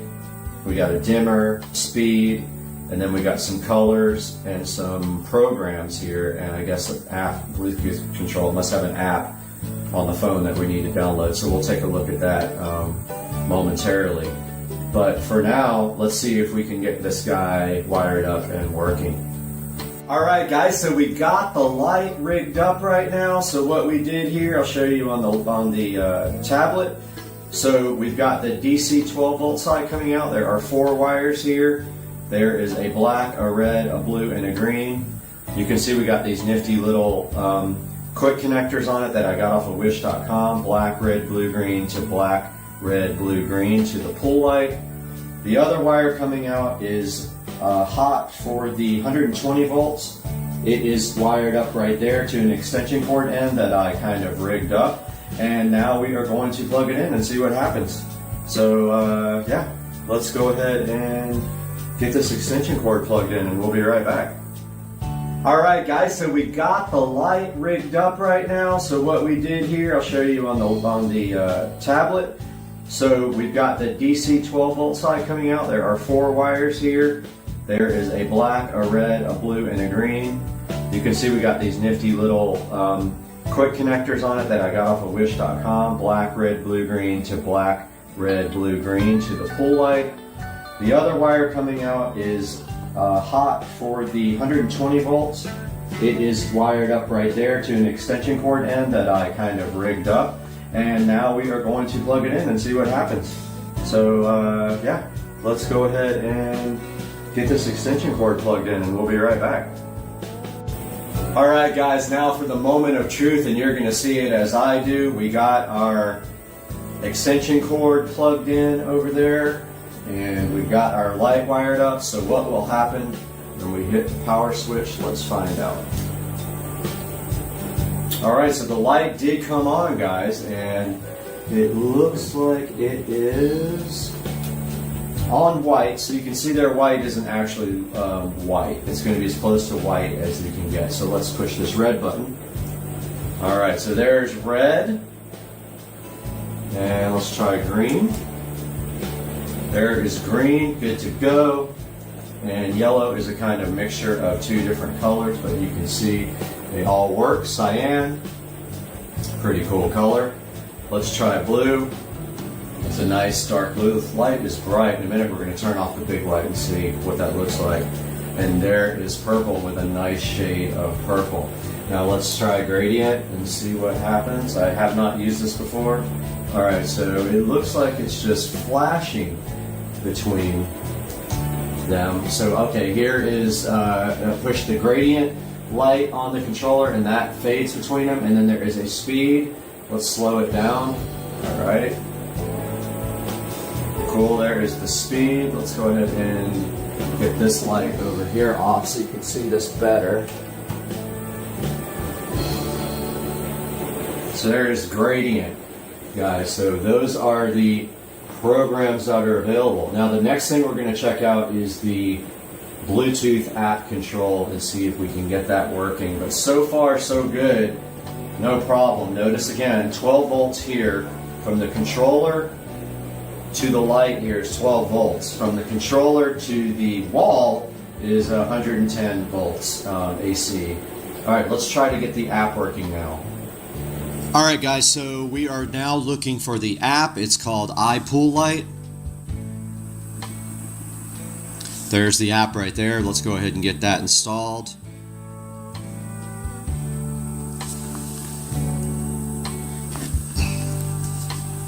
Okay, so that's installing iPoolLight. It says to install that app. While that does that, we are going to get on the camera on the tablet. So we are now recording on the tablet. We have the app here. Let's go ahead and open the app. And it wants to use my location. I'm going to say OK. And now it says to be 30 foot within range. And so let's see. It says to install the iPoolLight app.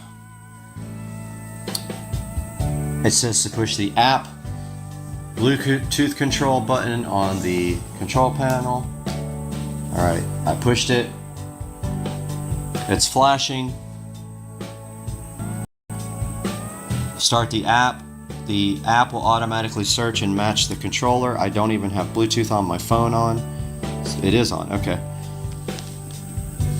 So I did not on the camera on the tablet. So we are now recording on the tablet. We have the app here. Let's go ahead and open the app. And it wants to use my location. I'm going to say OK. And now it says to be 30 foot within range. And so let's see. It says to install the iPoolLight app. It says to push the app Bluetooth control button on the control panel. Alright, I pushed it. It's flashing. Start the app. The app will automatically search and match the controller. I don't even have Bluetooth on my phone on. It is on, okay. So I did not search. So let's kill the app and go back in and see if it finds it now. Okay, not sure if it is connected or what. Let's see. Okay, so it works. As you can see here, I push green, it turns green. I push blue, it turns blue. You guys can see back and forth between the tablet and the light that it is working. I'm going to go ahead and press mode now. I'm going to do, I don't know, red, green, gradient. Oh, there's all kinds of selections on here. Mode. What is ring? Oh, you can actually just select on the phone with a ring what color you want. Tricolor gradient is 3 colors. 7 color jump. 7 color gradient. That's the one I like. Alright guys, so the app Bluetooth control works really good. And you guys are seeing both the app and the light here. So I guess you can set it to go to music, but I would bet that's the music that the phone hears. I bet it's not the music that the control box there hears, so that's kind of worthless for me. It has a timer on here as well, at the bottom right there. It has settings here. You can change the skin of the app. It's got an operation guide. Yeah, so it's got a lot of cool features here that you can go between colors, you can flash, and you can change the speed. And then we have, here's the Bluetooth devices that are available. There's one here. Yeah, man, this is pretty cool. You can do custom here. You can click a color and you can go between colors. You can do the breathe, jump, flash, or gradient, and then click run. So this is iPool light control light. Now I'm going to show you guys, it is raining outside, but I'm going to try to show you guys how you connect the pool light outside, because this is a success. The pool light actually works. I don't have to return it, so we are good to go, party people.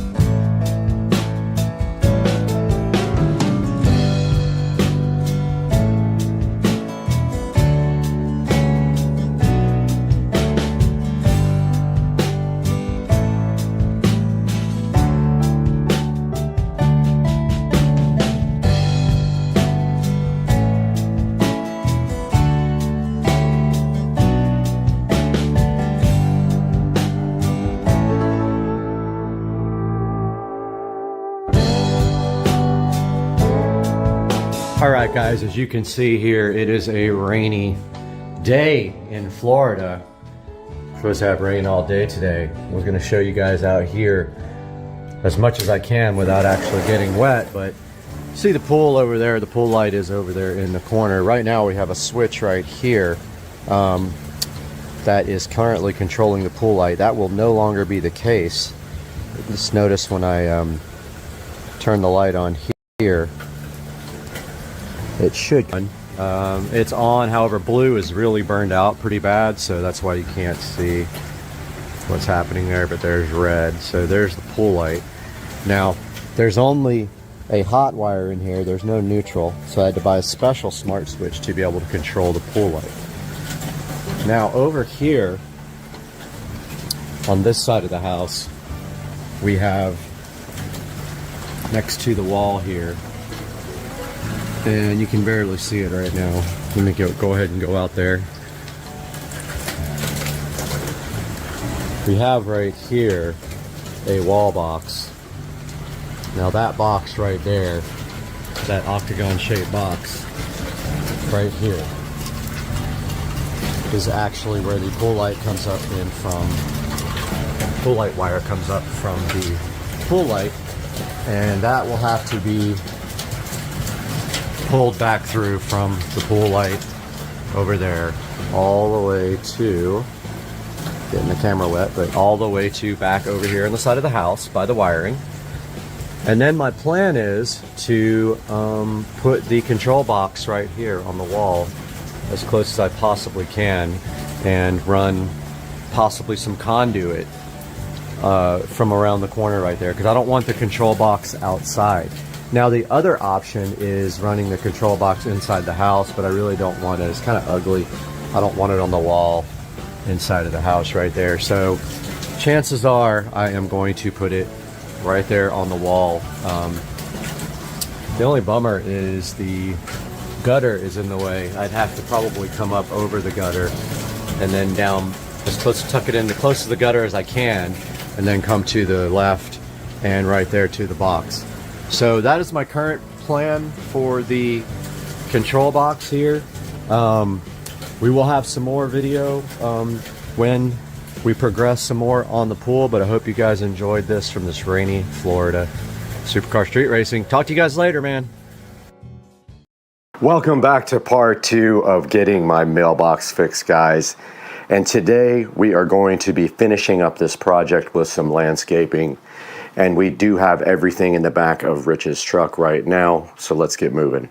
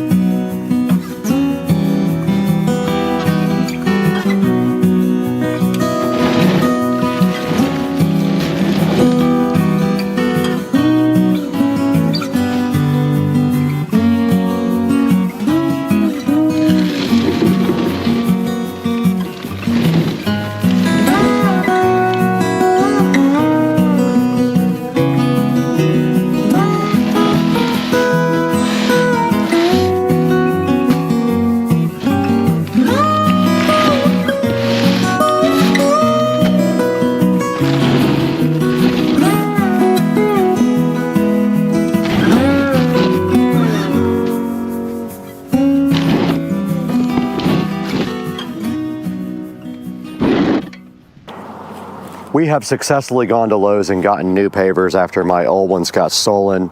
So today we're going to be reinstalling pavers here. They actually didn't steal them from here, they stole them from the driveway, but that's the mission today on Supercar Street Racing. Let's do it. All right, we're back at Supercar Street Racing and we have our new pavers today. And so this mission is quite simple, and cars are going to be coming by, can't help it. All we have to do right here and right now is get these pavers into this area by the mailbox. But first, we need to do a little bit of leveling out. You can see there's some humpage right there and some in the front. So I think that what we have to do is just dig a little bit of dirt out here and in the front, but I'm not sure because it looks bad over here,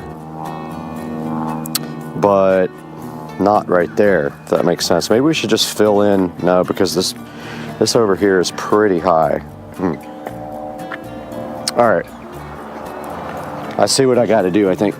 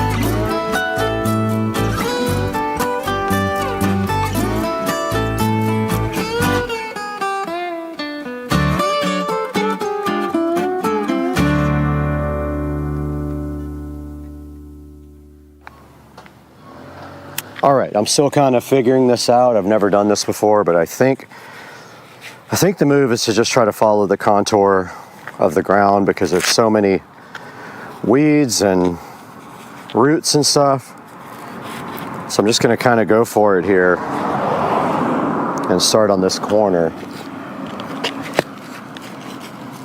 But there is a sprinkler head right there, so we can't go over that. Man, the bugs are real. I gotta get bug spray. All right, we're back with some bug spray on, and the cars are just gonna keep coming. So we kind of have to accept that is our fate. I don't know how you...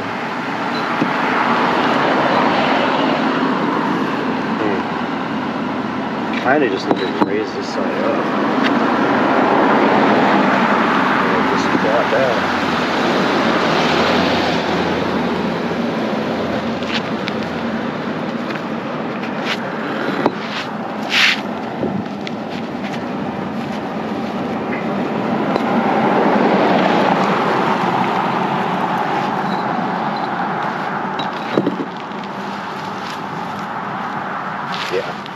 That's the move.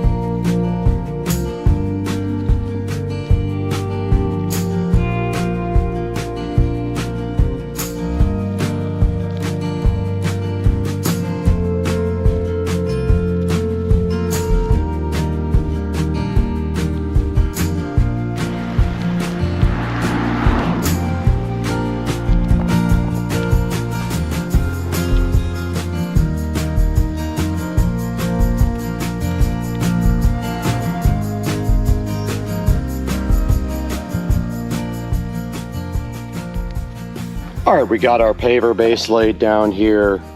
All we got to do now is go get some soil and go ahead and fill this all in with soil and put some flowers and stuff in here and call this dumb project a day. All right, we do have a car coming, but the very first thing we're going to be working on today is we're going to go ahead and get these 2 plants planted. We can plant more stuff later. They didn't have a whole lot of selection at the store. So I'm going to go ahead and get these 2 guys in and get this project started while you guys watch.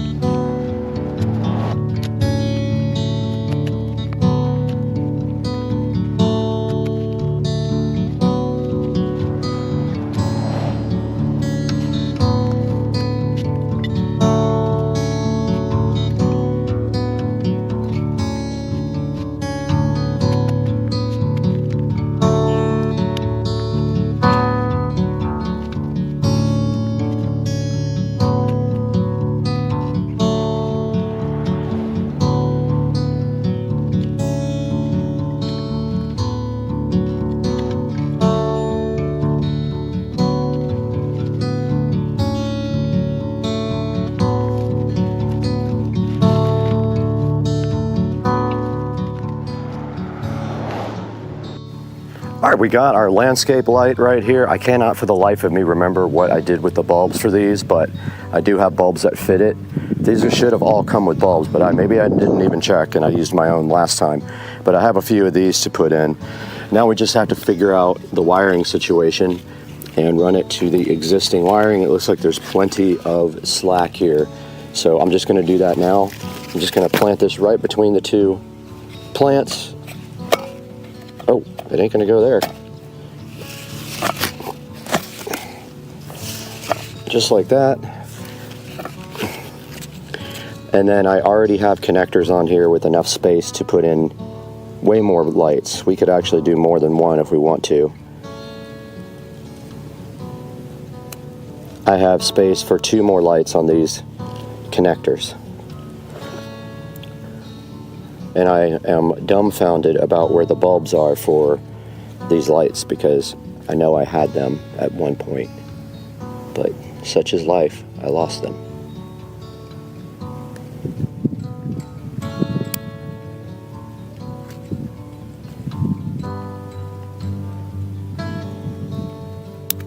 Okay, I'm gonna go ahead and power these on and test.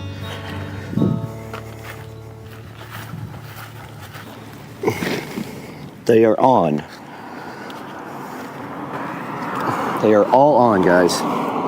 So these are gonna be for the mailbox to light up, and the other one will light up right in the center of the nice new plants.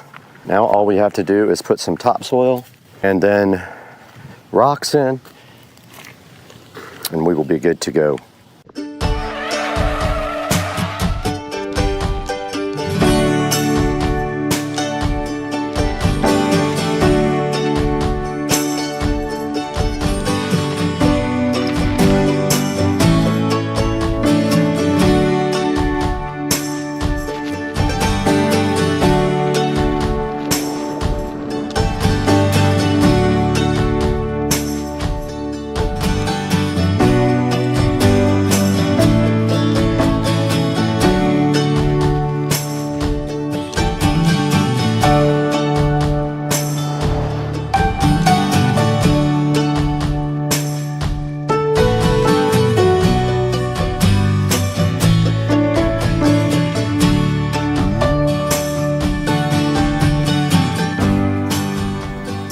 All right, guys, we got some topsoil in here. I really didn't have to put it everywhere, but I wanted to get it kind of leveled out.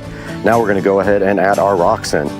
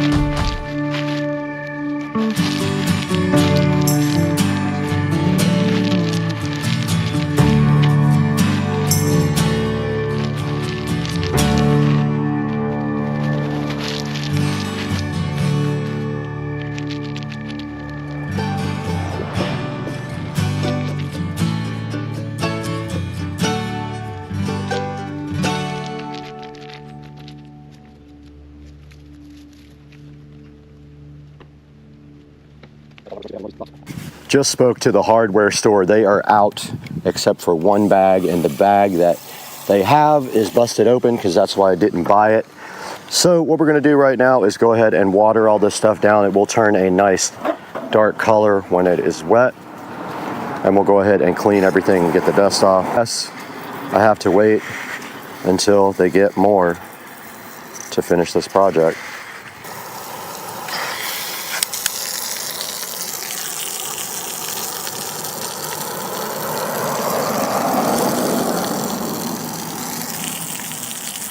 That is going to be that project. Guys, I hope you enjoyed this little journey of the drunk mailbox shenanigans.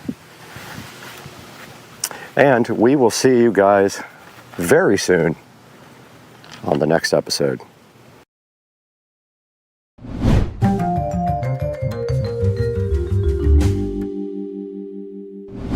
Just take care of that.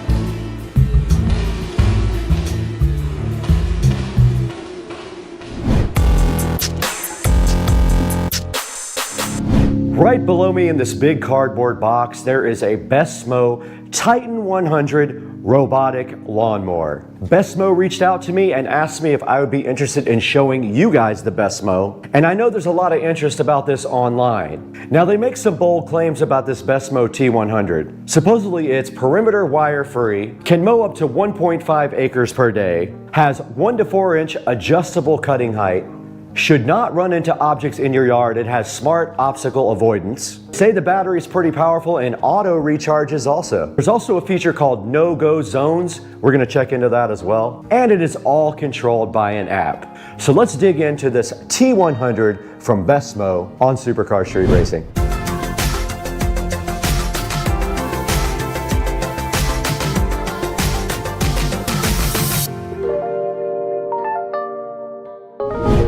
The Besmo T100 is sitting right in front of me today on Supercar Street Racing. First of all, I wanted to thank you guys for 100,000 subscribers. That happened this morning. You can check out the live stream, and we were on live when we rolled over the 100,000 subscriber mark.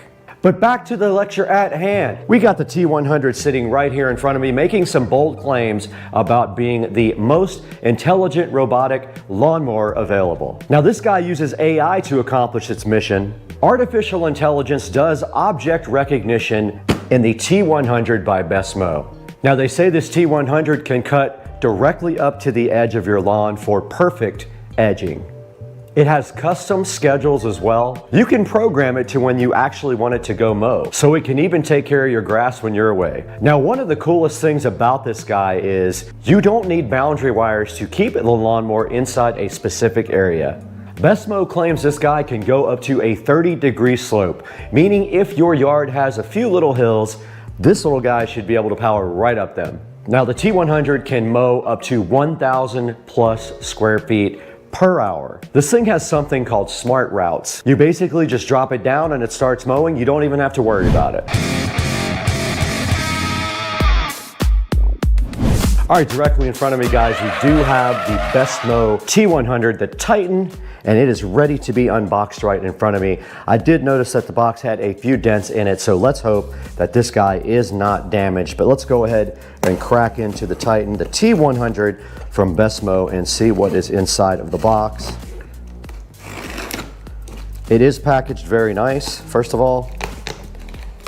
And we got the patented SCSR knife here for the unboxing for you guys. And it is backwards for you guys, sorry about that, but here on the top you have a quick start guide here, and it does look like there is some assembly required, but not too much, I don't think. So right on the top there is a quick start guide that I will turn around for you guys. There's the quick start guide that comes with it. There is a app here that you can scan this QR code and download the app. Tells you what's inside the box right here. Says to install your charging pier where there is a good Wi-Fi signal and it needs to be directly on flat ground. Then there's some initial instructions right here to go ahead and get your guy charging up in the beginning. Says if the Besmo doesn't turn on to go ahead and manually turn it on, and then follow the app for setup procedures on the Besmo. Really cool, great packaging here. And then some more tips on the back. It shows you how to do the app-driven mapping mode here. There's also the drag mapping mode. Lets you drag along the edge of the lawn to complete the mapping. Here's how you do obstacle avoidance manually. It gives you nice instructions there that tell you how to do it. And then there is a customer support email right here and a phone number to go ahead and call if you need help with your Besmo. Putting that one aside, there is a quick start guide right here underneath that. Tells you that before installation, you are going to need an impact drill. These look like drywall inserts here.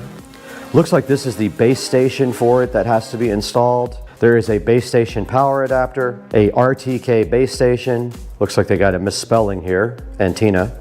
I'll go ahead and let them know that. It says once you install your antenna system, do not move it unless you're directed to by Besmo. Now there are some instructions here for installing your RTK antenna. Wants you to make sure there's no obstacles there. Make sure that your RTK antenna can receive stable Wi-Fi. They want you to go ahead and secure it to something for extreme weather conditions. They want you to also use a all year round area where there are no obstructions. And then it shows you some examples right here on how they expect you to install your RTK antenna. Now further inside of the box, there is a white plastic cover right here. Very nice packaging. You can see right here, very, very nice packaging. Let's put that aside. And then inside of the box, they even give you tools. There are 2 socket drivers here. You can see 2 socket drivers.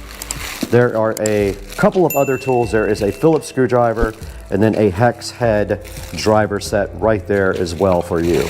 This looks like it is part of the RTK antenna. From what I am seeing, that is what I believe it is. This looks like it's for mounting the antenna. There's some mounting bolts right here as well, almost like mounting a satellite dish. You have this here, all this bracketry is for that, and then there is a power supply for that, it appears. There are some stakes here. Don't know what those are for yet. We will get into that. There is another power supply here. Looks like that might be for the charging station. There is a handle of some kind here. Now it looks like this is a blade installation fixture here. Now this guy right here is called your drag and mow tool. Very neat looking. It's got some gold anodized things on the end. And then right here, there are some blades. It appears to be some blades. I don't know if they're extra or the original blades. We will have to get into that and find out. Now it looks like we have located the BESMO inside of the box now, and also the charging station is sitting right here below it as well. So what we're gonna do right now is get the BESMO out of the box and get the charging station out of the box and take a look at everything outside of this box. And to charge it, it looks like it just slides up right on the end of the charger. And now here is the actual charging station. Pretty cool. That's the actual BESMO charging station there, made out of a heavy-duty plastic, it seems.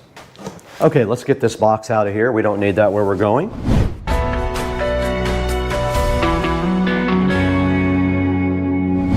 All right, guys, right here in front of me, you can see the BESMO sitting so fly and so fresh.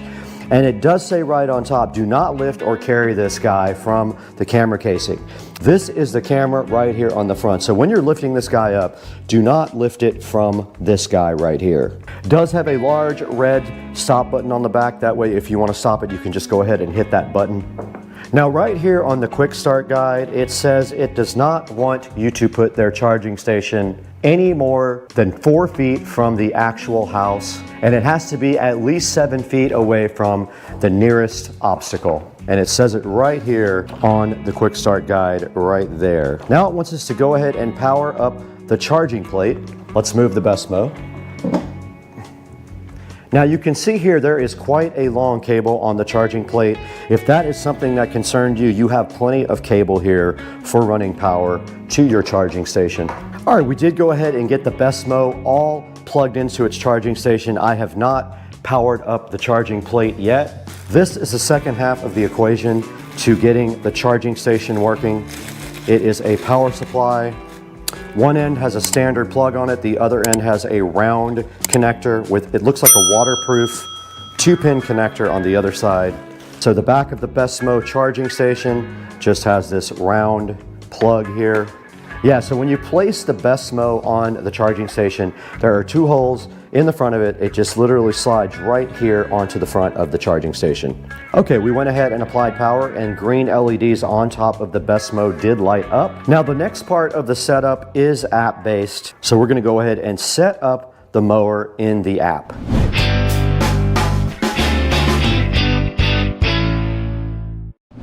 Okay, we went ahead and scanned the app on the QR code for the quick start guide, and we can see here in front of me, we can see BESMO right there in front of me. We're going to go ahead and click install, and it is downloading while this thing is charging. I'm going to go ahead and open up the BESMO app now. It says allow notifications. I am going to do that. Now it wants us to go ahead and add a mower here. I'm clicking allow location while using the app. It says Bluetooth connection successful, start configuring Wi-Fi.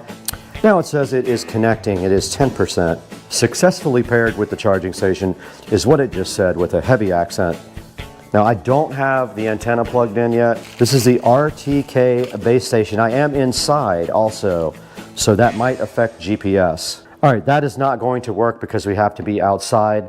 Let's go ahead and leave this guy on the charger overnight.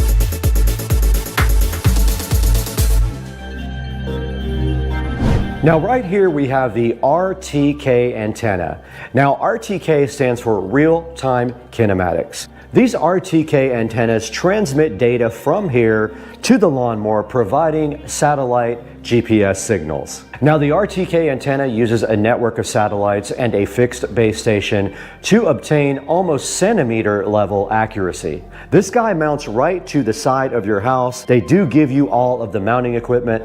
It's almost just like mounting a satellite back in the old days when you were mounting your dish network or your DirecTV antenna. You have a small pole right here that mounts to your house, and then you have a plate right here as well. That plate does just go on the end of this rod like that, and then you tighten it down, and on this side you actually screw this to a plate mounted to your house. For example, right here you see the mounting plate. This guy would be on the side of your house. You can screw this directly into, just like that. This will be flat on the side of your house. Now your RTK antenna just simply mounts to this plate here. It does fit right inside of there, and you put the screws back in. And then your RTK antenna simply mounts directly to the top of this plate, just like that. And you can do that part first. So you remove this here, it will sit on the end of your rod just like that, and that mounts to your house. This is what provides the real-time GPS data for the best mode.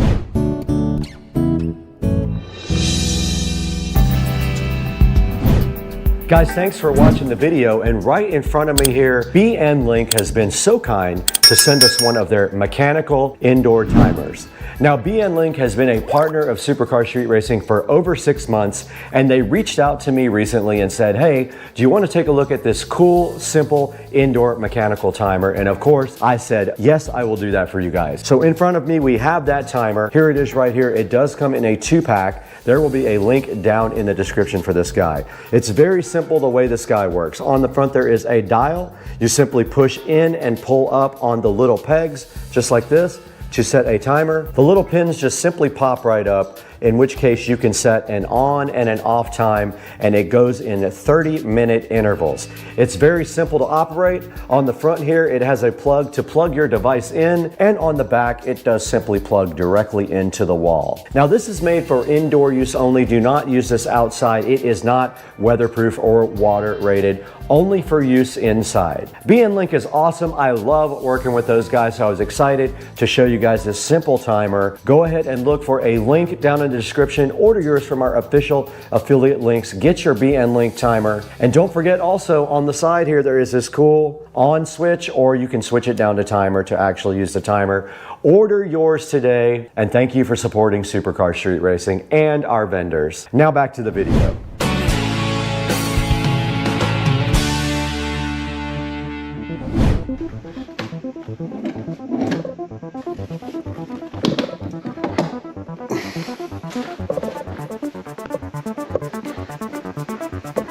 All was leaking.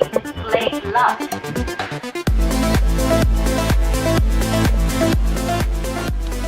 All right, we have to get our antenna out and working today. Let's go ahead and get it out of the box now and get it outside. And this guy does just use a USB Type-C on the bottom right there. And here is the power wire they supplied.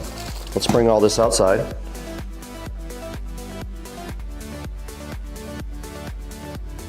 All right, so we're out here working on this bracket to hold the GPS module up in the air. Brad tried to just do a temporary rig just to get things going, but we decided to take the time to put this all together. So it's very simple, very easy. You have a bracket that goes against the wall. Everything pretty much screws into one another. And then you have the ability to extend it out with this collar. And then of course you have the top mounting bracket, where we will attach the unit itself to. So what we did is just found a temporary hole. So we're just gonna take a camera off real fast, screw that up there just to hold it. Okay. And then obviously one of the things is you want to be able to hide the wire, so you have the ability to run the wire through the entire pole. Cable management, right through exactly, the pipe. right to the top, get to the top. So that's what I'm doing now, but okay. I mean, it's about as easy as it gets. You have a few set screws that come in the box for both this top and then for this collar here that you put in, and then obviously you have a couple of screws to attach. Yep, we're going to screw there, and it's very easy to put together. Very simple. I'm going to get everything assembled first, and then I'll go up there and put it on there. So just to make sure everything's going through. So right now. Okay, he said make a full circle. Okay, you want to get the big camera? All right, Joe has the best mode ready to map. He's going to go ahead and connect to this little white zip tie, and he's going to drag it in a full circle around the yard. Go ahead, Joe. Let's see what you got. Real quick, it comes with this telescoping holder right here that you can drag this thing around with. So you just open it up and then tighten it a little bit. I think you just clip right on here.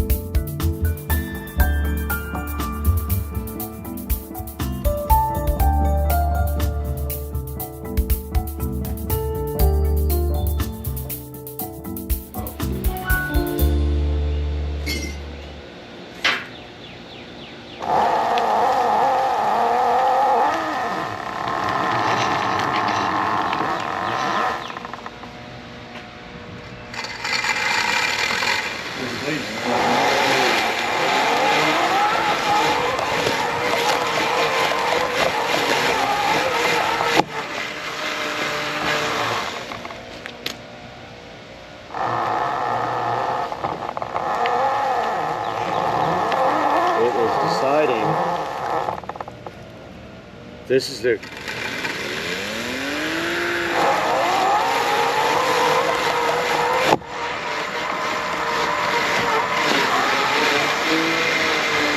Gotta get nice.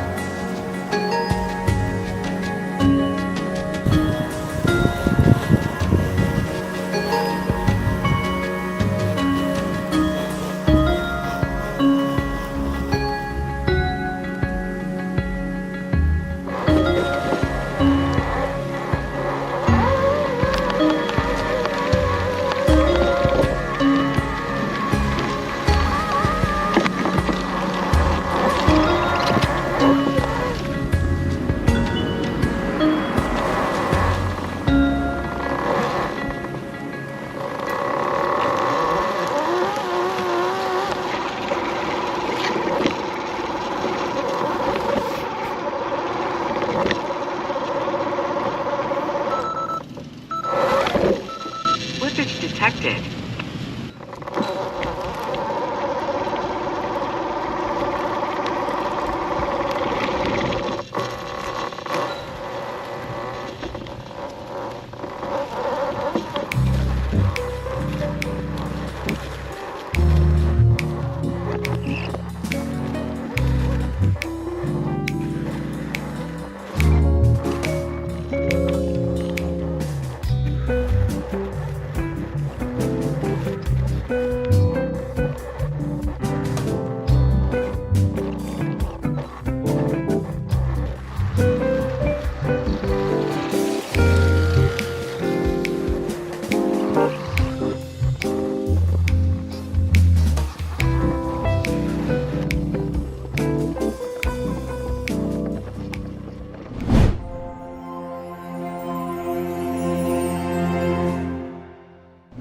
All right guys, here is a look at the yard after the mower got done. I came up behind it with the trimmer and went ahead and edged a few places that it missed. It had a few issues here and there. I'll be working with the developer on that, but for now, this is how it looks after the mower got done. It did both sides over here and the backyard, and you can see on this side too. It did this whole entire side via mapping, and I came right up behind it and followed through with some trimming over my own. Depending on your terrain, you may or may not have problems with it. It has issues with like large steps, like coming off like that. It did not have a problem over there most of the time, but other than that, it did a good job. Now let's throw it back into the Supercar Street Racing Studio A. Take a look at how you can get your best mow with Brad.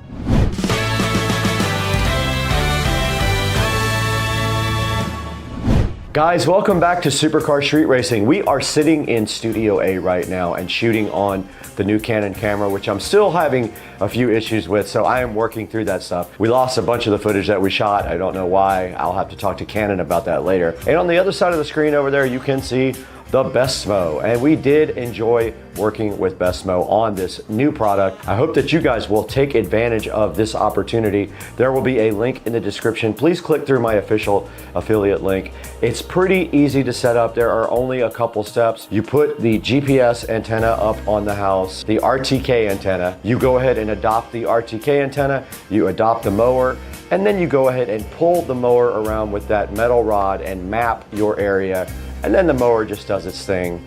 There are a few options in the setup that help you, things like obstacle avoidance. You can lower and raise. You can also change the direction of the mowing and do things like that. So I encourage you to try out the VESMO and let me know what you think down in the description. Go in the description, check out the official affiliate link for VESMO. It comes with everything you need to get started, including spare blades, all the tools, the antenna, everything to get you set up and get you mowing your lawn. Now please like and subscribe if you haven't. It helps me out so much. You have no idea how much your support means to Supercar Street Racing. Drop a like, drop a comment if you like the video. Let me know if you have any questions about the VESMO. I am in direct contact with the manufacturer. And thanks again for watching. We will see you on the next one.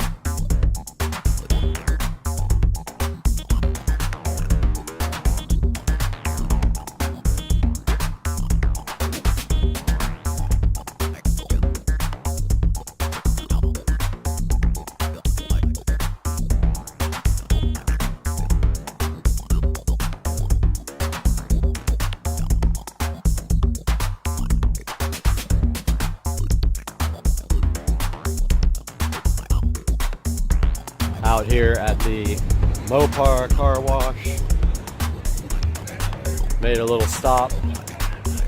Got the crew over here, all their cars. About to go to the full lock meet. These guys are out here, I think, raising money. And we decided to stop by. Get a little view of what's going on.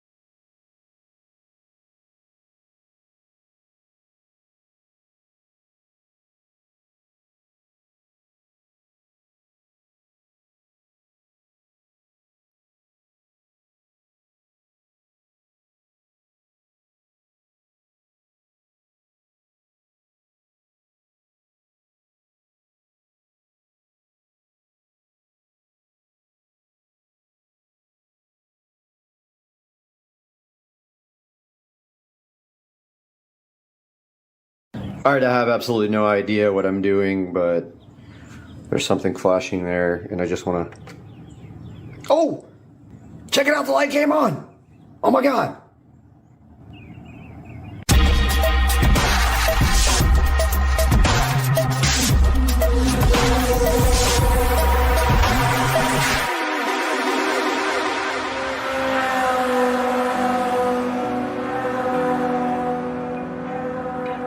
Guys, welcome back to Supercar Street Racing. Today we have what you see on the screen right here, the Philips Smart Sleep Wake Up Light Colored Sunrise and Sunset Simulation. Now, I was in the thrift store the other day and I had no idea what this thing was, but I am super fascinated by things in the thrift store. And I found this guy right there. You can see it in the background, sitting on the shelf, and I was like, what is this thing? Didn't care though. I bought it anyway and brought it straight home. Now, I had no idea that this thing actually was selling for about $193 and is actually still selling, as we can see right here on the screen. So this is the 5 natural sound FM radio and reading lamp. This is the HF3520. And if we look down here, it says that it does personalized wake up and wind down, simulated sunset and sunrise, 20 brightness settings, and 5 natural wake up sounds. Now, it also has an FM radio. You can snooze it. It's a bedside lamp and an automatic dimmable display. Pretty crazy. Says it gives you energy to wake up and improve your morning. I don't know about that, but we will see. And it's clinically proven. So doctors have proven that this does supposedly do something, with a little star by it, of course, recommended by physicians and pharmacists. Now, this thing does have great reviews. It's got 13,000 reviews for a total of 4.4. Taking a look at some of the pictures here, that is exactly what you're seeing back there on that speaker over there. And here is the light.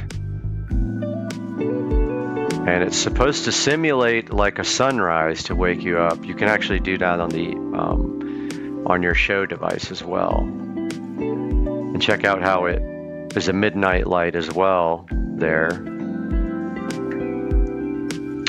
And as we scroll down here, we can see that other people have copied this device and selling it for much less. And there are some with colored LEDs, and I believe this one just does one color. As you can see here, there's one design here that has a hole in it, but we have the one that is a big globe. Now, it doesn't change colors as far as I know, so it just looks like it does only the sunrise color. And then down here we have a bunch of videos here where people have reviewed it, and a bunch of questions here as well. And then all of our 4.4 star reviews for this Philips amazing smart sleep wake up light. And then I've never actually known how to operate it. I just got it and kind of just turned on the light and just leave it there. But here is the actual operation manual that we can actually go through. So it tells you here what's in the box, just basically the lamp and the cord. Tells you the effects. So it says it gently prepares your body for waking up during the last 20 to 40 minutes of sleep, depending on the simulation that you set to it. In the early morning, your eyes are more sensitive, so you can wake up slowly. You can actually do that on your show device as well. Like I said, shows you here the device and the menu buttons here and how to navigate through the menus, which are a little confusing. So it wants you to place this between 16 to 20 inches from you on the bedside table. And then here shows you how to set the clock time, which we can play with here in a few minutes. Then you can select your wake up profile here. You can wake up at 2 different times. You can set your sound to wake up to FM radio or built-in natural sounds, which I have not attempted. Here's how you adjust your clock times and your display contrast, switching the lamp on and off. There's actually a little light on top. That is the one thing that I did figure out, and how to do the brightness. I did figure that out. There's how you turn the FM radio on and off. This is a rather large alarm. This is the fall asleep. So you can fall asleep with a timer. Your dawn duration settings here. A demo mode, which I did not know, which we will try that. Tells you how to store it, dispose of it, assistance, guarantee money back, and I'm assuming it's about to go to a different language. It does go to Francais after that. So the most curious thing that I have here is we will go through this with you when we get the device and we get a camera over by the device. So we'll do that next. We'll take a look at this thing up close and personal and go through some of the menu settings. Okay, we are here in front of the Philips light, and this thing is supposed to wake you up at night and in the morning keep you more awake and make your wake up just gradual, because the light gradually comes on instead of like popping on from the very beginning. So see here, it says it helps you wake up more pleasantly. And it says the default time is 30 minutes, and it gradually increases, and it prepares your body for wake up. It says the effects of wake up light prepares your body to wake up in the last 20 to 40 minutes. It makes you more alert. Here's some of the icons, and here is the device right here. So it shows you to navigate through the menus. You press the menu button. So menu is where? Menu select. Menu is on the front. And it's flashing O2. And it looks like this is where you set the time, I guess. I'm not sure. Yeah, it looks like that's the time set on this thing. You can see here it says 6:40. To exit the menu, you press the menu button or wait 30 seconds here. All right, so it says to set the clock time, you have to set the clock time when you plug the appliance in for the first time and when there's been a power failure. Let's hit menu. This has a short in it.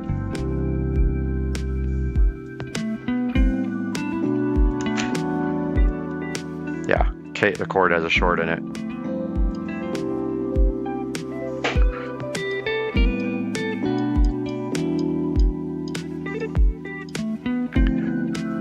Okay, so it's not on the time set part.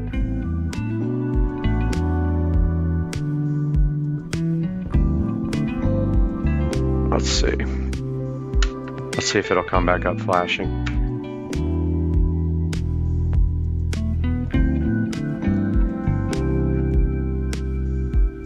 Yeah, this thing has a issue.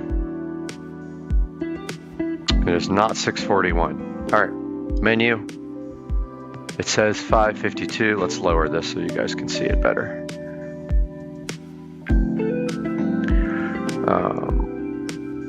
Menu. Okay, let's get out of it. Menu. So it thinks it's 641.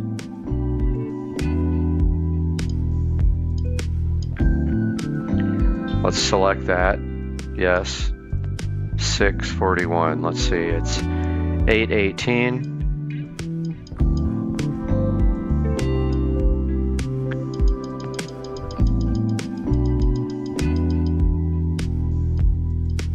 All right. Looks like we have an alarm on here too. Not sure what that's about. So we're past the first part to set the time when you first turn on the device. Now, when you set your wake up profile, you set your wake up time, the light intensity, and the sound level. So you can set these two different wake up times if you want to wake up at different time in the weekend. The procedures to set the wake up profile and wake up sound is the same for both. So you hit menu, and then there's a bell here. You select it, you select the time. Let's set it for 8:25.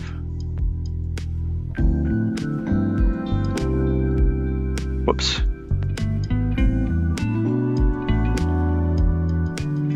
Let's set it for 8:22 and see what happens.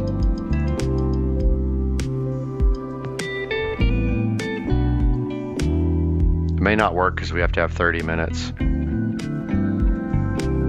And then I guess this is the, let's see, time, and then this has the brightness level, it says. And this is the sound level, I take it.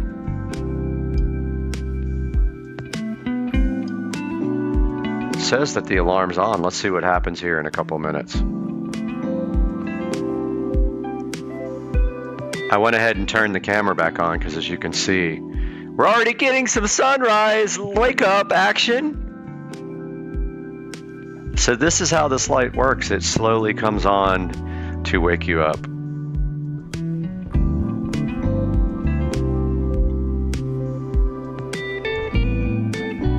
And you can see it getting brighter, so it will change brightness until your preset clock time, at which time it should be at 100%. I would take it if that's what I put on my profile. So we have 2 minutes to go before that happens. And look, it is gradually brightening up here.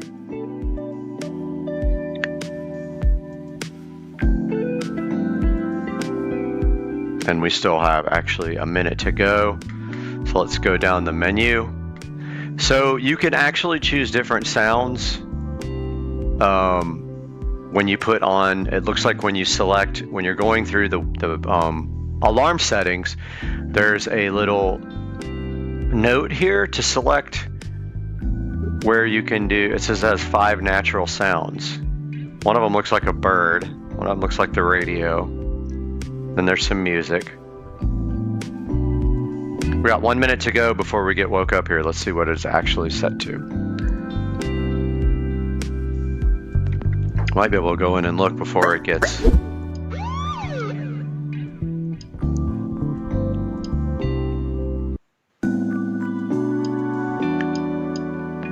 Yeah, it doesn't say, I didn't see what sound it was, so let's just see. Now notice the light turning into more of a white light now.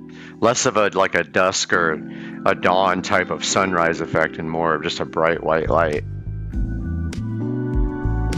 We should any second now be getting our wake up call.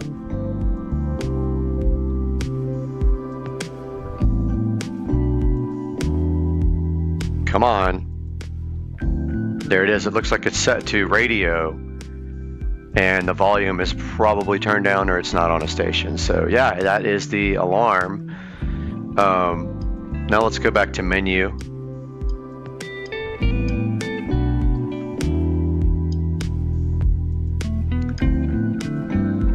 It never showed me like where to set the sound type. That looks like volume. But nowhere does it have what type of sound. Let's see.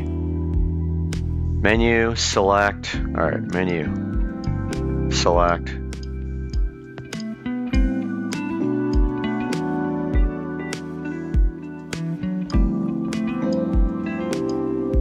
Okay, there it is. So you have to use the plus and minus. That's radio. That's bird. All right, I put it on bird. Let's go menu, go back to the alarm.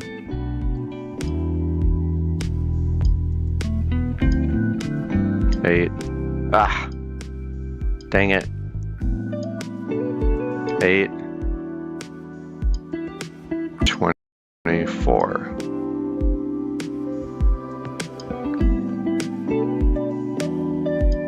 Alright, so we have our menu, our alarm set on 8:24. The light's not going to be able to do anything because we are so close to our wake up time. Let's see how it acts at 8:24. Probably won't be able to turn the light on that fast. It needs a couple of minutes at least to prime up. But let's see. Okay, it didn't do anything as far as sound.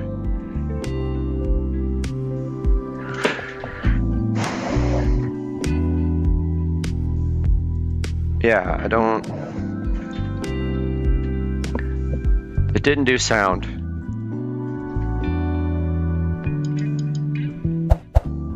Ah, there it is.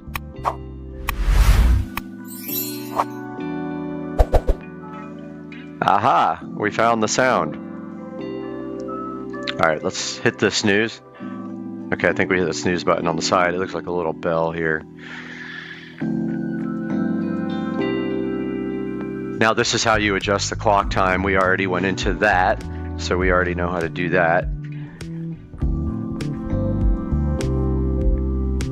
And display contrast, you can go from level 0 to level 4. Advise you to set the contrast in a dark room. So you hit menu, and you hit select. It's not actually select, it says select, you hit plus and minus till you get over to brightness. And the brightness is this little half moon looking thing. Then you hit select, so the instructions are actually wrong.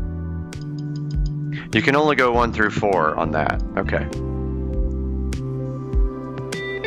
All right, so there's a lamp button as a bedside lamp. There's a button up here with a little light indicator on it. You can adjust the light intensity by pressing plus or minus. And I saw this earlier. This is what blew my mind because I actually got it to turn on. And that's how you adjust the lamp brightness. Now to go FM radio, should be a volume. So that's interesting. Mine does not have that. Mine doesn't have an FM radio at the top. Mine has like a Bluetooth, has like a plus minus.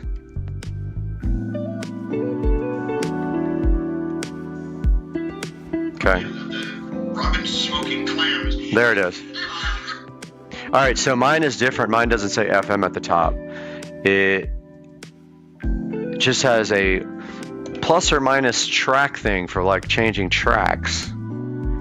But I did find the FM radio there. Here's how you switch the alarm off or on. There's a little bell icon right here on the side, as you can see there in the instructions. All right, so to snooze, you can tap the front of the wake up light to snooze. So you just touch that to get that done. So to do the fall asleep function here, to press the fall asleep button, to switch on the fall asleep. The fall asleep time flashes on the display for a few seconds. Where's the fall asleep button? Over here? Yep.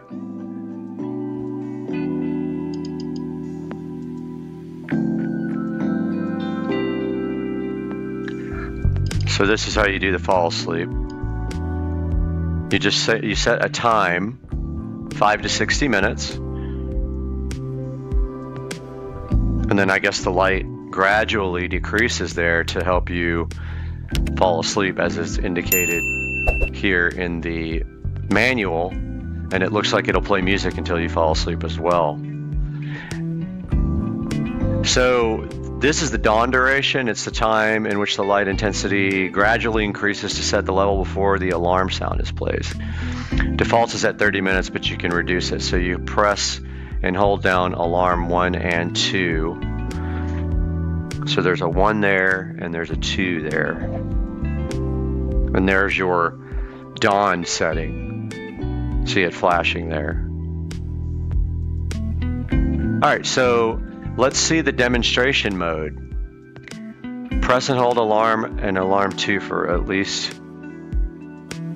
3 seconds. So this is alarm 1, this is alarm 2.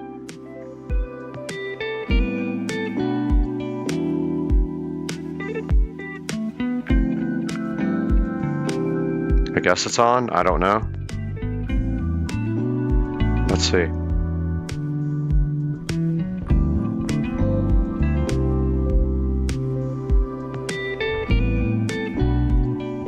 I can't tell if it's actually on, but it looks like the light is decreasing.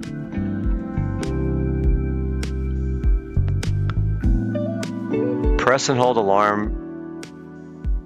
Switch off the demonstration. Press and hold the previous plus alarm button for 3 seconds again. Oh, or alarm. Alarm 1 or alarm 2. I was doing it wrong. All right, there's test here. Now we're in test mode.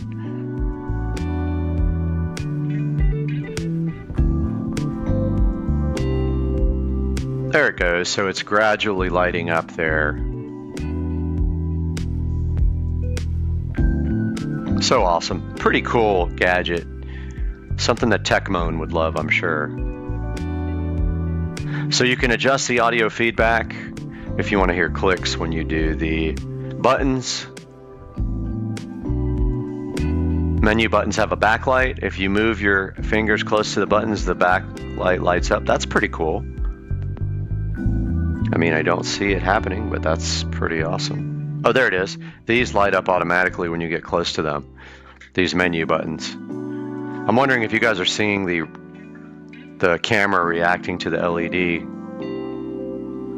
And that is the Philips wake up light, which I had no idea what it was until I grabbed it at the thrift store. And here comes our lovely music again to wake us up. And I just turned off the demo mode. Guys, I hope you enjoyed this look at the Philips wake up light. It is quite an interesting device. I've never seen anything like it before, and pretty cool. If you guys have any comments, throw it down in the section below the video, and please like and subscribe. We'll see you guys on Supercar Street Racing. All right, I'm ready to shoot some video, and man, we got to do something about this.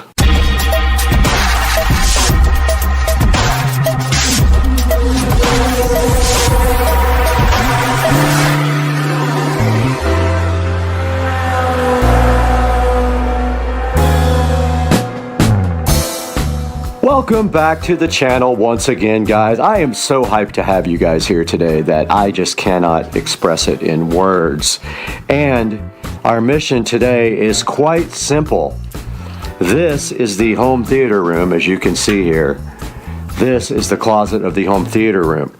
I need a place to put my charging station and store all of the equipment for Supercar Street Racing, and it is not cutting it in my closet. So our mission today is we are going to get this stuff out of the closet and organize this closet, run power, do all that in order to be able to charge here in the Supercar Street Racing home theater room. So our first step is to get this stuff out of here and get it moved under the bed in the other room so that it can be stored. We don't need these closet doors under here at all. So let's get to work.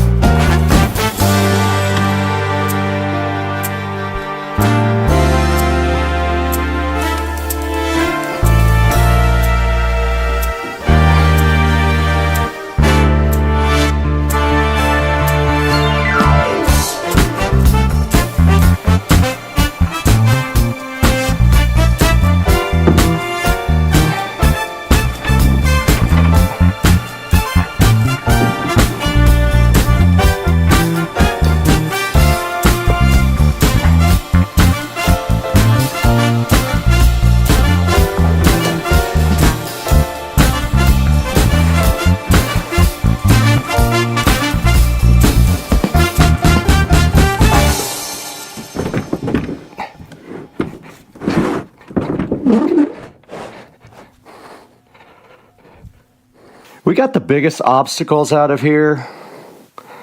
I save a lot of things that I shouldn't, but for example, this projector, I tried to sell this projector a while back. Nobody's interested in it. It does not work. The light is very dim. I tried replacing the bulb. That didn't work. So it has an issue. It can go bye-bye.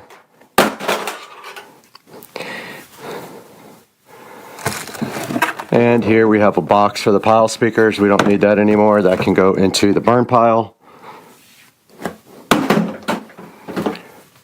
This is a TP-Link box for the TP-Link router right there. No point in keeping that anymore. Thing's too old to return anyway.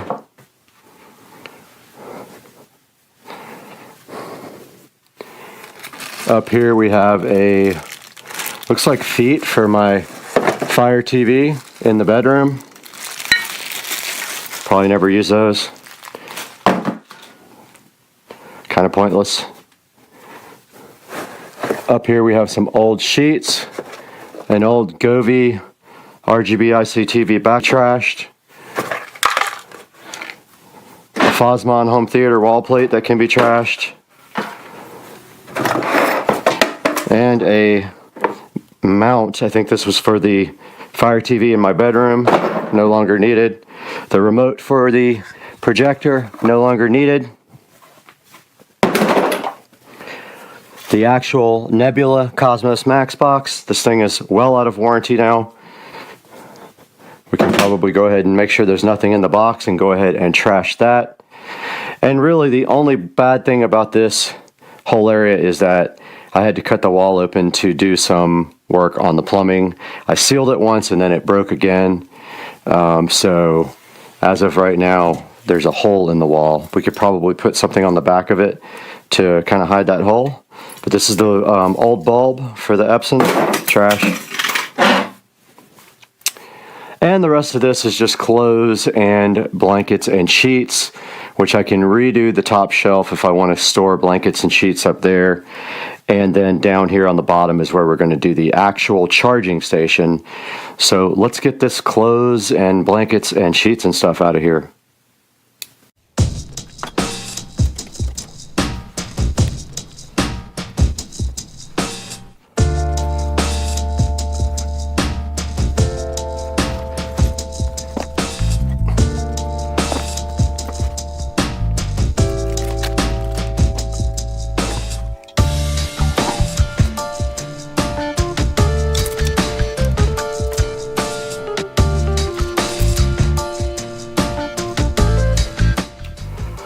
Okay, so I got the closet completely cleaned out, and of course the GoPro battery is almost dead after using it for 10 minutes, which is that is my life. So I got the closet cleaned out now, and you can see we have a nice fresh palette to start with here. And what we are going to do right here and right now is we are going to clean this floor thoroughly. So let me go grab the cleaning supplies.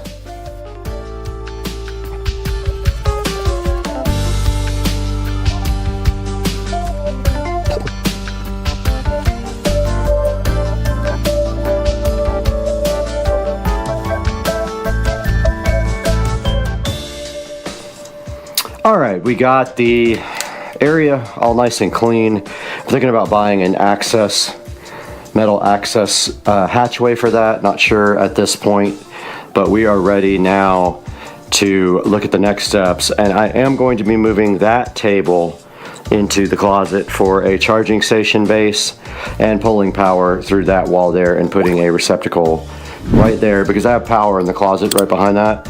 And actually there's power right there, but it'll be kind of tough to get through. I guess what I could do is push power through the other side of this and put an outlet there and go from there. But really, honestly, that's probably what I should have done in here when I made the whole home theater closet, is taking power from there, but I wanted power from the attic, so I did it that way. So yeah, so the next step is get this old crappy dilapidated table into here where our charging station is going to exist.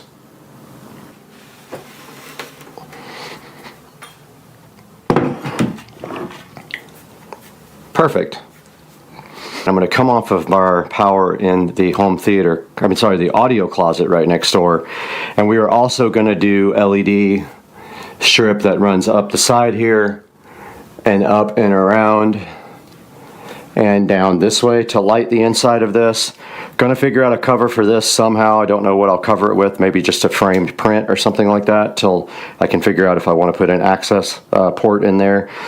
And we have storage down here. As you can see, we already have stuff being stored in these pockets that come out of the side, like the TV legs. That all is going to come out, and then the only bummer is I can't really use that side because it's going to be blocked. So yeah, I'll figure it out though, but we have 2 levels here to put stuff on for storage and for the all the stuff for Supercar Street Racing Productions. And then over here we got room to put the tripods and anything larger right there, and then we still have the top shelves for other storage.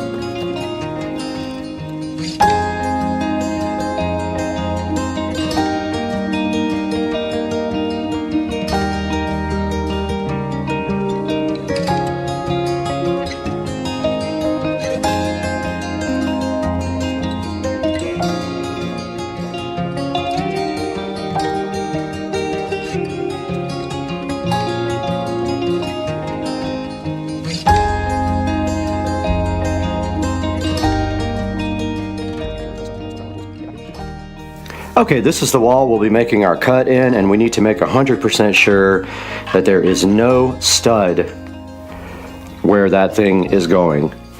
So we're going to use our stud finder here.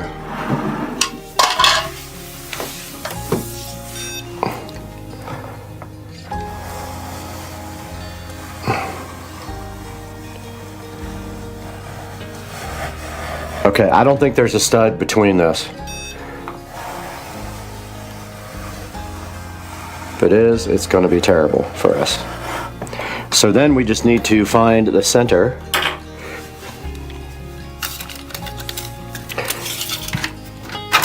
All right, it's 24, so 12 is dead center. We need to know the height, so all we have to do is measure an existing outlet, and the top of the wall plate is generally about, looks like, you guys can't see this over here, but It looks like it's about 17 inches, the very top of the wall plate. You have to take into account that the wall plate also has a little lip on it. So I'm gonna go, actually I'm gonna go a little lower so it hides the outlet. I'm gonna go about right here. Let's see, the table. Table sits at 16. So I want the top of the box below 16. So I'm gonna put the top of the box at 15. So right there, and then the center.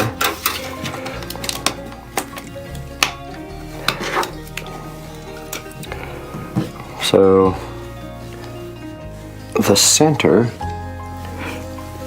where is my drywall saw? Somewhere in there. Now the center is 12. Got close, not quite.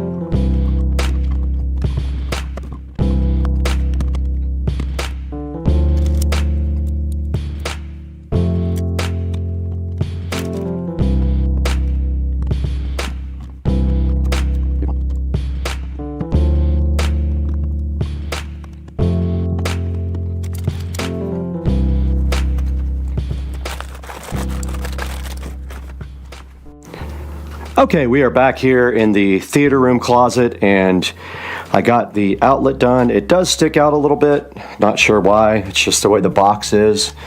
The box pokes out a little bit, but you can just always caulk around that. But this is how it came out. I put 4 power in here, and then let's put our electrical tester in. And you can see we have a middle light, and that is just a ground warning.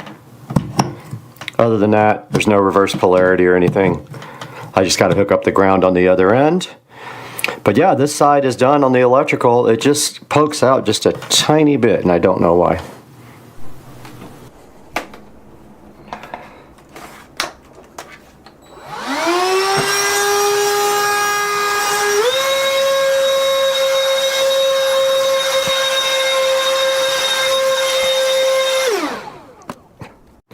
back into the old charging station, and our next step here is to get everything disconnected and get this existing huge power strip off of this table and bring it into the other room and do our planning. So let's get that done.